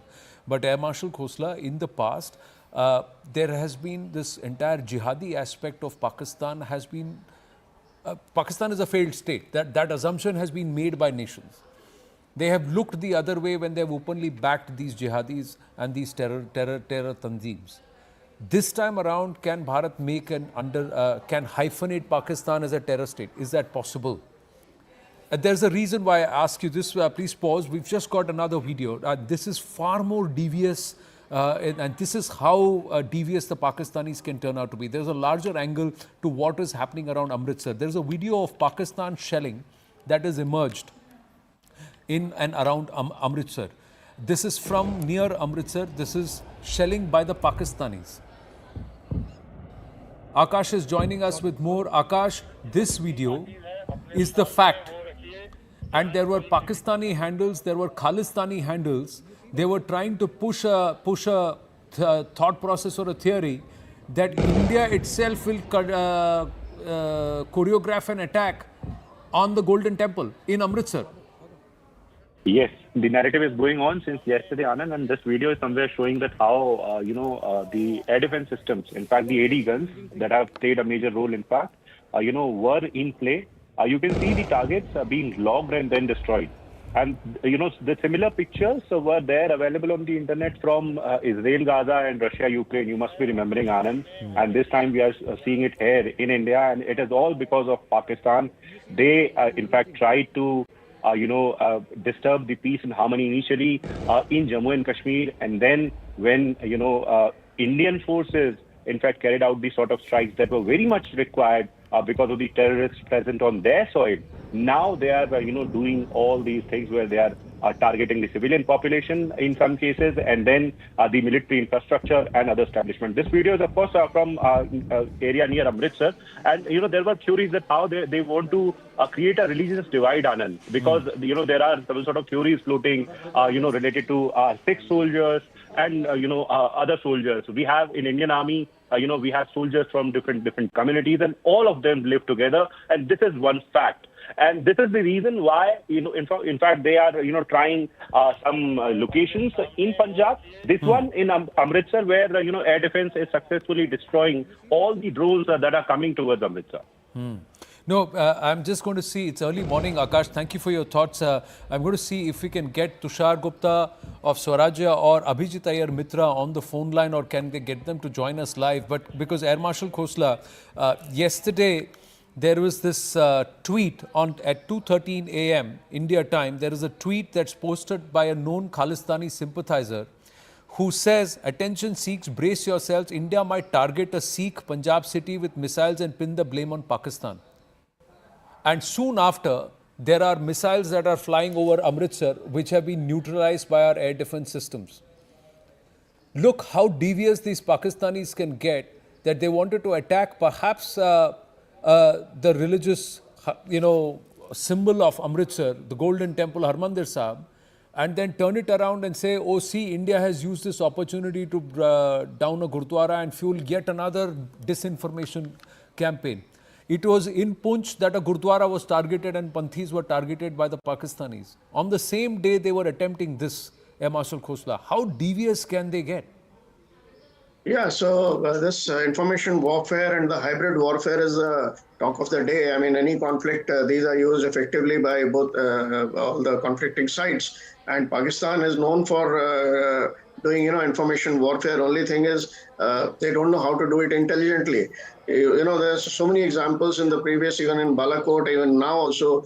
The top ministers, going on TV and making some statements and, a few hours later retracting on them and, making stupid statements and, pardon my using that word, but I mean, you say, when you do something, you need intelligence to do it also. Even if you're cheating, you need to do it intelligently so that you don't get caught.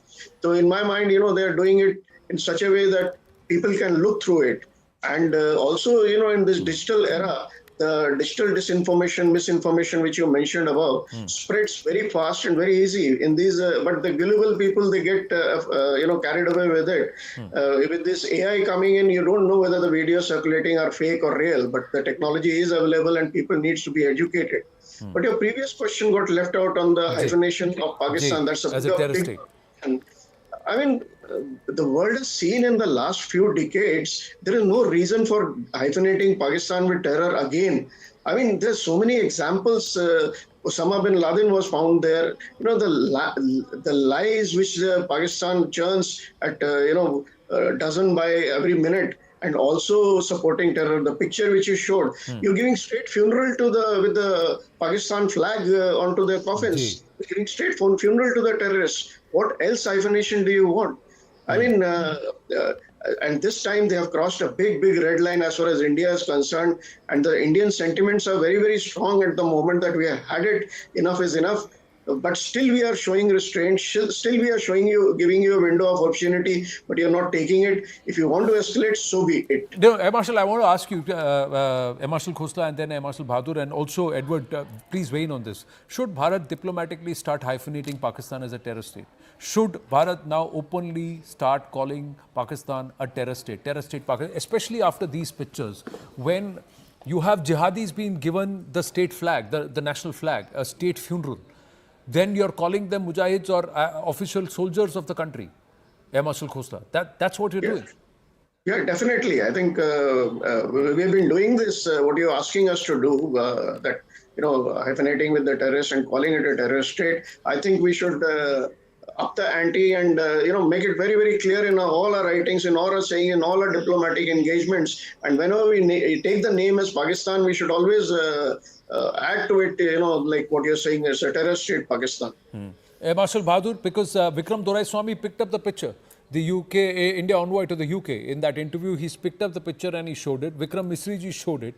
They didn't name Hafiz Abdul Rauf, but everybody knows who he is. The pictures speak for themselves. These are released officially by the Pakistan media, the Pakistan state, and the Indian state is showing it. And he is a US proscribed terrorist, a Lashkar operative. That's correct. That's correct. And I think we have done our bit with our foreign secretary himself showing that picture. And every time there has been a chance, we have done that in the United Nations also, and brought up the relationship between the Pakistani establishment and the terrorist establishments that they are nurturing.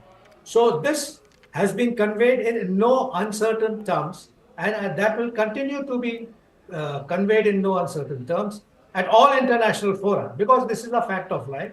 And when you speak to people off camera, they do accept that. But please do remember, in the world of real politics, things become different. I mean, we have been hearing of Pakistan failed state, its collapsing economy will go for the last 40 years. I have retired. But Pakistan has not collapsed. And let me tell you, it will not collapse. We will continue to have a problem on our western frontier. No, because but there is a different option and a perspective now. Like Edward said, US is no more invested in Afghanistan. Pakistan thrived because of the US interest in Afghanistan, the Chinese interest in Afghanistan, and of course the Russia factor. And this is how the Americans got involved in this. Now with the exit of the American troops out of Afghanistan, there is another option, which is Balochistan. Then 48% of current day Pakistan is Balochistan. Balochistan is an occupied territory. There have been immense amount of war crimes by the Pakistan military in Balochistan. Human rights violations in Balochistan. The Baloch are already organized. They don't even want the Indian support. They just want the globe to recognize them as an entity and as a nation which has the right to self-governance. That's what they are doing. Bharat has nothing to do. We don't share borders with Balochistan. We've got no interest there. Strategically also doesn't matter. But the Americans and the Chinese have interests, Edward. That's correct. That's what I'm trying to. That's exactly what I'm trying to say. That other countries around will not permit that state called Pakistan to collapse. So point is, our policies and our decisions need to take that into account. That's all. But Edward, a possibility, the Baloch seem to be organizing themselves.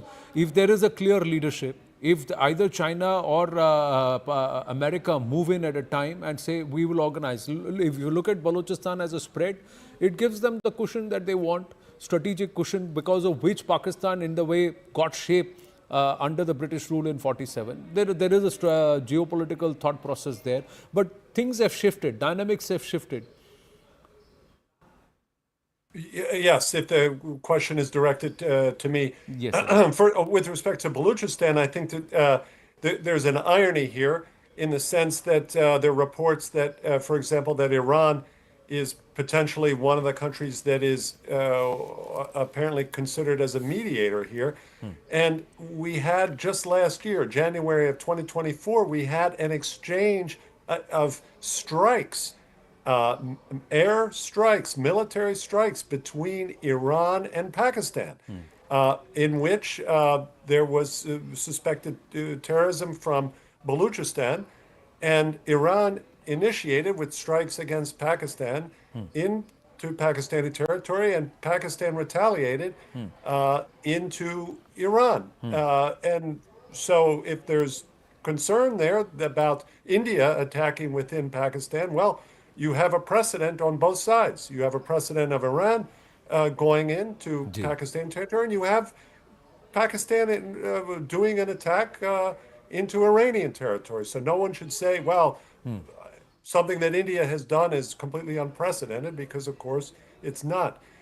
So on that aspect, that's the interesting facet of the Balochistan story. But the main point here that I can share to you and your esteemed guests here, the air marshals and your viewers, is no one in India should for a moment doubt the respect and the importance with which the United States holds India. And let me emphasize that is if you look at the United States, put yourself in our shoes and the perspective of the Trump administration and the Biden administration before it, what was their number one concern in the world globally? It's China. China. And India figures as an extremely important partner on the question of China, of U.S. policy towards what is perceived as a growing threat and a rival. And it's India, which is a member of the Quad, of that important grouping with the United States, with Japan and Australia. That's a very important, very elite club that is attached to the number one strategic concern of the United States. So at this moment of high tension, I think in Delhi and across India, citizens should take reassurance that no one in Washington doubts from a moment. We've spoken about the US. We've spoken about the US. We'll talk about China. This is the big elephant in the room that we should all acknowledge. And there is a lot strategically also that the Chinese would have used to their advantage, given had this escalation gone to the levels where perhaps the Chinese thought the Pakistanis were capable, or General Asim Munir was capable of taking it too. We'll talk about that dimension. Just have news coming through. Let's just go across to that quickly. Chief Minister Omar Abdullah, Chief Minister of Jammu and Kashmir, is also likely to visit Poonch and Rajouri too. En route Jammu, he may also go to Poonch and Rajouri to take stock of the situation that's arisen due to the continued Pak shelling. Ishan Wani with us. So Omar Abdullah is on the road and he's on the move. Even as the LG heads towards Uri, Omar Abdullah heading downwards into the Jammu region. Poonch, Rajouri also going to be covered. Well, absolutely right. The civilian lives are a priority to save, particularly in those areas where there have been maximum shelling of the civilian population. Look, what we're given to understand is that in Poonch, where the shelling had taken place, around 70% of the people and the population living there has already moved out. And some of them are still living there, but to take stock of the situation, to see where how hospitals are running, how things are on the ground, and how things can turn more ugly, how the response of the state administration will be. And that's what Omar would like to see. That's why he's rushing into Jammu, where he will chair a meeting and then also head towards these areas. We are also given to understand that Lieutenant Governor Manoj Sinha will likely visit, Uri to take stock of the situation, and he is also in charge of the law and order and paramilitary in Kashmir. So that is where his role also gets important, key in those areas where ceasefire violation has taken place. So we believe that in a couple of hours from now, you'll see images flashing in from both Rajouri, Poonch, Jammu, and also from Uri, where all of these, top officials are there. But during even the night time, we can assure you that every person in the administration of the wake was taking calls and was gearing up for anything that could have happened during this night time. We're talking about Uri. LG Manoj Sinha is going to go. The locals are saying they don't have enough bunkers there. Mudassar Kazri of News 18 was on ground, and people were actually fleeing their homes, leaving their homes to perhaps a little deeper into the main parts of Jammu and Kashmir, closer to where their relatives were, because all through the night they've not been able to get even a wink of sleep, because there's been continuous shelling and also counters or the response from the Indian side. Pakistan's been resorting to heavy shelling in Uri. Uri is similar to Tangdar. Uri, where the Pakistanis sit at a height, and the Indian side is towards the valley area or the lower reaches. Tangdar is also like a bowl, surrounded from three sides. But Uri is also similar. There has been fresh shelling on the civilian areas in Uri. Clearly, our forces are responding in equal measure, but the civilians are now stuck in the crossfire. Yes, Ishan. Well, absolutely right. They're stuck in ceasefire, the fire that is coming in from Pakistan. Many of the families have been moved to safer locations, and particularly locations which are underground. But there aren't adequate bunkers. Look, in 2020, when the ceasefire between both the countries were adhered to by both of the militaries, when the DGMO spoke, that's when India got a crucial time to build bunkers, but not adequate. A lot of people are struggling to stay there because of the lack of mobility inside. So how long can you survive there when there is shelling happening outside? Then people also panic. They have children. They have cattle to take care of, so there's a lot of problems that these border villages face. But the government is trying to ensure that all of the help is provided to them. There's a whole of a government approach to ensure that the civilians are kept out of the harm's way, and we are given to understand that all those areas where there's a possibility of further escalation, people will be taken out of those areas, and civilians pay the first brunt. But let me tell you, yesterday I spoke to several people. They are saying that take out our children and take them to safer place. And women, we are ready to fight. We are ready to join the Indian Army if there is any aggression that takes place further, because they have lost their loved ones. They have also suffered heavily in the terms of infrastructure on these border areas. Right. Look, Tangdar, Keran, every place has been lit throughout the night. There are massive shelling that has taken place, but Indian Army has responded befittingly at every place wherever the ceasefire violation has taken place. Yes, they, as much as these pictures, visuals of damage to locals, poor people largely living in, look at this, tin sheds, and these are all some of the impoverished areas along the line of control, largely hand-to-mouth existence. They are also contract farmers working on the fields as labor, etc. These are the people whose lives have been disrupted by incessant Pakistani shelling into the civilian areas. But be rest assured, viewers, our forces are responding in far greater measure, and the damage on the other side, especially to the Pakistan military, is huge.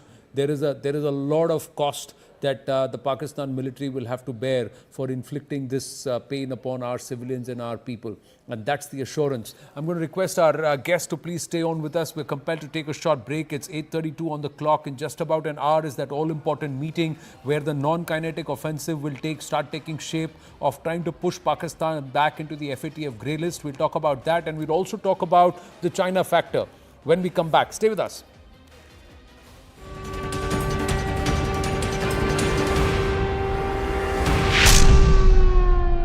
नाही sir हम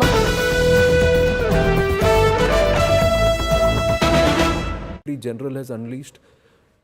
See, firstly, and also, since you understand and you are both of you well read in military history, has any other Pakistan general has had such reversals and such a poor tenure other than the 1971 episode? So, see, is he one of Pakistan's most failed generals?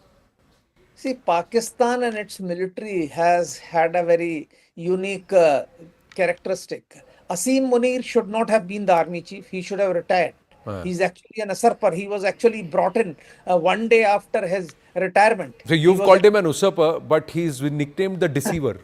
From his major days, he's been nicknamed the deceiver. There's a Pakistani former Fauji who sold us this. We'll put it out on the broadcast later. But yes, Hanji, please complete. So he has actually been brought in by politicians for meeting their own specific requirements. His mindset was clearly revealed when he talked about two-nation theory, when he talked about religion, when he talked about faith. So this chap, he's not even from Pakistan Military Academy. So it's not that many people in Pakistan's army itself like him. But at the moment, he's in power, and the civilian government in Pakistan is totally dependent on him. In fact, he is responsible for ensuring that Shahbaz Sharif is in power. The fake elections, the fraud elections, which they actually inflicted on the people of Pakistan, were conducted under his watch. And he has continued to patronize terrorism, which was very clearly evident with the presence of large-scale army personnel at the funeral of these jihadi terrorists, and the way he has been acting since taking over.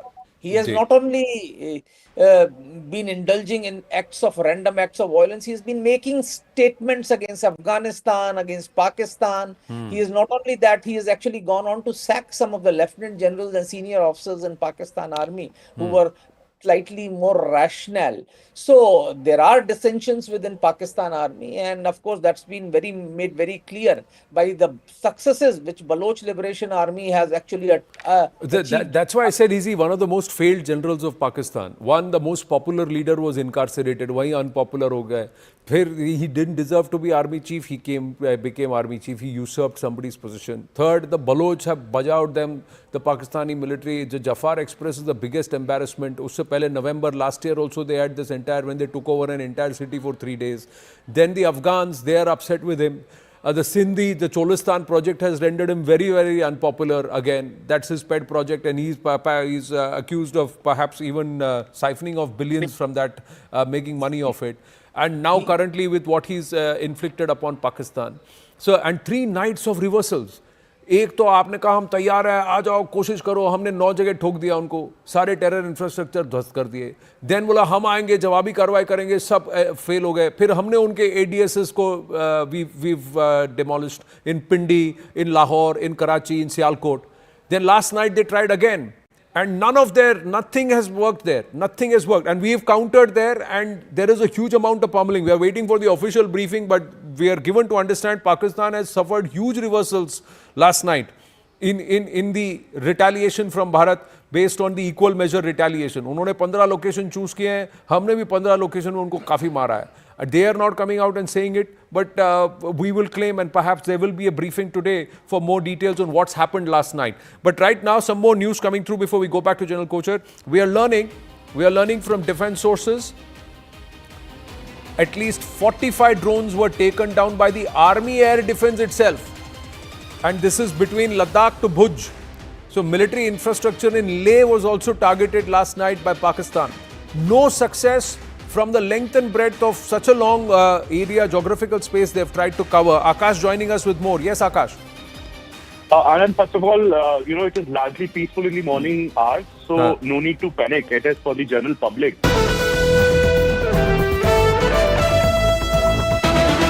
The general has unleashed. See, firstly, and also, since you understand and you are both of you well-read in military history, has any other Pakistan general has had such reversals and such a poor tenure other than the 1971 episode? So, see, is he one of Pakistan's most failed generals? See, Pakistan and its military has had a very unique characteristic. Asim Munir should not have been the army chief. He should have retired. He's actually an usurper. He was actually brought in one day after his retirement. So you've called him an usurper, but he's been nicknamed the deceiver. From his major days, he's been nicknamed the deceiver. There's a Pakistani former Fauji who sold us this. We'll put it out on the broadcast later. But yes, Hanji, please complete. So he has actually been brought in by politicians for meeting their own specific requirements. His mindset was clearly revealed when he talked about two-nation theory, when he talked about religion, when he talked about faith. So this chap, he's not even from Pakistan Military Academy. So it's not that many people in Pakistan's army itself like him. But at the moment, he's in power, and the civilian government in Pakistan is totally dependent on him. In fact, he is responsible for ensuring that Shahbaz Sharif is in power. The fake elections, the fraud elections, which they actually inflicted on the people of Pakistan, were conducted under his watch. And he has continued to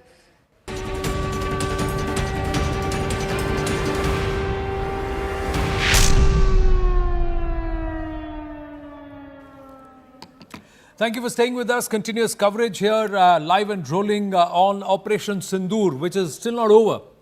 Still not over. Till the time this war on terror is won, till the time all terror emanating from Pakistan is finished, Bharat is not going to rest. And till the time General Asim Munir and his ilk don't learn a lesson, Pakistan will be tormented, troubled, and brought to book and brought to account for all that they have inflicted upon us via this proxy war. The fact that the Pakistan state officially backs its terror tanzeems and uses them as their own instruments of a proxy warfare with the intent to bleed Bharat with 1,000 cuts is demonstrated in that one picture. It's not for nothing they say that pictures speak 1,000 words. A US proscribed terrorist of the Lashkar-e-Taiba leading the funeral prayers for jihadis who are getting a state funeral attended by politicians and also military. That picture is enough to show that Pakistan is a terror state. Will Bharat officially start hyphenating Pakistan as a terror state? Till the time Pakistan withdraws all actions of terror against Bharat, that's the big question, and perhaps that offensive will continue till then. We've got our guests with us. Air Marshal Anil Khosla is with us. We've got Air Marshal Manmohan Bahadur and also Edward Joseph with us. Thank you for staying on. The question on China. The one entity that will be watching what's going on and will also take note of 3 successive nights of reversals for the Pakistan military. Air Marshal Manmohan Bahadur. is China. When will they let go of the Pakistan military and the Pakistan military establishment and say you're on your own? Has that time come now? Because their HQ9s have also failed, their J17s have also failed. So in military parlance and on the military complex, industrial complex, Chinese equipment is not performing against French, Russian and American equipment. Sir, please. A professional answer to that is the Chinese will not let go of Pakistan. That's for sure. And because the investment in Pakistan, besides the CPEC, is an adversary on our western border. Imagine if Pakistan was friendly with India, then you don't have to worry about one full border on your western border. So it's a leverage that they have, the Chinese have. Besides, as I said, the huge amount of investment in CPEC and Gwadar port that they have done. So I don't think the Chinese will ever let go. I mean, we are children of the 60s and we have seen them from 1960s. Pakistan has been their friend since then, and I see no reason why they will let go. We have to take this into account in all our plans. So despite what the media says, the fact remains that there is an existential type of threat to us on our western border, which will not go away. That's a fact. Okay, so we need to plan for that, and we will continue to plan for that. It's much more because when you talk of diplomacy, if it's India in Quad against sort of the United States, well, it's China having its own proxies also opposing the Quad. So this is a game that two sides play, which is factored in by the political establishment as well as the diplomatic establishment. They do their jobs. We as people in uniform do ours and follow orders. But Air Marshal Khosla, the changing scenarios, 200 billion plus sunk in this BRI and CPEC going nowhere for the last 3-4 years. The Gwadar port actually in Balochistan, not Pakistan. These are all considerations the Chinese can have, and also their own issues, internal issues, real estate collapse, manufacturing, stops there, huge pile-ups for the Chinese, internal troubles, and of course this entire tariff war with the Trump administration. That's hurting the Chinese. Everybody is looking at China +1. So there are other dynamics too. Things are different from where they were in the 90s and 2000s to when they are after post-2020s and especially post-COVID, Air Marshal Khosla. So do these shifting dynamics, shifting sands also help Bharat somewhere, or do they force China's hands? Definitely, what you brought out is China is having its own problems, its own troubles. China's troubles and China's stature and China's economic development as well as military power, I think he'll be able to deal with them much better as compared to Pakistan. The Pakistan problems which they have, and they don't have any backup to deal with those situations economically, militarily or diplomatically. They're totally isolated. China, to my mind, has got still a lot of power left with him, and he'll be able to come out of it and maybe still continue growing for some time to come unless the world really imposes a lot of restrictions on it. Now, coming to the event which is happening and the Chinese-Pak they call the friendship deeper than the sea and sweeter than the honey and whatnot. It's a marriage of convenience, actually. And you brought out that China, will be watching this. Absolutely. China will be watching very, very closely. And China, most of the military equipment is Chinese. And they'll be watching what is the performance of their equipment as compared to the Western and other equipment. They will be giving covert or overt support to Pakistan as usual, diplomatic support they have already been giving. So China's involvement in this, but the Chinese are smart. They will not get actively involved in the process, but in the background, they will be having a big, big role in the whole event. Edward, your thoughts on the China factor? On that, I would say I heard nothing from the previous speaker here that I think anyone would dispute. There was a very reasonable assessment of the role of the Chinese. And we should, when we consider Chinese interests and American interests, and obviously the Indian and Pakistani interests here, we should remember that China has its own terrorism concerns and its own terrorism problems.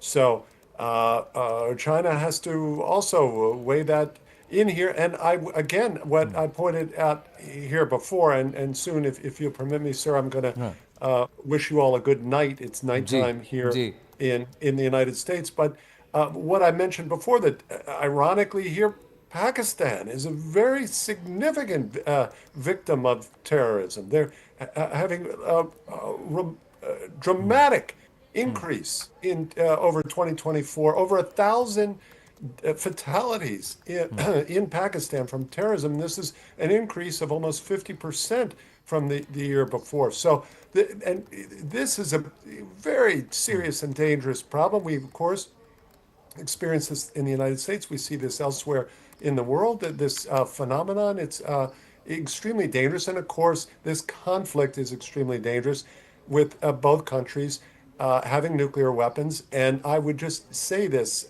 here, a couple points here in closing, that if either side were to deploy nuclear weapons, this would just be absolutely a dramatic shift, and in my view, a severe mistake. And we've seen that in the Russia-Ukraine context, and we've seen so far, thankfully, reluctance on the part of Russia to utilize nuclear weapons, and it would just be a dramatic, severe change in dynamics for either country to be the first one to introduce nuclear weapons. And finally, I just close to not we understand.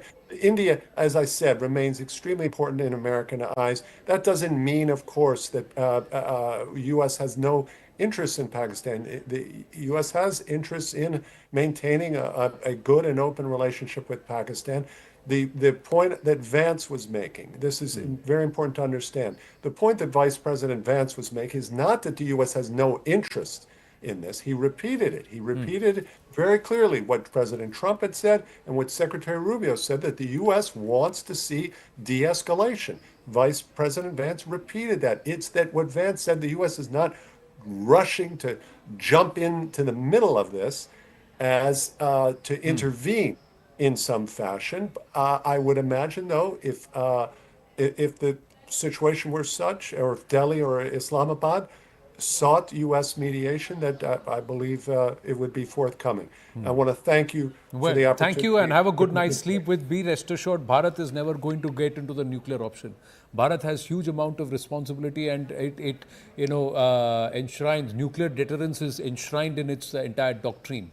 So that's not the problem. The entity you cannot trust is that crazy general on the other side. So that's where the problem lies. Thank you very much, Edward. Good night. Thank you. Thank you for joining us. Thank you. Thank you, sir. Yeah, Air Marshals, I thank you too for your time. Yes, sir. Air Marshal Mamnoon Bahadur, you wanted to make a point. Yes, please. I was about to say that I too need to leave. Okay, sir. Okay, thank you very much. I thank our guests. Let's go across to news coming through, and let's pick up the pace. Before we read out the news, just an update coming in from the MEA.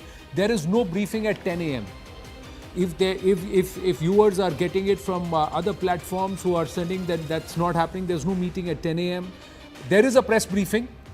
When it will be, you will hear it first at CNN News 18, the correct time. That's all we can tell you, but there is a briefing scheduled for today.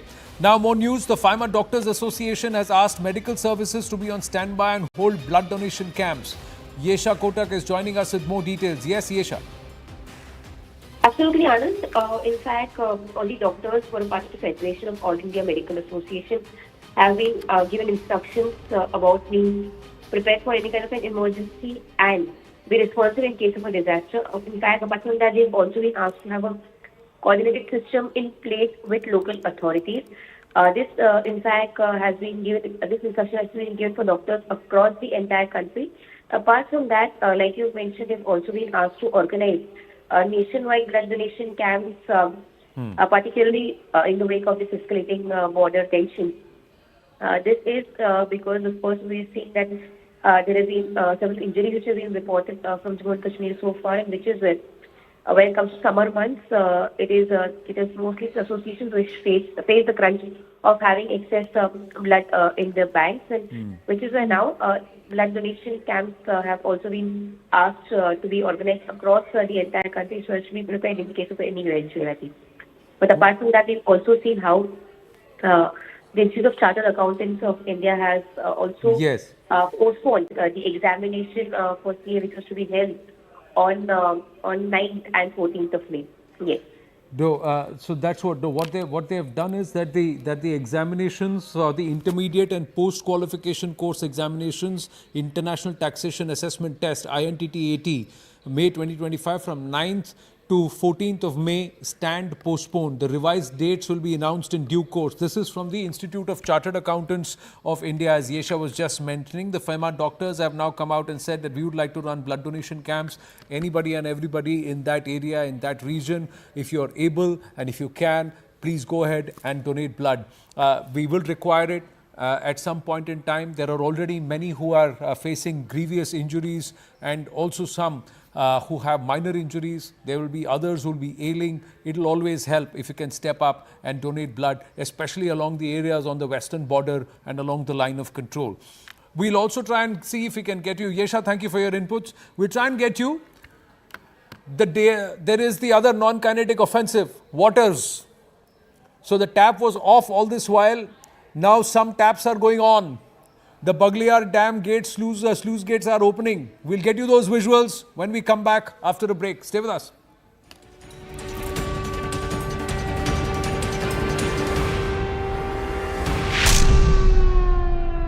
उस film में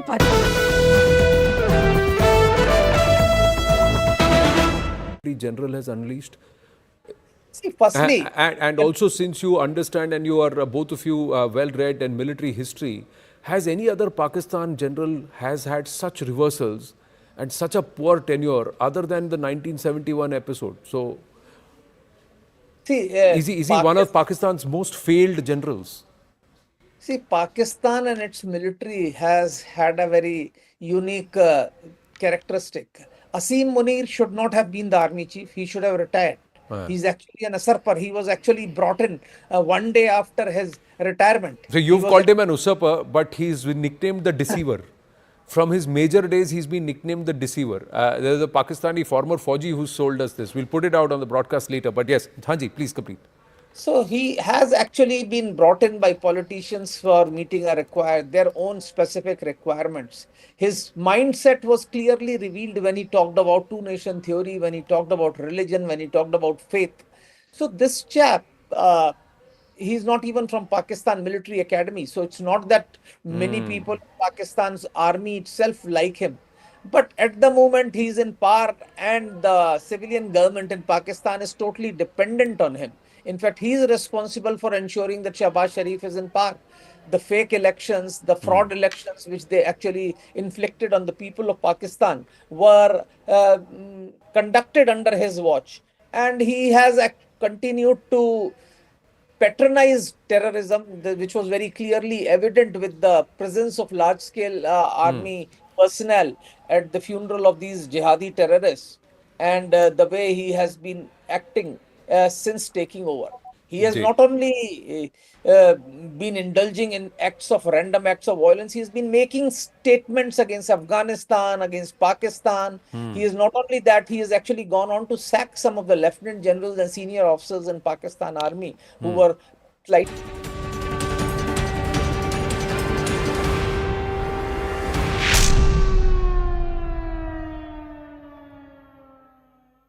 ये उड़ी sector की तस्वीरें हैं और लगातार हमने रात भर विटनेस किया। यहाँ पे हम भी एक आई विटनेस अकाउंट अगर शेयर करेंगे आपके साथ, तो रात जो गुजरी है काफी भयानक थी, काफी खौफजदा यहाँ के लोग हैं, काफी दहशत फैला हुआ है लोगों में। और ये पाकिस्तान की सीज फायर वायलेशन का नतीजा है जो आप विजुअल्स में देख रहे हैं। और लगातार जो हाजीपीर सेक्टर है या फिर इस्लामाबाद उड़ी सेक्टर है, तो वहां से 3 तरफा से पाकिस्तान ने आर्टिलरी शेलिंग की। यहाँ तक ये भी कहा जा रहा है सोर्सेज की स्निपर्स को भी यूज किया गया, और जिसके नतीजे में जो कल तक ये लगामा गांव जहां पर हम मौजूद है, ये हंसता खेलता गांव हमें कल तक नजर आ रहा था, लेकिन इस वक्त रातों रात ये तबाही का मंजर जो है बयान कर रहा है। और ये दुकानें हैं, ये मकान है जो डैमेज हो चुके हैं, और आप देख सकते हैं कि किस कदर शेलिंग भयानक थी। और इन तस्वीरों से अंदाजा लगाया जा सकता है, ये टीन जो है, टीन के जो रूफ शीट्स है, टीन शीट्स, और देख सकते हैं आप कि क्या किस तरह की हालत हुई है और किस तरह से शेलिंग जो है इसकी शिद्दत क्या थी। और यहाँ के लोगों की अगर बात करेंगे तो उनसे हमारी बात हुई लगातार, तो उनका ये कहना है कि 1998 में जो सीज फायर वायलेशंस हुआ करती थी उसकी वजह से लोग जो है काफी परेशान थे, और वो आज तक यहाँ के लोग नहीं भूले हैं। लेकिन आज जो शेलिंग हुई है, आज जो आर्टिलरी फायरिंग की गई है पाकिस्तान की तरफ से, 1998 का भी रिकॉर्ड जो है वो टूट गया है। और लगातार हम देख रहे हैं कि किस तरह ग्राउंड सिचुएशन जो है, किस तरह तबाही के मनाजिर जो है वो बयान कर रहे हैं, और इसकी वजह से काफी लोग जो है वो जख्मी हुए हैं। इस्लामाबाद की बात करेंगे, कालगी की बात करेंगे, या लगामा एरिया जहां पर हम मौजूद है इसकी बात करेंगे, तो यहाँ पर एक जो महिला है उसकी भी मौत हुई है। उड़ीसा के मुख्तलिफ इलाकों में लोग जो है घायल हुए हैं, और घायल अवस्था में उनको बारामूला हॉस्पिटल जो है वहां पहुंचाया गया। और रात भर हमने देखा, सिचुएशन को मॉनिटर किया, और काफी दहशत भरी रात थी जो लफ्जों में बयान नहीं किया जा सकता है।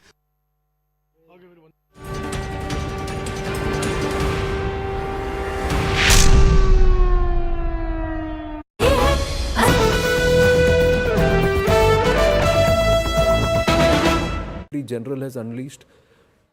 See, firstly, and also, since you understand and you are both of you well read in military history, has any other Pakistan general has had such reversals and such a poor tenure other than the 1971 episode? So, see, is he one of Pakistan's most failed generals? See, Pakistan and its military has had a very unique characteristic. Asim Munir should not have been the army chief. He should have retired. He's actually an usurper. He was actually brought in one day after his retirement. So you've called him an usurper, but he's been nicknamed the deceiver. From his major days, he's been nicknamed the deceiver. There's a Pakistani former Fauji who sold us this. We'll put it out on the broadcast later. But yes, Hanji, please complete. So he has actually been brought in by politicians for meeting their own specific requirements. His mindset was clearly revealed when he talked about two-nation theory, when he talked about religion, when he talked about faith. So this chap, he's not even from Pakistan Military Academy. So it's not that many people in Pakistan's army itself like him.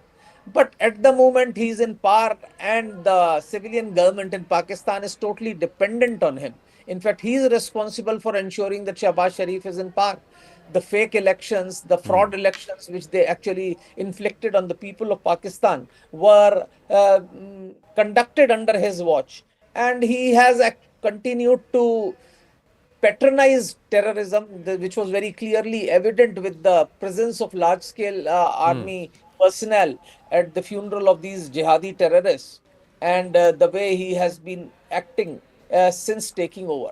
He has not only been indulging in random acts of violence, he's been making statements against Afghanistan, against Pakistan. He is not only that, he has actually gone on to sack some of the lieutenant generals and senior officers in Pakistan Army who were slightly more rational.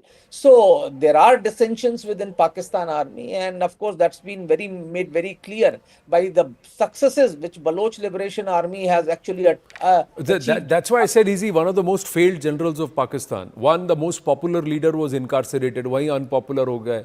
He didn't deserve to be army chief. He became army chief. He usurped somebody's position. Third, the Baloch have bajawed them, the Pakistani military. The Jafar Express is the biggest embarrassment. Usse pehle November last year also they had this when they took over an entire city for 3 days. Then the Afghans, they are upset with him. The Sindhi, the Cholistan project has rendered him very, very unpopular again. That's his pet project, and he's accused of perhaps even...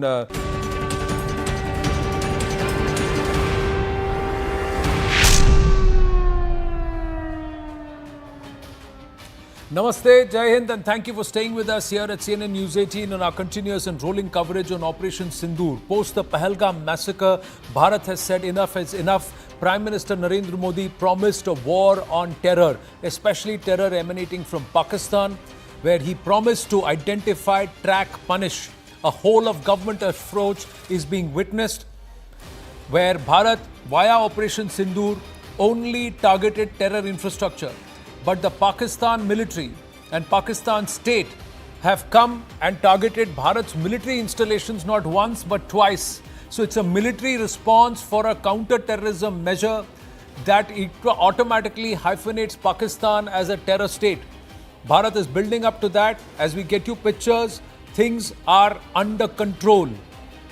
Bharat has been able to negate any effort to try and attack any military or otherwise installations across the western border, from Leh to Uri to all the way down in Bhuj and Jaisalmer, so Gujarat and also Rajasthan.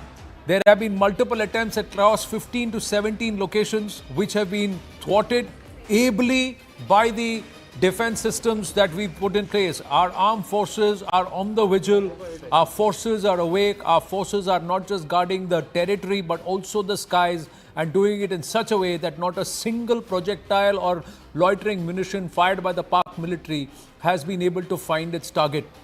It's not even able to land. It's been neutralized in the air. That's the capabilities that Bharat has. We are strong, we are able, and we will punish those who are backing terror. And we will punish the entire AKA system of terror. That's the message that Bharat has woken up to this Friday morning. Let's try and get you up to speed on the developments so far from the intervening night of 8th and 9th of May till 9 a.m. this morning. After Pakistan violates ceasefire along the LOC, Jammu and Kashmir Chief Minister Omar Abdullah is all set to visit Jammu, Rajouri and Poonch, where there's been cross-firing even across the international border. He'll take a stock of situation and assess the damage done due to Pakistan's incessant artillery shelling. Fresh shelling has also taken place in Uri.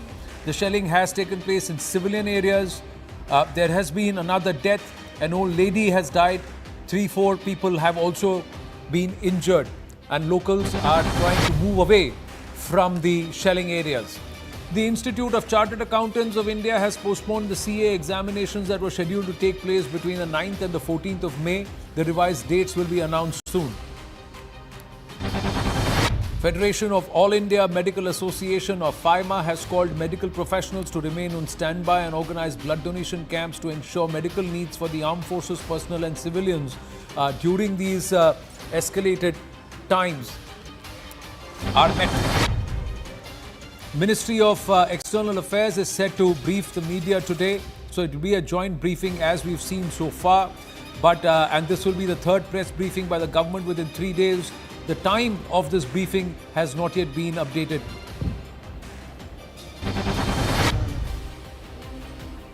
The Indian Army has released a statement on last night's strikes. The statement says that the Pakistan Armed Forces launched multiple attacks using drones and other munitions along the entire western border on the intervening night of 8th and 9th of May. Pak troops also resorted to numerous ceasefire violations along the line of control in Jammu and Kashmir. The drone attacks were effectively repulsed and befitting reply was given to the ceasefire violations. Jammu and Kashmir LG Manoj Sinha will be visiting Uri to take stock of the situation that has arisen due to heavy Pak shelling from the Pak side. Locals say since 1998 they have not seen such kind of shelling. But Bharatiya forces are responding in equal and far more punitive measure. Let's go across to our guests. Before that, let's go across to our reporters. Our reporters are on ground. The News 18 network team of reporters has been working tirelessly to get our viewers correct, verified and reliable news. And we are proud of the coverage that we've been able to bring to you because we've been able to keep it factual thanks to our entire team of reporters and, of course, those working tirelessly at the back end. Let's go across first to Arunima with the latest on what's happening in the South Block. Arunima, you have an update that the 3 service chiefs are there to brief the Raksha Mantri. Yes, we are told that tentatively around 9:30, the tri-service chiefs, along with the CDS, they're going to brief the Raksha Mantri about the overnight situation. They have been obviously keeping the line going all over last night because situation was quite tense.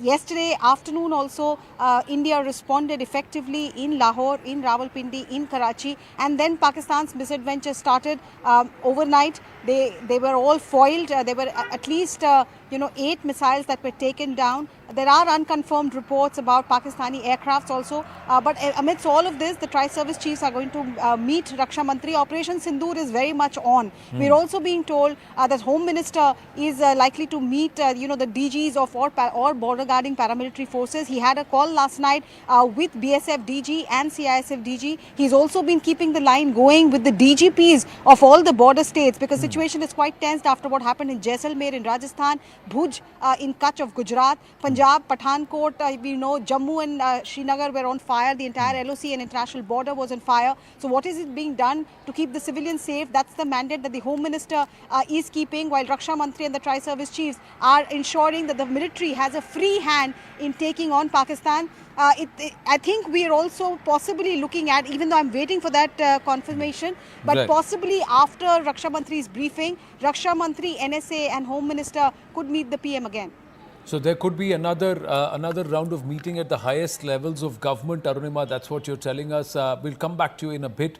Akash is also with us. Ishan is also with us. Our reporters on the move, both Akash and Ishan, trying to cover the length and breadth of Jammu and Kashmir and those regions along the international border and the line of control. Anshul is also there. He's in Pathankot. Akash, so the Raksha Mantri is going to take stock. There is going to be a joint briefing, so the MOD has to now calibrate what's happened through the night of 8th and 9th. So all reporters are on screen, but yes, Akash, you're on the move. So where are you heading to and what do you see around you? And take us through what's expected from the MOD aspect or the defense aspect. Right. So Anand, I'm moving towards Jammu. It is all peaceful here, and thanks to our armed forces that all of those attempts were thwarted last night. It's all peaceful. Rajesh Bhardwaj will in fact show you the road. There you have normal vehicular movement as well. So there is no panic, and thankfully, people are continuing their, work as per their routine. Also, as far as this meeting is concerned, as Raksha Mantri is all set to, meet 3 service chiefs and also CDS, Anand, what I have been told is that IDS has taken a command. We still don't have theatre commands, here in the country. We know that how integrated efforts are there. We know our armed forces are working. But now IDS has also taken command, and that's the reason why the role of CDS would become very important. In terms of can you explain to our viewers CDS is the Chief of Defence Staff, but what is IDS? Can you explain the contours in a bit of detail for our viewers? Right. Yeah.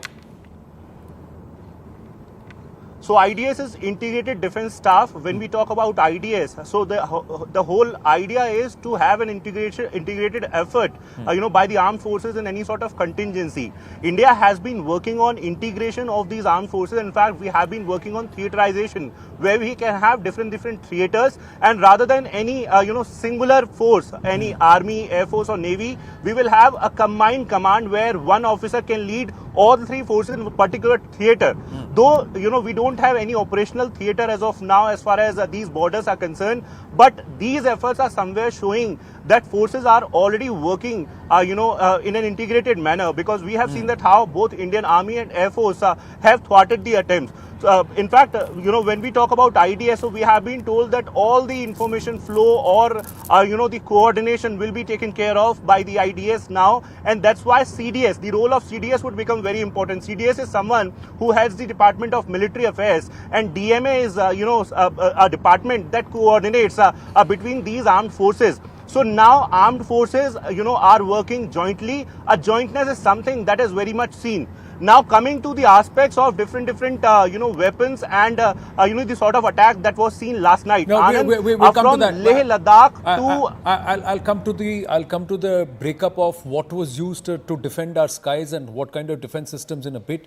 But just taking from what Arunima has just said, that the 3 service chiefs and the CDS will be meeting the Raksha Mantri, and you're saying the IDS has taken command. So there is an integrated defense staff. So clearly theaters, action theaters were going to be built, Western Theatre, Western Command, the Central Command or Southern Command, and also the Eastern Command. So 3 theatres were supposed to be there where the all the wings of the armed forces would be integrated. But there is an integrated defense staff that's already taking shape, is what Akash is telling us, and he explained the contours. Just going to Ishan, and then I'll come back to you, Arunima and Akash, and we'll try and talk about how we defended the skies. Ishan, you've seen some of those places on ground. Uri, Tangdar, these are all regions which are where the Dushman, if I may say, or the enemy has a vantage point because they are on the heights. And that's where the locals, the civilians, are facing the brunt of Pakistani artillery action, along with what is happening in Punch. Whereabouts are you, and what's the update? Has there been fresh ceasefire violations post daybreak? Well, absolutely. There has been fresh ceasefire violation, at least in Uri, where gunfire and artillery shelling can be heard. Locals are still reporting that there is shelling going on in at those locations along the line of control, and civilian areas have been badly hit. When I say badly, Anand, it means that houses have been hit, residential houses have been hit, not only in Uri but also in Kupwara, where Tangdar, we're getting images and pictures of houses being damaged, heavily damaged, and a lot of people have now started even to move out of those areas. Though the government had already moved some families, had kept arrangements for them, but now people are seriously thinking, considering the fact that what happened last night, some of them are telling us they haven't seen it in last 2 to 3 decades. The sort of shelling that took place, the sort of intensity at which the shelling was coming is unprecedented. There have been vehicles who have also been damaged. Even in Poonch and Rajouri, there was an intense shelling that took place during the night time. There was heightened activity that took place, particularly towards the air, and there was a lot of commotion that we witnessed. There was dark at night, blackout in Srinagar, in Jammu. Every place was like that. We're heading into Uri to see for ourselves the sort of damage that has been inflicted by Pakistan shelling, particularly towards the civilian areas. The army has given a befitting response. Chief Minister is going on the ground. The Lieutenant Governor will also be in Uri to assess the damage and the situation and how things are panning out in terms of the medical aid, in terms of the facilities, in terms of the vehicles kept there for the movement of those civilians who feel trapped in the middle of the shelling. Right. Try and see if you can go up to Islamabad in the Uri district, because that's closer to the LOC, and there's been huge amount of damage that's been inflicted by the Pakistan guns. And those pictures, viewers, is the result of the Pakistan artillery, incessant artillery. It's about just taking and aiming and firing randomly without any care that it's landing on civilian homes, on innocents, which is again a war crime. It's a trespassing of the basic guidelines or principles of conflict or war. Going back to Arunima and Akash, on the IDS aspect, how do the para come in? Because Arunima, you track the para. Is there a possible meeting between the Home Minister, the Defence Minister, the NSA, all of them, and them briefing the Raksha Mantri collectively in the presence of the CDS? Is that a possibility? And when it comes to an IDS, do the para also come into play, like the BSF, the ITBP, the SSB, CAPF? Yeah.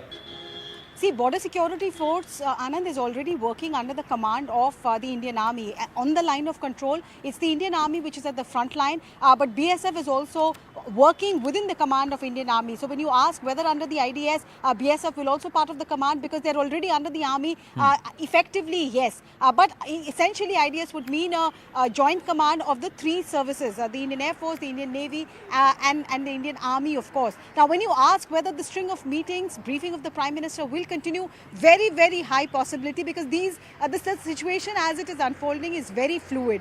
We all know what has happened overnight, but thankfully by this morning, I mean post midnight, we have not seen any misadventure on the part of Pakistan. Nothing that has been made public as yet by official handle of ADGPI. And this morning also, the reports that are coming in from Jaisalmer and from Gujarat, from Punjab, Jammu and Kashmir is nothing this morning ever since daybreak has happened. Yes. Even though the Indian Air Force is not yet confirming, I must tell you that Jaisalmer's district administration is giving us an indication about a possible pilot from Pakistan. If indeed this is true, then there's also that leverage that India has. And that I would just like to tell you, Arunima, we had Bhavani joining us from Jaisalmer, and Bhavani was very clear that there is no confirmation of the same so far from the forces or from the local command there.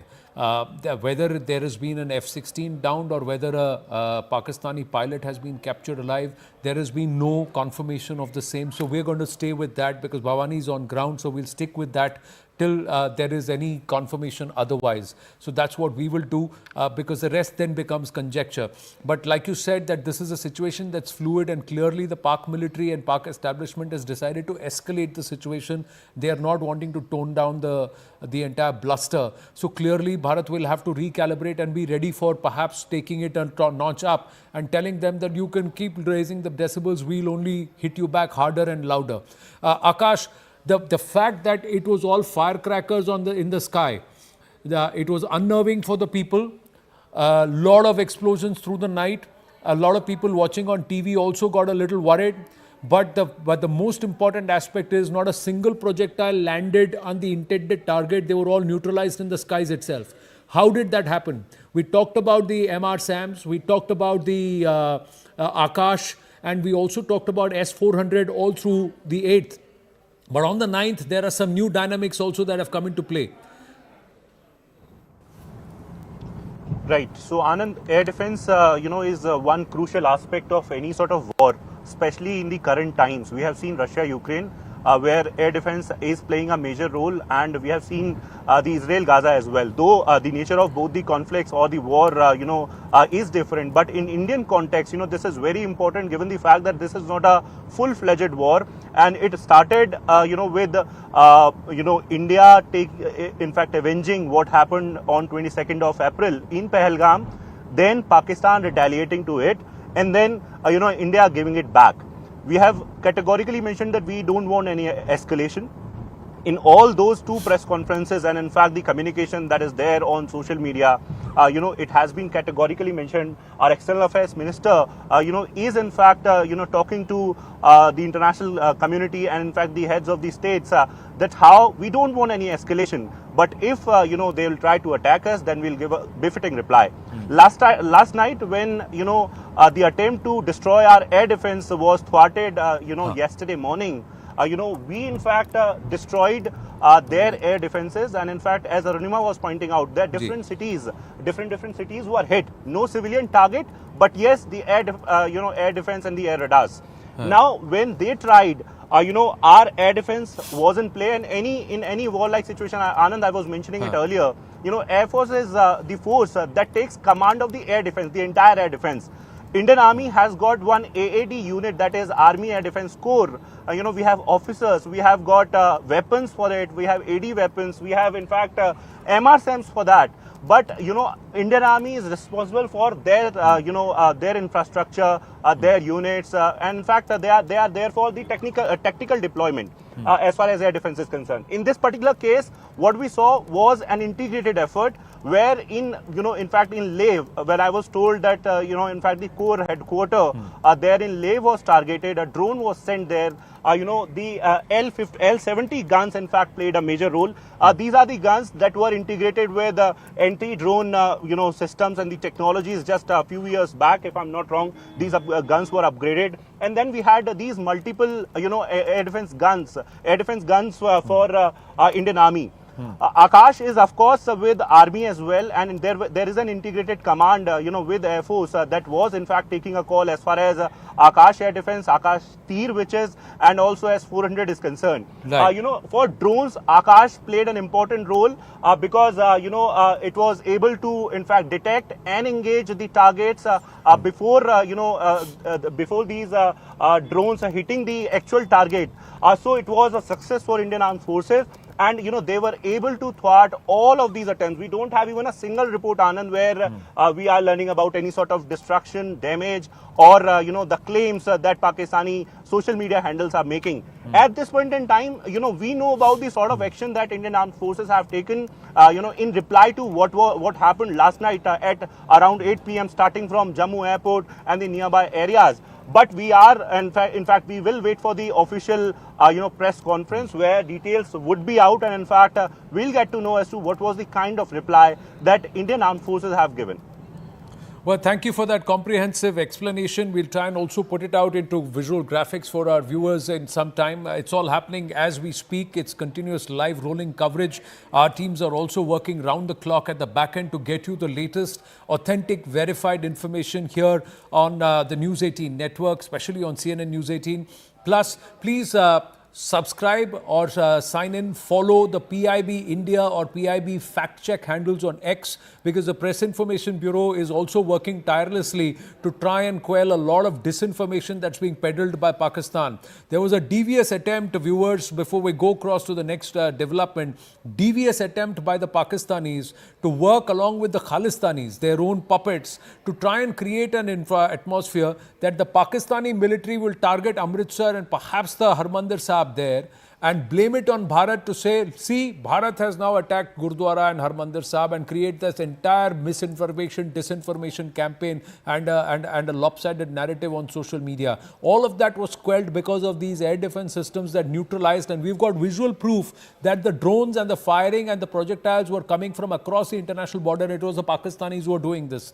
They also bombed and they also attacked Gurdwara in Poonch. They killed 4 Panthis. They've injured young Sikh children, women, and this is the brutality they have pushed. They just don't care. These are brutes who stand with jihadis. This is a jihadi mujahideen backer Pakistan military and a Pakistan state. And Bharat is now going to brand them terror state Pakistan in front of the world. Whether the hyphenation happens officially, we'll have to wait and watch. But clearly, Asim Munir's escalation is not going to go unpunished. The other thing is, go back to Pakistan's political and military history and barring 1971, name a general who's failed so many times and he's been such a big failure. Hope the Pakistanis wake up to this. More news coming through here. Fresh visuals of ceasefire violation from Pakistan side along the line of control. This is in the Digwar sector of Poonch. The Indian Army is retaliating effectively and very, very strongly. But from the Pakistani guns, there has been damage to civilian areas. And Poonch has borne quite the brunt of it between 7th, 8th and 9th. Tejinder Sodhi joins us with more. Yes, Tejinder.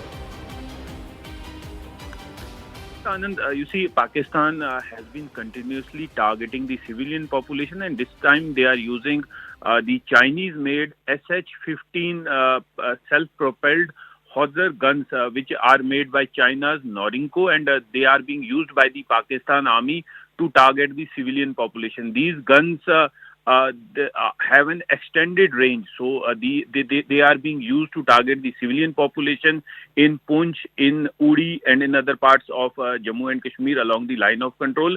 Though the Indian Army is giving a befitting response to Pakistan, but there has been civilian casualties. One woman has lost her life in Uri, 3 others have been injured in Poonch. 1 civilian has been killed in the Pakistani aggression. So Pakistan continues to violate the ceasefire along the line of control.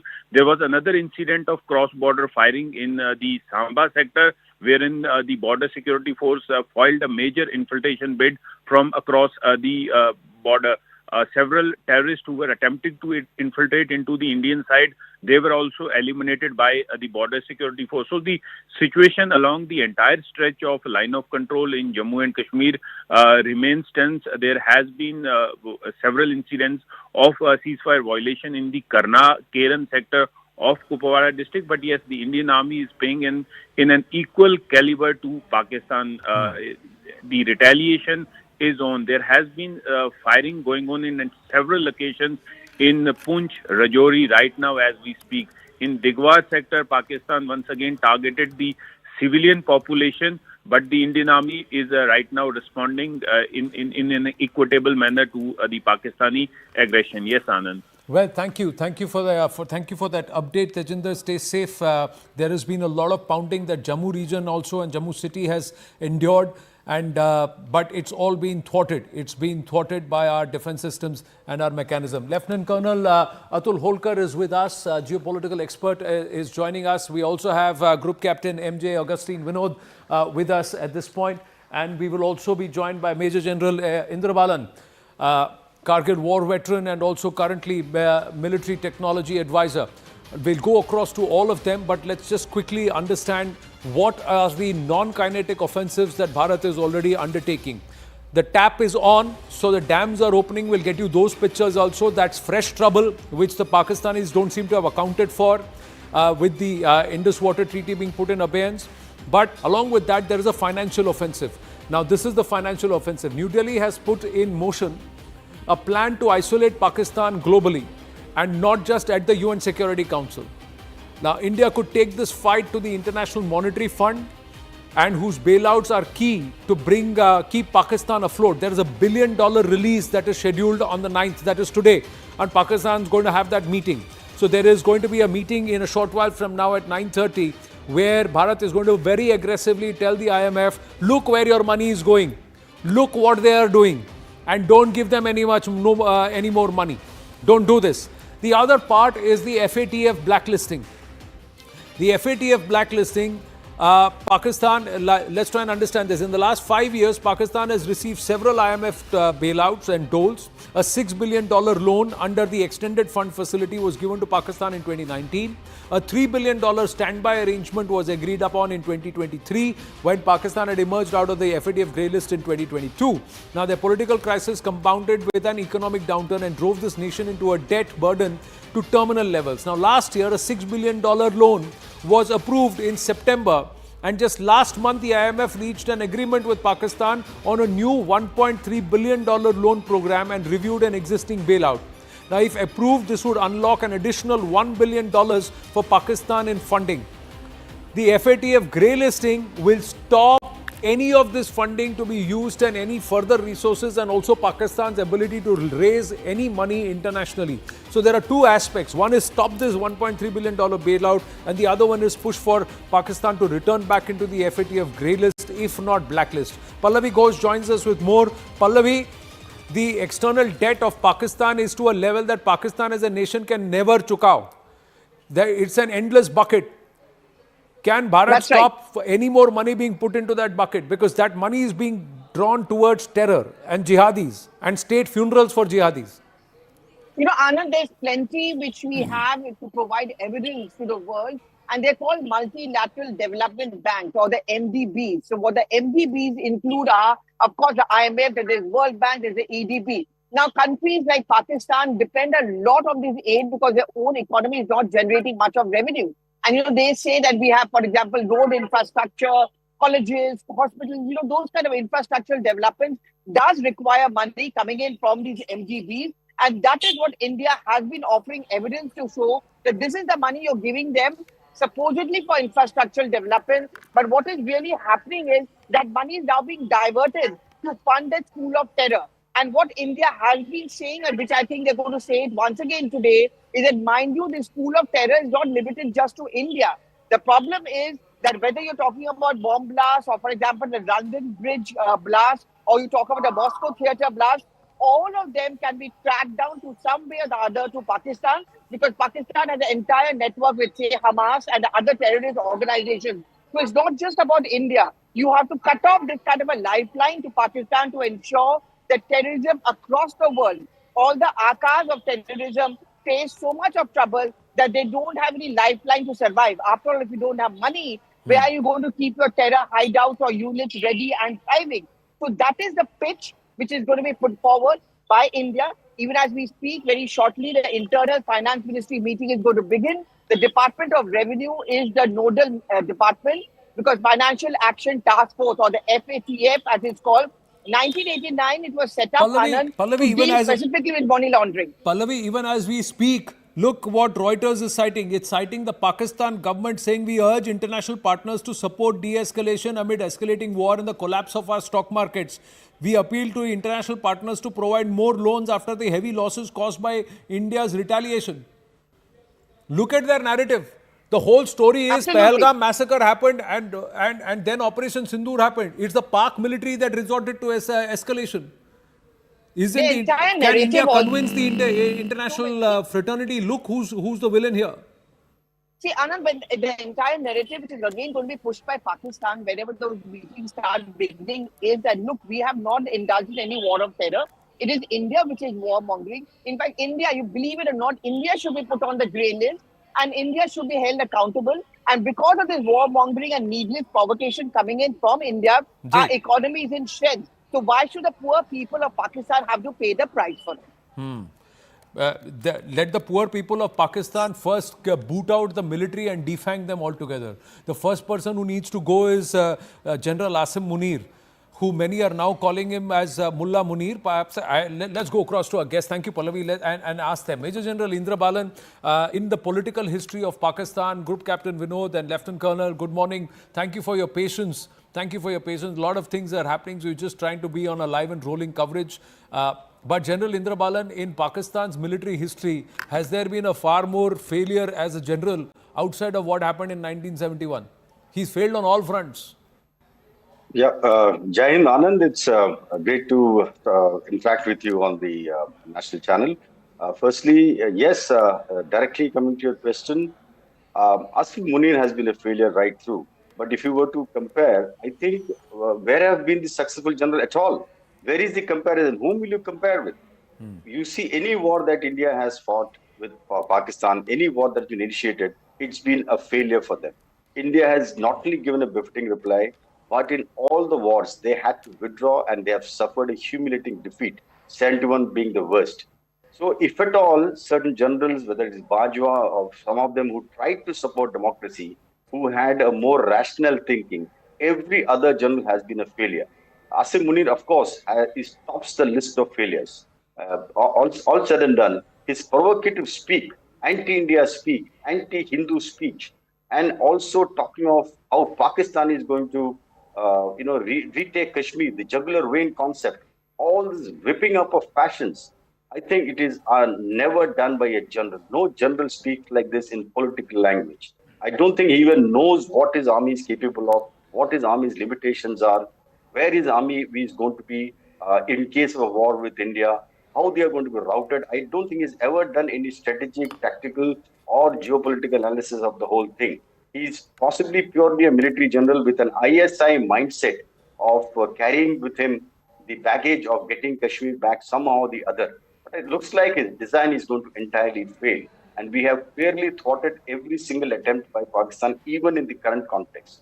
Whether it is their attack by missiles, whether it is attacked by drones, and India's drone technology, since I advise 3 drone companies on developing military technology, I'll speak on it later, how we have managed to thwart these and what we can do in future. But suffice to say that I completely agree with your position that Asim Munir needs to be branded as possibly the most failed general of the Pakistan army. And now the Pakistan establishment and the Pakistan people have to see whether they want to get him booted out or they want us to do that too. Yes, absolutely. The people of Pakistan are definitely going to raise on this. I said almost 1 week back. So I do a lot of talk here in South India. I can also bring you the perspectives of what's happening in South India. I'm live on Malayalam channels and Tamil channels. I interact a lot with these people here.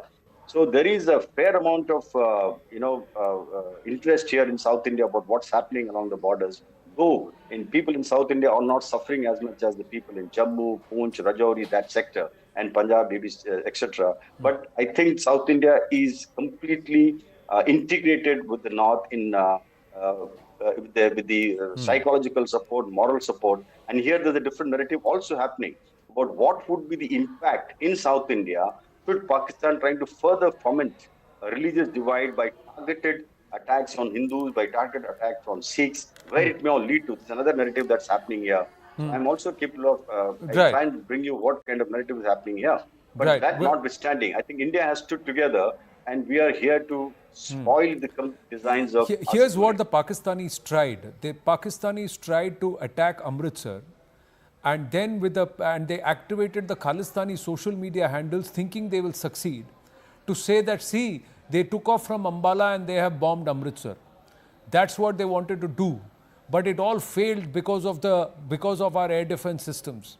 3 days and 3 such huge failures for the Pak military. इससे ज़्यादा फजीयत या क्या हो सकता है General, Group Captain Vinod? What more does an Asim Munir want to show that he is a failed project? It's a good question, Anand.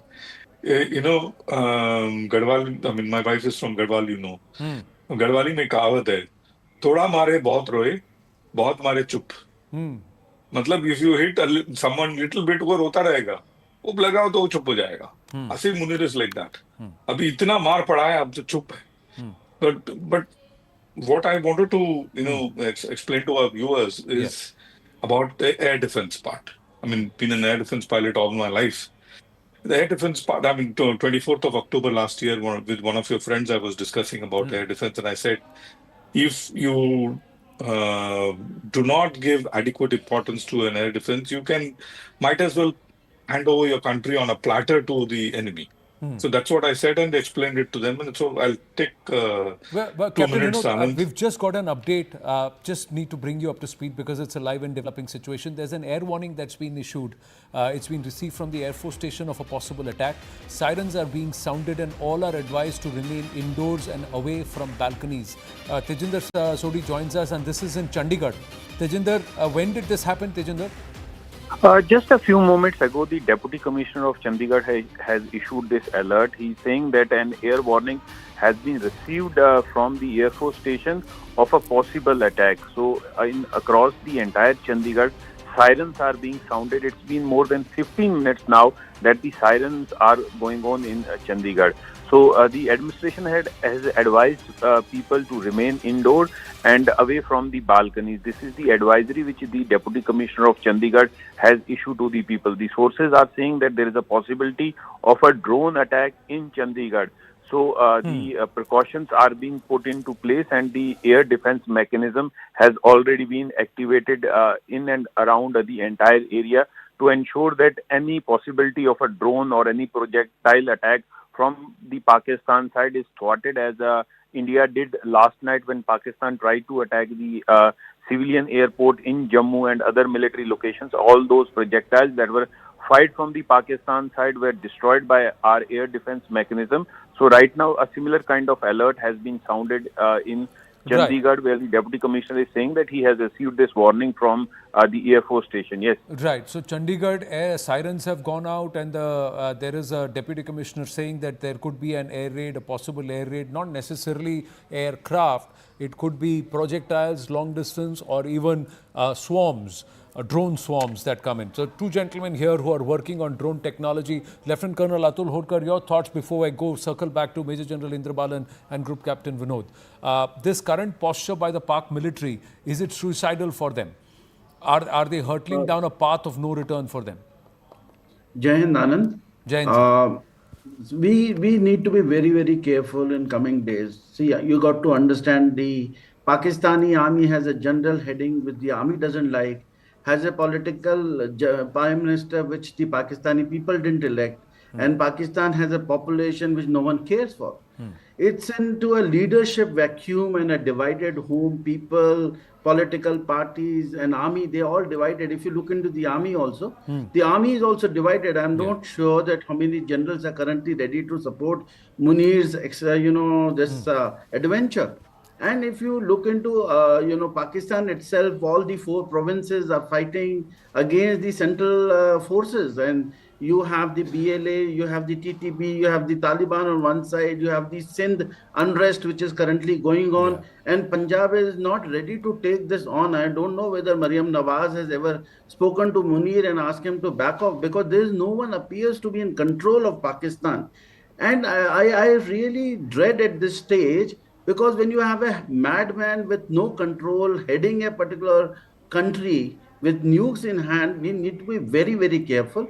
And I'm very happy and, quite satisfied the way we have not escalated. We just responded to what Pakistan has done. And we don't want to escalate. We don't want to go back to the level where Pakistan is. There's no ego about it. What are we comparing ourselves with? A country which is a rogue nation, which is on the brink of disaster, about to collapse. We are a nation which is growing fast. We as Indians must support the government and be level-headed. Let's not be very, very jingoistic about any war with Pakistan. We don't want wars. We are on a path of great, development. And it's time that we people out here on the television sets and intellectuals in the country calm the nerves of our people. And let's not say that we need blood for blood or that kind of thing, We need to be very, very balanced, Anand. No, we need to be balanced. We are very, very balanced. But the nation that is imbalanced, sir, if there is a mosquito that is irritating you, you do something about the mosquito. You don't say let it continue to irritate. Nobody is portraying the mosquito as an elephant. The mosquito is a mosquito. But that mosquito can also spread disease. So that's why the Yes. mosquito needs to be eliminated. So I take a one step ahead for that, and I say that, see, what India has done has very calculated moves have been taken. It has taken the international community into, it has informed the international community. It is taking all possible actions, both from all three places, whether it's ground, air, or the sea. We will, and this is one of the finest moment to put this particular enemy and irritant down onto earth and divide it. Fact is that whatever action we take has to be very measured, calculated, and it has to be taken to its logical conclusion. Absolutely, totally agree. Like I said, when you put down the mosquito, we don't need empty claps. With each clap, we have to put down more mosquitoes and eventually destroy this entire swarm. That is creating so much of problems, and it has caused so much of disease in this entire region. We just have more news, and then we'll go back to General Indrabalan and also Captain Vinod, Group Captain Vinod.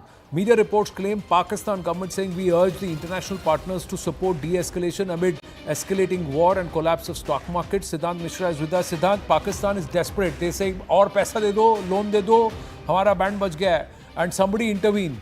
But the globe is saying, "Sorry, tumhara mamla hai, tum suljao, we are not getting involved." Well, that's right, Anand. In fact, the traditional, partners and allies of Pakistan, in fact, those who have been supporting Pakistan from a very, very long time have also parted their ways this time around. And in fact, they all have issued strong statement in favor of India, whether it's Qatar, whether it's Saudi Arabia, whether in fact the other countries in the West Asia. Perhaps, they have understood. And this time around, Pakistan has been fully exposed by India. In fact, the other day, Foreign Secretary Vikram Misri briefed foreign envoys. In fact, Indian ambassadors to UK and US are perhaps speaking to media networks there, perhaps exposing Pakistan and how Pakistan has been involved in terror attacks in India. And this is the reason that, there is a global consensus, Anand, now against Pak-sponsored terrorism. And this is the reason that none of these countries are backing Pakistan at this point in time. In fact, Deputy Saudi Foreign Minister was in India yesterday, and in fact he met EMS Jaishankar, and chatter is that he also called on Prime Minister Modi. So it says that which side these countries have chosen, and it is all because they have understood the disinformation and lies that Pakistan has been peddling from last so many years. These countries have also understood the global significance of India in geopolitics. And this is the reason that these countries are now fully backing, and they're not listening to the call that Pakistan is giving for de-escalation, etc., etc. Right. How did we develop the technology to neutralize these drones? What are the kind of capabilities that we have with respect to loitering munitions and also defense systems? We'll talk to General Indrabalan, Group Captain MJ Vinod, and Lieutenant Colonel Holkar after a very short break. Stay with us.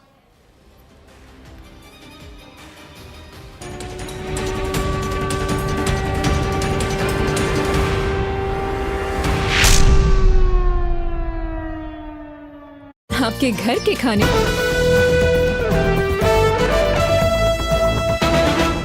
General has unleashed. See, firstly, and also, since you understand and you are both of you well read in military history, has any other Pakistan general has had such reversals and such a poor tenure other than the 1971 episode? So, see, is he one of Pakistan's most failed generals? See, Pakistan and its military has had a very unique characteristic. Asim Munir should not have been the army chief. He should have retired. He's actually an usurper. He was actually brought in one day after his retirement. So you've called him an usurper, but he's been nicknamed the deceiver. From his major days, he's been nicknamed the deceiver. There's a Pakistani former Fauji who sold us this. We'll put it out on the broadcast later. But yes, Hanji, please complete. So he has actually been brought in by politicians for meeting their own specific requirements. His mindset was clearly revealed when he talked about two-nation theory, when he talked about religion, when he talked about faith. So this chap, he's not even from Pakistan Military Academy. So it's not that many people in Pakistan's army itself like him. But at the moment, he's in power, and the civilian government in Pakistan is totally dependent on him. In fact, he is responsible for ensuring that Shahbaz Sharif is in power. The fake elections, the fraud elections, which they actually inflicted on the people of Pakistan, were conducted under his watch. And he has continued to patronize terrorism, which was very clearly evident with the presence of large-scale army personnel at the funeral of these jihadi terrorists, and the way he has been acting since taking over. He has not only been indulging in random acts of violence, he's been making statements against Afghanistan, against Pakistan. He is not only that, he has actually gone on to sack some of the lieutenant generals and senior officers in Pakistan army who were slightly more rational. So there are dissensions within Pakistan army, and of course that's been made very clear by the successes which Baloch Liberation Army has actually achieved. That's why I said he's one of the most failed generals of Pakistan. One, the most popular leader was incarcerated. Wahi unpopular ho gaya. He didn't deserve to be army chief. He became army chief. He usurped somebody's position. Third, the Baloch have bajawed them. The Pakistani military. The Jafar Express is the biggest embarrassment. Usse pehle November last year also they had this when they took over an entire city for 3 days. Then the Afghans, they are upset with him. The Sindhi, the Cholistan project has rendered him very, very unpopular again. That's his pet project, and he's accused of perhaps even siphoning off billions from that, making money off it. And now currently with what he's inflicted upon Pakistan. So, and 3 nights of reversals. एक तो आपने कहा हम तैयार हैं, आ जाओ कोशिश करो, हमने 9 जगह ठोक दिया उनको, सारे टेरर इंफ्रास्ट्रक्चर ध्वस्त कर दिए. देन बोला हम आएंगे, जवाबी कार्रवाई करेंगे, सब फेल हो गए. फिर हमने उनके ADSs को we've demolished in Pindi, in Lahore, in Karachi, in Sialkot. Then last night they tried again. And nothing has worked there. Nothing has worked. And we've countered there, and there is a huge amount of pummeling. We are waiting for the official briefing, but we are given to understand Pakistan has suffered huge reversals last night in the retaliation from Bharat based on the equal measure retaliation. उन्होंने 15 location choose किए हैं, हमने भी 15 location में उनको काफी मारा है. They are not coming out and saying it, but we will claim, and perhaps there will be a briefing today for more details on what's happened last night. But right now, some more news coming through before we go back to General Kocher. We are learning from defense sources. At least 45 drones were taken down by the Army Air Defense itself. And this is between Ladakh to Bhuj. So military infrastructure in Leh was also targeted last night by Pakistan. No success from the length and breadth of such a long area, geographical space they've tried to cover. Akash joining us with more. Yes, Akash. Anand, first of all, it is largely peaceful in the morning hours, so no need to panic. It is for the general public.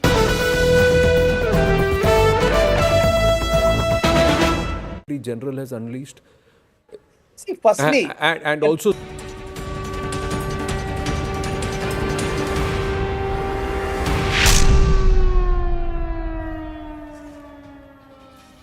A short while ago, morning, I'm just having a snack while we took a break. Finished. Let's go. We're live and rolling, viewers, so bear with me. Indian air defense systems remain vigilant. We've got this update. Last night, IAF used CUAS, Pechora, Summer and AD guns.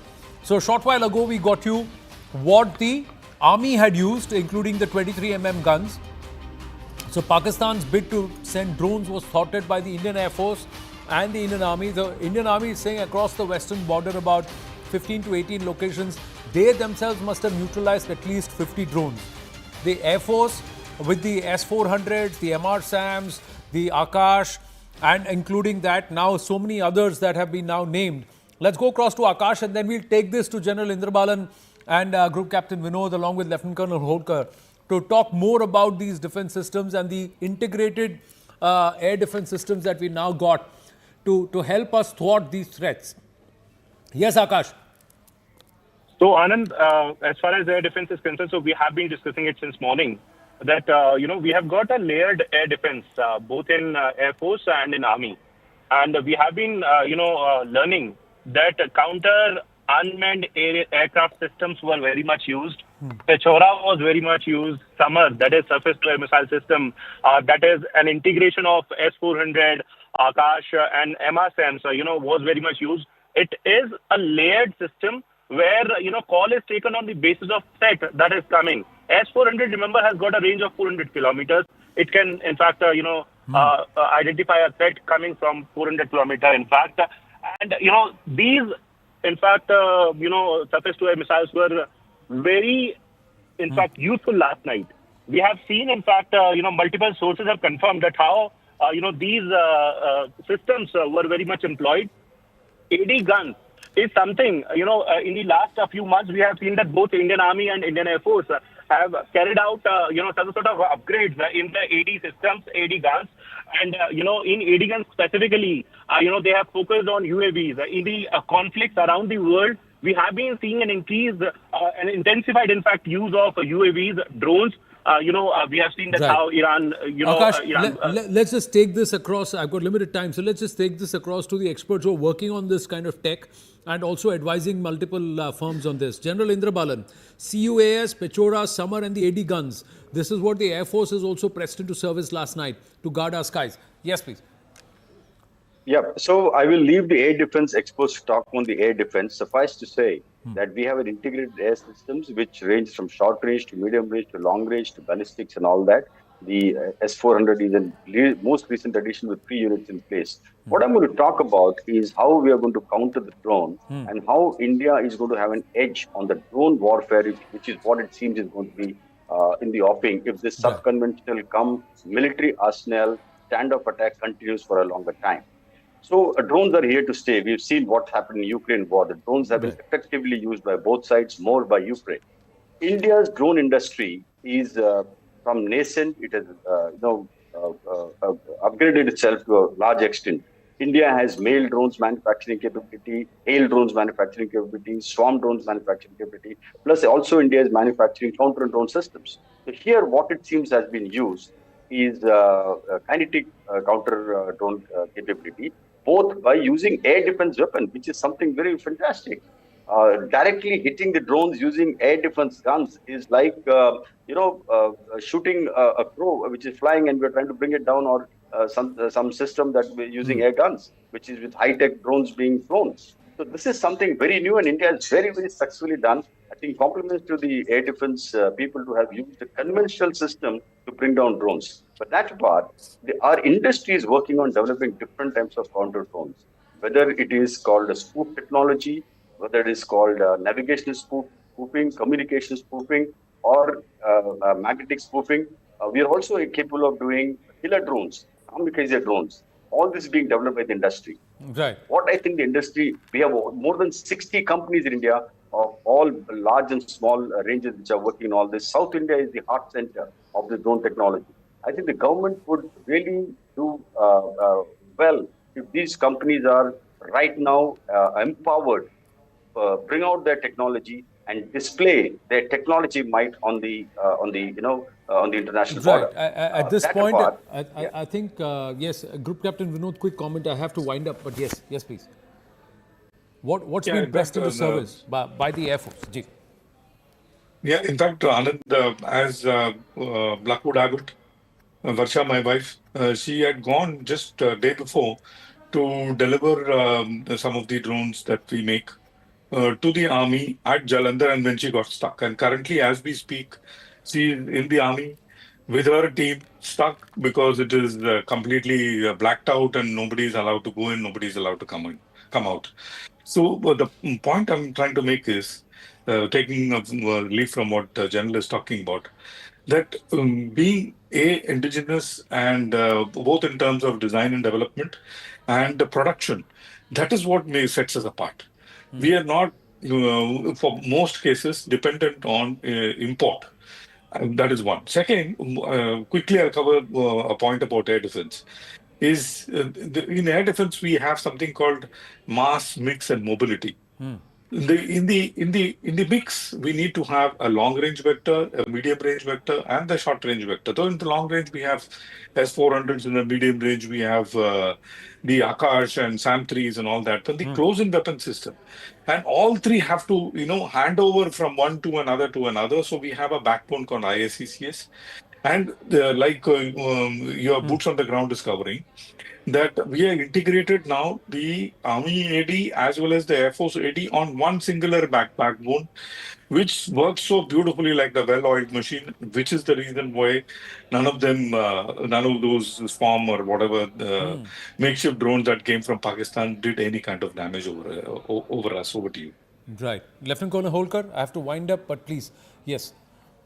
So we basically have a very multi-layered air defense systems, which when we compare it to, HQ-9 of Chinese origin with Pakistan, we have integrated our Russian S-400 along with the Israeli system with our indigenous Akash.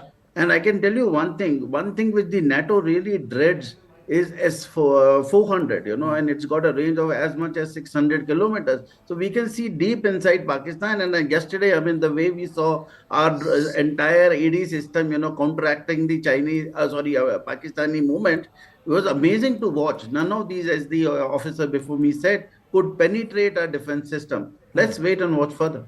Yes, let's wait and watch, and perhaps what happens next. Yeah. Because if we have hit some of their air defense systems, so they are blindsided in some pockets. So there are some blind spots which perhaps Bharat, if it decides to go up the escalatory ladder and beyond just responding to what the Pakistanis do, we'll see what happens. Right now, there is also another aspect as we wind up. Thank you to our guests. As we wind up, viewers, be mindful. The Pakistanis are great at playing these mind games. There are instances which have now been reported where Pakistanis sent people, tractors with huge speakers, which were only firing audio of guns being fired or planes flying around. And this was being done along the border and along the LOC. So sometimes when they are trying to do it, they may just be playing mind games just to create a state of panic and fear among the locals. So we've got to be clear. We've got to trust with our armed forces. We've got to trust our ability to not just defend ourselves, but also strike the enemy hard. Let's trust our forces, trust our brave hearts, and stay true to the cause of Operation Sindoor. We're going to take a short break. Stay with us. The coverage continues.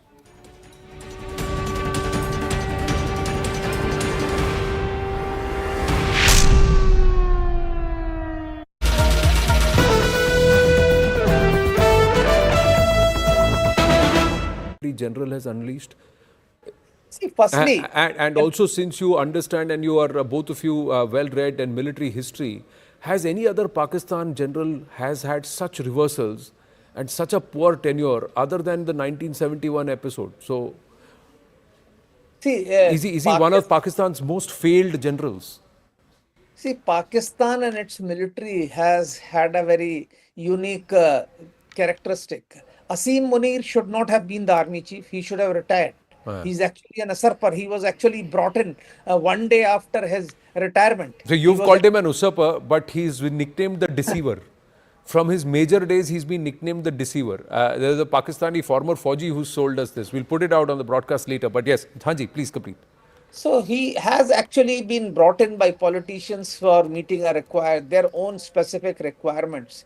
His mindset was clearly revealed when he talked about two-nation theory, when he talked about religion, when he talked about faith.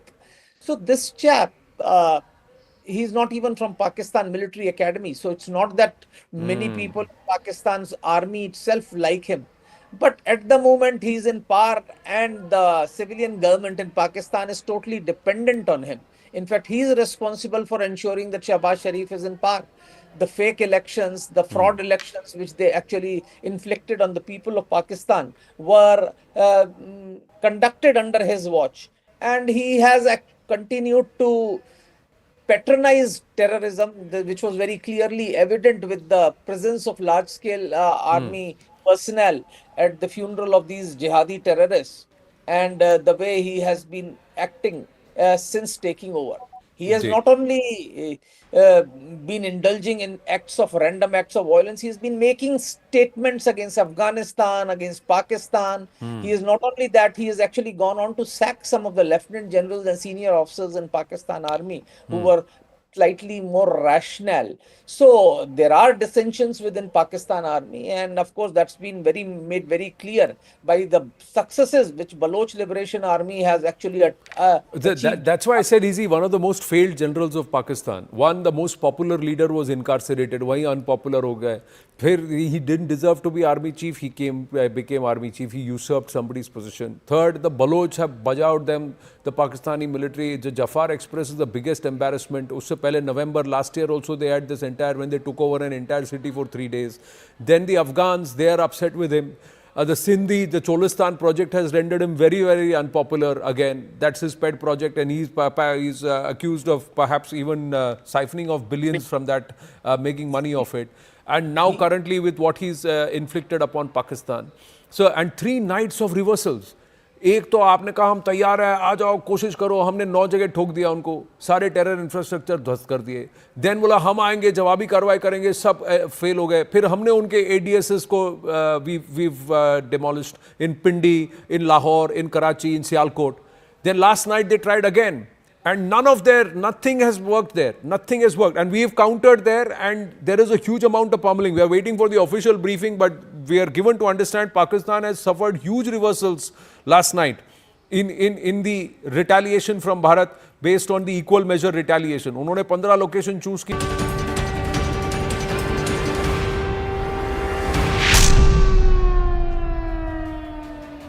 Viewers, the conflict has widened. It has widened to the point where India has reportedly targeted Lahore, Pindi, Karachi after foiling multiple Pak attacks. You saw those pictures we opened with just a short while back of those Pakistani drones and other missile systems and projectiles trying to breach Indian defense system. But obviously, we have proven our complete might, knocking down each one of these Pakistani misadventures. We were here, of course, all of last night, bringing you the updates from all these affected areas along the border, from the LOC down to the IB. You had Pathankot Air Base that was being targeted, Jaisalmer, Jammu, Akhnur, Rajouri, Poonch, Uri, Kupwara. You name it, viewers, they were trying to knock our defense systems. They were trying to hit our military assets. All they did, actually, the cowards, was to inflict damage on ordinary citizens. It was the citizens that felt a lot of Pakistan's terrorism, and that is really the operative word, because the Indian government has launched a massive diplomatic offensive, viewers, giving interviews to the foreign press, establishing the close links between the Pakistani state and the terror network that prevails within Pakistan. Interviews have been given to various top news anchors globally. We've also had reciprocal responses from a large number of leaders who have been supporting India and its right to defend its territorial integrity and its citizens. But there also have been calls for de-escalation. Now, viewers, at the top of 10, let me try and sum up for you the top 4 or 5 developments which we're leading with, which also cover, of course, the last 24 hours. Tri-Services chiefs to meet Rajnath Singh, the defense minister, amid the escalating India-Pakistan tensions. All 3 service chiefs are at the South Block. They are set to hold a crucial meeting on the developing security system in Defense Minister Rajnath Singh. So this is going to be an important meeting. We're also expected to, of course, have a press briefing. That will be the day 3 of the MEA news briefings today. Ministry of External Affairs is scheduled to hold a news briefing today after Pakistan's military escalation. It's the 3rd briefing to be held in the last 3 days. Jammu and Kashmir Chief Minister to take stock of the situation in his union territory. Jammu and Kashmir Chief Minister Omar Abdullah to visit Jammu, Rajouri, Poonch following Pakistan's attack on the civilian areas, to take stock of the situation. That is his convoy heading towards those areas. The Lieutenant Governor of Jammu and Kashmir, Manoj Sinha, also visiting Uri. Uri has been very, very badly hit, especially the civilian areas. There has been no report of any damage to any military installations or assets there, viewers. But because Uri is so close to the LOC, the Pakistani coward army, the terror army, decided to target the innocent civilians there. And we have seen, obviously, some losses amongst the civilians, which is very, very unfortunate. And one must think about those civilians out there on the front lines, really, their courage down to every woman, man and child. There have been fresh ceasefire violations this morning also. After last night's failed strikes, Pakistan has now resorted to ceasefire violations and unprovoked firing. Reports of the same emerged from Poonch and Kupwara. Several civilian areas have been damaged. We've got those pictures for you on your screens. You can see these are bedrooms of innocent people living ordinary lives in very, very ordinary locales. These are people who have sworn and lived by high moral standards, viewers, and they are being targeted for no fault of theirs. Water tanks have been attacked, it's cars, anything and everything to do with civilians has been targeted. It's mindless, but that's what terror armies do, viewers. They target those that are defenseless. Air raid sirens in Chandigarh have been sounded this morning. An air raid warning received from Air Force Station in Chandigarh and sirens have been sounded. Citizens are advised to remain indoors and maintain vigil. You can hear that siren going off. So complete, in one sense or the other, warning and advisory through this siren to all the residents to stay within their homes. The army handed Pakistan a befitting reply overnight. Let me tell you this, viewers, the Indian Army has released a statement on Pakistan's army's attacks using drones and other munitions along the entire western border last night. The army said the attacks were effectively repulsed and befitting reply was given. In those pictures on your screens, viewers, has been released by the army to show how they took out a Pak position on the LOC. There might have been a few casualties there. We don't quite know, but the Pakistanis were using that actively. So if that has been hit by a loitering munition, it's quite clear that Pakistan might have suffered some losses on their side of the LOC. India's renewed pitch at the IMF meet today. It's an important day because the Pakistanis have gone once again with their begging bowl around the world. A statement has been released by the Economic Affairs Department in Pakistan saying and admitting for the first time that they have been badly mauled by the Indian forces.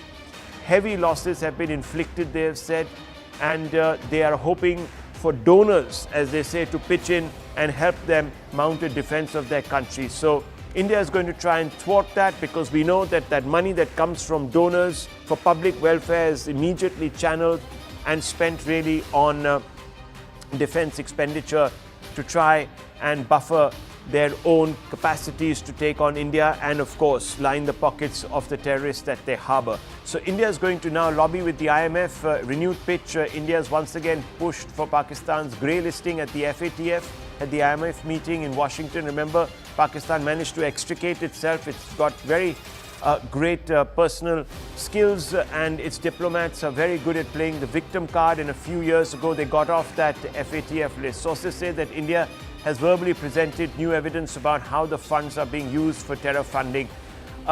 We've also got reactions coming in. Rajnath Singh, of course, to meet Tri-Services Chief Defence Minister leaves his residence. I just told you on his way to South Block. Arunima is with us. Arunima, what can you tell us about this? This is an important development, clearly a stock-taking exercise.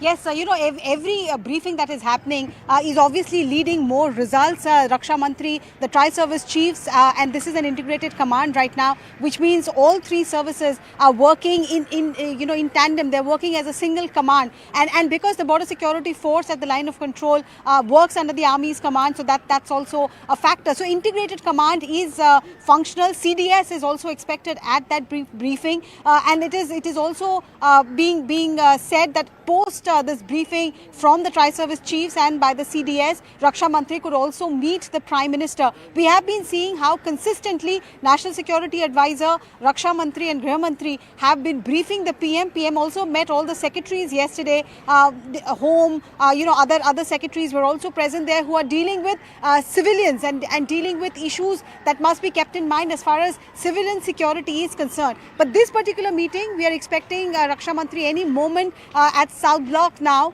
from where we are coming to you live.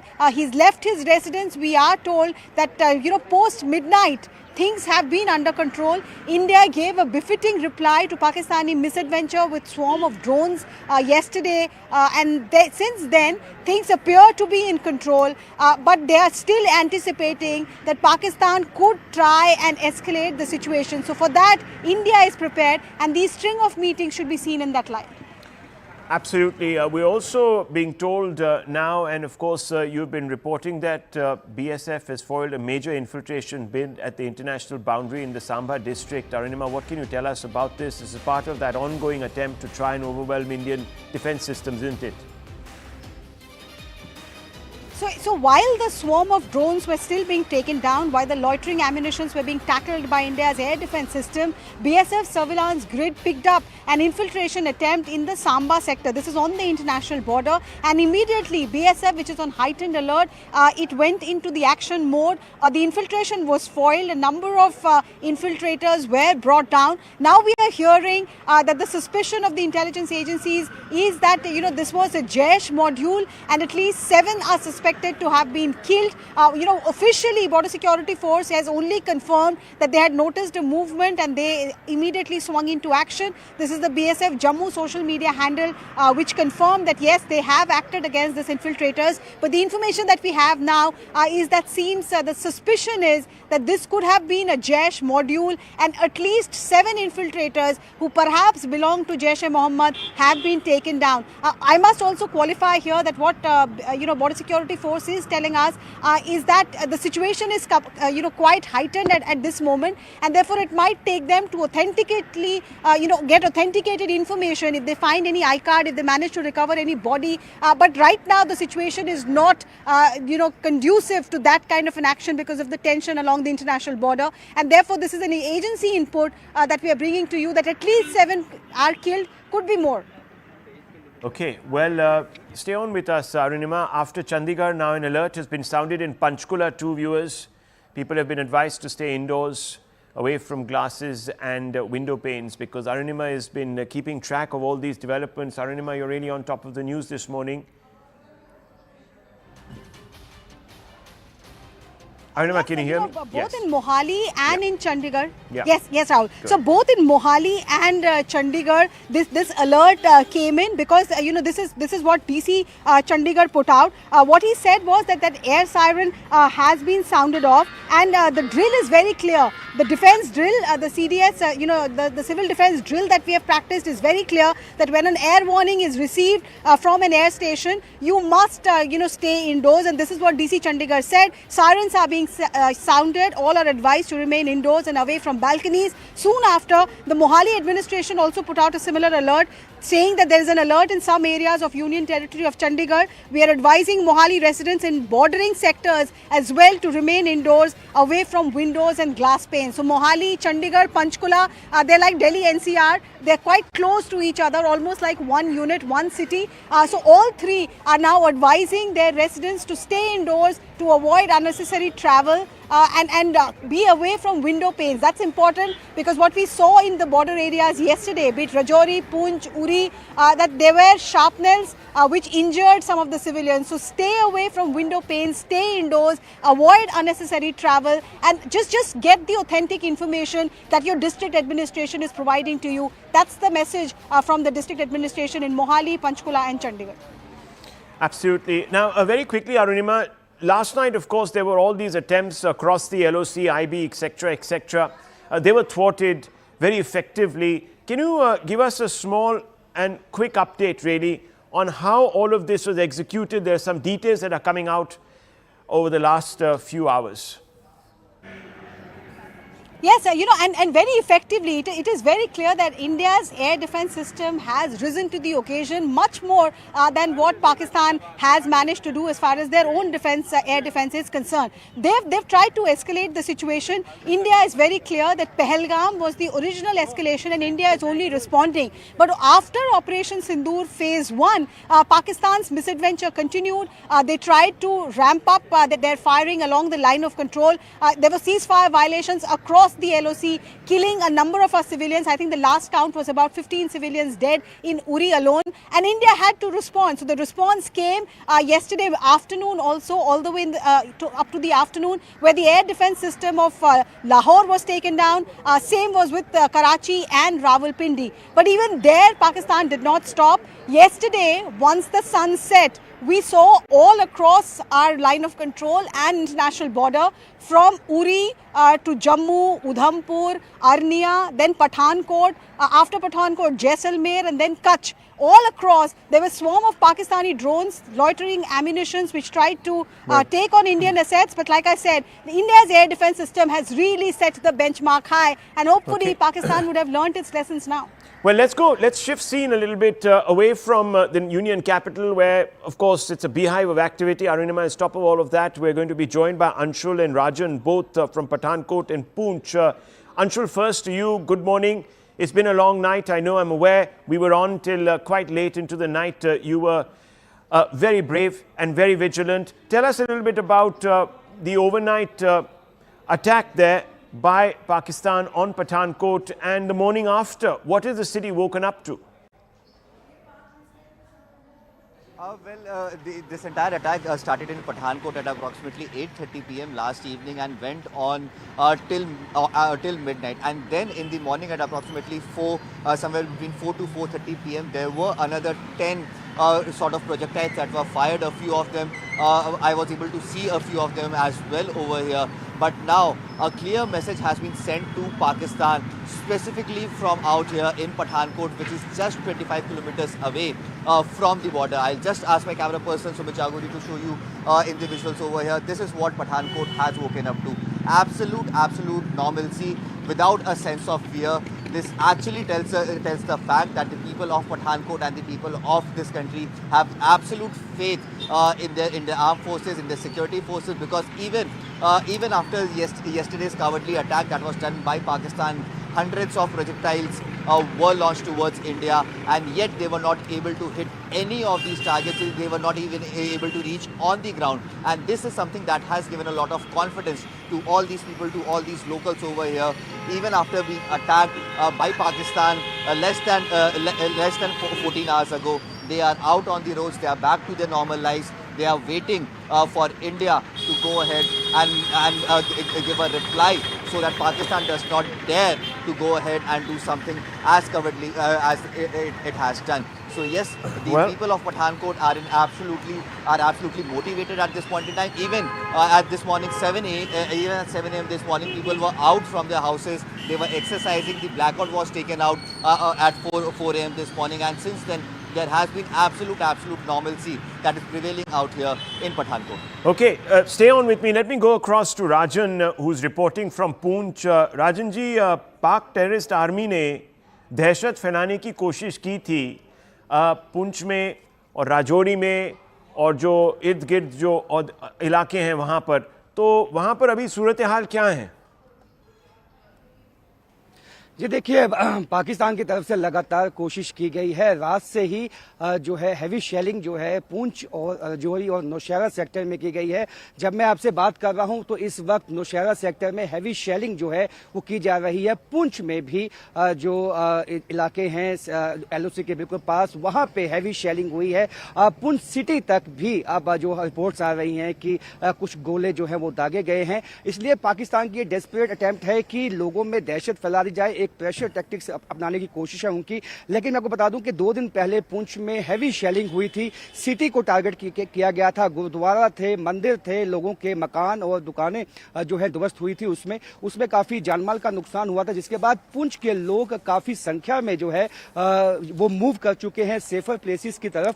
और काफी जो वहां के बाजार हैं, market सब बंद हैं। और यहाँ पे जिस तरह से लोगों में एक तरह से खौफ बना हुआ है, क्योंकि लोग उसके लिए तैयार नहीं थे। जिस तरह से परसों जो घटना घटी उसके बाद कई लोग जो हैं वो जम्मू या आसपास जो सेफ जगह हैं वहां पे मूव किए हैं, लेकिन यहाँ पे हालात जो है वो संवेदनशील बने हुए हैं।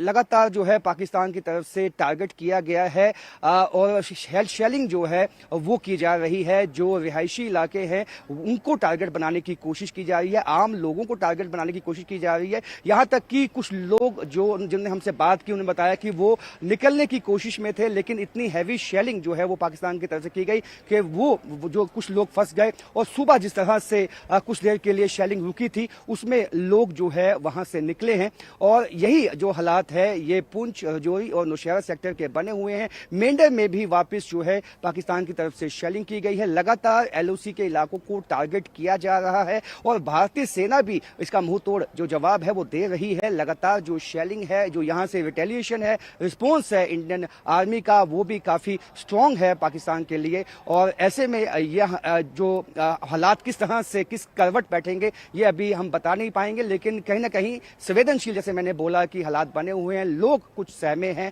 लोगों का यह कहना है कि जो बंकर एक्चुअली यहाँ पे जब सीज फायर दोनों देशों में एक पैक्ट हुआ जिसके तहत के एलओसी पे गोले नहीं दागे जाएंगे, शेलिंग नहीं की जाएगी, उसके बाद 2-3 साल लोग काफी आराम में थे, पीस में थे। लेकिन उस वक्त लोगों ने जो बंकर पहले तैयार किए गए थे उसकी सफाई नहीं की थी, उनको यूज भी नहीं किया था, कभी यूज करने की नौबत नहीं आई। लेकिन अचानक जिस तरह से अब ये शेलिंग हुई है तो लोग जो हैं उन बंकर्स में भी छिप नहीं पा रहे हैं, क्योंकि काफी हैवी जो वेजिटेशन है उन बंकर्स में हो चुकी है। तो ऐसे में हालात जो हैं वो मुश्किल है लोगों के लिए, लेकिन लोग अपनी सेना के साथ डटे हुए हैं। उनका कहना है कि हम अपनी सेना के साथ खड़े हैं। सेना अगर पाकिस्तान को मुंह तोड़ जवाब देती है, लेकिन उनको सिर्फ ये एक कंसर्न है कि जो उनके बच्चे हैं, छोटे बच्चे हैं, महिलाएं हैं, बुजुर्ग हैं, उनकी जो सेफ्टी के लिए वो चिंतित हैं। जी। Well, viewers, spare a thought for all of those who are living on the front line, spare a thought for all our media personnel who are out there, Rajan and others who are out there covering this conflict as it is beginning to widen and escalate. Viewers, those people are at the front lines. And remember, anyone who harbored sympathy for Pakistan felt that we should go in for de-escalation dialogue all these years, make concessions, etc., etc. Now they know that it's not really about anything to do with territorial concessions. Pakistan has a problem with India. It doesn't want India to exist. And even all of those who might have sympathized with the Pakistani cause today are suffering huge losses. This is really not about our Kashmiri brothers and sisters, as Pakistan would say constantly. They have been attacking them.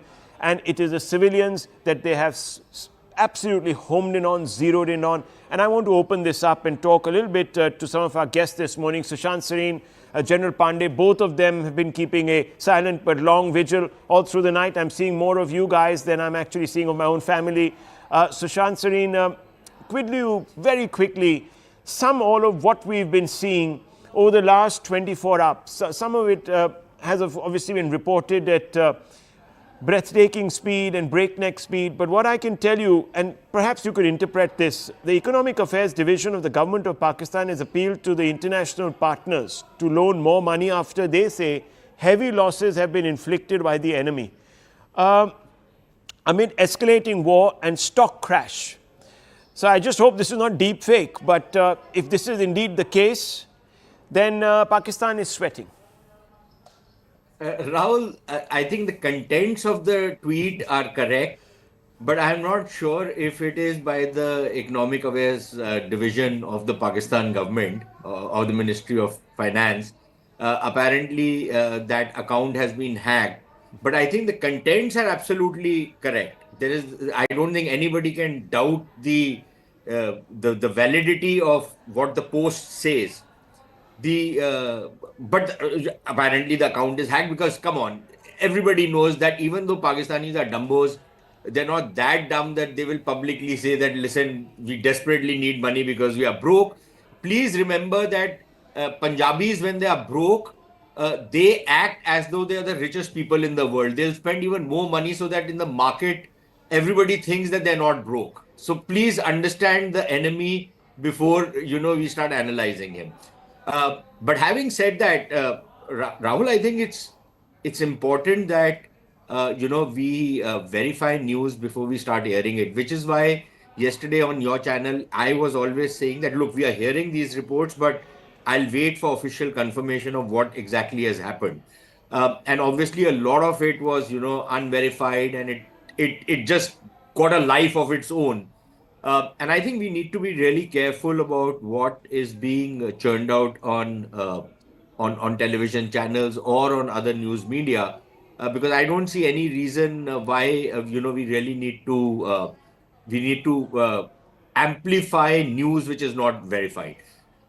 Also, I think it is extremely important because as of now, after the attacks that Pakistan launched last night in Pathankot, in Jammu, and in other places, which they call an Indian false flag attack, or that we have not done anything, while it was visible to everybody what was happening. Uh, I have not seen any response from the Indian side.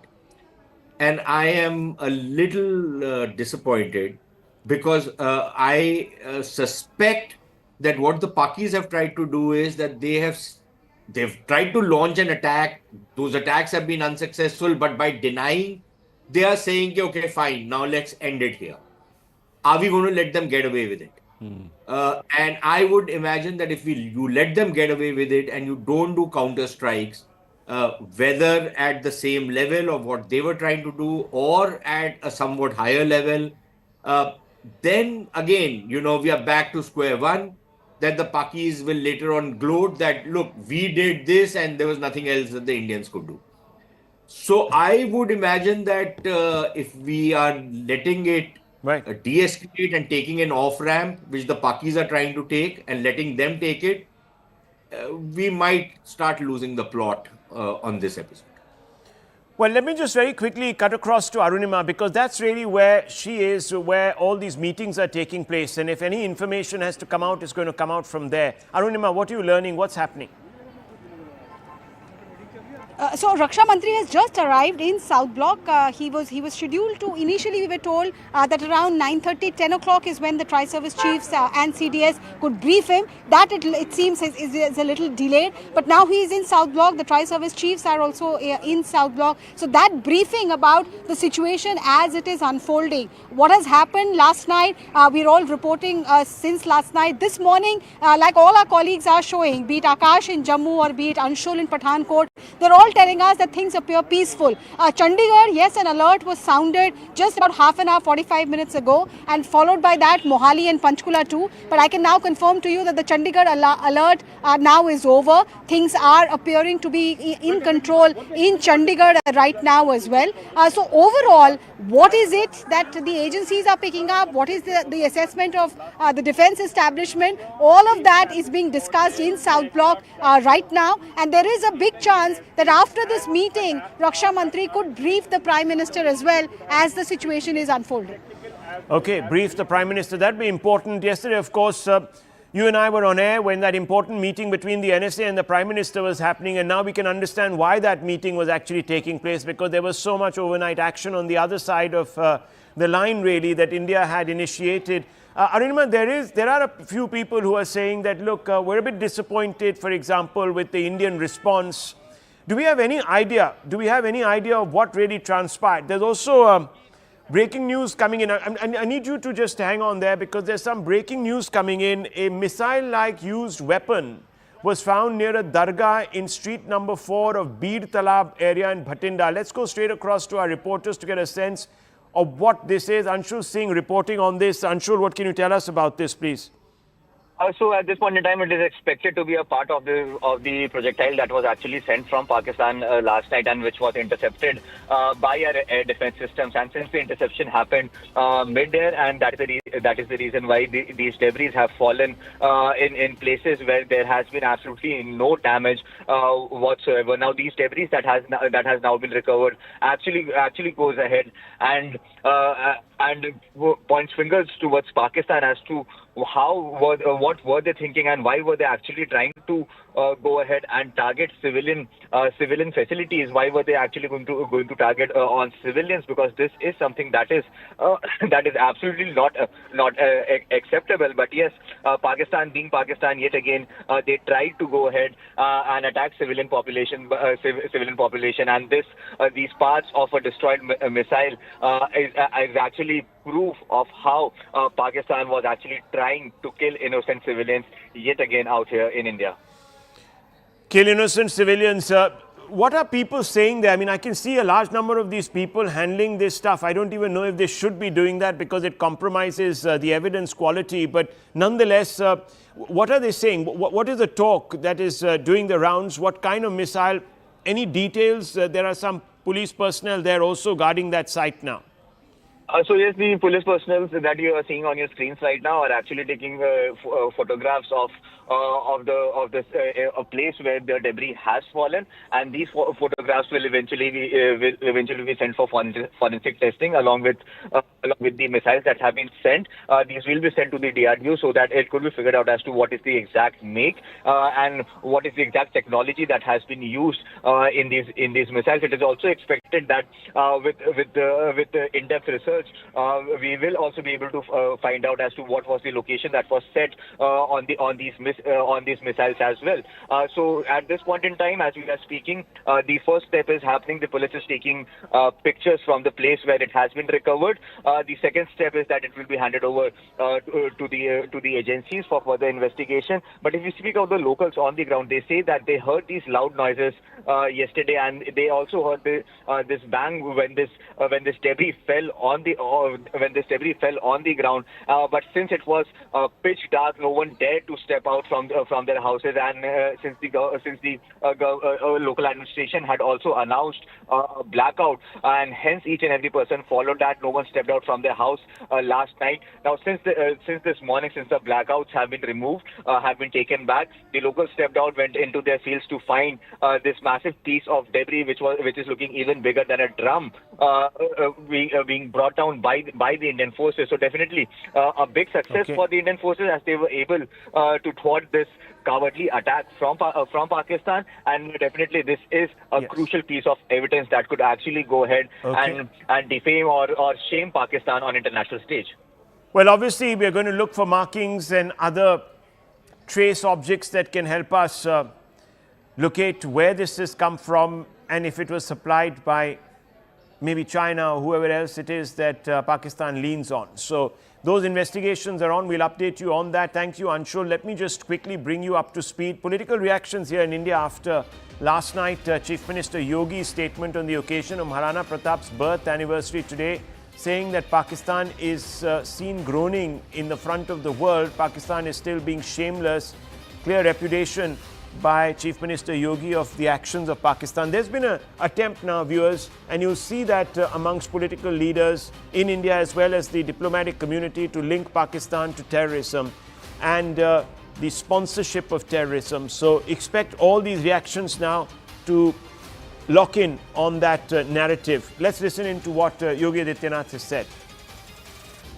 उस आतंकी कृत्य की हर भारतवासी ने निंदा ही नहीं की थी, बल्कि पाकिस्तान को सबक सिखाने की भी ठानी थी। और प्रधानमंत्री मोदी जी का जो संकल्प था, हमारे 72 जवानों ने, तीनों सेनाओं ने पाकिस्तान को उसका करारा जवाब दे करके आज आप देख रहे होंगे किस रूप में अलग थलग पड़ा पाकिस्तान आज दुनिया के सामने कराहता हुआ नजर आ रहा है। आपने पाकिस्तान को बेशर्मीपूर्ण चरित्र देखा है कि जब भारत की कार्रवाई से आतंकवादी मारे गए, उन आतंकवादियों के जनाजे में पाकिस्तान के शीर्ष सैन्य अधिकारियों की उपस्थिति, पाकिस्तान के राजनेताओं की उपस्थिति दुनिया की आंखों को खोलने वाला होना चाहिए कि पाकिस्तान आतंकवाद को प्रश्रय ही नहीं देता, बल्कि आतंकी गतिविधियों में सीधे सीधे लिप्त है। और उसकी संलिप्तता इस बात को दिखाती है कि पाकिस्तान अब अपने वजूद के लिए जूझता हुआ दिखाई देगा। हर भारतवासी का दायित्व बनता है इस समय हम भारत की सेनाओं के मनोबल को बनाए रखने के लिए देश की सुरक्षा के साथ कोई भी अगर शरारती तत्व किसी प्रकार की शरारत करता है तो पूरी सजगता और सतर्कता के साथ हम सबको भी अपनी सेनाओं के मनोबल को भी बढ़ाना है, सुरक्षा बलों के साथ भी खड़ा होना है, साथ साथ किसी भी उस शरारतपूर्ण कार्रवाई को जो सुरक्षा में सेंध लगाती हो उसको बेनकाब भी करना है। तमाम प्रकार की शरारतें होंगी सोशल मीडिया के माध्यम से। Well, Manmohan Rai is reporting on this important soundbite by Yogi Adityanath ji. Manmohan ji, clearly सारे जो नेताएं हैं भारत के जो नेतागण हैं उन्हें एक मैसेज दे रहे हैं कि पाकिस्तान दहशत फैलाता है और दहशत गढ़ का वो एक हब है। तो मुझे लग रहा है कि सब यही एक basically they are speaking to try and convince the world about this. Manmohan ji. Yes, you're right. You know, essentially what the Chief Minister Yogi Adityanath said was that Pakistan indulged in a heinous act of terrorism in Pahalgam, and when India replied, India pounded their bases, their terrorist bases. Now it is begging and growling before the international community to stop the war. The other important point that Chief Minister Yogi Adityanath made was that the senior army officers are involved in this in the act of terrorism. What he implied was the government of Pakistan, the army of Pakistan is behind terrorism. They are promoting terrorism. They were behind the Pahalgam attack, and the proof of it lies in the fact that when the funeral of those killed in Pakistan was being held, the terrorists who were killed by the Indian army attack, when the funeral was being held, the army officers were present. Their coffins were draped in the Pakistani flag. The senior army officers were present at the funeral procession. So that is proof enough that several Pakistani army officers were involved. The army is promoting terrorism camps, and now it has to answer the international community.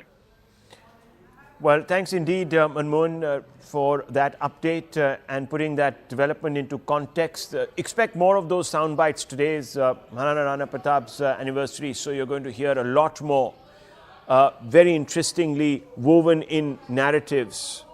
We're going to take a very short break, viewers. We're right back. Don't go away.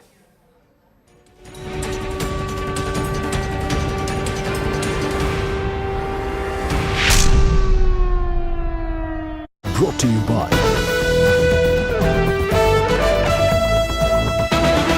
line of control. This is in the Digwar sector of Poonch. The Indian Army is retaliating effectively and very, very strongly. But from the Pakistani guns, there has been damage to civilian areas, and Poonch has borne quite the brunt of it between 7th, 8th and 9th. Tejinder Sodhi joins us with more. Yes, Tejinder.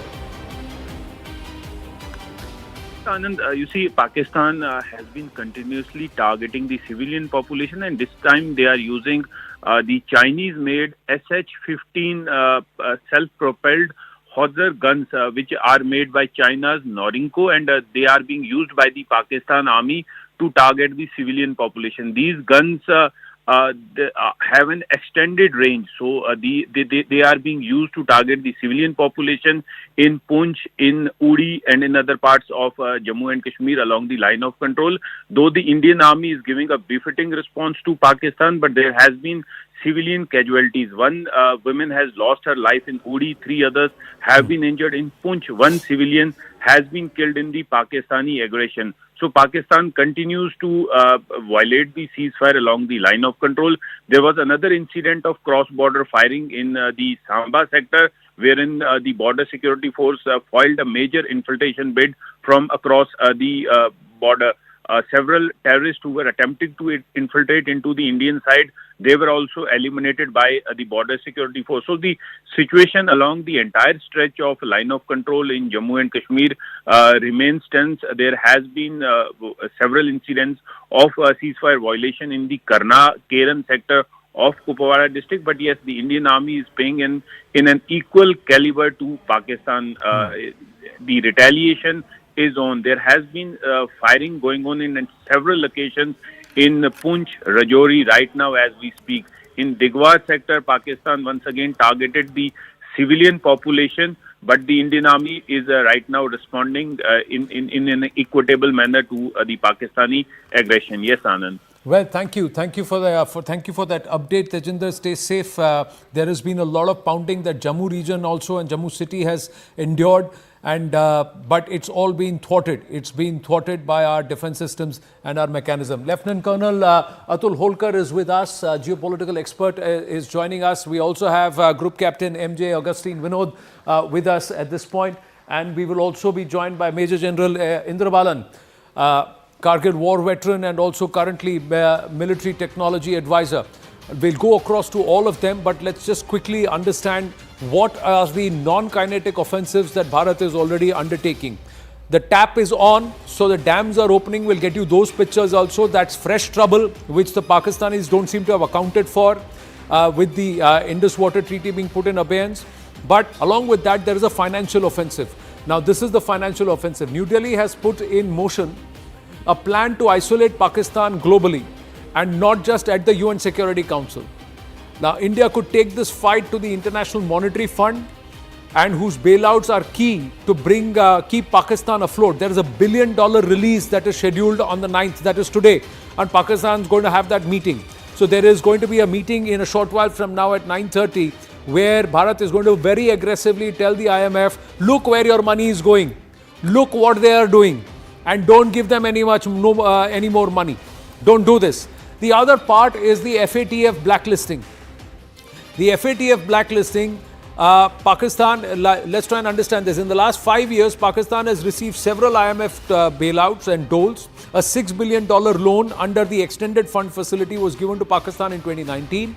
A $3 billion standby arrangement was agreed upon in 2023 when Pakistan had emerged out of the FATF grey list in 2022. Now, their political crisis compounded with an economic downturn and drove this nation into a debt burden to terminal levels. Now, last year, a $6 billion loan was approved in September. And just last month, the IMF reached an agreement with Pakistan on a new $1.3 billion loan program and reviewed an existing bailout. Now, if approved, this would unlock an additional $1 billion for Pakistan in funding. The FATF grey listing will stop any of this funding to be...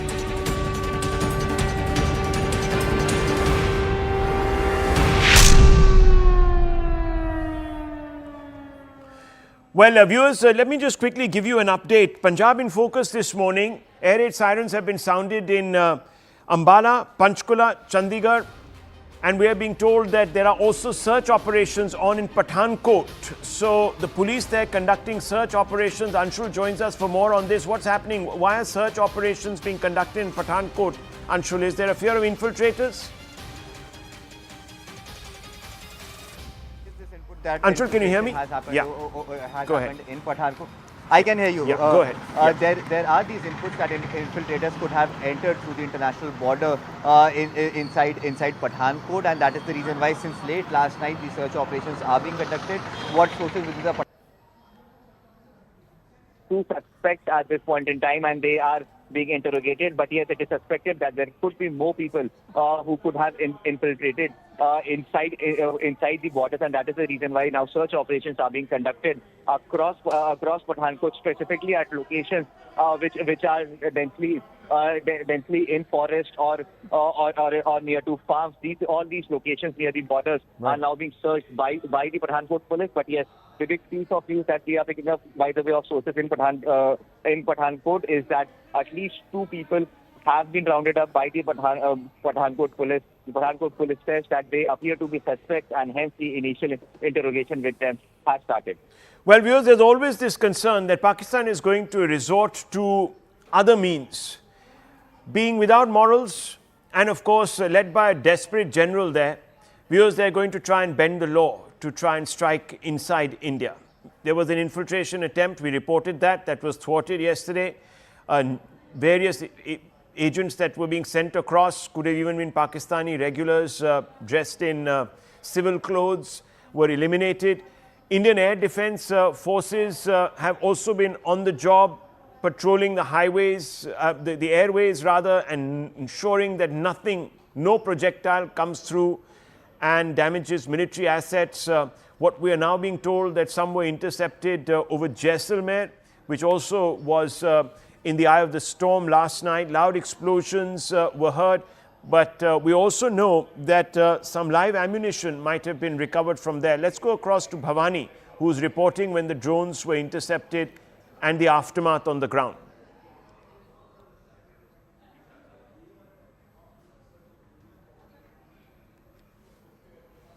Pakistan को मुंह तोड़ जवाब दिया जा रहा है, तैयारी पूरी है और जिस तरीके से पाकिस्तान कायराना हमले कर रहा, हरकतें कर रहा, उसको देखते हुए बॉर्डर इलाकों में राजस्थान के अंदर खासतौर पर कड़ी सुरक्षा के साथ में कंप्लीट ब्लैकआउट किया गया। रात 9 बजे से इस वक्त मैं जैसलमेर में हूँ। जैसलमेर की तस्वीर देखिए कि इस वक्त आपको सोनार फोर्ट के सामने लेकिन नजर नहीं आएगा, पूरे शहर के अंदर ब्लैकआउट कर दिया गया इस वक्त और अब ये सुबह 4 बजे तक रहेगा। सिर्फ जैसलमेर ही नहीं, बाड़मेर, बीकानेर, श्रीगंगानगर, फलोदी और जोधपुर के अंदर भी ब्लैकआउट रहेगा, जिससे कि करने की हिम्मत नहीं कर पाए। और इसके अलावा खास तौर पर आप देखिए कि किस तरीके से, ये देखिए कि यहाँ जो जिस तरीके से नजर आ रहे हैं, यहाँ पर ये जैसलमेर के आसमान में आप देखिए